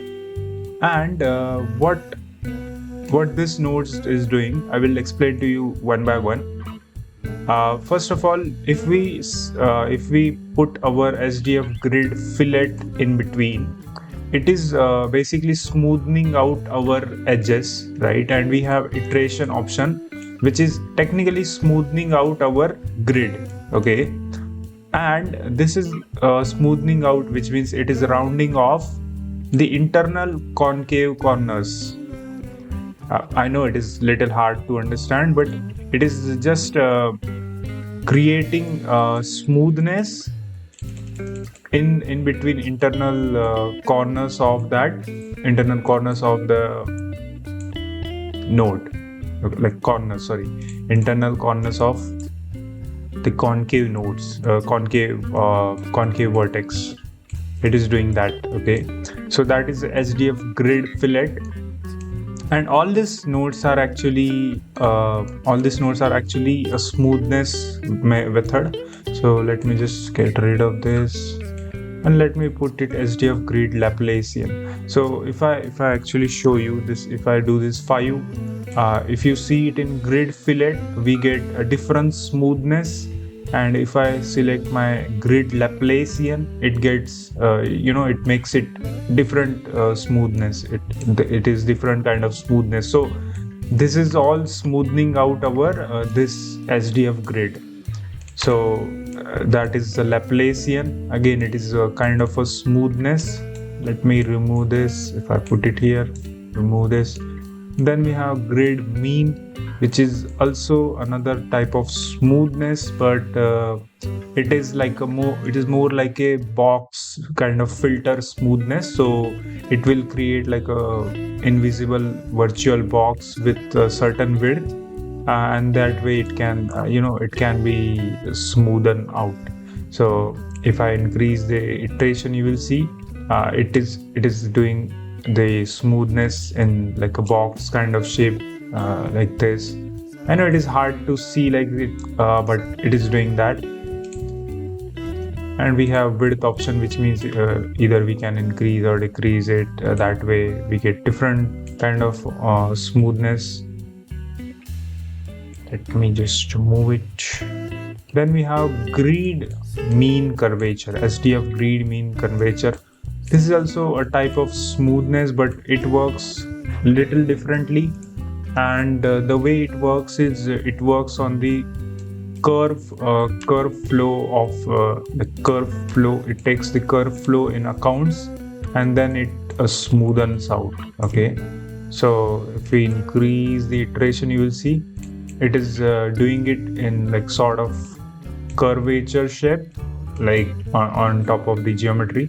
So it is that. And let me actually get rid of this. Then we have SDF grid median. So just like our SDF grid mean, rather than taking a mean value, if you know mean and median, it is like a filtering method, like a mean, which means like a near like mean points between two vertex.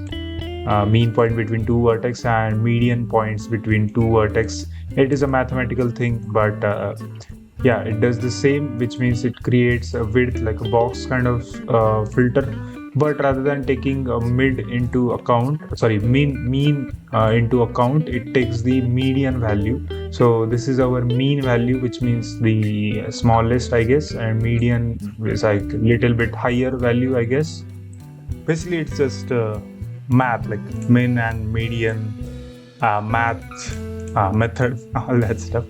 Anyways, so that was median, I guess. Yeah, so median was that.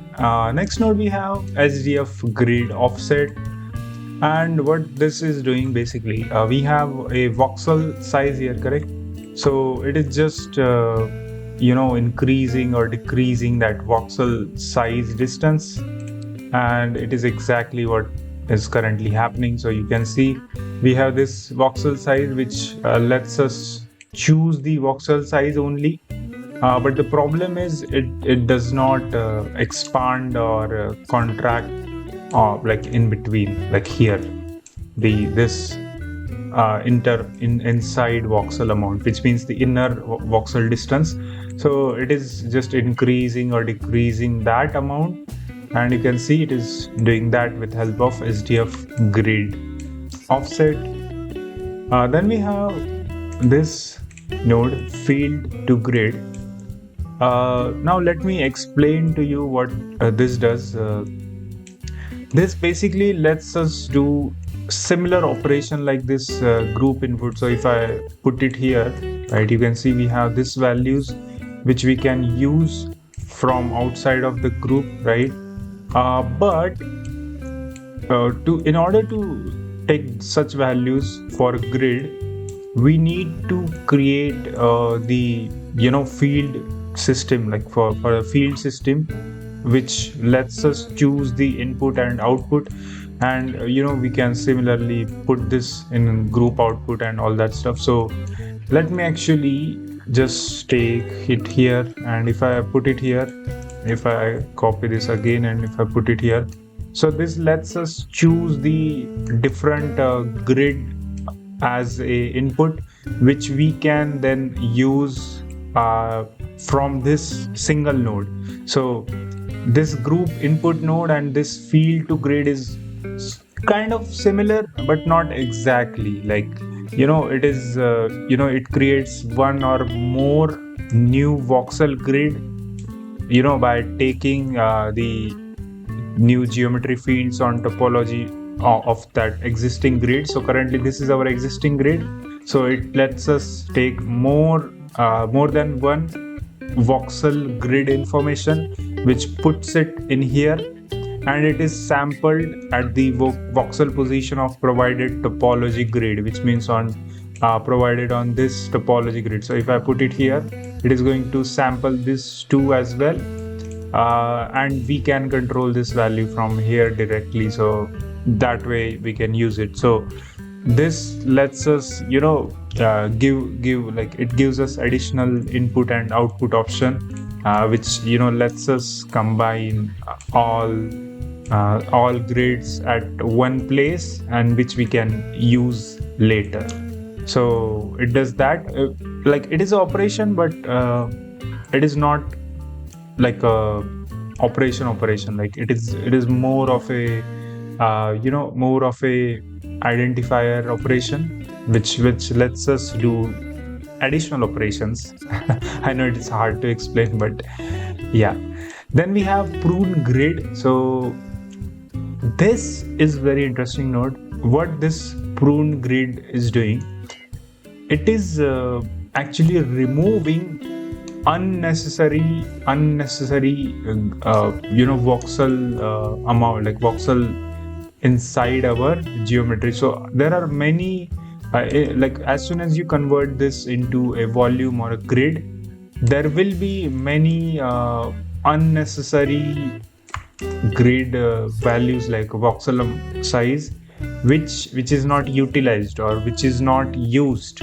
Okay, and this prune actually lets us delete those unutilized voxels inside our voxel geometry. So if I increase or decrease, you will see nothing happens, because it is removing it, like it is removing things which is inside, and we can't see it like this, because when you have volume or grid like this, there will be very small portions which is unused, right? So all of this is technically unused.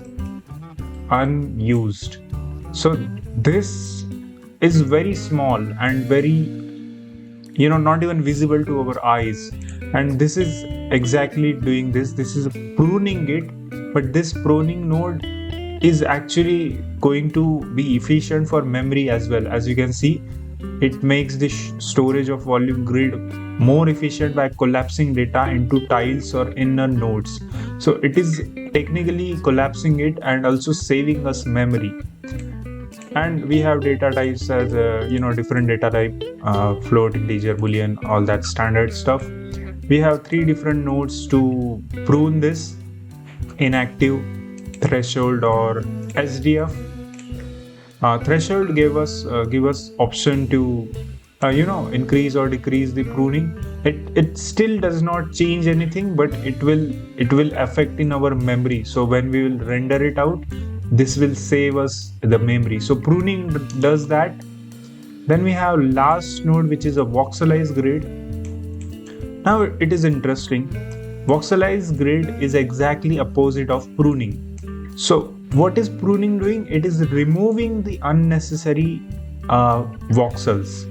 But voxelized grid actually taking that unnecessary voxels and using it, which means it is using it as a grid. So we have our normal SDF grid, correct? Then we also taking that unnecessary voxels in account, but rather than pruning it here, we are reusing it, which means we are voxelizing it, which means we are actually using those in our system, and it is doing the same thing. So this pruning is exactly opposite of voxelization. Pruning removes it, voxelize reuse it, like reuse the unutilized voxels. So it is that. There is no summary for this video because you need to rewatch this operation, because I don't want to explain the mathematical stuff again. This is new stuff in Blender 5.0 and I never used it, so you can rewatch this video to understand it properly again. And another thing I wanted to mention here is you can always go to Blender manual to understand it in more depth. Again, they have they have explanation about all this inputs and outputs, so you will understand it properly. You can put this in ChatGPT maybe to understand it even in more depth, but this is basically it. Like, it is not that well used if you're doing unless you're doing like a very advanced level scientific visualization or something, but don't worry. And that's it.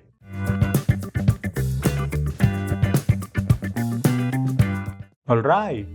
So we have our last node in our volume module, which is primitives, and we have volume cube. And this is very interesting node actually. So if I just directly link it in geometry, you will see we have a volume cube. As its name says, it is just a volume cube. And we have option of density, then background, then min, max. So this mean is x, y, and z. Option x, y, z, right? Then we have max, which is x, y, and z. Then we have resolution for x, y, z individually, which is really handy option if you want. So let's actually convert this into volume to mesh in order to visualize it. Okay, great. So let's just first decrease the resolution. So you can see we are decreasing the resolution. It is acting like it. Let's take it at 4. So it is actually changing the resolution. And then if I increase it on x, y, z, max, which is going to increase, minimum is going to decrease, background is going to shrink or extend, and density is basically going to increase the density of the volume cube in our 3D space. So very understandable node. So volume cube does that, and that's it.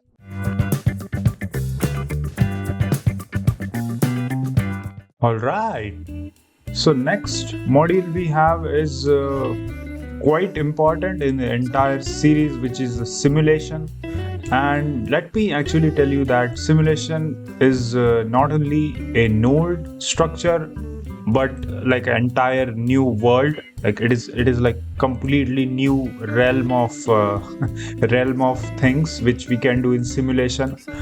So if you don't know that there are types of simulation, there are types which includes water simulation, cloth simulation. So by the way, water comes in the fluid simulation. So fluid, then there is a smoke, then there is a fire simulation. So there are many different types of simulation which you can do in your Blender. But because we have a node system, so we can actually create bunch of operations around that simulation to have more freedom. So as soon as they added the simulation in Blender, I guess in 4 version or 3.8, I don't remember, but it quite changed the entire Blender completely. Now there are so many videos online talking about Blender simulation for various needs. So if you can watch, let's just say, if I will link this playlist in the description. You should watch this. But the point is, there are many different types of simulation. So you can see this is kind of dust fluid simulation. This is different. I don't know what is that. This is also dust. Then there are various ways. This is a flip. You can see fluid kind of simulation to create bunch of effect. So I will suggest you do one thing. Like, obviously I'm not going to show anything in this tutorial for now because it is a very big topic, but there are various tutorials you will find for particular need. So let's just say particle trail simulator, water simulation, all that stuff. This is a smoke. So depending on your need, I will tell you to look out for that online. So you can see a smoke Blender simulation node, then I don't know, fire. So you can just search individually what you really want, and then you can create a bunch of system, like a simulation system, as you can see in this video as well. So again, this is a very vast topic, and I'm going to link this playlist so you can watch by Victor. Okay, so you can watch it. But if you want a very special kind of tutorial on talking about this, I might create this in future and talking about in-depth tutorial talking about this simulation setup. But again, this involves so many different options, and there are many possibilities what you can create. You can create cloth simulation, fire, smoke, all that stuff. So yeah, that's it for this video.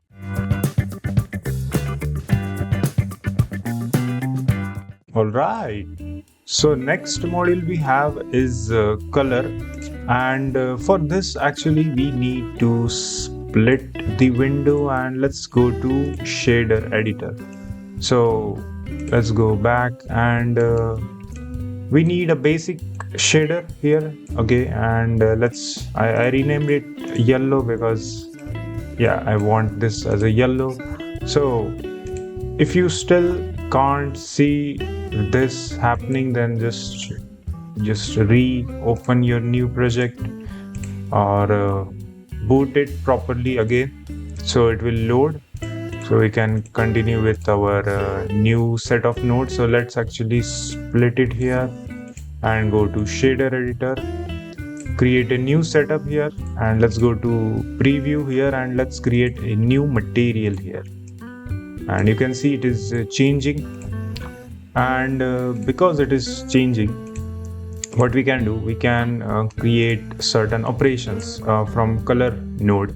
So first is our black body node, but you just notice that we don't have any color output.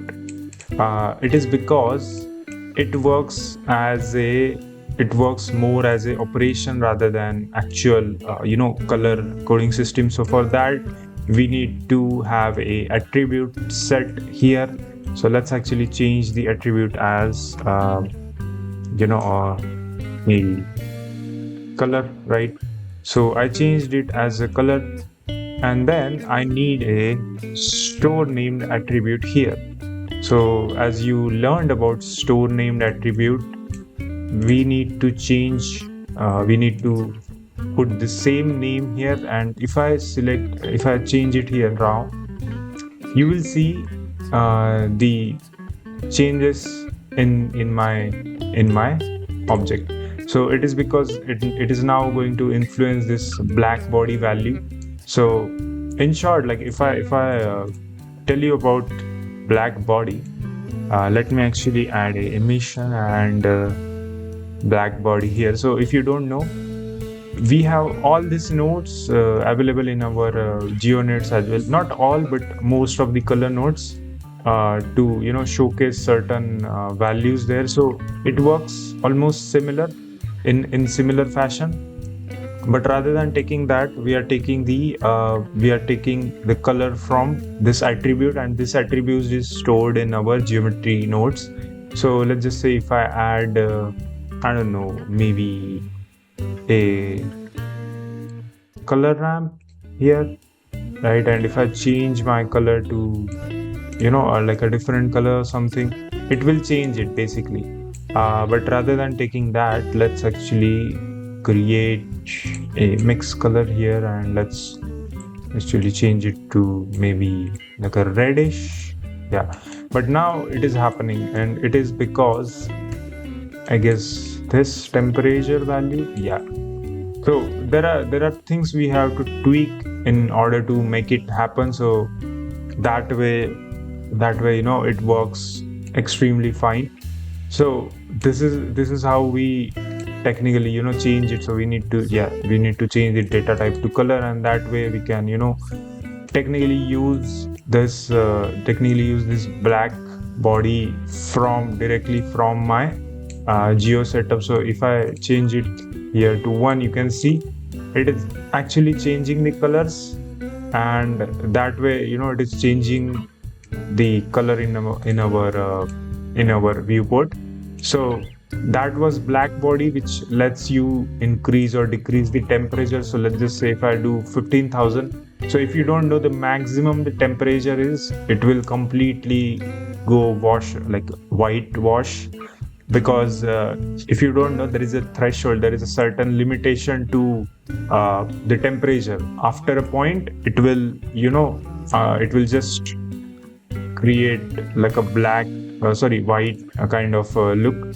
So you have to find a perfect value here. The less the value, the more the darker it will be, and the more the value, it will become completely white. So that was black body, and similar to black body, we are going to take a look at all the nodes. So second is gamma, and as its name says, it increase or decrease the gamma. But because currently it is a white color, let's actually create like a maybe do a color ramp. Yeah, let's do a color ramp, and let's actually create like a reddish color. And if I change the gamma, you will see it is kind of increasing and decreasing the contrast. So gamma does that. It is increasing or decreasing the contrast. Then we have color ramp. As its name says, it creates a color ramp. So if I do like a pink, and rather than black, let's maybe take like a greenish kind of color. So it will create that kind of look, and you have to tweak the values to make it work properly. But you get different options: use saturation value, use saturation lightness, then near, far, clockwise, anti-clockwise, all that stuff. Then you also get a factor which is like a mix factor in between. So that is a color ramp. Then we have RGB curves. As its name says, it creates color out of your curves. So if I put red as mode, so let's just do red here. In the green, let's just maybe create like a greenish, or is it just common? No, this is for common. So then I can increase or decrease the in between values, so it will change the color there. So it works like just like a normal curves in here, but we tweak it from geo setup. So that is RGB curve. Then we have mix color, which lets you mix between two colors. Let's just do a complete red and maybe like a green. So if I do like 0 to 1, you can see I'm changing the color. But if I put 0.5, it is kind of yellowish. And we have a bunch of options to tweak the blending between these two colors. Quite helpful if you ask me. There are many ways you can use this node. Then we have combine color. Now this is interesting because it combines two different colors or more than two colors, I will say. So let's just do red and green. So as its name says, it combining red and green. But if I also combine it with blue, it will completely become white. So let's do red and blue. So you can see it creates that pinkish color. If it is only blue, then it will create that. If it is green and blue, it is like a cyan color. And there is alpha channel as well. And we obviously get three different modes: hue saturation value, hue saturation lightness. It doesn't do that much difference, but you get to tweak the color in more depth. So try it out. Then we have separate color, which as its name says, it separates the color. So let's actually set this color. And if you notice this, we have 0.605. So if I put it here and if I actually show you what is happening, if you remember, we have 0.605 as a red value. So if I put it here, it is going to give us that exact value, but it is now separated from the green and blue and alpha channel. So now it is a red. If I put it as a green, it is completely one, which means complete green is available there. Then there is a blue which is 0.40 value. So it lets you separate out the color from this. So you can add, you can do a bunch of operations there. And that is our color module. And I'm not going to explain you summary because it is quite self-explanatory, right? So yeah, that is color.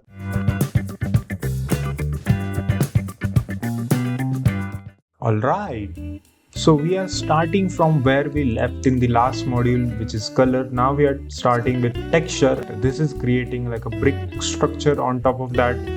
And it is, it does have different values to tweak to get a certain look. You can change the brick colors here. Whatever you want to set, you can set it out, and you can scale in, scale out, all that stuff. It's quite interesting node actually. So it lets you help control the texture. And we also have factor output, which only outputs the black and white hair. So that was brick texture. Then we have checker texture, and checker, as its name says, it controls the checkerboard kind of pattern. So let me actually do that, and you can see if I increase this more and more, we get that different pattern. Quite helpful. Then we have gabord texture, which lets you do things like this. Really amazing, cool, and self-explanatory notes actually. That's why I'm not talking that much. So gradient texture, this is actually very quite helpful if you want to do a certain operation. This creates like a linear gradient. So if I add like a color ramp or something in between, now I can change the color here, right? Let's do dark to maybe like dark pink or something like that. Yeah, right. And I can change the type here as quadratic, ease in, or diagonal, or spherical, or quadratic sphere, or radial. So there are types which you can tweak. Like quite helpful, like if you ask me. And it is really self-explanatory. I don't have to explain you that much. This is interesting because we have to add a actual image. So we can do it, and let me actually do it. The way I'm going to do it is with help of dragging an image. So let me find a good image somewhere. So let me actually drag this image here, and you can see it kind of did a good job. So if I add a add a output here. Wait, yeah, mapping and texture coordinate. No, that is what it. So maybe add a. You can't do it. So you need to do it with vector actually, I guess. So yeah, I mean there are ways you can change the position of the x, y, and z. Yeah, but you have to find the appropriate value. So it is quite it is quite crazy. So that is image texture. Then we have a magic texture, which is creates magic, I guess. So yeah, we have magic texture. Again, it is a texture. I don't have to explain you that much. Quite self-explanatory. Then we have noise texture, which lets you add noise. But we have different dimensions, so we can add roughness, detailing, distortion, and we can animate it, all that good stuff, right? Then we have Voronoi texture, which lets you add texture, but a different kind. But we have different options here which you can explore. Then we have wave texture, which creates wave kind of look, like a waves on top of it. It's quite helpful. We get different options here to create bands or bring whatever. Then we have white noise texture, which does not have that much control, but we can control it somehow with help of adding additional nodes like RAM. So you can, change something like this. Maybe let's just do that. And let's change the colors here. I don't know, maybe this. Let's do greenish. Let's do, I don't know, bluish or maybe yellow. Yeah, you get the point. So it is the texture node module explained. Again, just like color, texture is self-explanatory. So I'm not going to explain you summary. And that's it.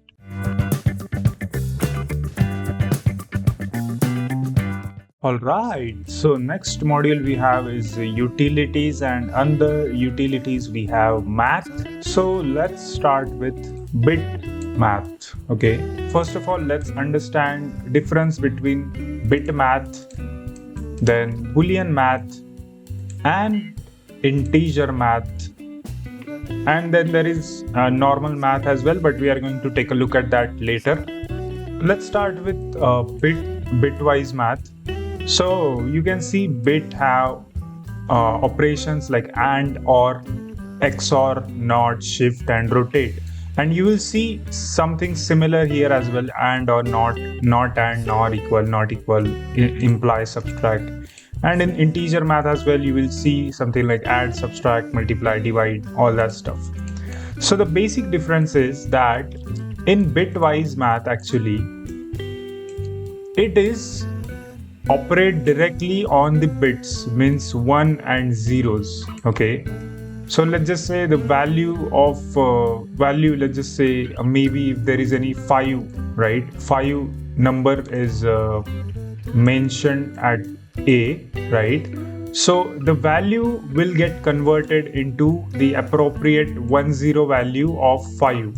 Okay, so this 5 value will get converted into 101 as a bit value. Okay, like actual bit value. Okay, so this is bitwise, and it will choose the operation, like we are going to set the operation of AND or exclusive, all that stuff. So it is a operation, like it's a binary operations. So that way we get the bitwise, the binary values. On the other hand, Boolean actually performs on true or false.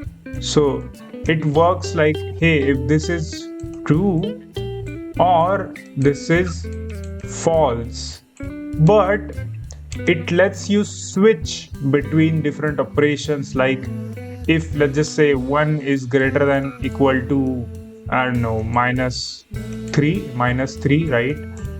Greater than equal to minus 3, then it will take that, hey, this is true. So it will put that true. So we are doing the mathematical operation in front of this, right, from this, and then it will let us choose that.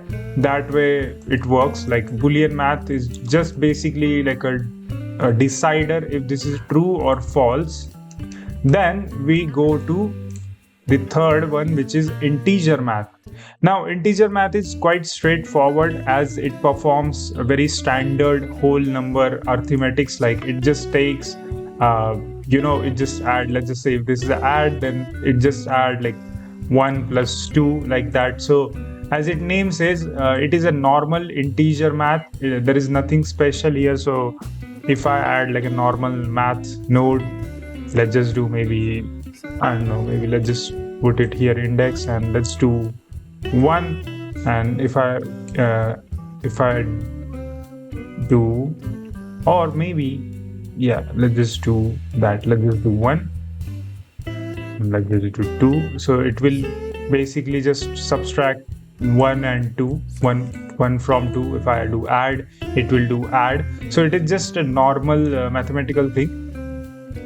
So let me actually show you a very short example here. So in the bitwise AND, you will see, because I set my 0 and 1, it is taking 0, which means the least value.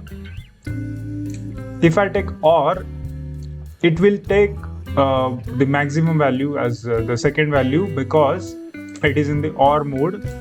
EXR means XOR, actually it also known as XOR, exclusive OR. It is taking one value. Then 0 or 0 not 1 will give you -1 value, because it is a not, like it is a negative operation. So it is calculating the 0 and 1 value, and it is doing the not operation. That's why it is giving -1. If I do shift, right, you can shift the actual value here. So let's just say if I do 1, and if I wanted to shift this first value with another bit value, so technically this, because this is 1, like the first value is 1, as you all know in the bit value. If you understand decimal and bit, let me actually show you something. So this is our decimal value, and this is our binary number. So if you wanted to shift this, let me actually do maybe shift with 1. It will go to second value, and now it will create a bunch of, like, it will multiply that value to get increased number. So if I multiply it more, technically it is multiplying, but it will shift the first value in the binary, and it is giving us the different value here, so decimal value. So it is showing 32 because it is technically multiplying, but you get it stores the binary value. So don't worry about that. Rotation almost does the similar operation. As you can see, it does the similar operation, but as you go in negative, it will actually calculate in a very different manner. So that is a bitwise bit math, utilities bit math. If I go in Boolean math, you will technically not see anything, because I haven't done anything here, but you will see true and false, how true and false is shifting. Then others is similar as well. Then not, it's just taking not and. So it is just performing different operations, right, rather than taking it as it is. Then integer math, as its name says, it is taking the integer, right? So it is technically adding it. So as you can see, as I told you, a plus b value, so it is just doing the addition here. Let me remove it. Let's do subtraction. So 4 minus 2, it is doing subtraction.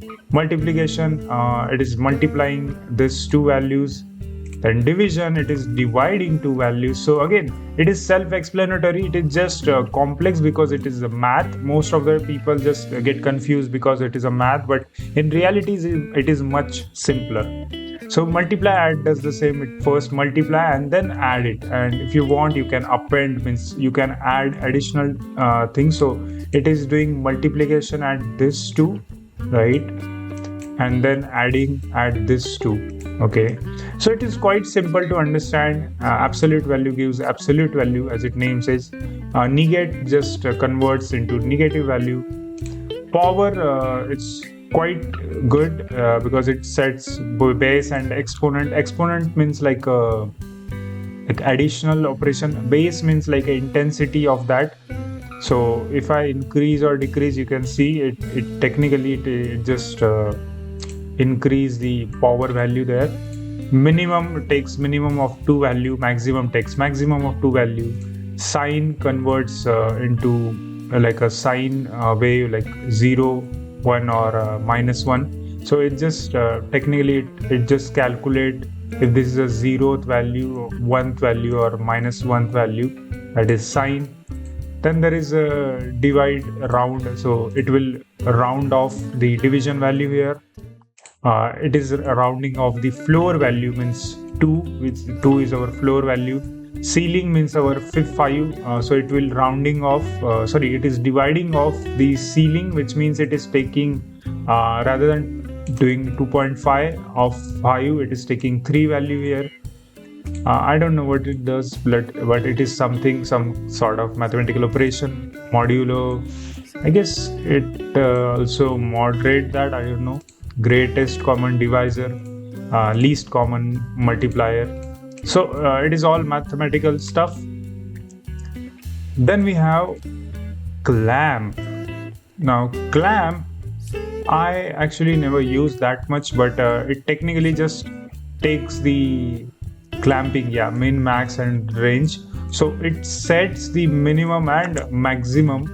Let's just do 2 and value is 1. So if I do maybe, I don't know, 0.6, it will give me 0.6. So yeah, it does it takes as it is value from min max mode. In the range mode, it takes the value of range. So it is, I guess, doing similar operation. It is just taking the value output. It is not changing that much. Compare value. Compare is actually quite interesting node, because what this is doing, it is technically taking the greater than value here between 0 to 1, which is saying false for now.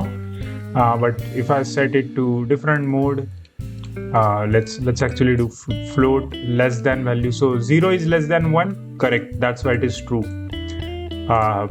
0 is less than or equal to 1, maybe it is true. But 0 is not greater than 1, so it is false. Greater than or equal to, false. Equal is not at all same. So if I do 1, but if I go less than 1, it is false clearly. Not equal, as its name says, it will calculate the range, and it is checking the epsilon value. And we have types like integer, vector. Vector have different mode like length, average, but it is very self-explanatory. Color as well, it's quite similar. It is taking the value of color. So currently it is 0, but if I go minus than that, it will just calculate that. So then there is a string as well. String equal to, let's just say, A and B. A is not equal to B, but if I do A here, it is true. So again, very self-explanatory here.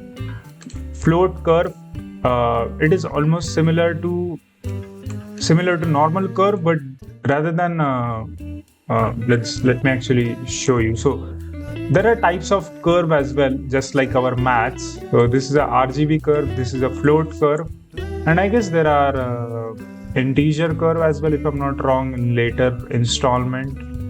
I don't know. So yeah, float curve basically takes value of float, which means 0 or 1, all that value, and then it just calculates the output value, which means, I guess, this one, right?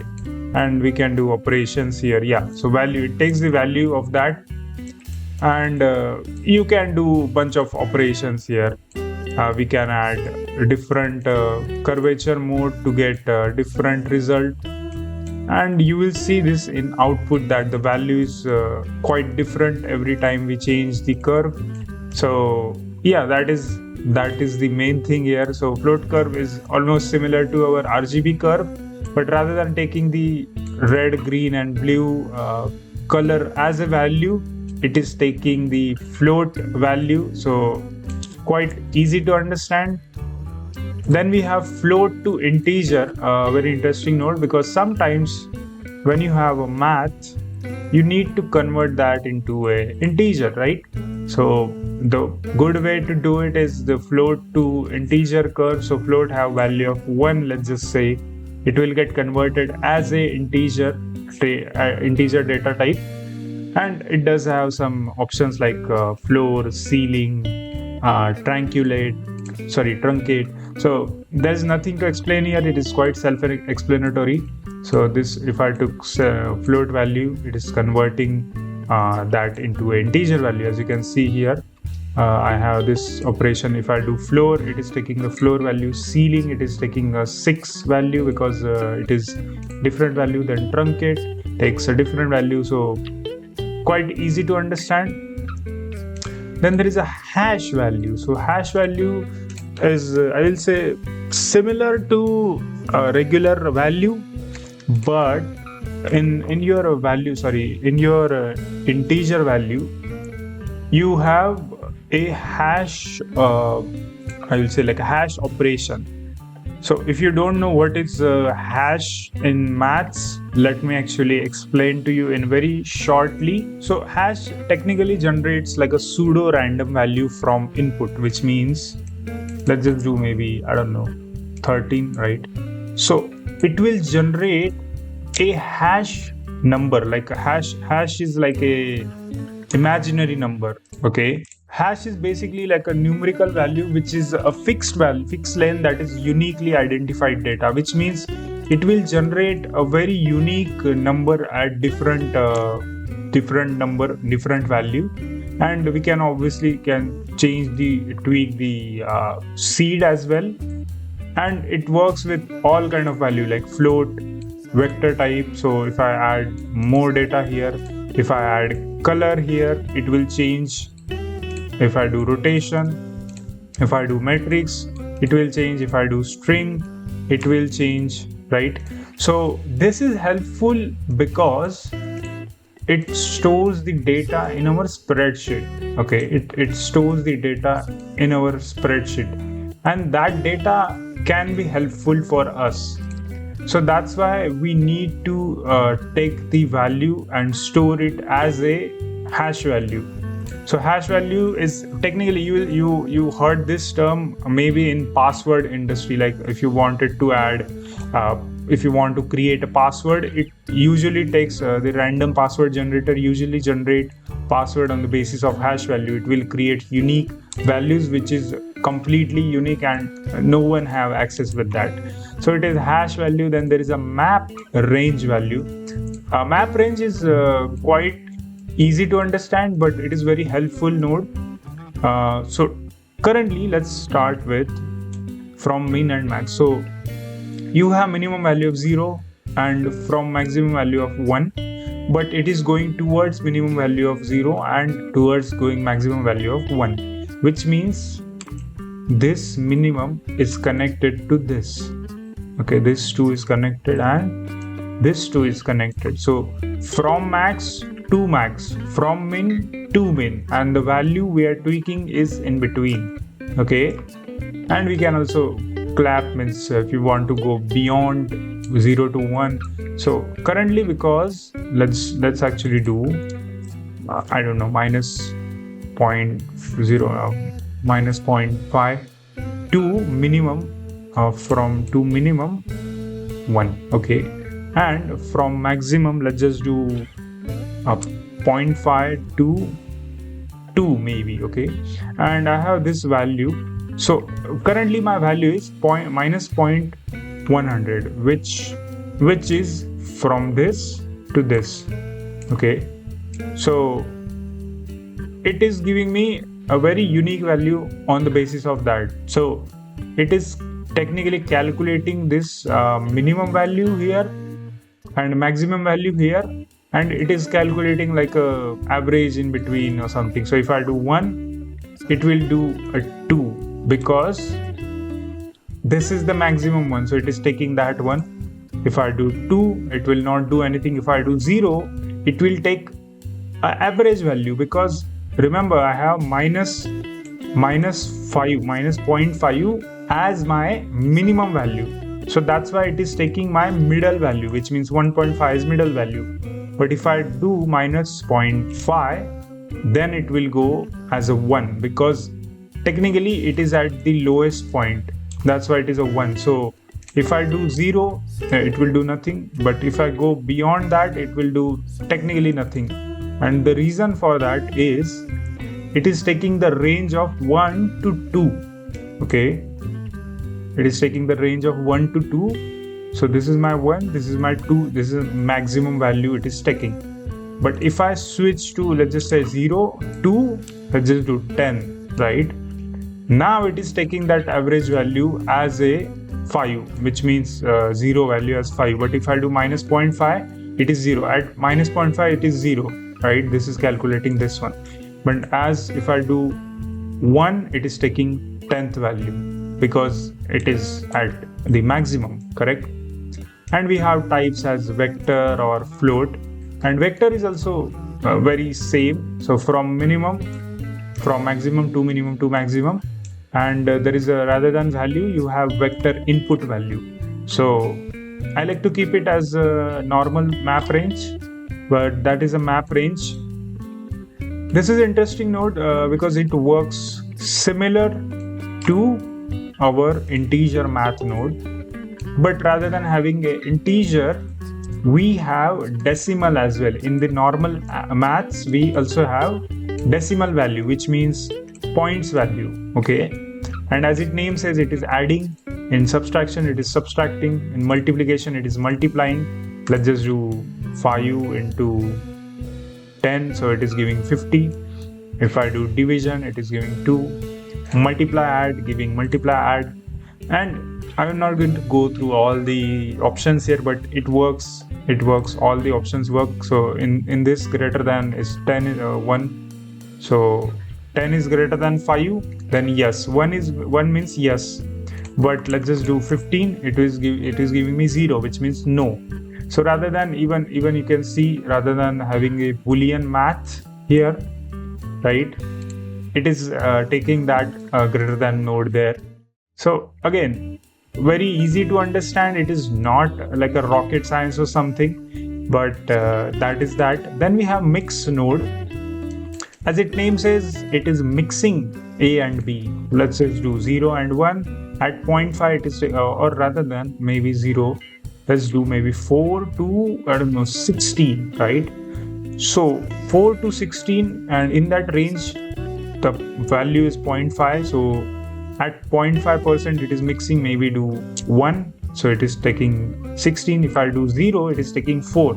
But if I do 0.1, you can see it is technically calculating that, and it is giving me that. So if I do 0.15 or maybe, I don't know, 0.16, where it will get added, or maybe 2. So yeah, that way it is changing. At 0.25, it is giving different values. So again, quite easy to understand. It's not like a rocket science or something. Mix also have different data types as a vector, color, or rotation. But in the vector, we already have a vector, mix vector here. So we are not going to check it here, but again, it is same. And that was the math node. Okay, I don't want to explain you summary, because it is quite easy to understand, right? So yeah, that's it.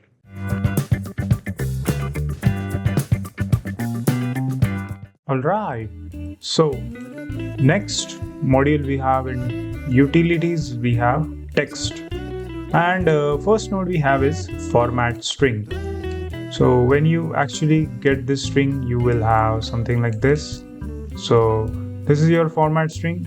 So let's actually connect this to get a output. So because I have this, let's just say name, you can see it is just going to add a name. But because we have a input, I will add a new name string and I will put it in the input. And basically that's what format string is doing. It is just taking the input and outputting the string. That's the format string. The second node we have is join string, and to do that, let me actually do a name. And you can see, by the way, in the spreadsheet as well, we have NAME like stored as a separate geometry, because that is exactly what is happening right now. So that is a string format. Then we have join string, and this is very important before if I do this, and if I add a name, new, or maybe let's just do maybe Joe, right? So Joe is our first name, and then let's do, I don't know, Joe Henry, maybe, I don't know. So that is our second name, and let's actually use our join string. So if I add that, if I do that, if I put it here, now let's actually connect this to so currently it is a Joe, but if I add in the second slot, so you can see I can add below or above. So let's actually add first at the top. So you will see Henry is on the top, but if I add it on the second slot, it is in the second, like Joe Henry. This delimiter is actually quite interesting. So if I add plus, you will see the plus is added in between. This is the best feature here, because you will also see the plus is added in your spreadsheet as well. And this is quite helpful because, as its name says, it is adding the in between to help us out, right? And that's why it is adding that plus here, really helpful if you ask. So if I add like a space, you will see there is a space in between, right? It is much easy to understand like this, but again, quite helpful. And we can obviously add even more than that. So Joe Henry, maybe, I don't know, maybe like a John, yeah. And if I add John on the third, you will see the John is there. If I add plus, now you will see the plus is added at both the places, right? So if I add a space, you will see the space is added here. So really helpful. And obviously we can tweak this at any point of time. So if I wanted to add this in the middle, it will be in the middle. If I want to add it on the top, it will be on top. So that is join string. Okay. Then we have match string. What does match does? Let me explain to you the match string. So what it does, it takes your format, like it takes your string, and if it is start with maybe let's just do n, then it will output a true or false, right? So it is going to give us a boolean option, which means it is a true or false value. So if this start with n, then switch to true, right? And then you output this one. If this does not start with n, let's just do start with q, so it will switch to q. So basically that's the match string does, right? Match string, yeah. Replace string is quite interesting. So what this is going to do, it is going to find, let's just do am, and let's going to replace it with, I don't know, right? So okay, so let's actually replace John. So let's take a John input, and then let's replace the HN with Joanna, right? Or Joseph, right? Joseph. So it is going to just find that particular string, which means HN, and it is going to replace with SEPH, Joseph, as you can see. So it is a replacement. Then we have slice string. Let me actually take this is here, then slice. Okay, so let me actually do slice. If I slice this out, as you can see, what is going to happen? It is going to calculate your position from 0 to whatever value we put in this length. So I currently have 1, which means the second value. Until second value, everything is going to delete. But if I do maybe slice string here, okay, so as its name says, if I do that, if I increase this, if I start to decrease this, it is going to slice out my words, and you can see in the spreadsheet also it is going to affect. So slice string does that. Then we have find in string. Really helpful node, because what it is going to do, it is going to find in our string, right? It is going to find something in our string. It is going to find in our string. You can't see it here currently anything because I set it up, but I have slice string here as a name. Let me actually, let's put it all the way through, or maybe let's just put it here. Slice here. As its name says, if I do slice here, but if I do a name, you will see 0 output. Let me connect it. You will see a 0 because there is no slice as a search. But if I do name, right, or maybe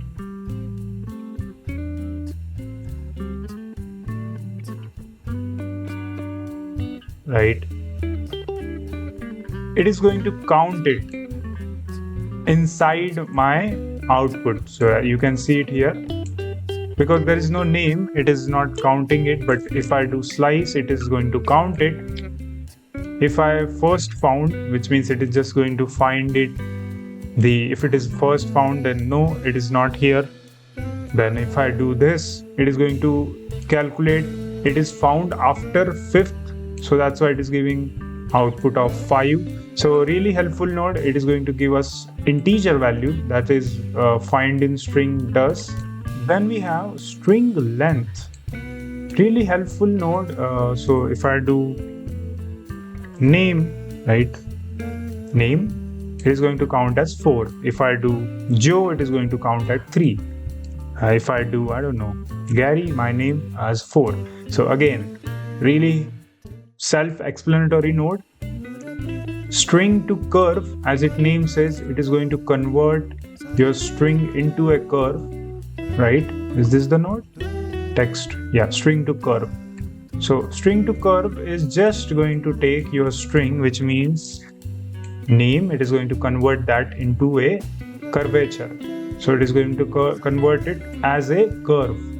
And we have option of size, character spacing, word spacing, line spacing, box width, pivot point as well. We have option. Currently it is not changing anything because I haven't did anything here.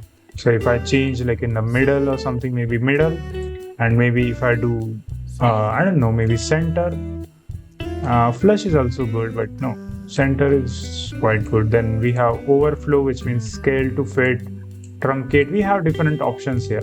We can choose the font in here. If we want to change a custom font, we can change it. We have to go in here, and then we can, change maybe different font, and you can see it is changing the font. We can also do fill curve, which will fill our words, right? So that way we can do a bunch of operation. That is string to curve. Then we have string to value, right? And if I tell you what it does. As its name says, it is converting a string into a value, and that is exactly what is happening right now. If I do integer, it will do integer, it will calculate the 0, or maybe Joe, it will be working, right? And then we have type as integer as well.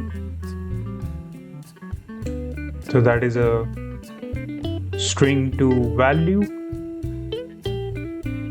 Then we have value to string. So we have value of a 0, and you can see it is changing in our output as a string value. So let me get rid of this. Let me just fill this up. Then we have, where is it, value to string, and let's actually do, I don't know, 558, and if I do here, you can see it is converting the 58 value into a string. If I want to add decimals, I can add decimals here. Let's do maybe 3 decibels, right?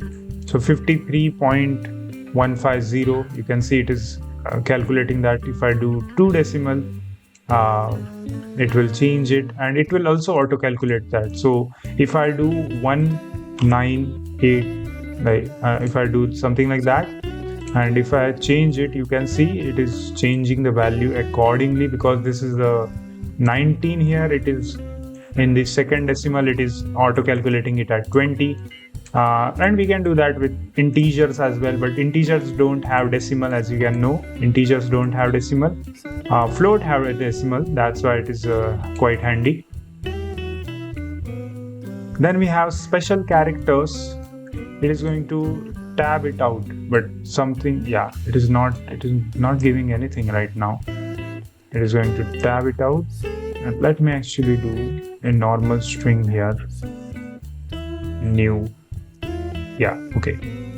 So it is doing what it's supposed to do. Yeah, it is doing what it's supposed to do, but it is just quite overwhelmed. Like the data is calculated very strange way, but it is doing the job. Like it is actually doing the tab operation there, right, from here to here. Then it is also breaking that line as well. So as you can see, currently the first line was there, second line was here. So it is also doing that, but it is doing it in very weird manner, but it is working, right? So that was our text submodule. Very easy to understand. You can rewatch this video for summary. Quite easy, just like our maths. Okay, and that's it.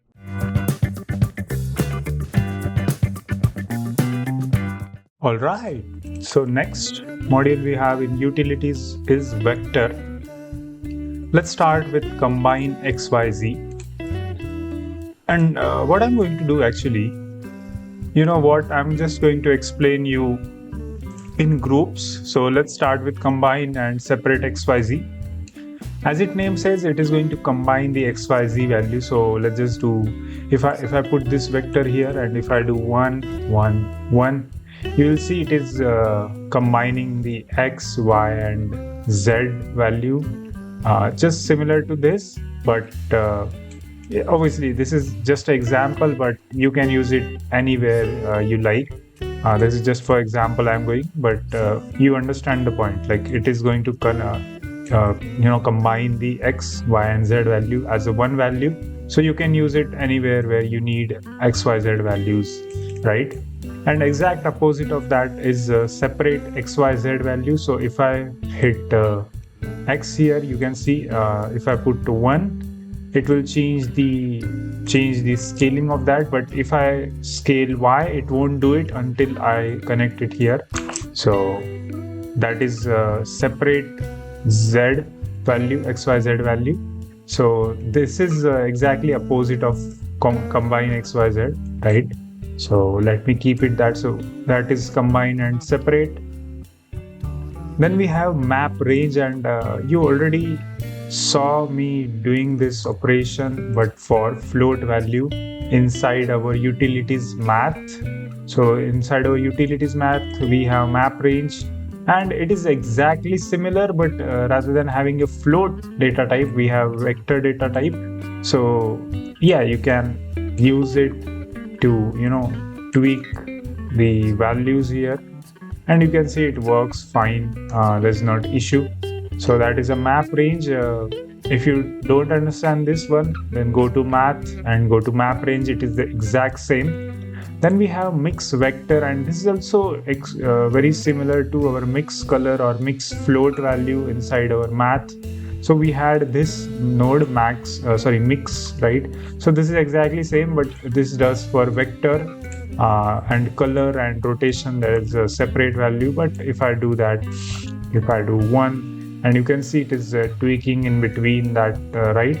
So it is mix vector, separate xyz. I already told you.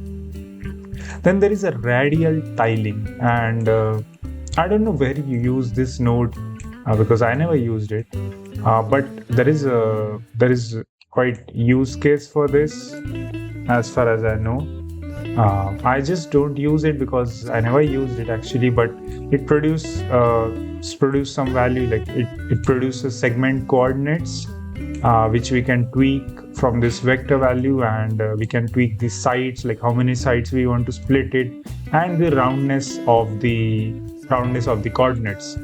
We also get a few extra outputs like segment ID. So it changes, I guess, according to this value, but this is, I guess, segment ID only works with 0 and 1. So it's like an indexing, but from 0 to 1, which means like a Boolean value.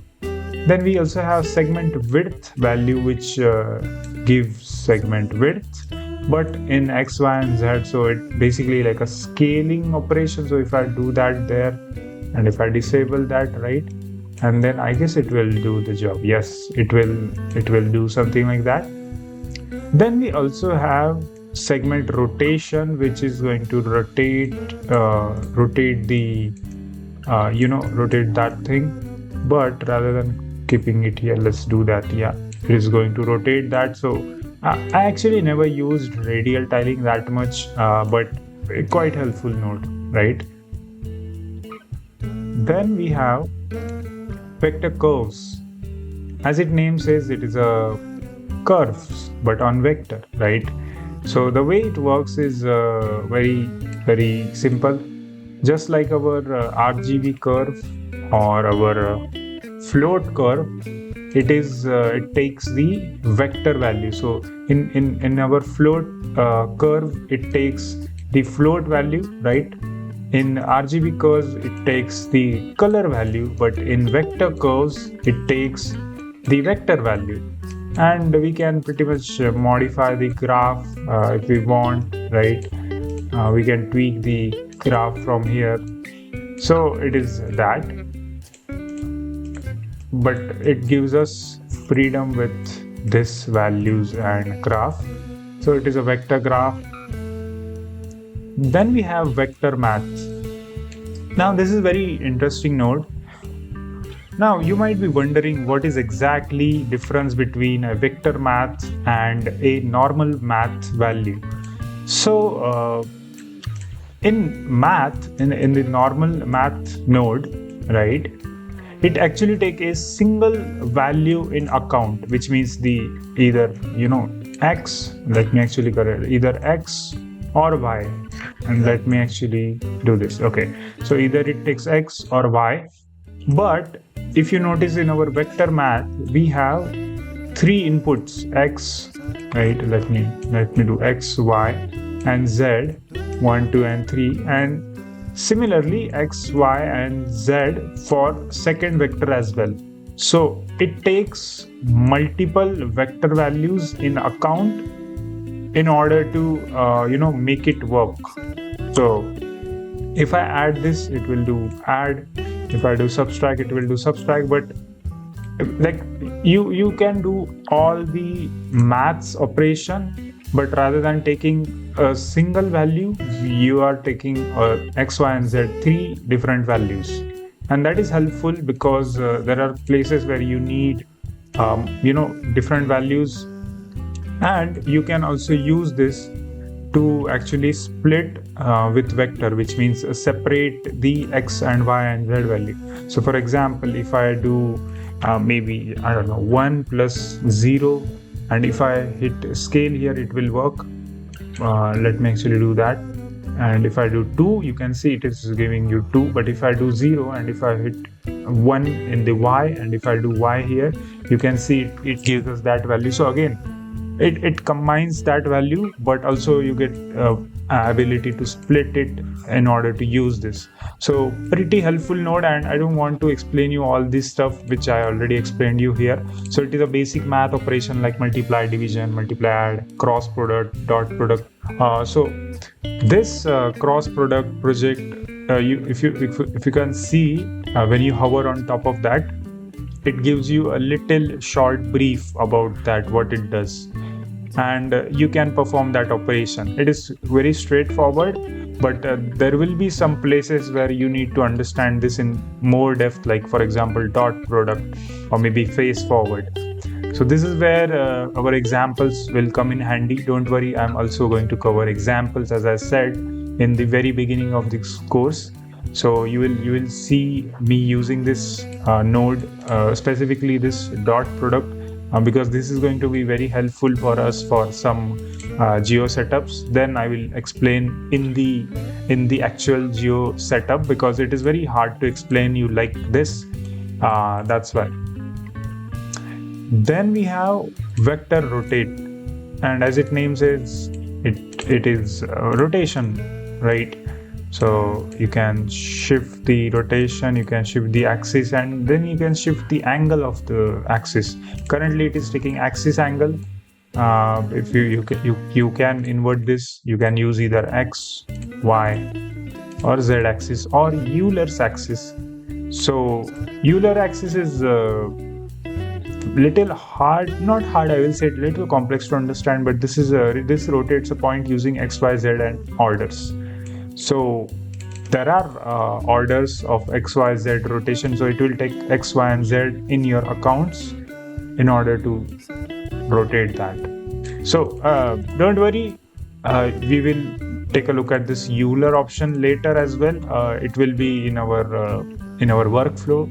So that was vector rotation. Then let's talk about this 4 nodes, which is a little weird, because this the usability is quite questionable, because I never used that much. So what this does basically, it takes like a virtual like a virtual cylinder. So let me actually mute this. So it takes a virtual kind of a cylindrical shape, and it lets you increase or decrease this r is the radius, phi. If you don't understand what is phi, I mean it is a mathematical operation, right? So this is actually deciding a phi angle, and then z is your depth. Basically it takes your depth and it offsets from that position, right?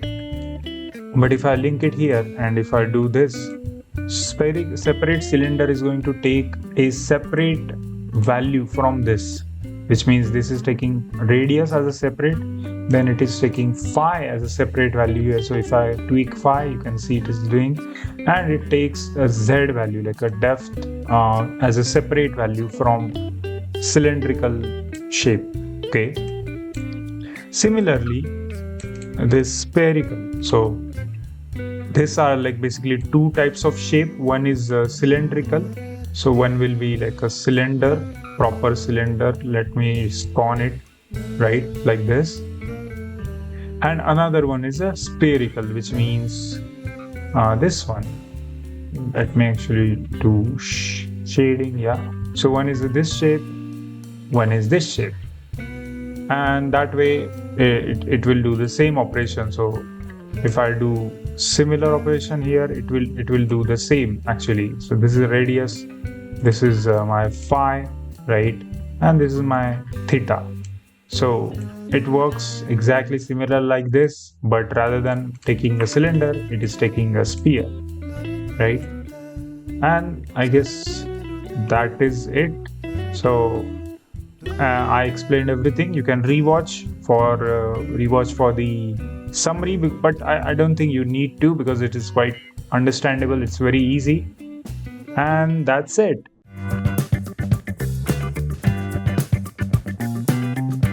All right. So next module we have in our utilities is bundle, and this is actually a new section in Blender 5.0. Earlier we never had bundle, and in order to use this, in order to explain you this, I need to actually create a geo setup. But I'm just going to pick my Curvify from my Curvify add-on. Now I'm not going to show how this setup works, because this is by original creator. I guess CG Matter made this, right, if I'm not wrong. So yeah, I'm not going to show you the workflow, but I'm going to just show you how to use a bundle in that workflow. So let's actually, maybe, I don't know, take like flow, or maybe just take wooden fence. Yeah, that works. And let's go to geo setup. And for now I'm just going to keep it like this, because I don't want you to see this, because this is by original creator, and you should always do what is necessary in order to support the real creator, rather than I cannot just claim that, hey, I made this. So it's better to not show that, and let's actually keep it like that, maybe. So currently, because the group input, if you noticed, we have two output going from that input, right? So this is where we use our node. So if I show you on contrary, like you can see, like obviously you can't see the nodes, but you can see the mess is crazy, right?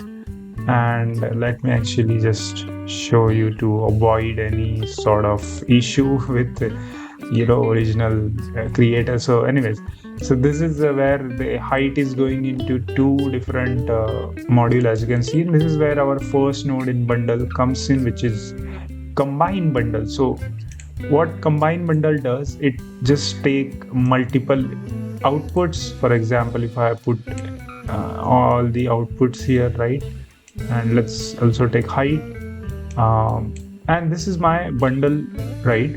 But I can also rename this bundle. So for example, I can say, maybe, I don't know, bundle 1, right? So currently it is named as bundle 1, right? And the way you use it is, if I go to bundle, separate bundle, right? So what it is going to do, if I link this into this, it is going to separate the same output which I took. And the very helpful thing for this is to avoid the unnecessary stuff, like unnecessary things. Like I'm showing you like this because I want to avoid the copy. I don't want anyone to copy this, because this is by original creator. I haven't made this. This is by CG Matter, and I paid for that, so I don't want any copyright issue thing happening. So that's why I'm just partially showing you this. So what exactly is happening? Basically, it is giving so much output, correct? And because it is giving so much output, it becomes very hectic in very big workflow to actually use to use that nodes. That's why we are making it as a bundle, and then we are only outputting like a single string. So if you don't know, this string is known as noodle, like a noodle string. We are only outputting one noodle string, and then we can use that in order to do some operation. For example, this post is going in this value. Okay, so I'm just going to take this post and just going to do that, and now it looks much cleaner.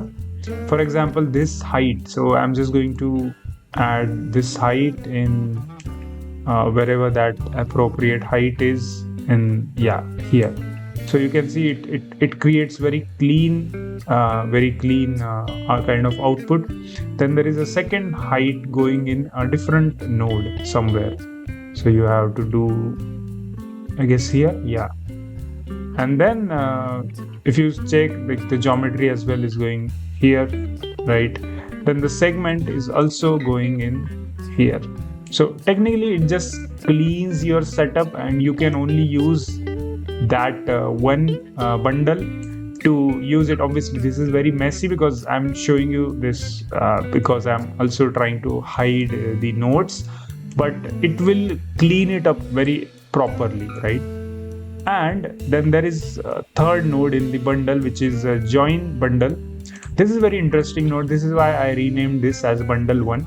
So let's actually take another bundle. So let's take combine bundle, and let's create maybe from this, from, I don't know, this or this or this, right? This is just for example, don't worry. And let's actually rename this as bundle 2. Okay. And if I put this same, let's just do a join bundle here. First put it like this, and this is my bundle 2. And I'm going to do, I'm actually going to put this here, but it is going to give me a problem because this link from cycle, which is not supported. So just remove it, right? And then you will see something like this. This is called a sync socket. So as soon as you click this button, it will sync the bundle 1 and bundle 2 as in my join bundle, and it is going to, add that in a separate bundle. But it is clear to understand that you can use this to organize your workspace in Geo setup properly, and that's how this bundle works. And pretty much that's it.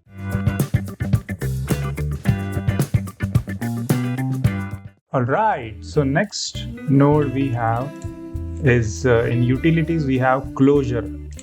Closure is actually quite interesting because this is a kind of new feature, and the usability is questionable, but most of the time people use this in simulation node setup, because what this is going to do, it is going to create like a node tree inside this, and then we can use that node tree from this evaluate closure, and that way it is going to it is going to output that inside that, and then I can use it in simulation. So it is quite helpful there, and let me actually explain to you how it exactly works. So let's actually take a grid maybe, and let's put it here. Or why is it not doing it? So first let's actually do this. No, it is not going to work. Why? Okay, so it is going to take the geometry as an input in order to use this. Let me actually do a grid geometry. No, it will not work, right? It will not work. Okay, so I need to set something like that. Then maybe let's do instance on point, and let's add cube maybe. Let's add that there, and let's actually do a evaluation of that closure, which means if I create a evaluate closure here, and if I link that there, right, I have geometry input and geometry output. So what this is going to do, now if I add a grid, right, and if I do that, and if I put that there, you will see something happen, right? And let me actually just decrease the size, right? Something like that, which looks good. So very important thing, what is exactly happening? So first of all, it is like a nested sequence. So this is a nest, like a section, like completely different section, and there is certain operations going on inside, right? And we are actually outputting that operation, like after operation we are outputting that geometry outside of the closure. Then we are taking that closure information and putting it as output. But in order to make it happen, we have to link our original geometry, which in this case a grid, and then it is outputting that geometry. Now obviously it will not be this easy option, but let's just assume you have a simulation setup right inside your simulation. This is where if I can add a closure, evaluate closure, right, then I can use that in my delta time, and then I can do some operations in order to use this closure. So if I sync, it will do that, but let me actually put it there, and let me put it there, and let's actually put that there as a geometry, and let's actually do that. So it will not work because currently it is not a simulation, it is just an example. But the point I'm trying to make is closure works like a nested sequence, which can be helpful like inside of a simulation or a very specific use case where there is a very big node structure where you need certain operation in multiple at multiple point of time. So you create like a zone, like a separate zone here, and that zone can be reused with help of this evaluate closure. So pretty amazing node structure, but I never use it because I like to use direct connections. But you get the point. So that was closure.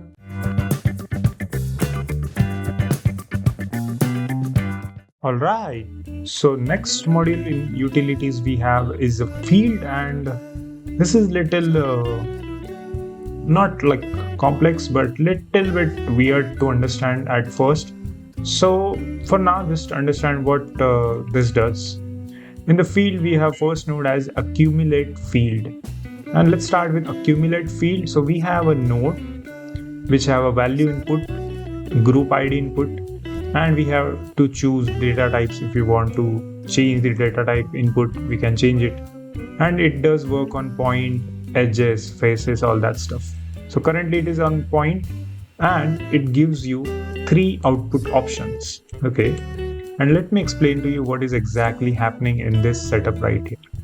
So this is a cube stacks, right? So I'm actually stacking that cubes on the mesh line. So this is our mesh line, and I'm actually stacking on each point. I'm actually adding a cube. So there will be cube here, there will be cube here, right?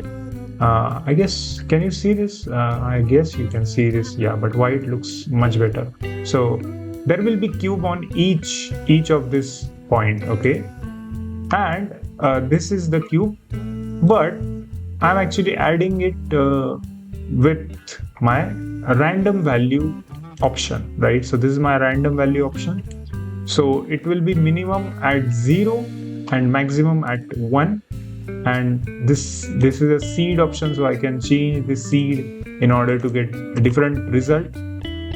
But what this exactly doing, accumulate field, it is actually storing my ID value. So for example, I have this line, right? I have this mesh line. I have this point at 0. I have next point at 1, then next 2, and like that until my count 10 will be done. So my counting will be done at this point, at this point, which is 9. Okay, so this is how it is going to store that value in my accumulate field. That is why it is representing at value. But because I'm taking a random values, which means I'm actually randomizing the value between 0 to 1. So I'm telling the blender to randomize the cube from 0 to 9 on that particular value, right? And technically it is like calculating just like our set position, which means calculating from 0th position to 9th, which means 0, 1, 2, 3, 4, 9 to 9, and it is going to add a cube. But because I'm also putting this exact value in my scale, right? So this is my original cube looks like, which have a normal scale, right? But if I use the same randomization on top of the scale, that's why it is differently giving me scale for each instance. Okay, but it does have 3 different outputs, and I will explain you what this output does. So we have leading means it is going to start from bottom, like from 0 position. Trailing means it is going to start from top, my 1th position, or I will say 9th or nth position, right? 9th. And total means it is going to calculate like an average, right? Average between 2 corresponding values. So let's actually put leading into Z. You can see it started from 0. Like this is my 0 and this is my 1. And then there is a random values in between, right? If I do trailing, then it will start from this. So it is hidden, but this is here actually. This is at 0. Okay, this is 0 and this is a random value. And then this is a 1th value.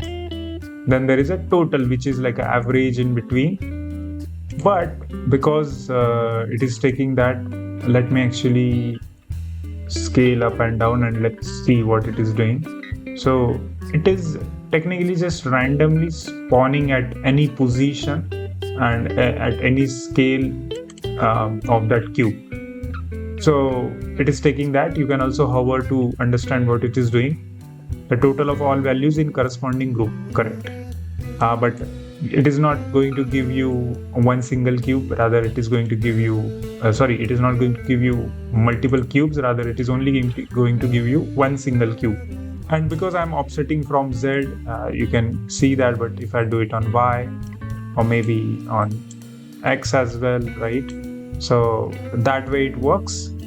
So that was accumulate field, right? It is going to store the field data from 0 to nth position at that index, and then we can use certain operations.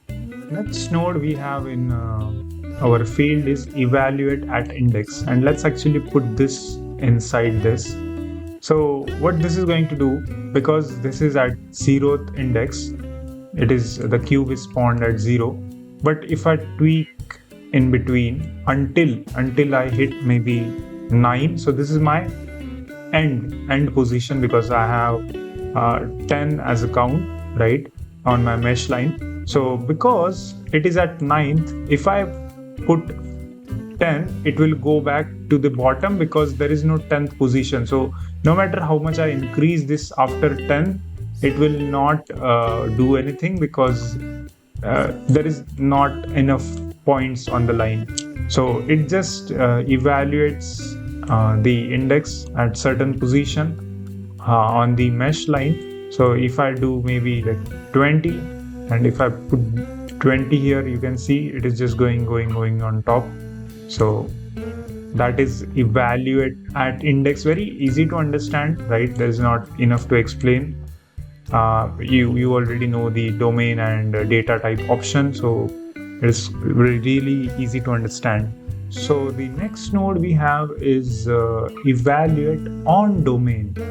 So let's actually get rid of at index, and if I put this trailing into Z, technically it is not doing that much, because it is just taking this option but on the domain. So it gives you a separate node to use that, but it is exactly doing the same. So you can switch the domain type here as face. You can switch the integer type, you can switch the boolean. Currently it is float, but we can't do that much. But if I try to do spline or instance, it will not change that much, but but technically it is just giving this data type and this domain type as a separate node in my evaluate on domain. Like obviously there is a value toggle there, but what is the point of that value if you cannot use this, right? But it is evaluate on the domain, right? So let me actually get rid of that and let's put this in a scale. Okay, so let's actually not that. Let's actually look at the next set of nodes. So we have field average, and let's actually put this here. And let me actually do this and this, no? Or maybe let's do that with this and with this. So can I see that? No, I cannot. So let's actually do that and that. Oh, it's okay. We can just see that there. So what is exactly happening? It is just taking a average between the fields. So let's actually put it there. So this is our 0 to nth position, right, in the field. This is our field. It is taking a mean point and a median point, which is I guess somewhere here or here, I guess, I don't know. So let me actually put it here. Yeah, so mean point is above here and median point is, I guess, okay, it is little bit above there. So it is just going to take that average value, right? And we have float type as the data type as vector and float, right? Then we have domains as well. So field average does that. We have similar node which is field min and max. So let me actually do this. So what it is going to do, because our mean value is here, it is taking mean value there, and if I do max value, which is our ninth position, so this is 0 and this is 9, right? So it is exactly that. So if you can check it here, right, this is 0 and that is 9, and it is doing the exact same. It is just taking min or either max value, right? Easy to understand. Then we have field variance, and this is a mathematical thing. So if you know what is standard deviation and variance, it is going to take a standard deviation value which is somewhere in middle for this example, and for a variance I guess it will be same. Oh no, it will shift. Okay, so it is a mathematical thing. Again, I don't understand the standard deviation maths, but it is something. And I guess that is it for a field. Okay, you can rewatch for summary.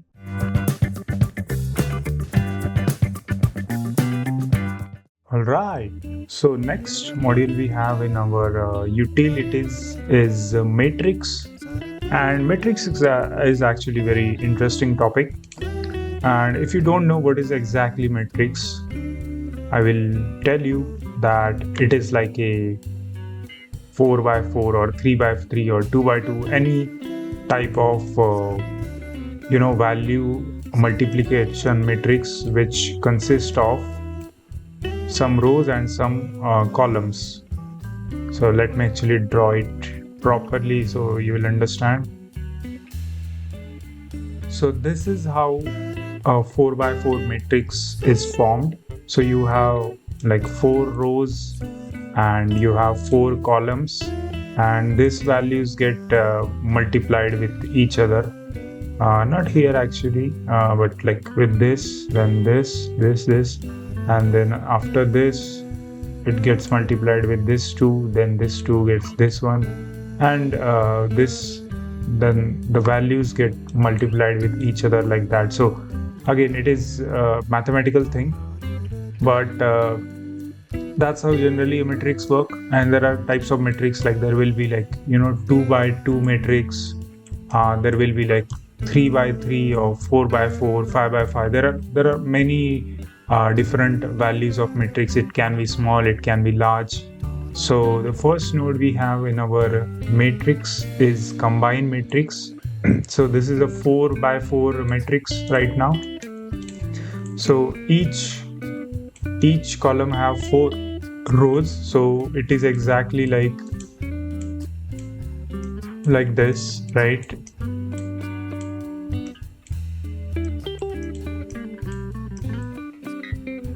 Correct. So this is how this matrix works, and I actually learned this from this guy MTR Animation. So shout out to MTR Animation. He's very amazing YouTuber. So he have a diagram which explains in a much better way. So this is how it works, like 100, 100. So that is this 4 by 4 matrix. You can check out his video, by the way. And that's how this matrix is also created. So in order to make it work, so let me actually take a cube. So currently it is a cube, and let me hide the other object. So if I put this matrix now, I cannot put this directly in my output because I need a matrix input to do that, and I'm going to use a transform point for that. And let me actually put this in my offset, and it is giving me a weird kind of look, and because it is taking that value, so it is because it is taking this value. So for example, in the row 0, as you can see, as soon as you spawn the matrix, you will have values laid up here, right?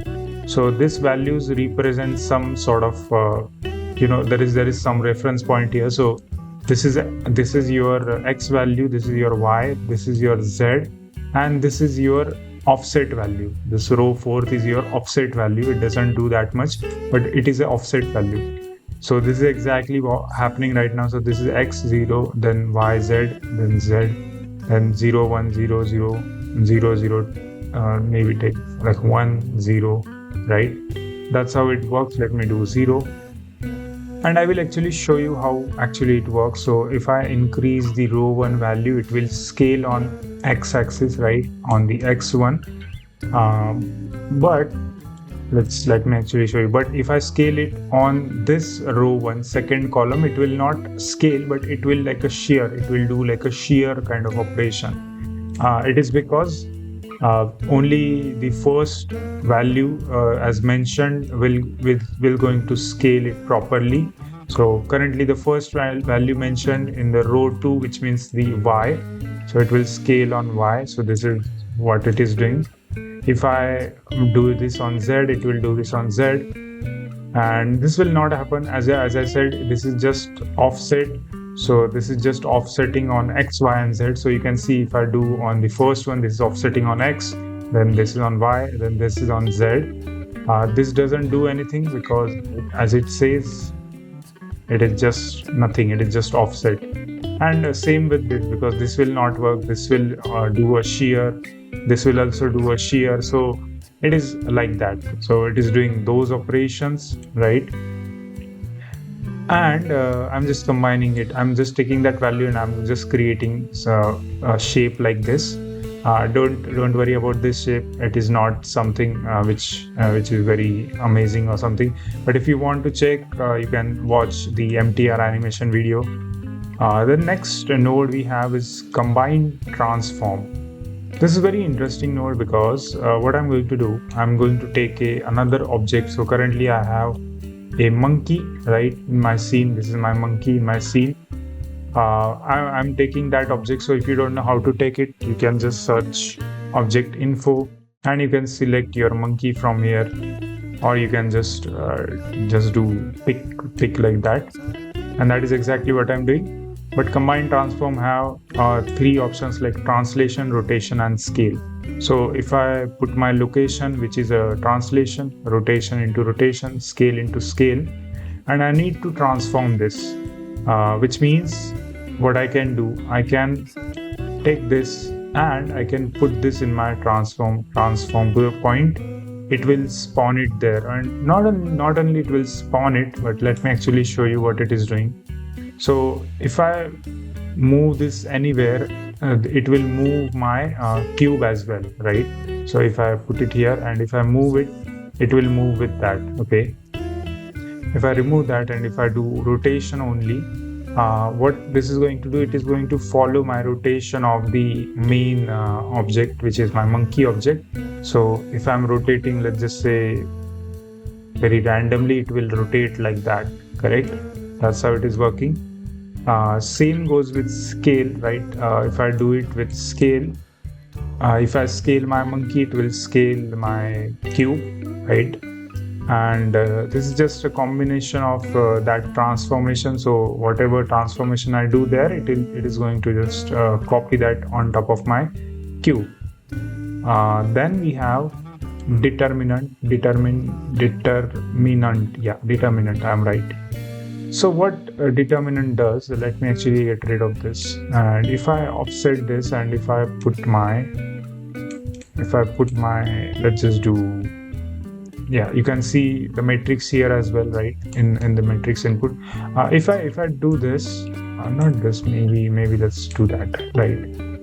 What this is going to do, it is like a switch between before and after. So determinant basically just lets you offset on top of your that, but let me actually add a multiply so I can tweak the value. So let's start from 0.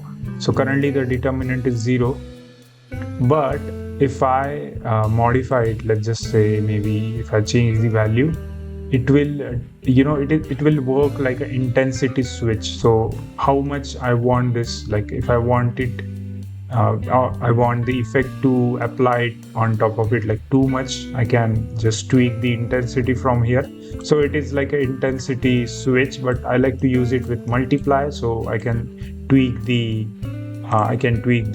intensity. Then we have invert matrix. So let's actually take a matrix, but it is going to invert this out. So let me actually delete this, and I also need a transform point. So let's take that, and if I put it in the offset, it is technically going to invert my matrix. So earlier I had, let me actually do that. So earlier I had something like this, but now it is inverted, right? That's how it will invert the matrix. So the values will change, right? So values will change from remove it. So values will change from 1 0 0 all that stuff to like 0 0 0 1 all that stuff. So it will invert the matrix. It also have a switch, like a boolean switch value, where you can decide if this is an invertible or not. So if this is an invertible, you can put this, you can put this in your output in order to perform that operation. So it is like that. Then you have multiply matrix, multiply matrices as it says. So let me remove it. Let me take the first one. So what this is going to do, let me take that there. I need to add both of my matrix into that. So let's add both the multiply matrix there, and it will add there. So what this is going to do, it is also affecting my monkey rotation, scale, all that stuff, but also taking my this last operation in the accounts, right? Last operation of my matrix in the account. So if I do normal operation like that, it will work, but it is going to multiply my second operation as well, which is following the monkey, which is defined here, right? So it is doing that. Then we have project point, and a project point is basically just takes the matrix. So let me remove it, matrix input, and it just outputs the vector value. So I can still tweak this on on X, Y, and Z axis. So if I wanted to do further intensity operations, but this intensity operation lets you choose a individual axis because of the vector value I have. But if you want, you can just directly switch the position value, which is a similar operation like this. right, like this, and you can just change it like that. So project point does that. Then we have separate matrix, and this is very interesting because what this is going to do, let me actually, okay, yeah, so let me actually add separate matrix. So remember we had a combined matrix option here, correct? So this is going to take those values into account. So whatever value I had here after all these operations, it is going to take that value and it is going to just put it inside my this value. So let's actually take row 1 value, which will only offset with 1, right?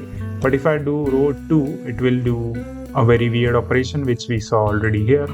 If I do row 3, it is a 0, which will not do anything. Row 4 will not do anything. So you get the point. So row 1 in the column 2 is nothing, so just 0. But row 2 will give a weird operation, right? As I suspected, because it is mentioned here. Let's take column 3, row 3, which is this. It is going to offset, I know that, but let's actually check. Yeah.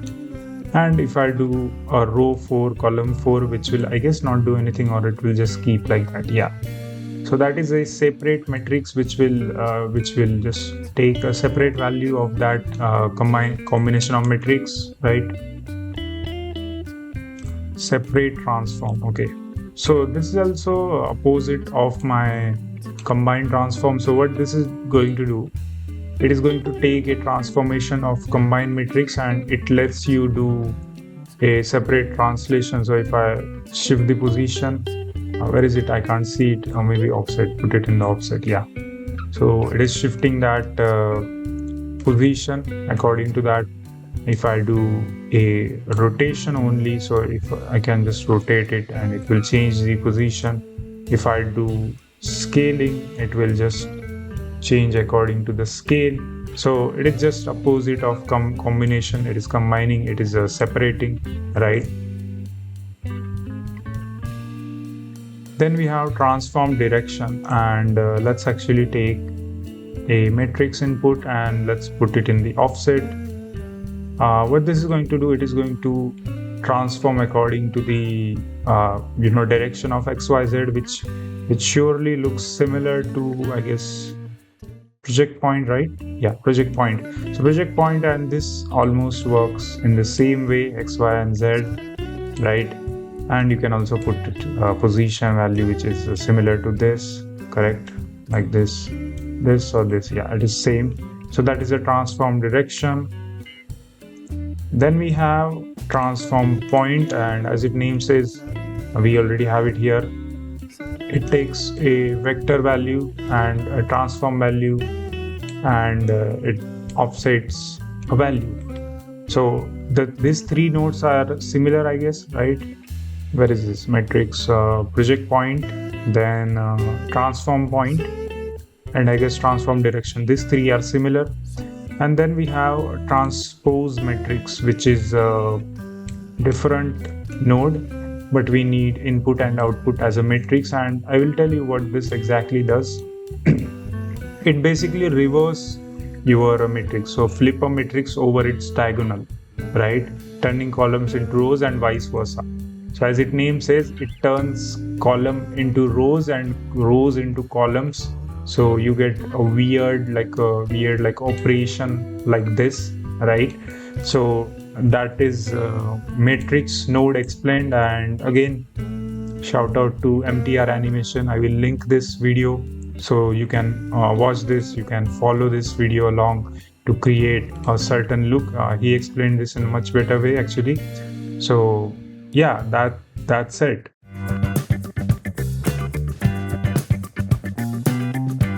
Alright, so next module we have inside our utilities is rotation. And before explaining you rotation, I wanted to talk about few things. First of all, let's understand what is exactly Euler, vector, and rotation. And then there is a fourth option, which is quaternion. I know it's hard to pronounce. Quaternion something. Yeah. So let's actually explain. Let me actually explain what is that exactly. So when we have a 3D scene, right, and let's just take a cube, we have axis like x, y, and z. Correct? Let me actually change the color. Okay. So we have this 3 axis, right? X, y, and z. So this 3 axis have its own vector, which is called as Euler's vector. Okay, so let me actually open this.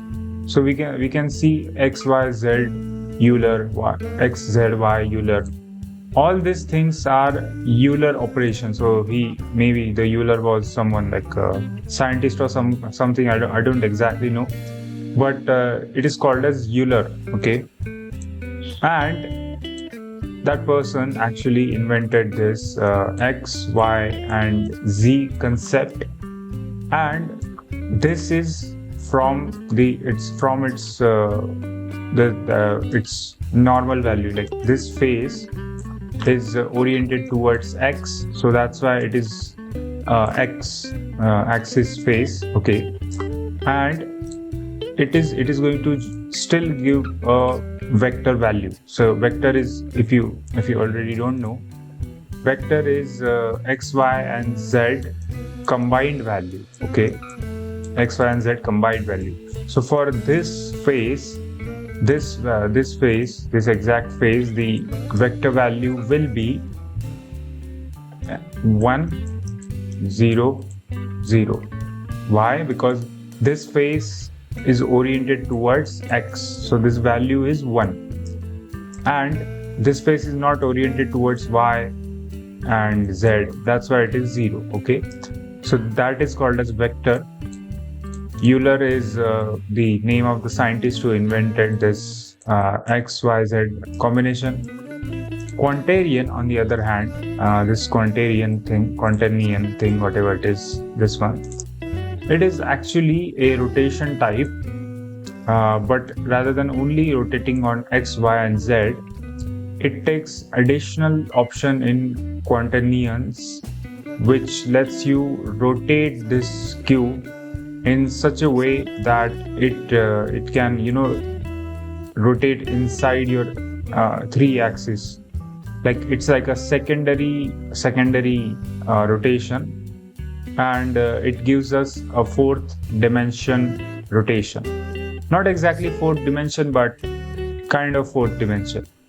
In easy words, it is a rotation inside rotation, but it is done within certain range of that x, y, and z axis values, rather than changing it. Like there is not a infinity rotation for that. It is a limited. So that is a quaternion. And let me switch back to this, and let's do 0. And let's actually start with our today's tutorial. So I have a structure like this, right? And what is exactly happening here is that it is these arrows are rotating, like looking towards y, and it is rotated towards like y, but it is rotated towards like this, like on the y axis, right? This is y, so it is rotated like this right now. Like you can't see, but this is how it is laid out in the 3D scene. So let me actually start with the first node in rotation, which is aligned rotation to vector. Now, if you remember, what is vector? Vector is basically a 3D like XYZ value from that face, which is like in this case we are going to use a normal. So when this is going to give us a normal for each faces, we are going to align that rotation of this arrows collection to the vector values, and that vector value is your normals.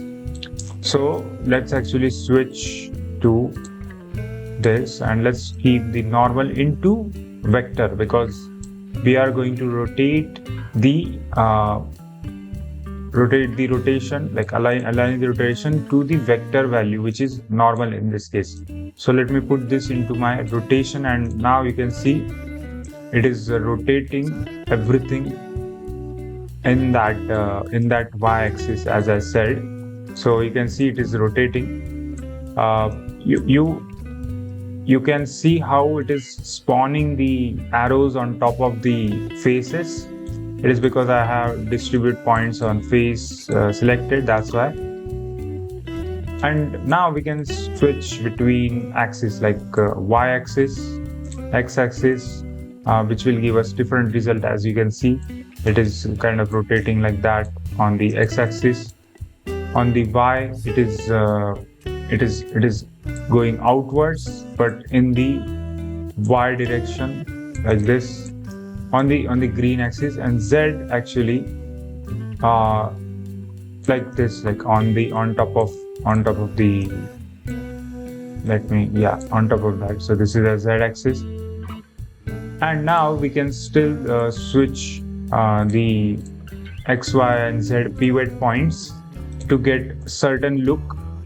But remember, if you both select the z and z axis, like a same axis, it will just flatten out. It will not give you any result like this. So if you remove this and this, it is same. So that's why you need to switch the pivot point, and you need to check the rotation. And the pivot point is very important thing, because it lets you choose the appropriate angle for your rotation, and that's how you use it. But you also have a factor value, so you can tweak the factor, right? Factor of that rotation. Then second node we have is access to rotations. Now we have x, y, and z axis, right? But we can also rotate that axis on x, y, and z according to primary and secondary axis. So let me actually put first normals into primary axis, and then rotation. Now it is rotating the z to the x axis. If I do it with y, it will change the scene completely, and if I do z, it will break it out, so it will be normalized. And you can see it gives you warning that, hey, this is a primary and secondary axis has to be different. So that's a warning. So let's actually check the x, z. You can see the rotation is completely different, and we can still tweak the secondary axis. By the way, you can see we can still tweak this. I like to keep it normal. Let's keep it default, right? Is it all default? Yes. Now let's change the axis. You can see y into z, y into x. It gives us completely unique look. Y into y is 0 out. YZ is that. ZX is different. ZY is different. So again, really helpful node for very complex animation look, and to align certain objects into your onto your face, right? Then let's start with axis angle to rotation. So as its name says, it takes the axis angle. In this case, it is a normal, and it gives you a rotation on top of that, right? And if I change it, I can change the angle of that rotations. So it will, change all the direction of the arrows. Very interesting. Then we have Euler to rotation, and as I explained you, Euler is x, y, and z rotation value. Sorry, it is x, y, and z axis, and we have to change it to the rotation. So if I tweak into the rotation, you will see an interesting result like this, which is like a tornado, like this, right? And in order to even refine this, let's actually add a. I don't think you can add a vector. Oh yeah, we need to add a vector math. Vector math, and then let's change it, and let me actually do multiply, so we can change the values. So really handy node, Euler to rotation. Then we have invert rotation, and as it says, it is going to invert your rotations, and it is exactly what it is happening. It completely inverted the rotation of the arrows. Then we have, where is it? Then we have mixed rotation. So it takes two rotation values, and just like our float, vector, and color mix, we can mix between x, y, and z rotation, and we also get a factor to control the overall intensity. Then we have rotate the rotation, and this is also very interesting because it lets you choose between global and local axis of that object, and it is very powerful because we can have a complete control over the angles after the rotation of the rotation, like after the rotation of the original one. That's what it is exactly doing. It is rotating the rotations. Then we have rotate the vector. So now when we take the normal as a vector, we can actually rotate that vector. So in the first node, as we all saw in the align rotation to vector, it is aligning it towards x, y, and z, right? But we also get, like in the first one, we get option of change the vector values, but in this one we don't get the option of changing the vector values. Instead, we get the option of changing the rotation, right? That is exactly happening. Then we have rotation to axis angle. As it says, it takes the rotation values and feeds the axis values, right? In this case, it is, I guess, taking the axis value of y, as it is taking the normals, it is going towards y. And if you choose the angle, and let's actually add a vector math maybe, and let's change the values, and you can see it is exactly doing what it is supposed to do. It is creating an angular vector, and that way all the arrows are following that. Really interesting. Then we have rotation to Euler, right? Let me cross check. Yeah, this happened. So rotation to Euler, as it says, it takes the rotation value and it converts it into a Euler's value, like Euler's axis value. So for the first node, we had align rotation to vector, but this is a similar node which is align rotation to Euler's rather than having a vector. So it is doing that. All these rotation nodes actually are really quite easy to understand. That's why I'm not explaining it that much. But if you really want some explanation, I will highly suggest you go and read the Blender's manual, because it is much more theoretical there. My point is to just explain you with examples so you can understand what this node exactly does. But if you want a theoretical knowledge for this, at least for rotation, because like that is something which is not in my power. Like I don't want to explain because I don't understand the theory that much. I just know the practical of this. So let's continue with rotation to quaternion, right? Let's take a rotation value, and now we can shift it to either x, y, z, and additional w value, which is the combination of x, y, z, and it is like a particular angle inside that x, y, and z value. So let me do vector maths. Let me do multiply, and if I change it again, it is giving a similar result, just like I guess rotate vector. I don't remember exactly what I explained earlier, but yeah, it is giving a similar result because it is a similar result. It is a rotation of the it is rotation towards quantum neon, right? Then we have quantum neon to rotation. So this is interesting because this lets you choose individual axis, right? Individual axis of that rotation value. Like currently it is, let's just do on W, it is not doing anything because there's nothing to do. But if I do X, it will do it on X. If I do Y, it will do it on Y. If I do Z, it will do it on Z. So we can still tweak the W value, and you can see it is going to change the rotation.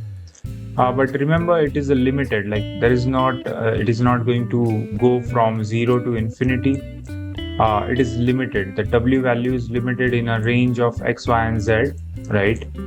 So it is that. And to be honest, this is the rotation.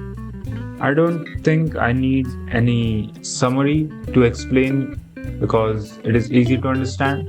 And if you want to learn the theoretical part, you can read the Blender manual. And that's it.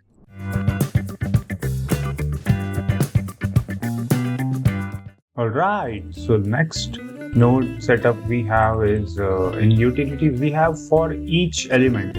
And if I drag this, you will see a zone like this, right? It is similar to your simulation zone. As you can see, we have a simulation zone. So whatever you do inside this, it will be affected outside the geometry. But actually, for each element is quite interesting node because it lets you it gives you two geometry output. And it is very interesting and handy because I will tell you what it is do. So if I connect this into geometry and if I connect this into geometry, you can see it is disconnected, but it is just passing that through this zone. So whatever I do inside this zone will not be affected here from this geometry. So this is a direct geometry and this is a modified geometry, right? And you can do any operation inside this zone, and we get a different domain option like point, edges, faces, corners, spline, all that stuff. So let's actually choose face, right? Let me just choose face, and if I select this element and put this into geometry, nothing happens because I have to link that one. I have to link the other one, and now you'll see because I switched to point, you can visually see the effect, right? If I do edges, it will just keep the edges. If I do faces, it will do the faces. And let's actually do a transform geometry, yeah. And according to index, if I scale this, right, you will see something like this. It looks very coarse. So let me actually take a sphere. Let me just remove it. Now you can see it just looks something like this. And I can do any kind of operation here, rotation operation. You can do any operation here. And if I still output the single one, the individual output, it will go back to the original one. And if I hit this output, it will do the scaling operation like from the transform. This is handy when you need to create a bunch of operation, but you have to repeat it. You can just make a zone and you can just output that with multiple outputs. So let's just add the additional transform here, and if I do that, you will see it gives you additional outputs. And that is why it is a very handy tool, because as its name says, it is for each element. So for each operation here, we get a different output. So you can do multiple operations inside zone, which will give you multiple outputs for each of that operations, which will lead to this operation where we can just join all those operations and we can output the combination of that. And that's why for each element is the most recommended node when you are doing a very complex kind of geo setup where you need to use multiple operations. And this is also very handy to sort your things with help of this. And you can still add, like, even in the input you can still add a multiple output, so it gets connected to all of your nodes, right? Very, very useful node when you're doing multiple operations, and I will suggest you give it a try. Make bunch of operations inside this and you will get very amazing results. And that's it.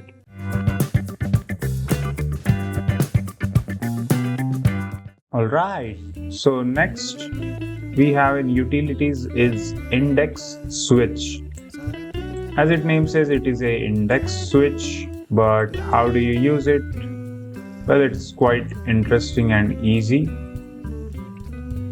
What it does, it just switch between index. So let me actually add a cube here in the first one, and if I switch to 0 to 1, it just switch in between the index.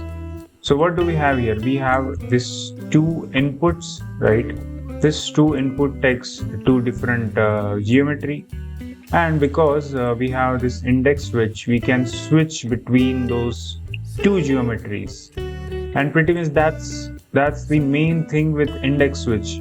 If I add additional second index with, let's just say, a sphere, and if I put it here, I can switch between 0, 1 to 2, right? As it says, it is switching the index, so it will switch the geometry as well. And you can see even in spreadsheet, it switch the values of the geometry.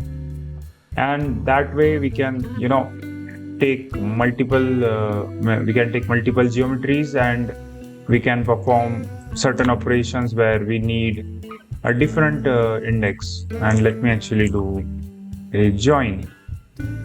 That way you can just use this, right? I know it looks weird, but you get the point. Like, you can just switch between the geometry, and that's it.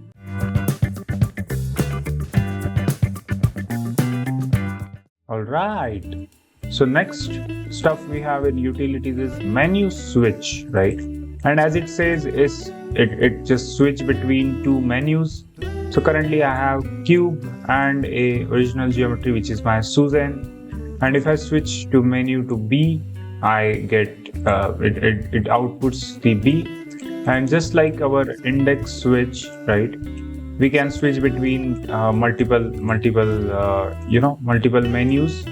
But the only difference right now we have is additional output options, which is booleans, right? So the booleans let you choose, lets you select the selection from the face or edges, vertex, all that stuff. So menu switch, as it says, it switch between menus. So if I add a sphere, if I put it there, again, very easy to understand, but only thing is it gives you additional boolean output option, which you can use anywhere to get the selection, right? And that's it.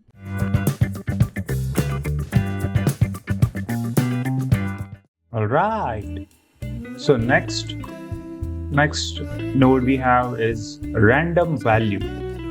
And as it says, it generates a random value.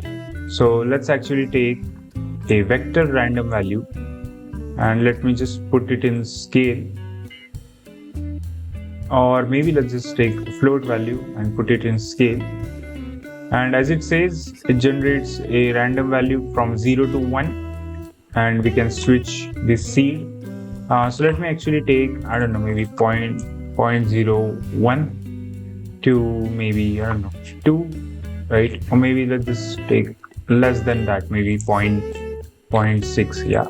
And let's switch between seeds, so it will generate different values for each of the seed.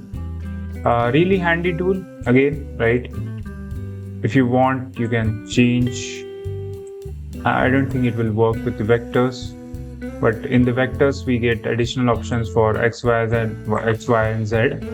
That's why it can, scale on x, y, and z very randomly. I like to keep it in rotation. I don't think rotation does that much because we have sphere, right? But you get the point. Like this lets you do randomization option, and in many motion graphic videos you will see this technique used a lot because this is very very interesting node to create a very different kind of animations. So yeah, that's it.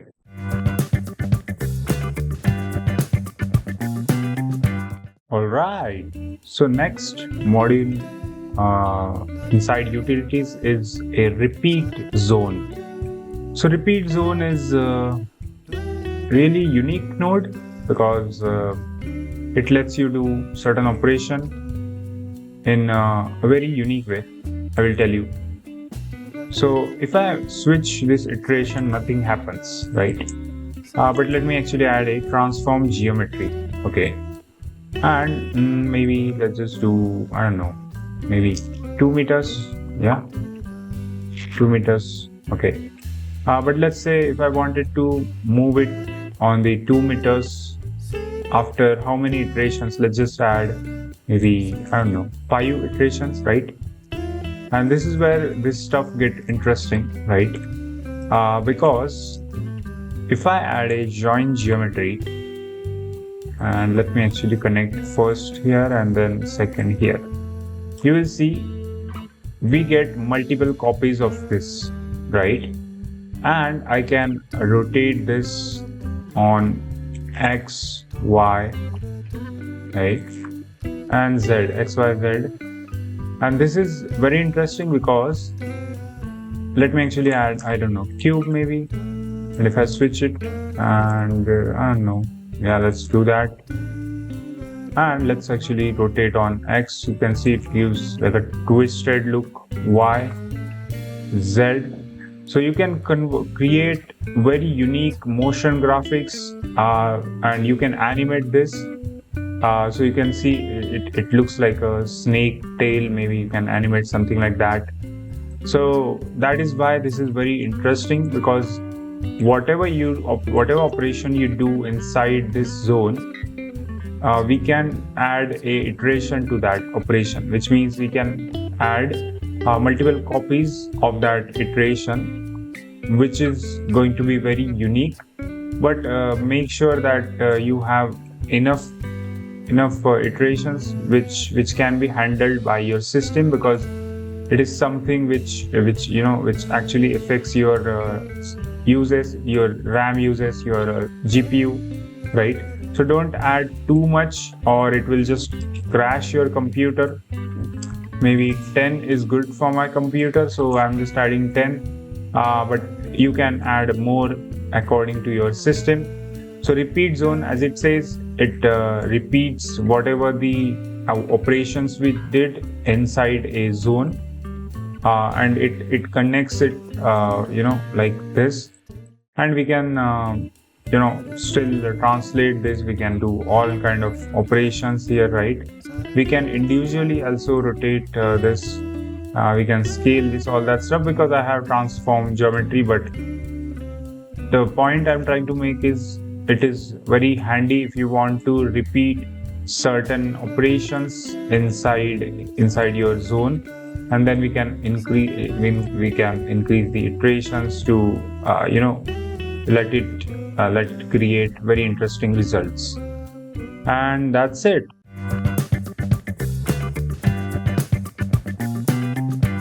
All right, so next node we have is switch. Switch is, as its name says, it's switch between different options. But the only one of the biggest difference I wanted to show is in the index switch and menu switch. If you noticed, we have additional option. We have this plus button. So index switch lets you add multiple index, which is multiple inputs for one output. In menu switch, we can add multiple menus, which we get like a Boolean option as well, which we also get Boolean option output. But in switch, it is very clear and easy to understand that it switch between two objects. So currently it is geometry, but we can change it to literally anything for float, integer, boolean, vector, color, all that, all the different object types, input types, right? So we can switch between that, and it actually a boolean switch, as its name says. If you can disable this, it is your primary. If it is enabled, it is your secondary. So switch is very self-explanatory, right? And that's it.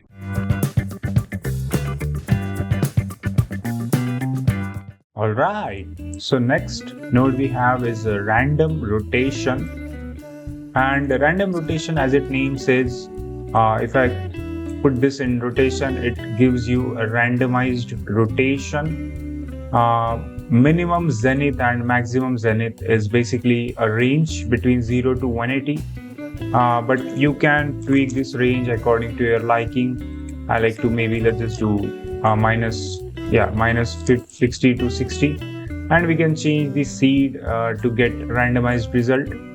And this is very self-explanatory node, so you can understand this, right? And that's it.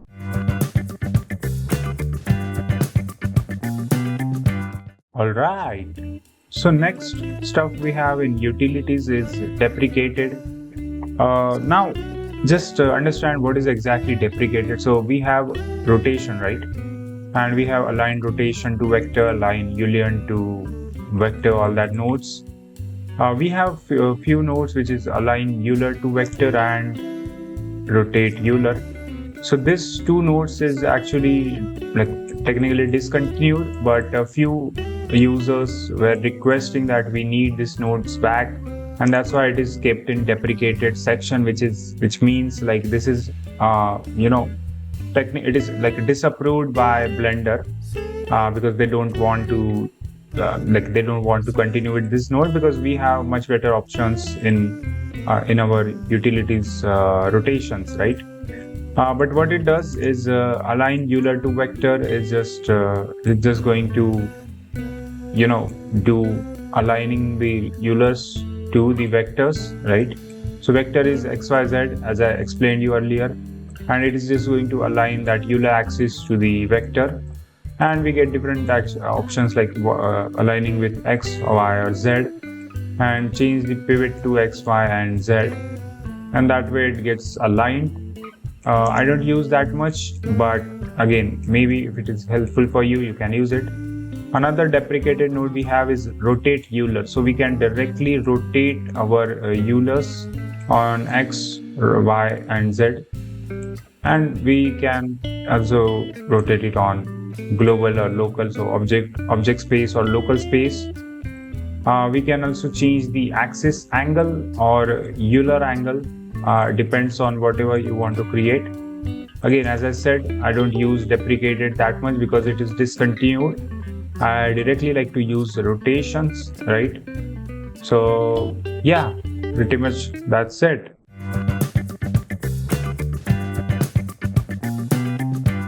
All right. So next stuff we have is generate, and generate have first node, which is array. And let me just put this into input and output, and as it says, it's generate array, right? And that's pretty much it. Actually, there's no enough explanation to that, because it technically does not do anything rather than just creating an array. So let's just do, I don't know, 4. We can offset this relatively, or we can translate this, right? However, in however manner we can do that, right? And it is a really good node. I mean, what can I say with this node? The one additional option we get is randomization, so that is good for creating multiple randomization operations. But I don't know why this node exists in Geo setup, because we already have an array, right? We already have an array method which is exactly what this geometry setup is doing, and that is the exact thing, right? It is just that simple, and it is and pretty much that's it, right? We can add a circular curvature transformation which already exists in our regular array, right? We can have circle or curve or transformation, all that stuff. So that's why I don't use this array that much, but if you can find a use, good for you, right? So let's continue with the curve to tube option, which is second node. And to do that, I need a mesh to curve and a curve to tube, right? And as its name says, it converts your curvature into a tube, right? And we can change the option in order to get a different desired look. I like to keep it round, and let's actually maybe, I don't know, yeah, maybe let's just scale it down a little bit. So it is a curve to tube. You can tweak this option. It is pretty much easy to understand. There's nothing in that. And then last node we have is a scatter on surface. So if I add a mesh here, and let me actually add a, maybe, I don't know, cone. Yeah. And let's do this, Control A, scale, and let's actually do a cone, right? And let's increase this. So you can see as it says, it just add bunch of cones on top of that, right? And we can choose the density. Another thing which I like is either to keep the original surface or not. And then you can also add scatter on instances and then seed. So again, self-explanatory. There is nothing to explain that much. But if you want, you can just experiment by yourself. You can watch bunch of videos online, and we get additional option like to instance from object or from collection. So pretty much that's the main thing. Realize instance, as it says, it creates multiple copies of that. And we can also do the offset, so very handy for animation purposes. We can also align the rotation to X, Y, and Z. We can scale it out. We can randomize it out. So there are many things we can do with this particular node. So we can create very cool looking animations. We can also add mask to just just limit it within mask. So again, really helpful node. So generate as a array, just generate array, curve to tube, as it says, generate a curve into tube, and scatter on surface, scatter the other surface onto the main surface, right? And that's it.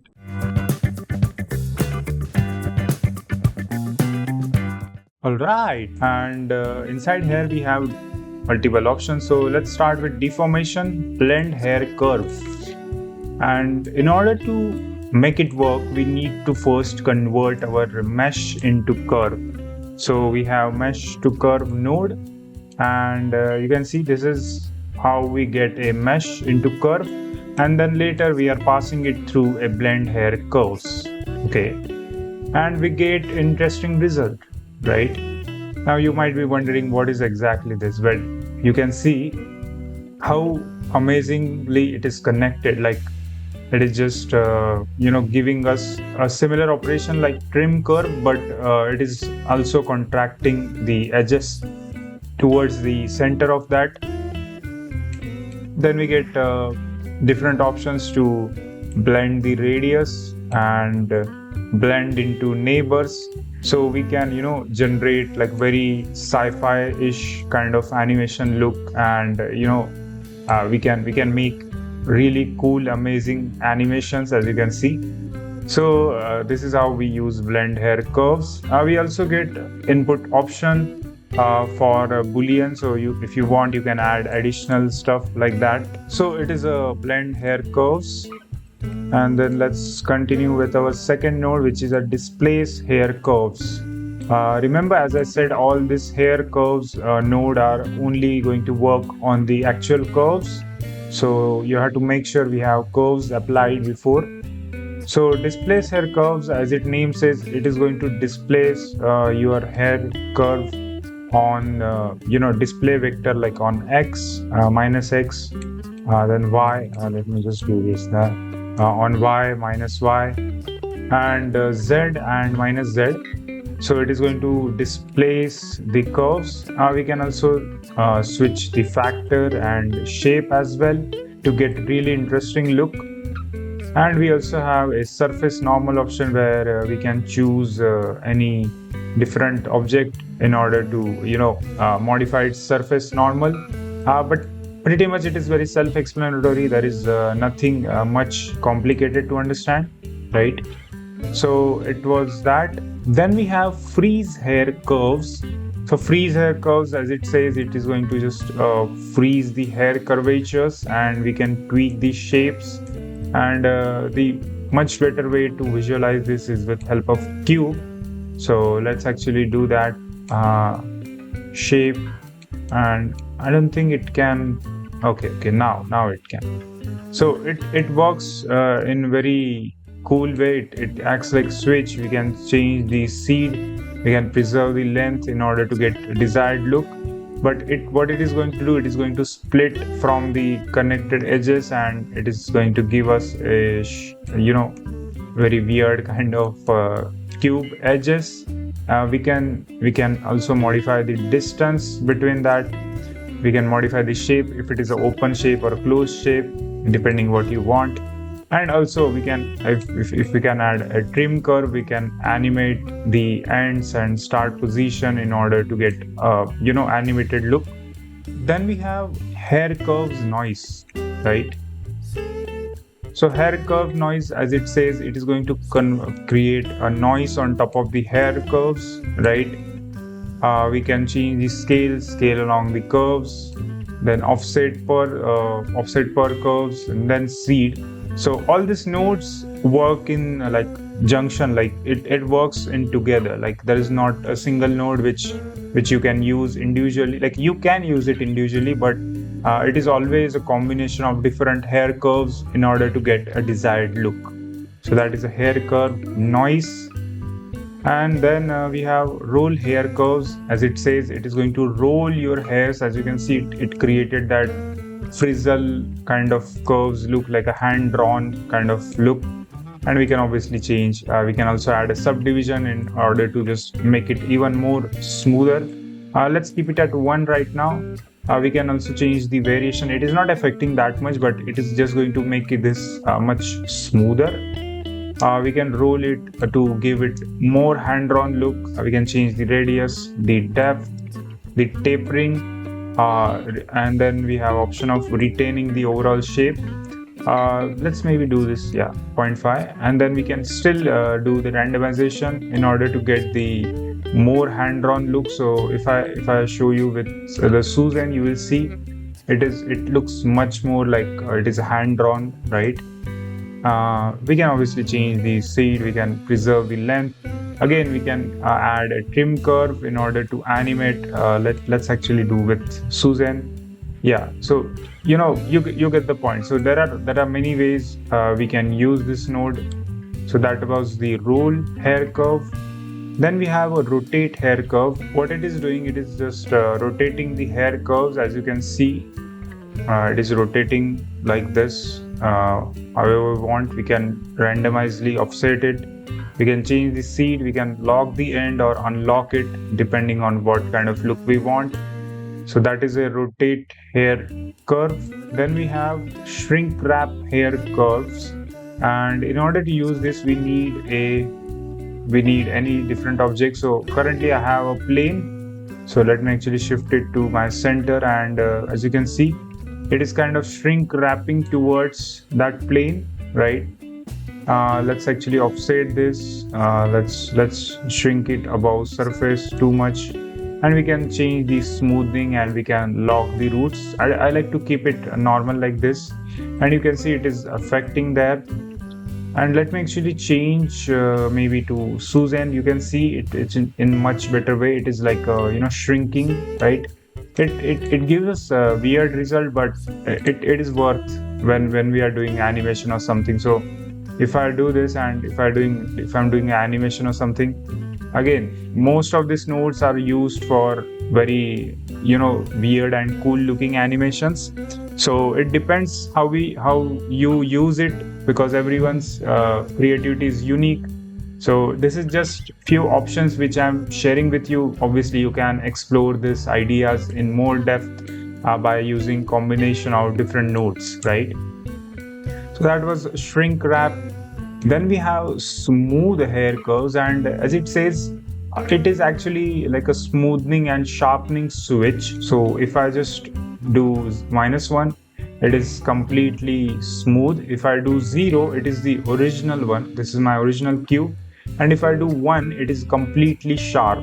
As you can see, even in this Suzanne model, if I do 0, it is completely normal, the original Suzanne. Then as I go minus, it is smooth. In the plus, it is much sharper. And that is exactly what it is doing. It is also completely modifying the shape, the iterations, which means this smoothing, like a subdivision in between, and the weight of that subdivision. So really amazing node, which is smoothing it out, right? Then we have straighten hair curves, and as it says, it acts like a switch between like straightening means just like our sharpness, and smoothing, it is just going to straighten it out. So this is currently exactly smooth. This is the original one, and this is exactly sharp, which means it is completely straightened up, and that's why it is invisible. And obviously we can tweak the shape however we want. We can preserve the length if we want. So that was straightening, right? Then we have last, which is trim hair curves, and as it says, it is just going to trim the hair curves in very unique fashion. As you can see, on each of this vertex, it looks like it is a triangle, right? And the more we tweak, the more it modifies the shape. We can also replace the original length with the new length here. We can tweak the mask. We can randomize the offset of that edges.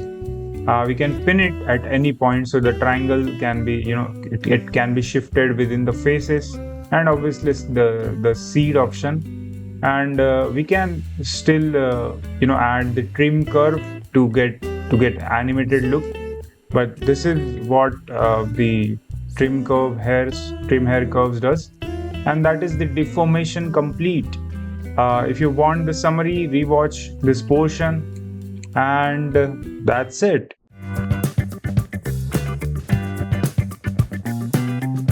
Alright, so let's continue with our next module in hair, which is a generation. And as it says, it is going to generate additional operations on top of our hairs. So let's start with duplicate hair curves. So let me drag it on top of this. So we can see we have a cube duplication. So earlier it was like this, and now if I link it, we get multiple duplication, like multiple duplicated cubes. And the amount is basically the duplication amount. So let's actually keep it at 4 for now. And it completely depends on your system, how amazing your system is. Maybe if it cannot handle, then you can remove the amount. Viewport amount is just going to tweak the range from 0 to 1, how much you want to see. Radius is going to increase or decrease the radius, which means in this case, it works like offset from the cube, right? So it is going to increase or decrease the radius. Then distribution shape is going to offset the shape from the original cube. So in this case, right now we have a offset of -3.2, which is going to be split every single duplication outwards from its normal. Then tip roundness is going to just round the offset amount, like the tip of the cube. And it is also currently in this scenario it is doing the offset, but it is actually just rounding it off, like the range. It is just rounding off that range. We can tweak the even thickness option to get a very cool kind of look, right? And it is very unique shape in my opinion. And we can obviously tweak the seed. Again, I always wanted to add a trim curve, so we can animate a really cool kind of stuff, and we can obviously make it even more smoother, so I can add a smoothness. And it just works amazingly. So it is always a combination of different nodes. Then we have generate hair curves, and let me just remove it. Generate hair curves, but we also need a reference, so we have a plane, so we can switch into the plane. As it says, it is just going to take the plane reference, and it is just going to add a bunch of curves on top of it, like a spline curves on top of it.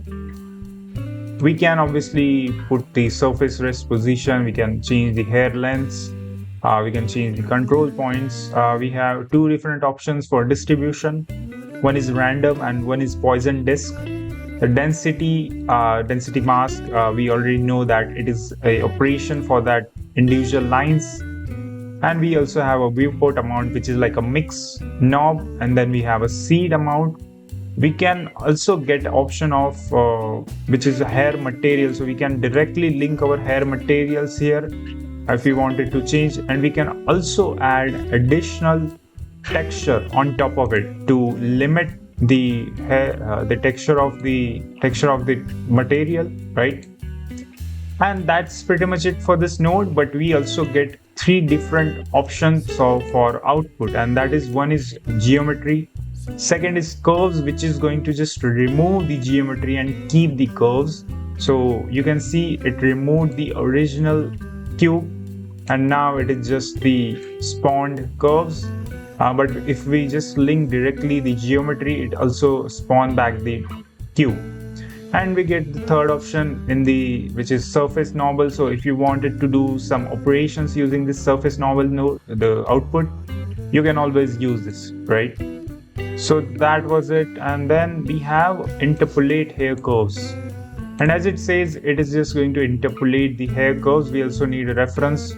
We have a plane already, so let's take that.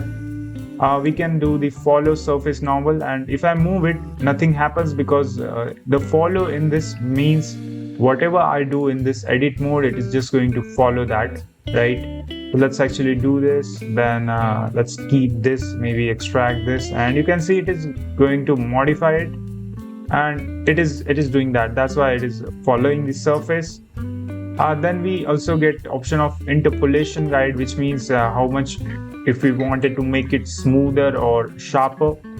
We can change the distance. The more we go, it is going to just vanish, right? Distribution is again how much we want, how much density we want, and how much is the density mask.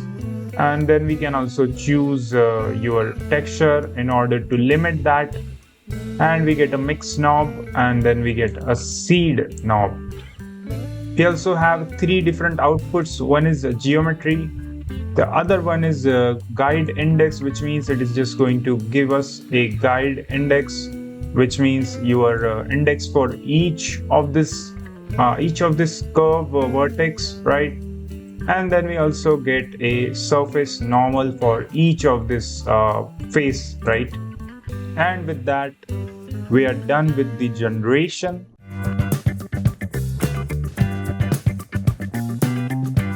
Alright, so next module we have in here is guides. So let's start with braid hair curves. And if I put it, you will see something happened. And what happened? It just created like a noise on top of the cube, right? And we can change the factor, the subdivision in between to create the hand-drawn look. We can do the braid start, the radius of the each braid curves, the shape of that curve, the frequency, We get additional option to tweak the shape parameters like min, max, thickness shape, asymmetry, flare length, flare opening, all that stuff to modify it even more. And let's maybe add a, I don't know, maybe torus, right? And let's keep it aside and let's apply the scale and let's add a torus on top of the hair tie.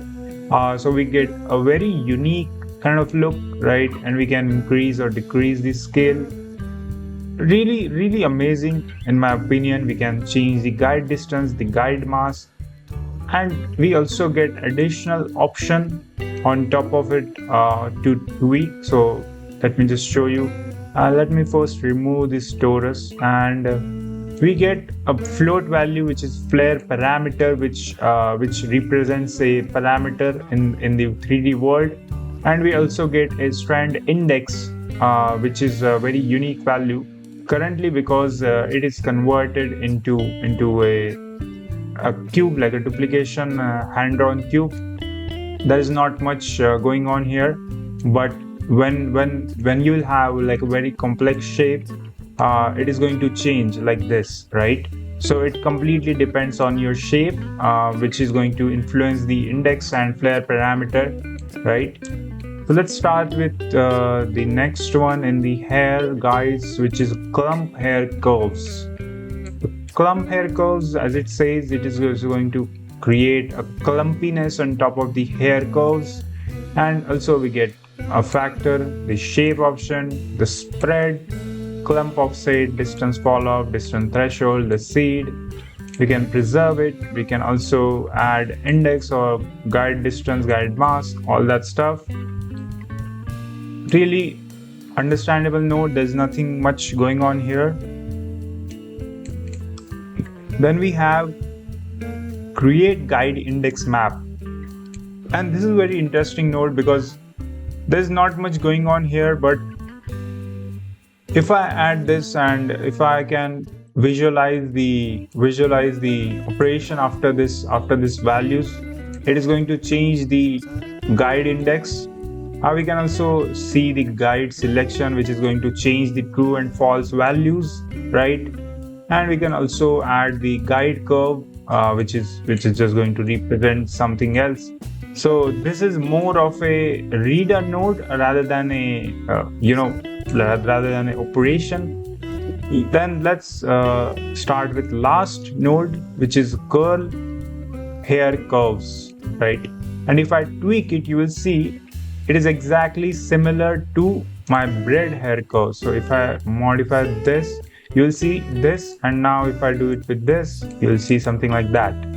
So it is that. Then we have a subdivision, we have a curl start, we have a radius, factor start, factor end, frequency, random offset, a seed. And then we also have a guide map, which is a similar option. And then let's actually do animation of trim curves. So again, really handy tool. The more the complex geometry is, the more cool the animation will look, and we can modify it at any point of time, right? And that is basically guides.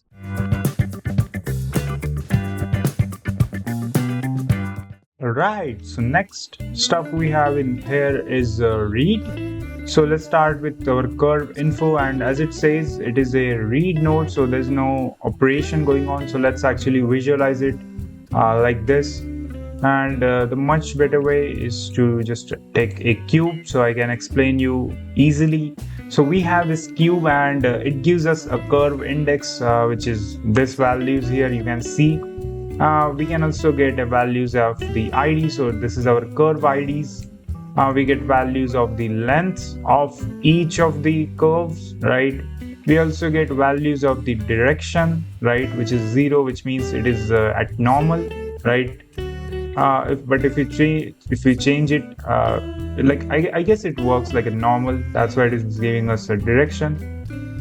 Then we also get a random option, which does nothing because there's no randomized operation going on in this mesh. Then we also get a surface UV option, which is just going to be just like 0 because it is from the surface UVs are outputting from the normals, right?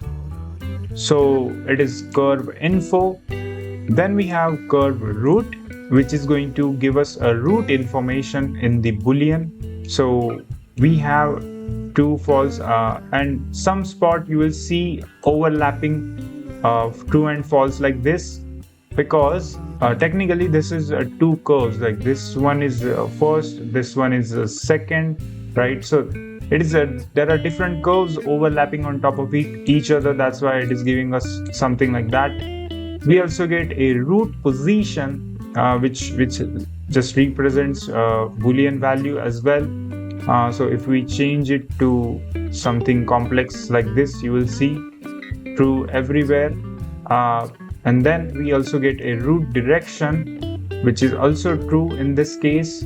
We also get a root index. By the way, this root index is different than this curve index, because curve index is index of a curve. Root index is only the index of the root. In this case, it is false here and true elsewhere, right? Then we also get a, I guess, yeah, root index, it's done.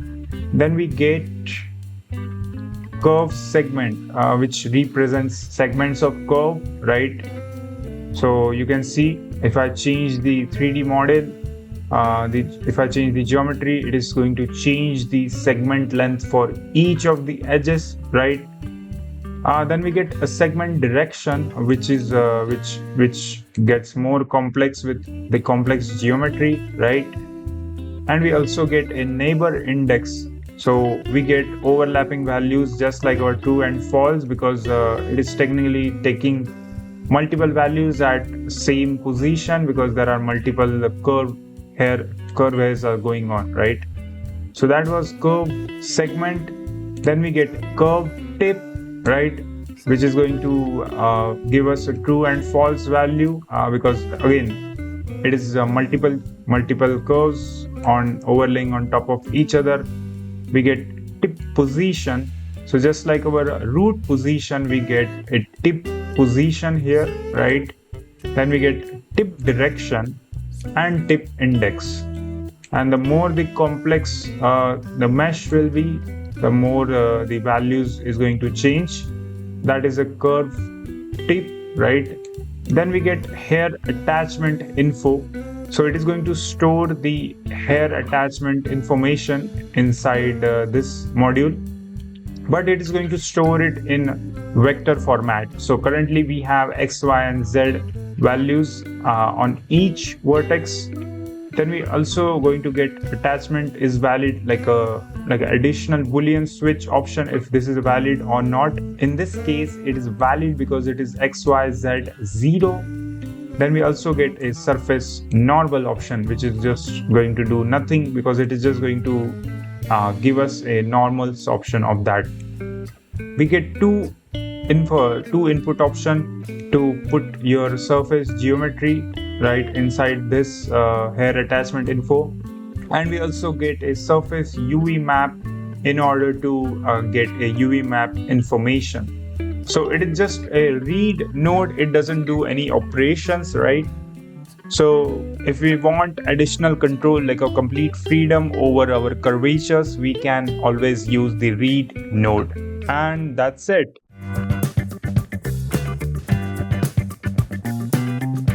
Alright, so next module we have inside here is utility. And let's start with attach hair curves to surface. And for this we need a surface. So currently I have a icosphere, right? Now let's hide it for now.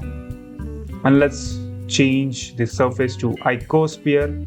And you'll see something cool happened here, right? So what exactly is happening? So let me change it to cube, right? And let me enable my icosphere. So what it is doing, it is just technically just doing a operation where it is snapping to the surface of the icosphere, right? And it gives us a very interesting result. So it is only just extracting, only pointing from one single vertex, which is like a root for this cube, right? And pretty much that's it. With the attach hair curves to surface, it doesn't do that much. It's just going to attach all the vertex towards the center of the surface of the reference object here, right? So it is that. Then we have redistribute curve points, and what it does, it is just going to give us like a switch between our original cube and a modified redistributed curve points on top of the faces of that cube, and we get a boolean option of feature awareness, which is like a switch in between, right? So it is that, very simple to understand. And we also get a restore curve segment length, which is going to offset your curve segments. It is just going to split it and it is going to offset it, right? We can do the pinning at parameters, which is not doing anything right now. Let me actually switch it to my Susan model here, and you can see it looks much cooler here, right? And pretty much that's it with the hair utility. I know I'm explaining too fast, but it is literally it. There is not much to explain. It is not a theoretical video. I will always suggest you go back to the Blender manual online and you will see the theory. It is just for the examples. And that's it.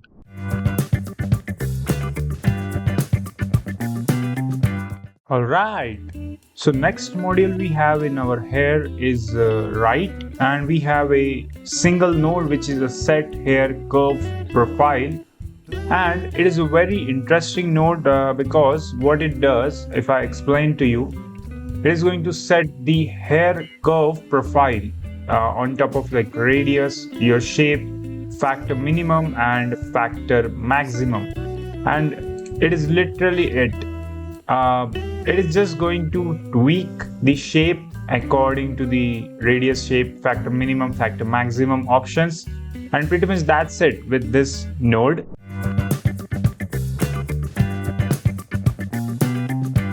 Alright, so next module we have is normals, and inside normals we have a smooth by angle, and as it says, it is going to just smooth by angle. That's it. And I will share you the example, another example. So if I add a UV sphere, another UV sphere, and if I just do right click and shade auto smooth, you will see we have a smooth by angle in our geometry nodes here as well. So it is exactly this operation, and if I go inside of this, you will see a node group like this, which is similar to node group like this. So that is exactly smooth by angle. It is just in a node format. I like to directly do a right click shade auto smooth, which is going to add a smooth by angle. And that's it.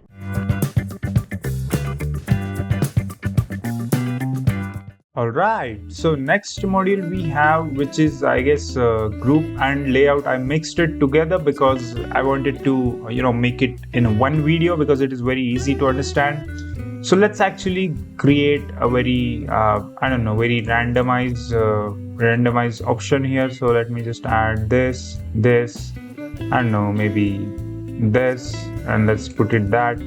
So in order to group this, we can directly select this 3 node and we just hit Ctrl G, which is going to group this, and we have a group, and we can change the name of this group as new group, right?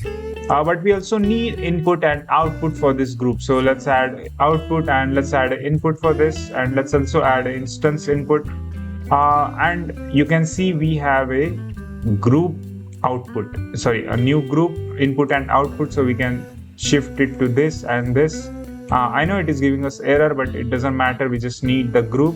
So this group just going to contain our group of what group we just created, right? And we also get a randomized transform, which is another group inside our group.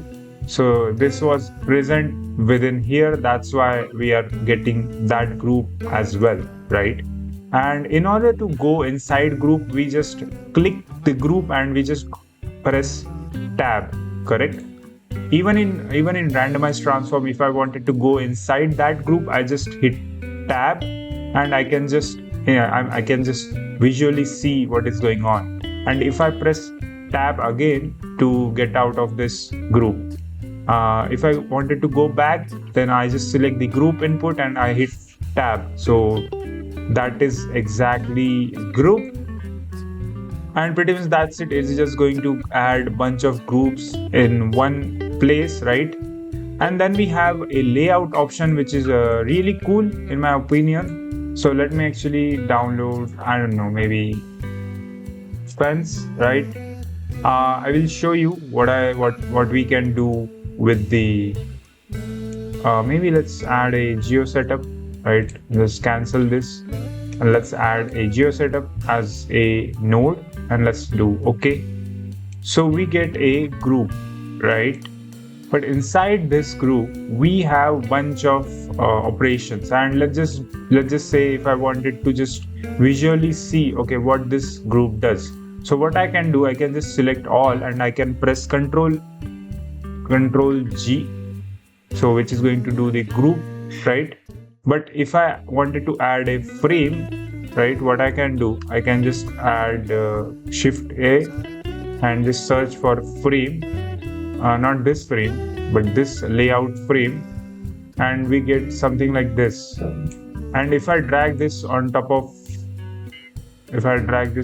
this nodes, if I drag this nodes inside, sorry, yeah, if I wanted to drag inside this frame, which is going to just store all these nodes inside that frame, I can select this frame, I can enter F2 to name this as name. So let's just add a math operation. So it is going to rename that.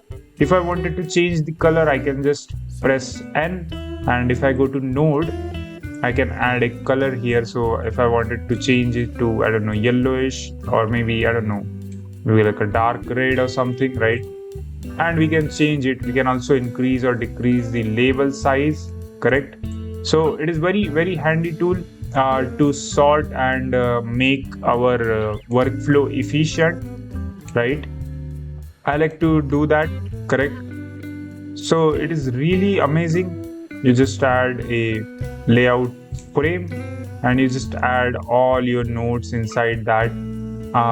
Generally you do this before creating your node system, if we wanted to sort it from the beginning, right?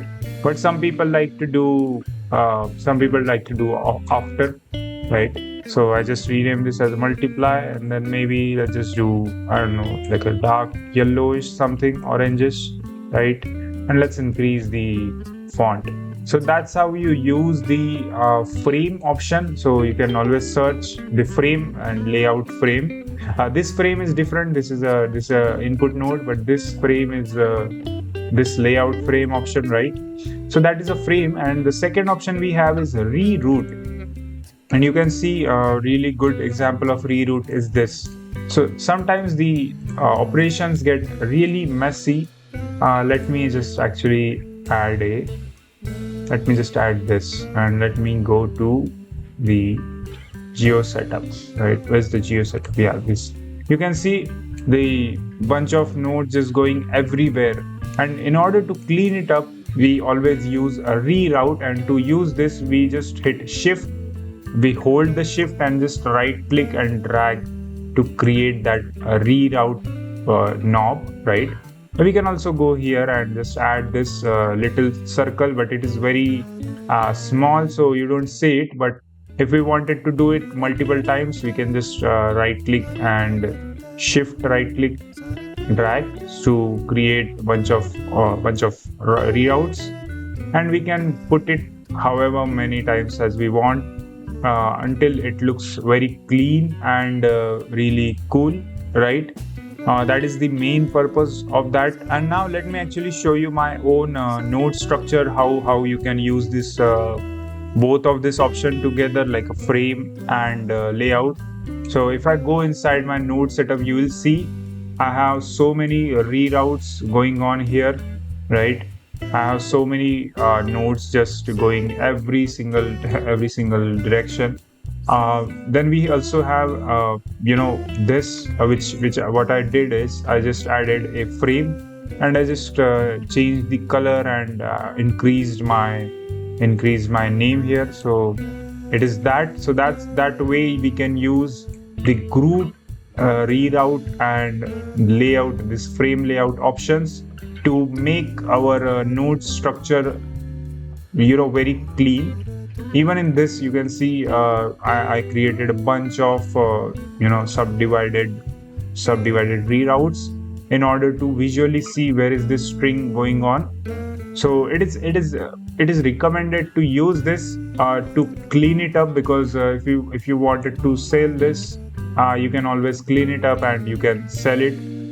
And by the way, if you want this anime composite node, it is on my Patreon. You can always join the Patreon. Congratulations! You understood every single geometry node in Blender 5.0. I'm also going to upload individual GeoNode setup videos like trees, walls, building, and so on. Thank you so much for watching. Support the channel by like, share, and subscribe. I will meet you next time.